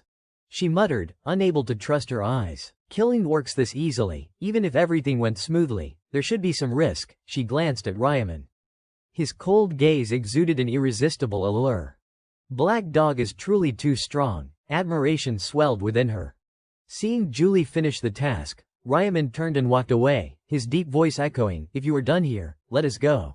Julie fumbled, hurrying after him, voice hesitant, I have not gotten any yet. Ryaman did not respond, simply striding ahead with his black scythe slung over his shoulder, his powerful aura leaving Julie both reverent and flustered. Watching his back, she thought, I am really lucky to party with Black Dog. The hunt proceeded as planned. Ryaman crippled the orcs, and Julie delivered the finishing blows. After taking down a few more, Julie could not contain her joy, exclaiming excitedly, this is amazing. I did not know hunting could be this easy. Ryaman ignored her excitement, asking indifferently, so far, how many have you killed? Julie replied eagerly, eyes sparkling, I have taken down 52 in 30 minutes, impressively fast, right? Ryaman did not answer, silently continuing. In his mind, this pace was nothing special. It might be fast for others, but too slow for him. He chose hunting in this area for one reason, to avoid encirclement risks. Attacking a village could mean both getting swarmed by dozens of orcs. He would not mind alone, but protecting Julie was a challenge. Suddenly, Ryaman stopped, eyes contemplative. No choice. Time to find the orc shaman. Noticing his silence, Julie asked curiously, at this rate, we can hit 300 in just 3 hours. Ryaman turned, his piercing gaze startling her. 3 hours is too long. Aim for under 1 hour. Julie gasped, hand unconsciously covering her mouth, stammering, 1 hour, is that even possible? Seeing her doubt, Ryaman explained calmly, we will use the orc shaman. Julie puzzled, what is that orc mage? He replied slowly, the orc shaman is a monster that can summon other orcs. If we let it summon, we won't waste time searching. Julie nodded, eyes lighting up as she grasped it. So, we do not kill the orc shaman, we let it summon more orcs, right? Ryaman nodded, exactly. I plan to keep it alive until we hit 300. Julie stepped closer, curious, by the way. How does Black Dog know about the orc shaman? You have not met it before, right? Ryaman smirked faintly, fabricating a perfect excuse. I had a brief encounter with it before meeting you. That is how I know its location. Julie smiled, fully convinced. Oh, I see. To reassure her, Ryaman added, nothing to worry about. I will protect you from any threats. His words wrapped around her like warm breath, making her blush faintly, eyes unable to leave him. He notices every detail so amazingly. The two entered a forest, arriving at an ancient village with simple wooden huts. No orcs on guard. Julie wondered, a boss in this small village? Ryaman nodded. Yes. It looks simple on the outside, but players who underestimate it become victims of the orc shaman. He recalled the previous regression, behind the village, a pile of player corpses proving the monster's cunning. It is a trap to lure players. Julie pointed ahead, still hesitant, but Ryaman walked on, leading her in one direction. Why do not I see any orcs? She asked. Ryaman explained, the houses here are camouflaged to draw players in easily. In reality, only the orc shaman lives here. He stopped before a larger house, raising his scythe. Inside is where the orc shaman sets its traps quietly. Julie worried, a trap? Ryaman nodded, the trap is simple. Inexperienced players step in and trigger it. The orc shaman summons 10 to 20 orcs to overwhelm them. Once surrounded, no escape. Seeing her anxiety, he stepped closer, voice steady, but it is not unbeatable. Julie blushed as he suddenly approached, heart pounding. What is the plan? She asked. Ryaman smiled, don't be scared. This plan has been tested. Julie placed a hand on her chest, confident, then leave it to me. Ryaman raised an eyebrow, you will do it alone. Julie nodded, though still nervous, yes. No need for both of us, right? We can't just stand like sitting ducks waiting to be eaten. Ryaman crossed his arms. Surprised by her boldness, all right. Good luck. I will wait outside. Julie took a deep breath and opened the wooden door. A dark hallway appeared, lit only by a dangling oil lamp. She entered, sword gripped tight, eyes scanning carefully. Suddenly, the narrow space opened into a large room with a blazing red carpet. This was the trap Black Dog mentioned. Julie recalled the plan, step on the red carpet, then immediately leave. The orc shaman would think it missed prey and send scouts. She advanced, placed her foot on the red carpet, then spun and dashed out. The door slammed shut behind her. Julie panted, heart still racing. Phew, I made it out. Ryaman asked quickly, you okay? Julie smiled confidently, haha, of course. I reached the red carpet and came right back. Ryaman nodded approvingly, good. The orc shaman will send scouts. We just wait. Soon, the door opened. 4 armed orcs stepped out, eyes scanning intently. One suddenly turned at Ryaman's voice, what are you looking for so intently? He lunged from above, scythe swinging, killing intent spreading. In an instant, the orcs' limbs were severed. They screamed in agony, collapsing like straw. Ryaman sheathed his scythe, coldly, you can come out now. Julie emerged from hiding, amazed, that is it. Ryaman nodded, we go back in, lure again. Julie worried, will it fall for it again? He smirked, confident smile. They might be smart, but their brains are goldfish level. They will forget right away. Julie laughed, her radiant smile responding to him. The two stood still, watching the orcs emerge and fall like straw, swift and effortless beyond belief. Julie recounted the monsters she had slain, eyes gleaming as she turned to Ryaman, exclaiming excitedly, Black Dog. I have got all 300. Ryaman glanced at her and nodded. Yes, 1 hour has passed. In just 1 hour, we took down 248 orcs totaling 300. Julie beamed radiantly, eyes sparkling, thanks to Black Dog, we could hunt so comfortably and quickly. She paused, overflowing with gratitude. Thank you so much. Ryaman looked at her, voice steady. How many levels did you gain? Julie lifted her chin proudly. I have reached level 19. Ryaman nodded lightly, eyes thoughtful. Just 10,000 more points and she will level up. Then she can learn new skills, upgrade existing ones, become a more valuable ally. He thought silently. Her buffs will be stronger, helping me set new records when taking down bosses. He said to Julie, let me help you reach level 20. It will make facing the next orcs easier. His words made Julie's heart pound. Her face flushed slightly. He cares about me this much, she stammered, why yes. It is embarrassing to rely on you for this. At that moment, a voice rang out, drawing both their attention. Hey, look over there. A group of players appeared, venturing deeper into the village. They froze at the piles of orc corpses, whispering, isn't that Black Dog? Who is with him? What are all these orc bodies? A young man in the group, expression hesitant, approached and spoke, hello, Black Dog. Ryaman regarded him calmly. What is it? The young man explained nervously. Yes, we came to hunt orcs, but we did not expect this scene or you being here. In his mind, thoughts swirled. Just 2 people took down this many orcs. Doubt showed on the other players' faces. Strange, a small town like this with so many orcs. A heavy-set one whispered. Who is the girl next to him? Black Dog's teammate. Unusual. Another smirked oddly, eyeing Julie. Is this girl a Black Dog fan? Pretty hot. Julie grew uneasy, sensing their ill-intentioned stares. Suddenly, Ryaman slammed his scythe into the ground, creating a small tremor. Killing intent flared. His voice was icy. Don't bother me. Leave. The group flinched at his action, his eyes sharp as blades. In Ryaman's mind, I could kill anyone, but I should not cross the line. He continued, voice frozen. If you have no business, get out. The initial young man grew angry.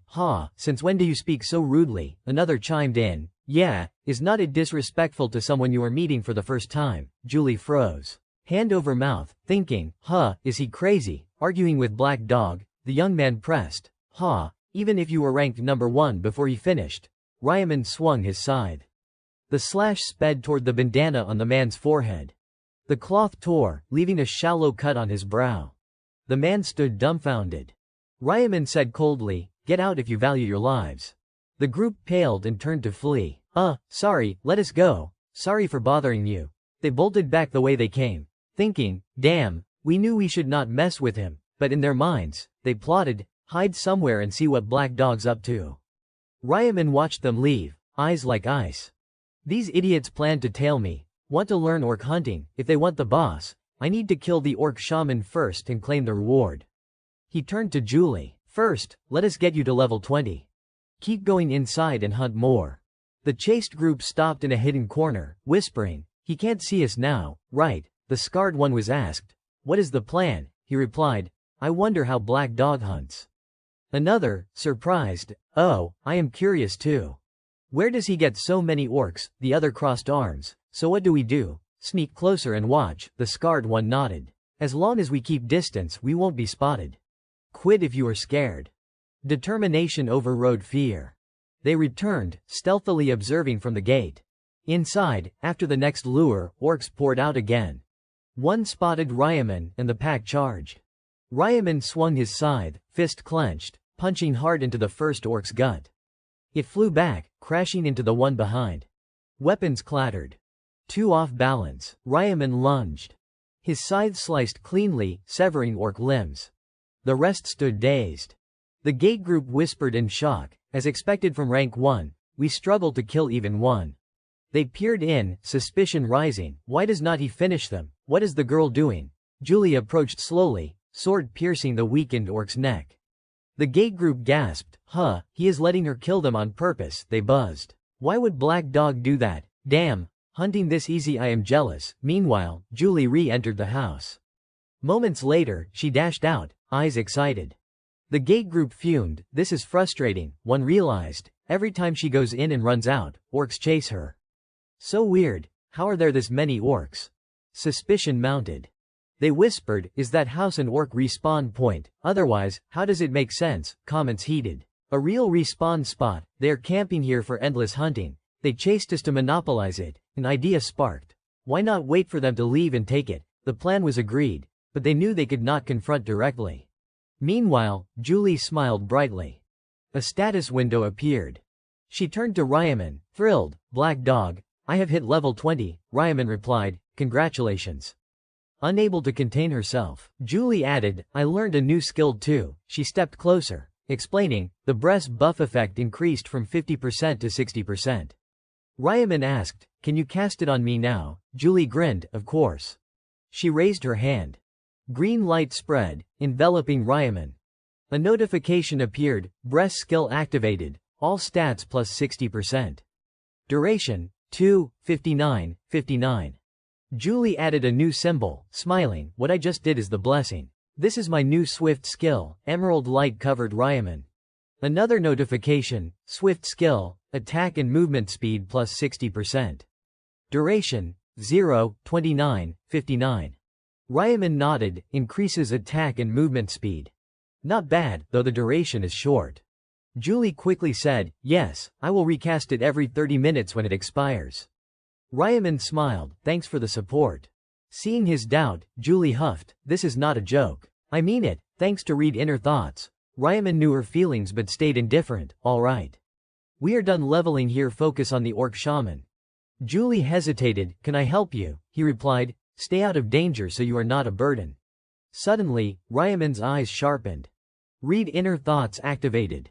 He glanced at the lurking group behind, voice irritated, those guys badmouthing me and Julie. Ignoring it, he said to Julie, let us check the results. Julie nodded, unaware of the stalkers. Ryaman entered the house. Julie watched outside. The lurkers whispered, what? This time Black Dog went in. Suddenly, the door shattered under 2 blazing red slashes. Ryaman burst out, orcs chasing. The exit widened. Killing intent raging, he stormed like a whirlwind, orcs pursuing relentlessly. Julie froze. The gate group stared in horror, unable to believe their eyes. Julie stood stunned, watching Ryaman burst from the house with orcs chasing like a pack of starving wolves. A question mark flashed in her mind. Why is Black Dog running? He is the strongest. Outside, the lurking players whispered in confusion, what is going on? Black Dog being chased by orcs, does that make sense? He is the world's top player. Then, a distinctive figure emerged among the orcs, a massive monster wielding a gleaming mystic staff. Its aura completely different from regular orcs. The orc shaman, Julie realized, heart-pounding. The mystic staff raised high. A black energy wave spread. The shaman roared in a strange tongue, Skrek ghost. A gigantic mouth appeared on its body. The staff pointed forward. The regular orcs pursuing Ryaman were enveloped in black energy pillars, and from them, 5 new orcs materialized, blocking his path. Simultaneously, 5 more caught up from behind. The players outside gaped in shock. One pointed, stammering, what is that monster chasing him? Another whispered, it is bigger than normal orcs. A boss, one panicked, if that is the boss. The orcs are not respawning, they are being summoned. Julie stood pale, filled with worry. Black Dog is surrounded, what should I do? Help him, but she was astonished to see Ryaman, alone in the encirclement, terrifyingly calm. Not a single orc touched him. The beasts lunged, but he evaded with horrifying speed. Julie thought, he is not flustered at all. The orc shaman, seeing Ryaman unscathed, raised the staff again, summoning 10 more orcs. The horde grew like an army, horrifying the outside players. 10 more orcs just appeared. He kills 1, 3 more charge.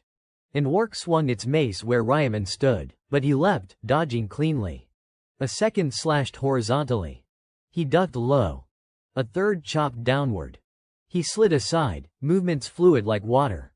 The outside players froze. He is dodging everything, insane. Black Dog is a monster. But amid their awe, one in the group smirked sinisterly, whispering, guys, this is our chance, that boss has no guard. Let us steal it. 2 hesitated, but what if Black Dog notices? The smirker waved off. He is busy with the orcs. Even Black Dog struggles in this swarm. If questioned, say we are helping. The group agreed, sneaking around Ryaman toward the orc shaman. Julie spotted the movement, eyes widening. What are they doing? Realizing their intent, she panicked. Don't tell me they are stealing the shaman while Black Dog distracts the orcs.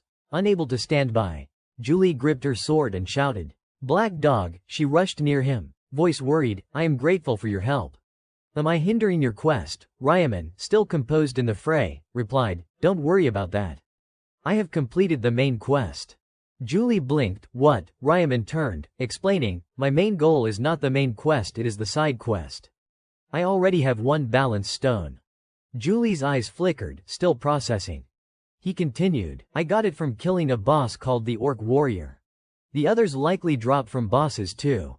Julie nodded, eyes brightening. Oh, you already have 1? Ryaman nodded lightly, I need the bosses, so no guilt. Julie replied, got it. But she immediately turned, eyeing the players sneaking toward the shaman. No way, that shaman belongs to Black Dog, determination flared. Julie drew her sword and charged to intercept. The players neared the shaman, smug smiles blooming. Suddenly, a night flame screen erupted with a resounding nightfall, freezing the group pale. One stammered, what is this? Another hushed, quiet, but too late. The orc shaman turned, red eyes blazing with killing intent. SCRCK, SCRCK, it roared, staff raised high. The players panicked. The front two spun to flee, but the three ahead were spotted. Yelling, "Damn, we are exposed." The giant mouth on the shaman gnashed, unleashing watery light beams. 10 new orcs summoned, surrounding all 5. No escape. The players freaked. One took a slash to the shoulder, eyes rolling white. Another was grabbed, mace slamming him to the ground with agonized screams. A lucky one crawled away but faced an orc raising a spiked mace to stomp. He wailed, "Please, save." The massive foot crushed down, blood splattering. On the other side, Ryaman remained poised, scythe slicing cleanly through an orc's neck. The beasts collapsed without resistance. Sweat rolled down his forehead, but he stood firm, cold eyes on the attacked players. I lured the shaman out to see what they would do. They chose to steal credit, so they failed. Gripping his scythe, he advanced on the orc shaman. SCRCK, SCRCK, it roared, summoning more orcs, but Ryaman was unfazed. One charge. He bisected it, body tearing apart. The others met the same fate, scythe swinging, limbs severed. Ryaman smiled, feeling power surge. Attack speed greatly increased thanks to swift buff and night effect. Notification appeared, Reaper's ancient tongue, scythe damage doubled. At night, attack speed plus 50%, detection chance reduced. He leapt, charging the shaman like wind. It panicked, roaring SCRCK, and raising the staff, but Ryaman was already behind. His glowing red scythe pressed against its neck. "Good boy," he said coldly. "Goodbye." The scythe swung. The shaman's head and body split, falling in a perfect arc of the weapon. The scythe swept across the monster's head. The orc shaman collapsed, neck severed from body, crumpling under Ryaman's overwhelming power. He landed lightly, black scythe glinting coldly like the embodiment of death itself. A notification flashed immediately, lines glowing as if cheering his victory. "Congratulations, you have defeated the orc shaman. Experience plus 37.73%, gold plus 4,000. Congratulations on leveling up, you have obtained the eternal seed. You have received the mystic wood totem. You have received a small blue magic stone.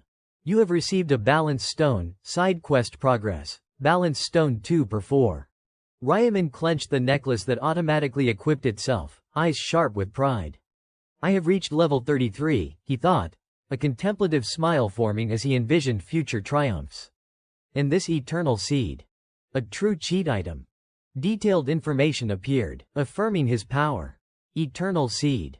Type, necklace. Rarity, epic. Effect, gain 1 stack per monster kill, reducing durability by 1. Every 100 stacks can be converted into 1 stat point. Durability, 1000 per 1000. Requirement, normal level or higher. Description, a necklace adorned with an opaque white bead containing the souls of the defeated. In Ryaman's mind, the eternal seed is excellent, increase stats every 100 stacks. Is it like the soul absorption rune that Black Dragonfire once had? The old enemy's face flashed, but Ryaman dismissed it, focusing on the present. The only downside is durability. When it drops from 1000 to 0, the bead shatters. But hope sparked, the durability rune in round 8 can restore it. With a blacksmith's help, I can keep the eternal seed forever. Suddenly, Min's voice called from afar. Cutting his thoughts, "Ryaman, where are you?" He turned, a faint smile as he saw her searching. Activating Rune of the Dead makes me nearly invisible, Ryaman thought, glancing at the scattered orc corpses. First, deactivate Night of the Dead. The trace erasure skill activated, hiding all signs of him in the blood-red space. The darkness faded. The surroundings shifted strangely, startling Min. "Oh my, why did it get dark and then light again?" Her eyes spotted Ryaman. She rushed over, voice excited. "Ryaman, there you are, I have been looking everywhere." Ryaman, standing by the shaman's corpse, replied calmly yet sharply, "As you see, I am busy." Min, unsurprised as if expecting this victory, approached, rapid fire. "Did you take it down, but did not you see anyone else? Some guys were trying to steal the orc shaman from you." Ryaman, gripping his scythe, replied indifferently, "I did not notice anyone."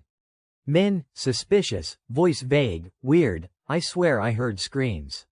A question mark in her mind, but Ryaman stayed silent, eyes thoughtful. Bragging about feats brings no benefit, he thought, then shifted. Let us hunt the next boss. Min nodded, sword in hand, voice determined. Yes, they headed to an orc camp where guards had been cleared by Ryaman. Orc corpses lay strewn, blood-soaked, arrows pinned to wooden walls. Only a giant orc remained, firing arrows at Ryaman. But all attacks were futile against his speed and power. In a flash, the black scythe closed in. The monster's eyes showed panic. One slash severed the bow arm, another cut across the waist, body split in two, collapsing like diced fate. Notifications poured like a cascade. You have defeated the orc archer. Rewards granted. Experience plus 37.73%, gold plus 4,000. Obtained agile archer boots. Obtained rusty arrow. Obtained small green magic stone. Obtained balance stone, side quest progress, 3/4 balance stones. Ryaman eyed the info, gaze cold. Should check the items. Details appeared. Agile archer boots. Type, boots. Rarity, epic. Defense, 60. Effect, agility plus 10. Durability, 1000 per 1000. Requirement, normal level or higher. Description, boots for agile archers. Agility increases as you move faster. Better than my current boots, Ryaman muttered, eyes brightening. No reason not to equip. Additional info. High agility boots. Rarity, normal. Defense, 15. Effect, agility plus 4, movement speed plus 5%. Ryaman began equipping. Combined with the low-grade green magic stone, even stronger. Confirmation. Combination successful. Agile archer boots, agility plus 4. He closed his eyes, satisfied, done. All mid-tier bosses down. The image of the high orc surged, heart racing. Only the final boss, high orc. Unlike others, it follows time rules. Time is everything. He pondered, must act fast, very fast. Previous record, 43 seconds. Min approached, excited, let us go. Julie, nearby, smiled, yes, Ryaman thought. With Min's buffs, I can break the record. They left the camp. Shorten time as much as possible. First, max level and use Eternal Seed for stats. In a new area, a monster fell to Ryaman's side. Info, time remaining, 0, 30.41 seconds. Monster dissolved all by Ryaman. Scythe sheathed, he thought, one more level to 40, but time's up. The necklace glowed, but Ryaman told himself, no regrets. Goal achieved. Min approached. Ryaman, not hunting more, he replied, enough. Min, enthusiastic, so, take down the final boss now. Ryaman raised a hand, casual, we part here. Thanks for the support. Min, disappointed, shook his hand, heart heavy, sad to part. Should I stay until he kills the final boss? She hesitated, no, I would just hinder. Ryaman, sensing her attachment, thought, high-level orcs are too dangerous for Min. Min smiled. Raising a hand with green energy, Ryaman, one last buff, Bress and Swift activated. She said, thanks for helping me. I could not do it alone. Min pulled out a blue mana crystal, dropped while hunting. Need it? Ryaman declined, keep it. Min waved off, I just need experience, in her heart. I have two, must give him one. Ryaman, understanding, smiled, fair enough. I will take it. He accepted the stone. See you next time. Min watched his retreating back, heart sinking. Ryaman sped off at terrifying speed. Info, target, high orc, distance, 1121 m. He focused, no one's killed it yet. Of round 5's 4 bosses, high orc is strongest. 100 level 20 players might barely take it. Speed unrelenting, I died 4 times to beat it, set 43-second record. Leaping branches, distance 321 meters. This time, I will shatter it. Ahead, high orc appeared, 160 meters away. But Ryaman startled, a blonde player was grabbed, blood pouring, surrounded by others. The two-headed orc had taken down a player right in its grasp, plunging everyone into sudden chaos amid the horrifying scene unfolding before them. Pale faces spread across every countenance, terror surging as everyone cried out in desperation, oh God, what is happening? How did it come to this? Clearly there was no problem at all just a few minutes ago. The past and the narrative began to intertwine, pulling everyone back to the initial moment when they met and formed a group. Any player who had ever faced an ORC even once deeply understood that completing the quota of 300 alone was a grueling battle, fraught with dangers and failures. Working in a group was not only a wise choice but the only path to survival, bringing hope and collective strength that no individual could achieve. A group of people gathered together, filled with determination, and laid out a clear strategic plan. The orcs are allying with each other, so why can't we? Let us hunt together. The one who spoke immediately raised his hand, his voice echoing with passion, introducing himself to build trust. Let us introduce ourselves. Do you see our nicknames? I am Junsok, level 12, a warrior. An archer on this side introduced himself next, with a warm and sincere voice. My level is the same as yours. Nice to meet you. I am Brady Pitt, an assassin. A person in hooded attire was next, his voice steady but full of pride. I am an unarmed warrior, level 13. BWOOC by Buck. The pronunciation might be a bit tricky. I got carried away and just typed whatever. The five completed their introductions in a warm atmosphere, overflowing with bonding and hope, like a flame igniting in the darkness. It started with an arrangement beneficial to everyone, but for meeting and cooperating spontaneously, the team spirit along with this atmosphere was truly wonderful, making everyone feel empowered by genuine unity, turning fear into eternal motivation.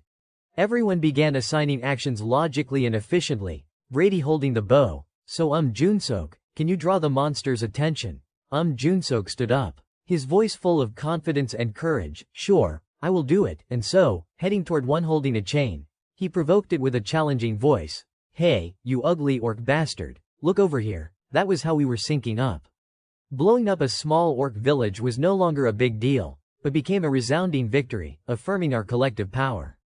A female player on this side had subdued one, her voice ringing out with excitement and urgency. Brady Pitt, now's your chance, break its neck. But then another one approached, and another player gave an urgent warning signal. By Buck, careful behind you. After we hunted continuously for 6 hours, drenched in sweat but spirits still burning, everyone began gathering and showing extreme elation. I have reached the goal of killing 300. Count me in too. Congratulations, everyone survived. The main quest was completed gloriously, bringing immense joy and pride. Junsok suddenly proposed a new idea, his voice full of reluctance and enthusiasm. Now, is not parting a pity and too soon? How about we hunt a bit more?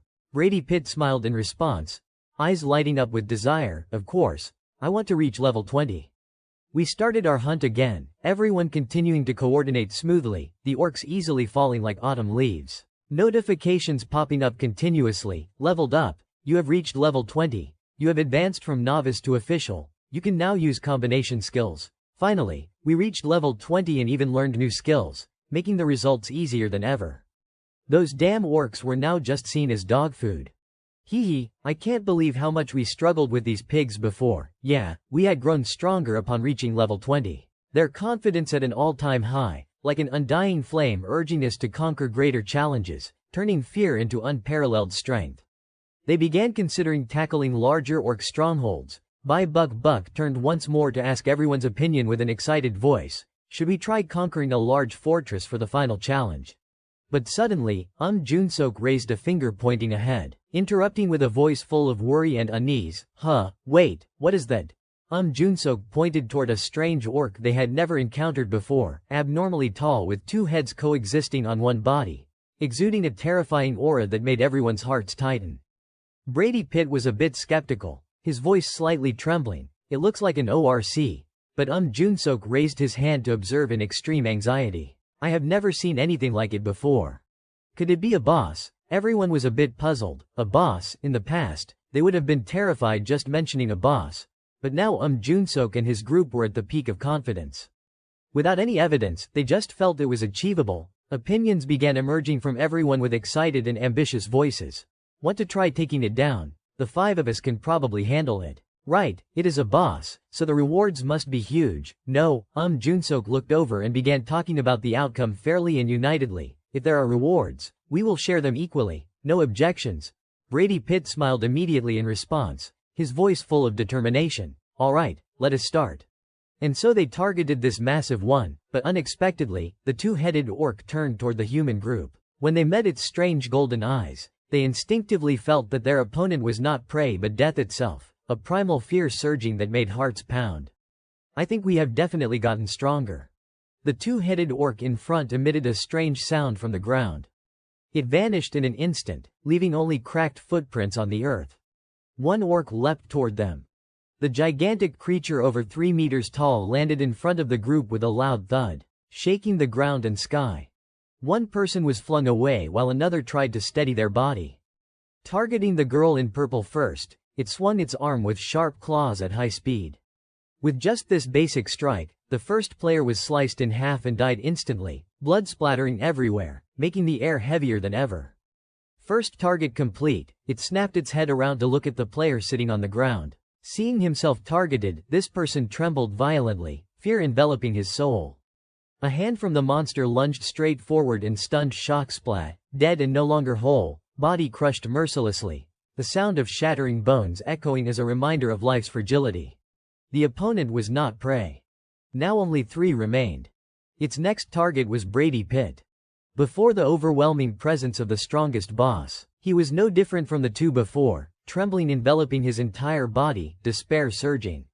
The hand grabbed without hesitation, lifting him into the air. A tight squeeze shattered all his bones, blood spraying around, completely helpless in the situation. The monster looked at him with satisfaction. All 3 died in 3 different ways, leaving only Bai Buck standing frozen and Junsok staggering back, death itself incarnate. Back to reality, Junsok watched everyone sacrifice one by one, unable to rally his spirit, the pain of loss tearing his heart. Its tail whipped at high speed toward Bai Buck. It seemed Bai Buck would be sent flying, but it decided to grab him into the air instead. Attention shifted directly, no longer caring about the corpse in its hand. Before dying, Bai Buck could only utter a few words in boundless despair. Save me. The body was slammed down hard, insides mashed like paste. Only the last one remained. It turned its 4 eyes once more to lock onto the target, invisible pressure tangibly enveloping the body, a repeating thought in his mind: we are going to die, we are going to die, we are going to die, we are going to die. Directing its grotesque mouth toward Junsok, it let out continuous growls. Gathering all remaining strength, Junsok backed away step by step, shouting in utmost fear, do not come near. Monsters often do the opposite of human intent. It closed in, its shadow engulfing Junsok. Tears streamed down one cheek, voice trembling with pleading, oh no, please. The arm raised once more at high speed. At that moment, unexpectedly, Rumen leapt high and headed toward the monster's blind spot, scythe already drawn and ready. Rumen, you have approached without being detected. Exhaling a short breath from behind, he swung his scythe with all his might, cleanly slicing the necks of the 2-headed orc. A red line passed as proof, followed by it separating from the body. The remaining head actively looked toward where he landed on it. Humanity. It turned only to know the form of the one who killed it, a long red mark also appearing on the neck. In Junsok's disorientation, the monster crashed down with a thud, creating a massive shock. Junsok's face began showing signs of color returning. Looking at him and seemingly starting to recognize the person from above, he gently floated down and landed. The opponent had fully confirmed his identity as the Grim Reaper. Eyes on where the monster fell, he suddenly pondered, I never thought it would die in just one attack. The notification panel began updating, bringing the joy of victory after the horror. 2-headed orc defeated. Congratulations on leveling up. You have reached level 40. Your rank has increased from normal to expert. You can now use the trading function. He looked at the system panel, but it showed no signs of stopping. Deathmark skill normal damage increased from 120% to 140%. Death Knight domain range increased from 500 meters to 1000 meters. You have learned the exclusive Reaper skill Moon Slash. The next skill will unlock at level 60.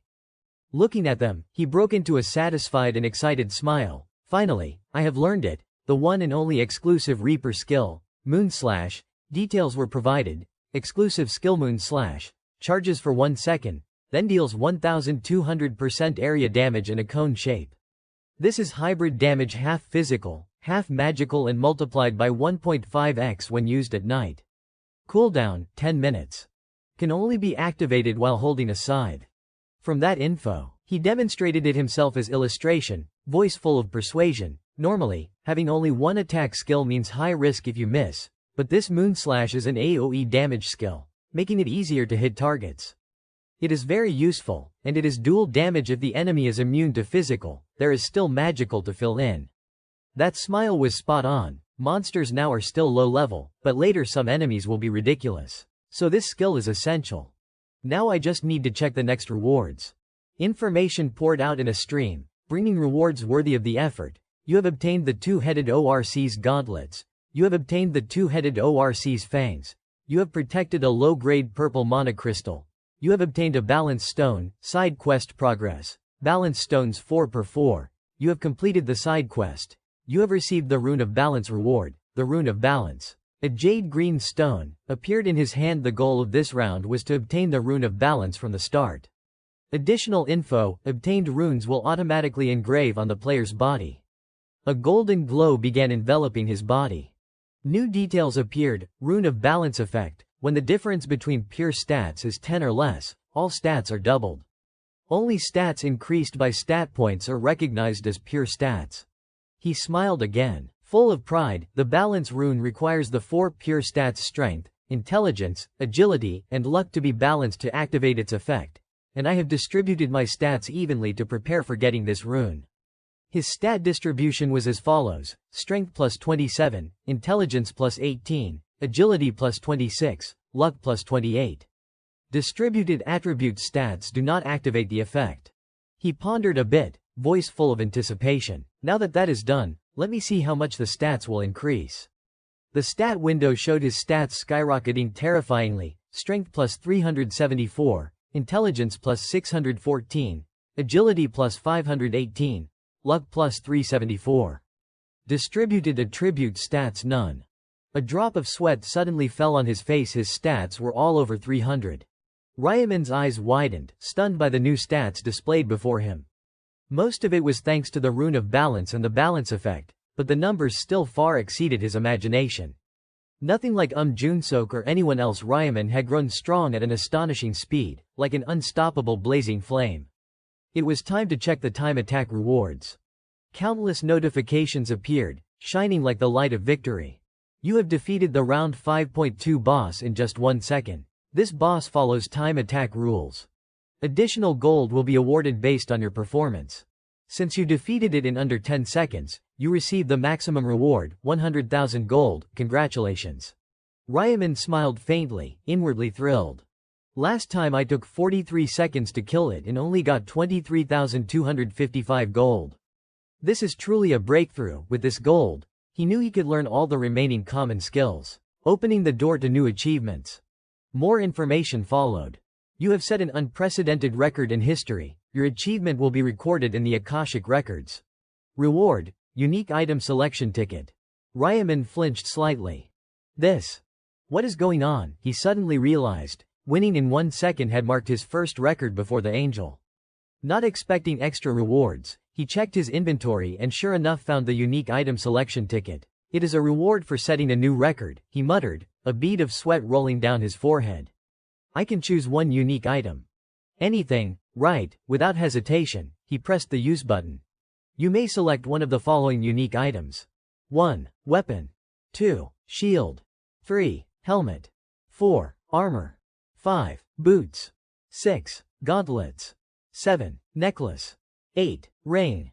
Ryaman paused, stroking his chin, eyes sharp with consideration. I can pick anything. A unique weapon. I will craft one later when I get back. No need now.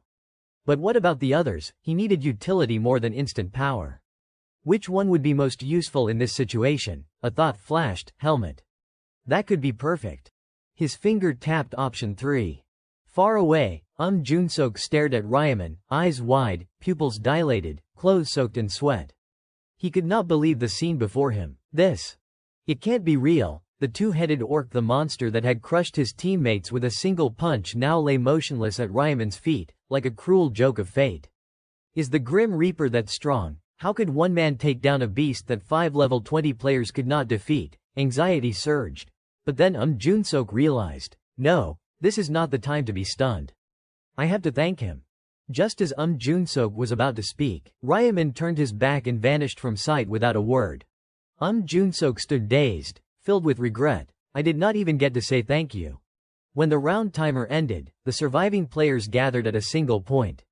An angelic figure appeared, Priscilla, her voice ringing out. Well, have you completed the quest? Glancing at the sparse crowd, she assessed, it seems the number of participants has dropped significantly after 10 hours. But then she smiled. Thinking of Ryaman, there is no way those lowly orcs could take him down. Did he join the hunt for prey? Without waiting further, she snapped her fingers. Let us see the results achieved. Priscilla's wings fluttered and the results screen appeared. Round 5 overall summary global rankings. First place, Break Saha level 40. Reaper time, 1:06 seconds. Second place, Doomidius Sam level 25 time, 2:30.21 seconds. Third place, Dark Knight of Heaven level 24 time, 2:47 seconds. CESS 007 zone. First place, Grim Reaper level 40. Reaper time, 1:06 seconds. Second place, Corn Support level 21 time, 2:55.38 seconds.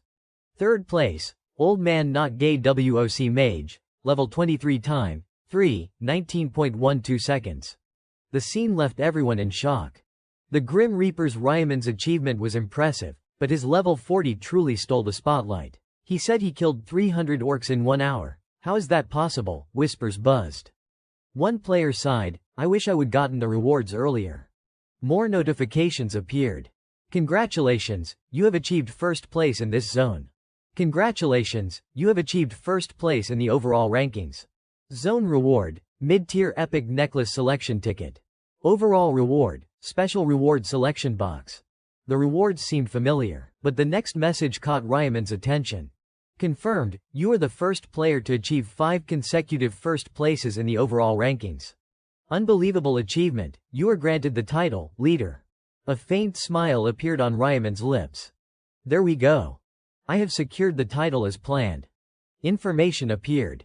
Title, Leader. Requirement, achieve 5 consecutive first places in the overall rankings. Effect, experience gained increased by 1.5x. This is why I kept chasing first place, Ryaman thought, eyes gleaming.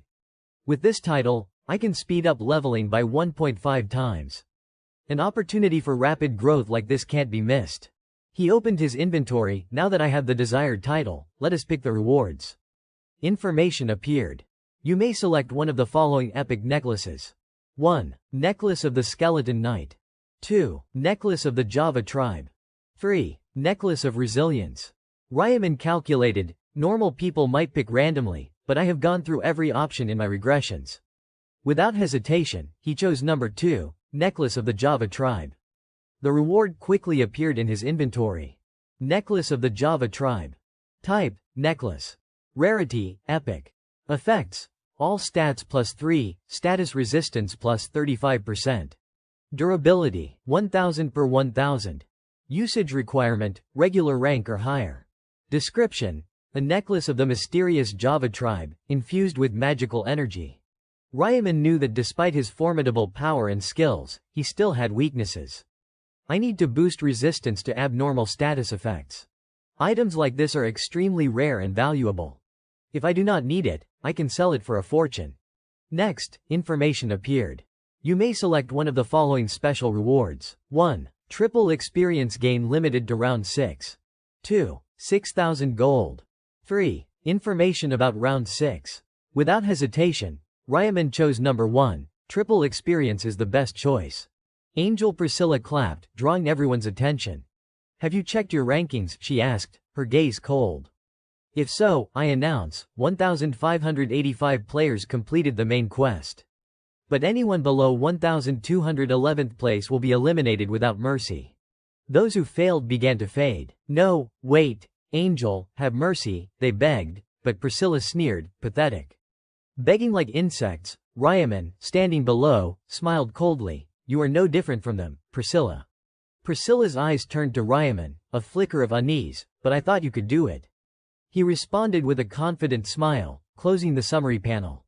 Priscilla radiated brilliant energy. All right, rest now. We will meet again in the next round. A notification rang out. Round 5 has ended. Overall survivors, 1,932,755 players. CESS-007 Zone Survivors, 1,211 players. Your souls will return to their original state on 01/06/2022, midnight. Round 6 will begin soon. Congratulations on surviving. Back in reality after 10 hours, sunlight streamed through the window. Ryaman stretched, eyes half closed. Ryawan, sitting across from him, watched. Ryaman opened his eyes and muttered, "Done eating, let us begin." The synthesis panel appeared. Ryaman moved the materials from round 5. Main material, Reaper's Scythe. Sub-materials, Orc Heart. Mysterious Wooden Totem, Corroded Arrowhead, Two-Headed Orc Molar. Final slot, Black Gold Ore taken from Wang Yang Min. Ryaman pondered, if I press Synthesize, the weapon will be upgraded to an epic item matching my rank. But with Black Gold Ore, I can elevate it to a unique item. He pressed the button. A blinding white light erupted. Synthesis successful, Dead's Sickle has been created. Dead's Sickle. Type, Weapon. Grade, Unique. Attack Power, 300. Effects, all stats plus 10, skill damage plus 10%. Durability, 3000 per 3000. Usage requirement, expert rank or higher. Description, a terrifying scythe favored by the god of death. The shadow of death always follows. Ryaman tilted his head back, a wicked grin spreading. Finally, I have surpassed the beginner weapon. Ryawan flinched, staring at him. Ryaman opened the info panel. I have plenty of gold now. Why not learn more common skills? The shop displayed 4 skills. 1. Area Scan, perceives the environment like a mini-map. 2. Enhanced Vision, greatly increases field of view. 3. Basic Resistance, increases abnormal status resistance plus 15%. 4. Dexterity, increases skill accuracy plus 20%. With 220,000 gold, I can learn them all, Ryaman thought.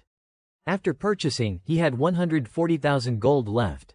Nothing else worth buying. He opened his status window. Name, Ryaman. Nickname, Grim Reaper. Rank, Expert. Level, 40. Class, Reaper. Titles, Time Regressor hidden. First Angel Slayer hidden. Challenger of Rich Busan hidden. The 1WH hidden.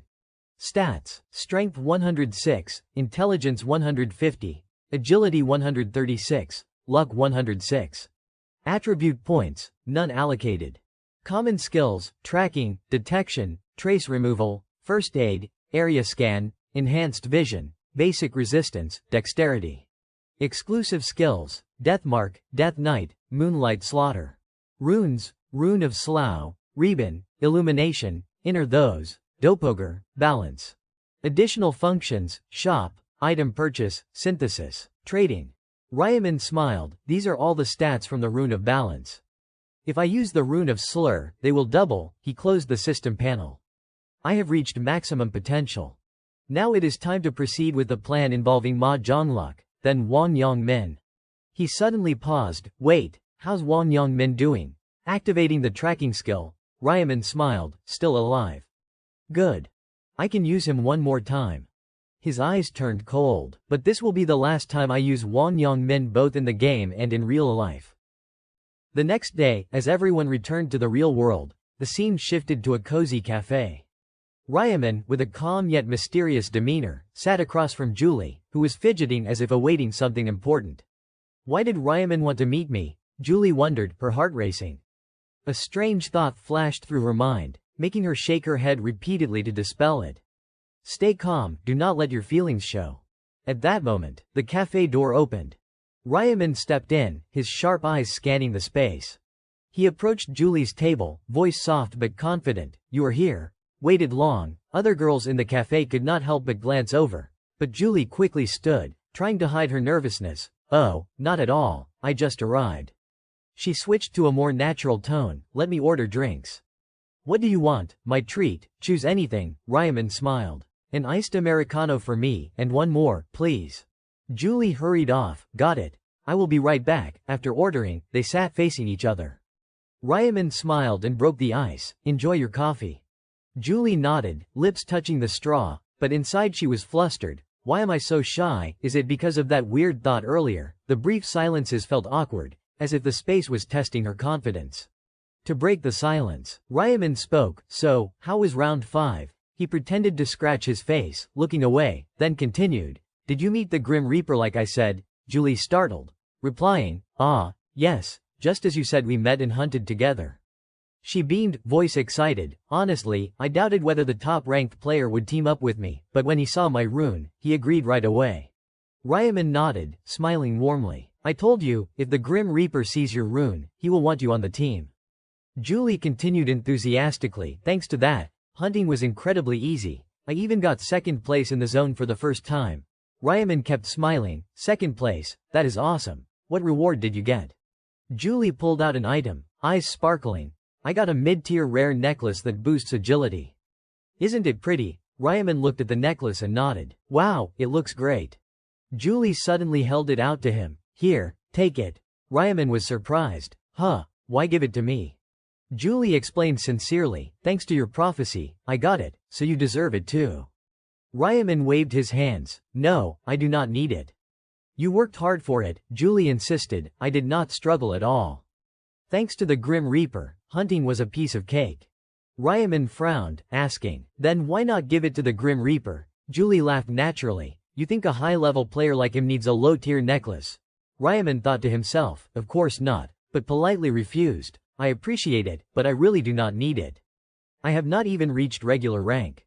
Julie was shocked. "Huh, you have not reached regular rank? What level are you?" Ryaman replied, slightly hesitant, "Level 19. I barely managed to kill 300 orcs in 10 hours. Julie sympathized, putting the item away, her eyes briefly disappointed. "Oh, a prophet is not really suited for combat." She changed the subject. "By the way, Ryaman, how do you fight?" He scratched his head, smiling. "Ah, I use magic, but I am shy about showing it." Julie analyzed, "So you do not need an agility necklace. I get it, you need intelligence more." She pulled a low-grade red mana stone from her bag. "Instead of the necklace, take this. I found it while hunting. Please accept it, this is my sincerity." Ryaman smiled warmly, taking the stone. "Thank you for thinking of me." Julie flustered, waving her hands. "I did not mean. I just wanted to thank you for helping me so many times." Seeing her shy reaction, Ryaman found it quite cute. He continued, surprising Julie, "I should give you something too. Right?"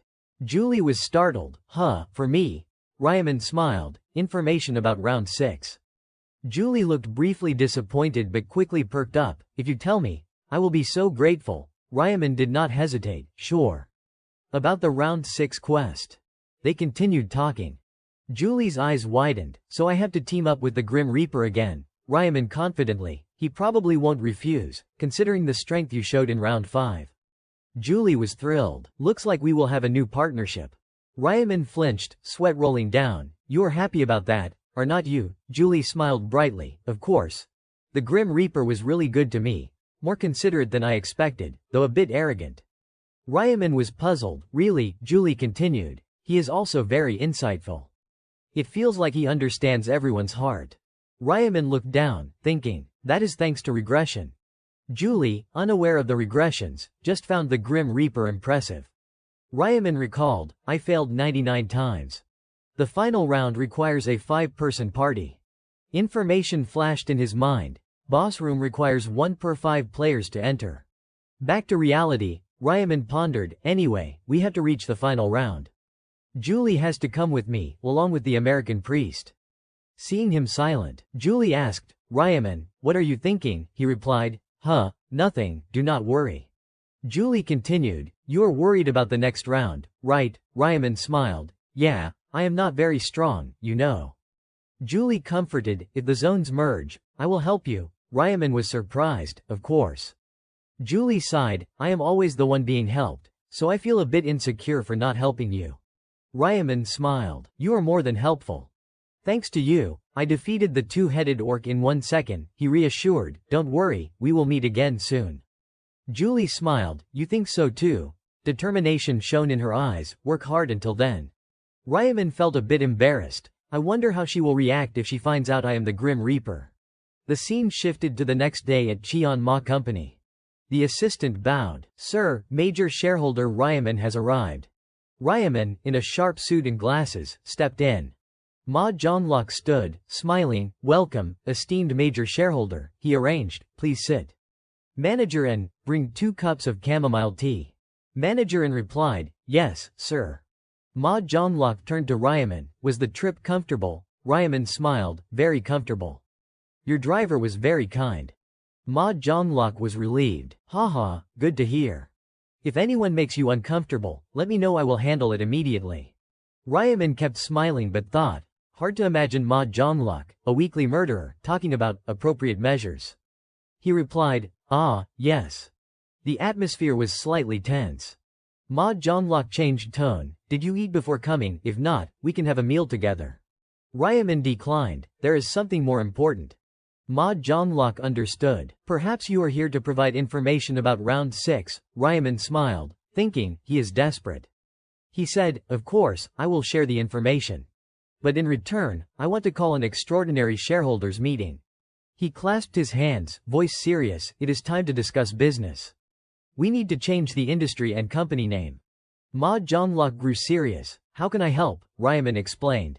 At the meeting, I want you to support the project I am about to propose.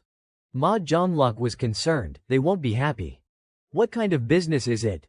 Ryaman paused deliberately, eyes confident. The business I am about to launch. He smiled, an exclusive social media platform for players.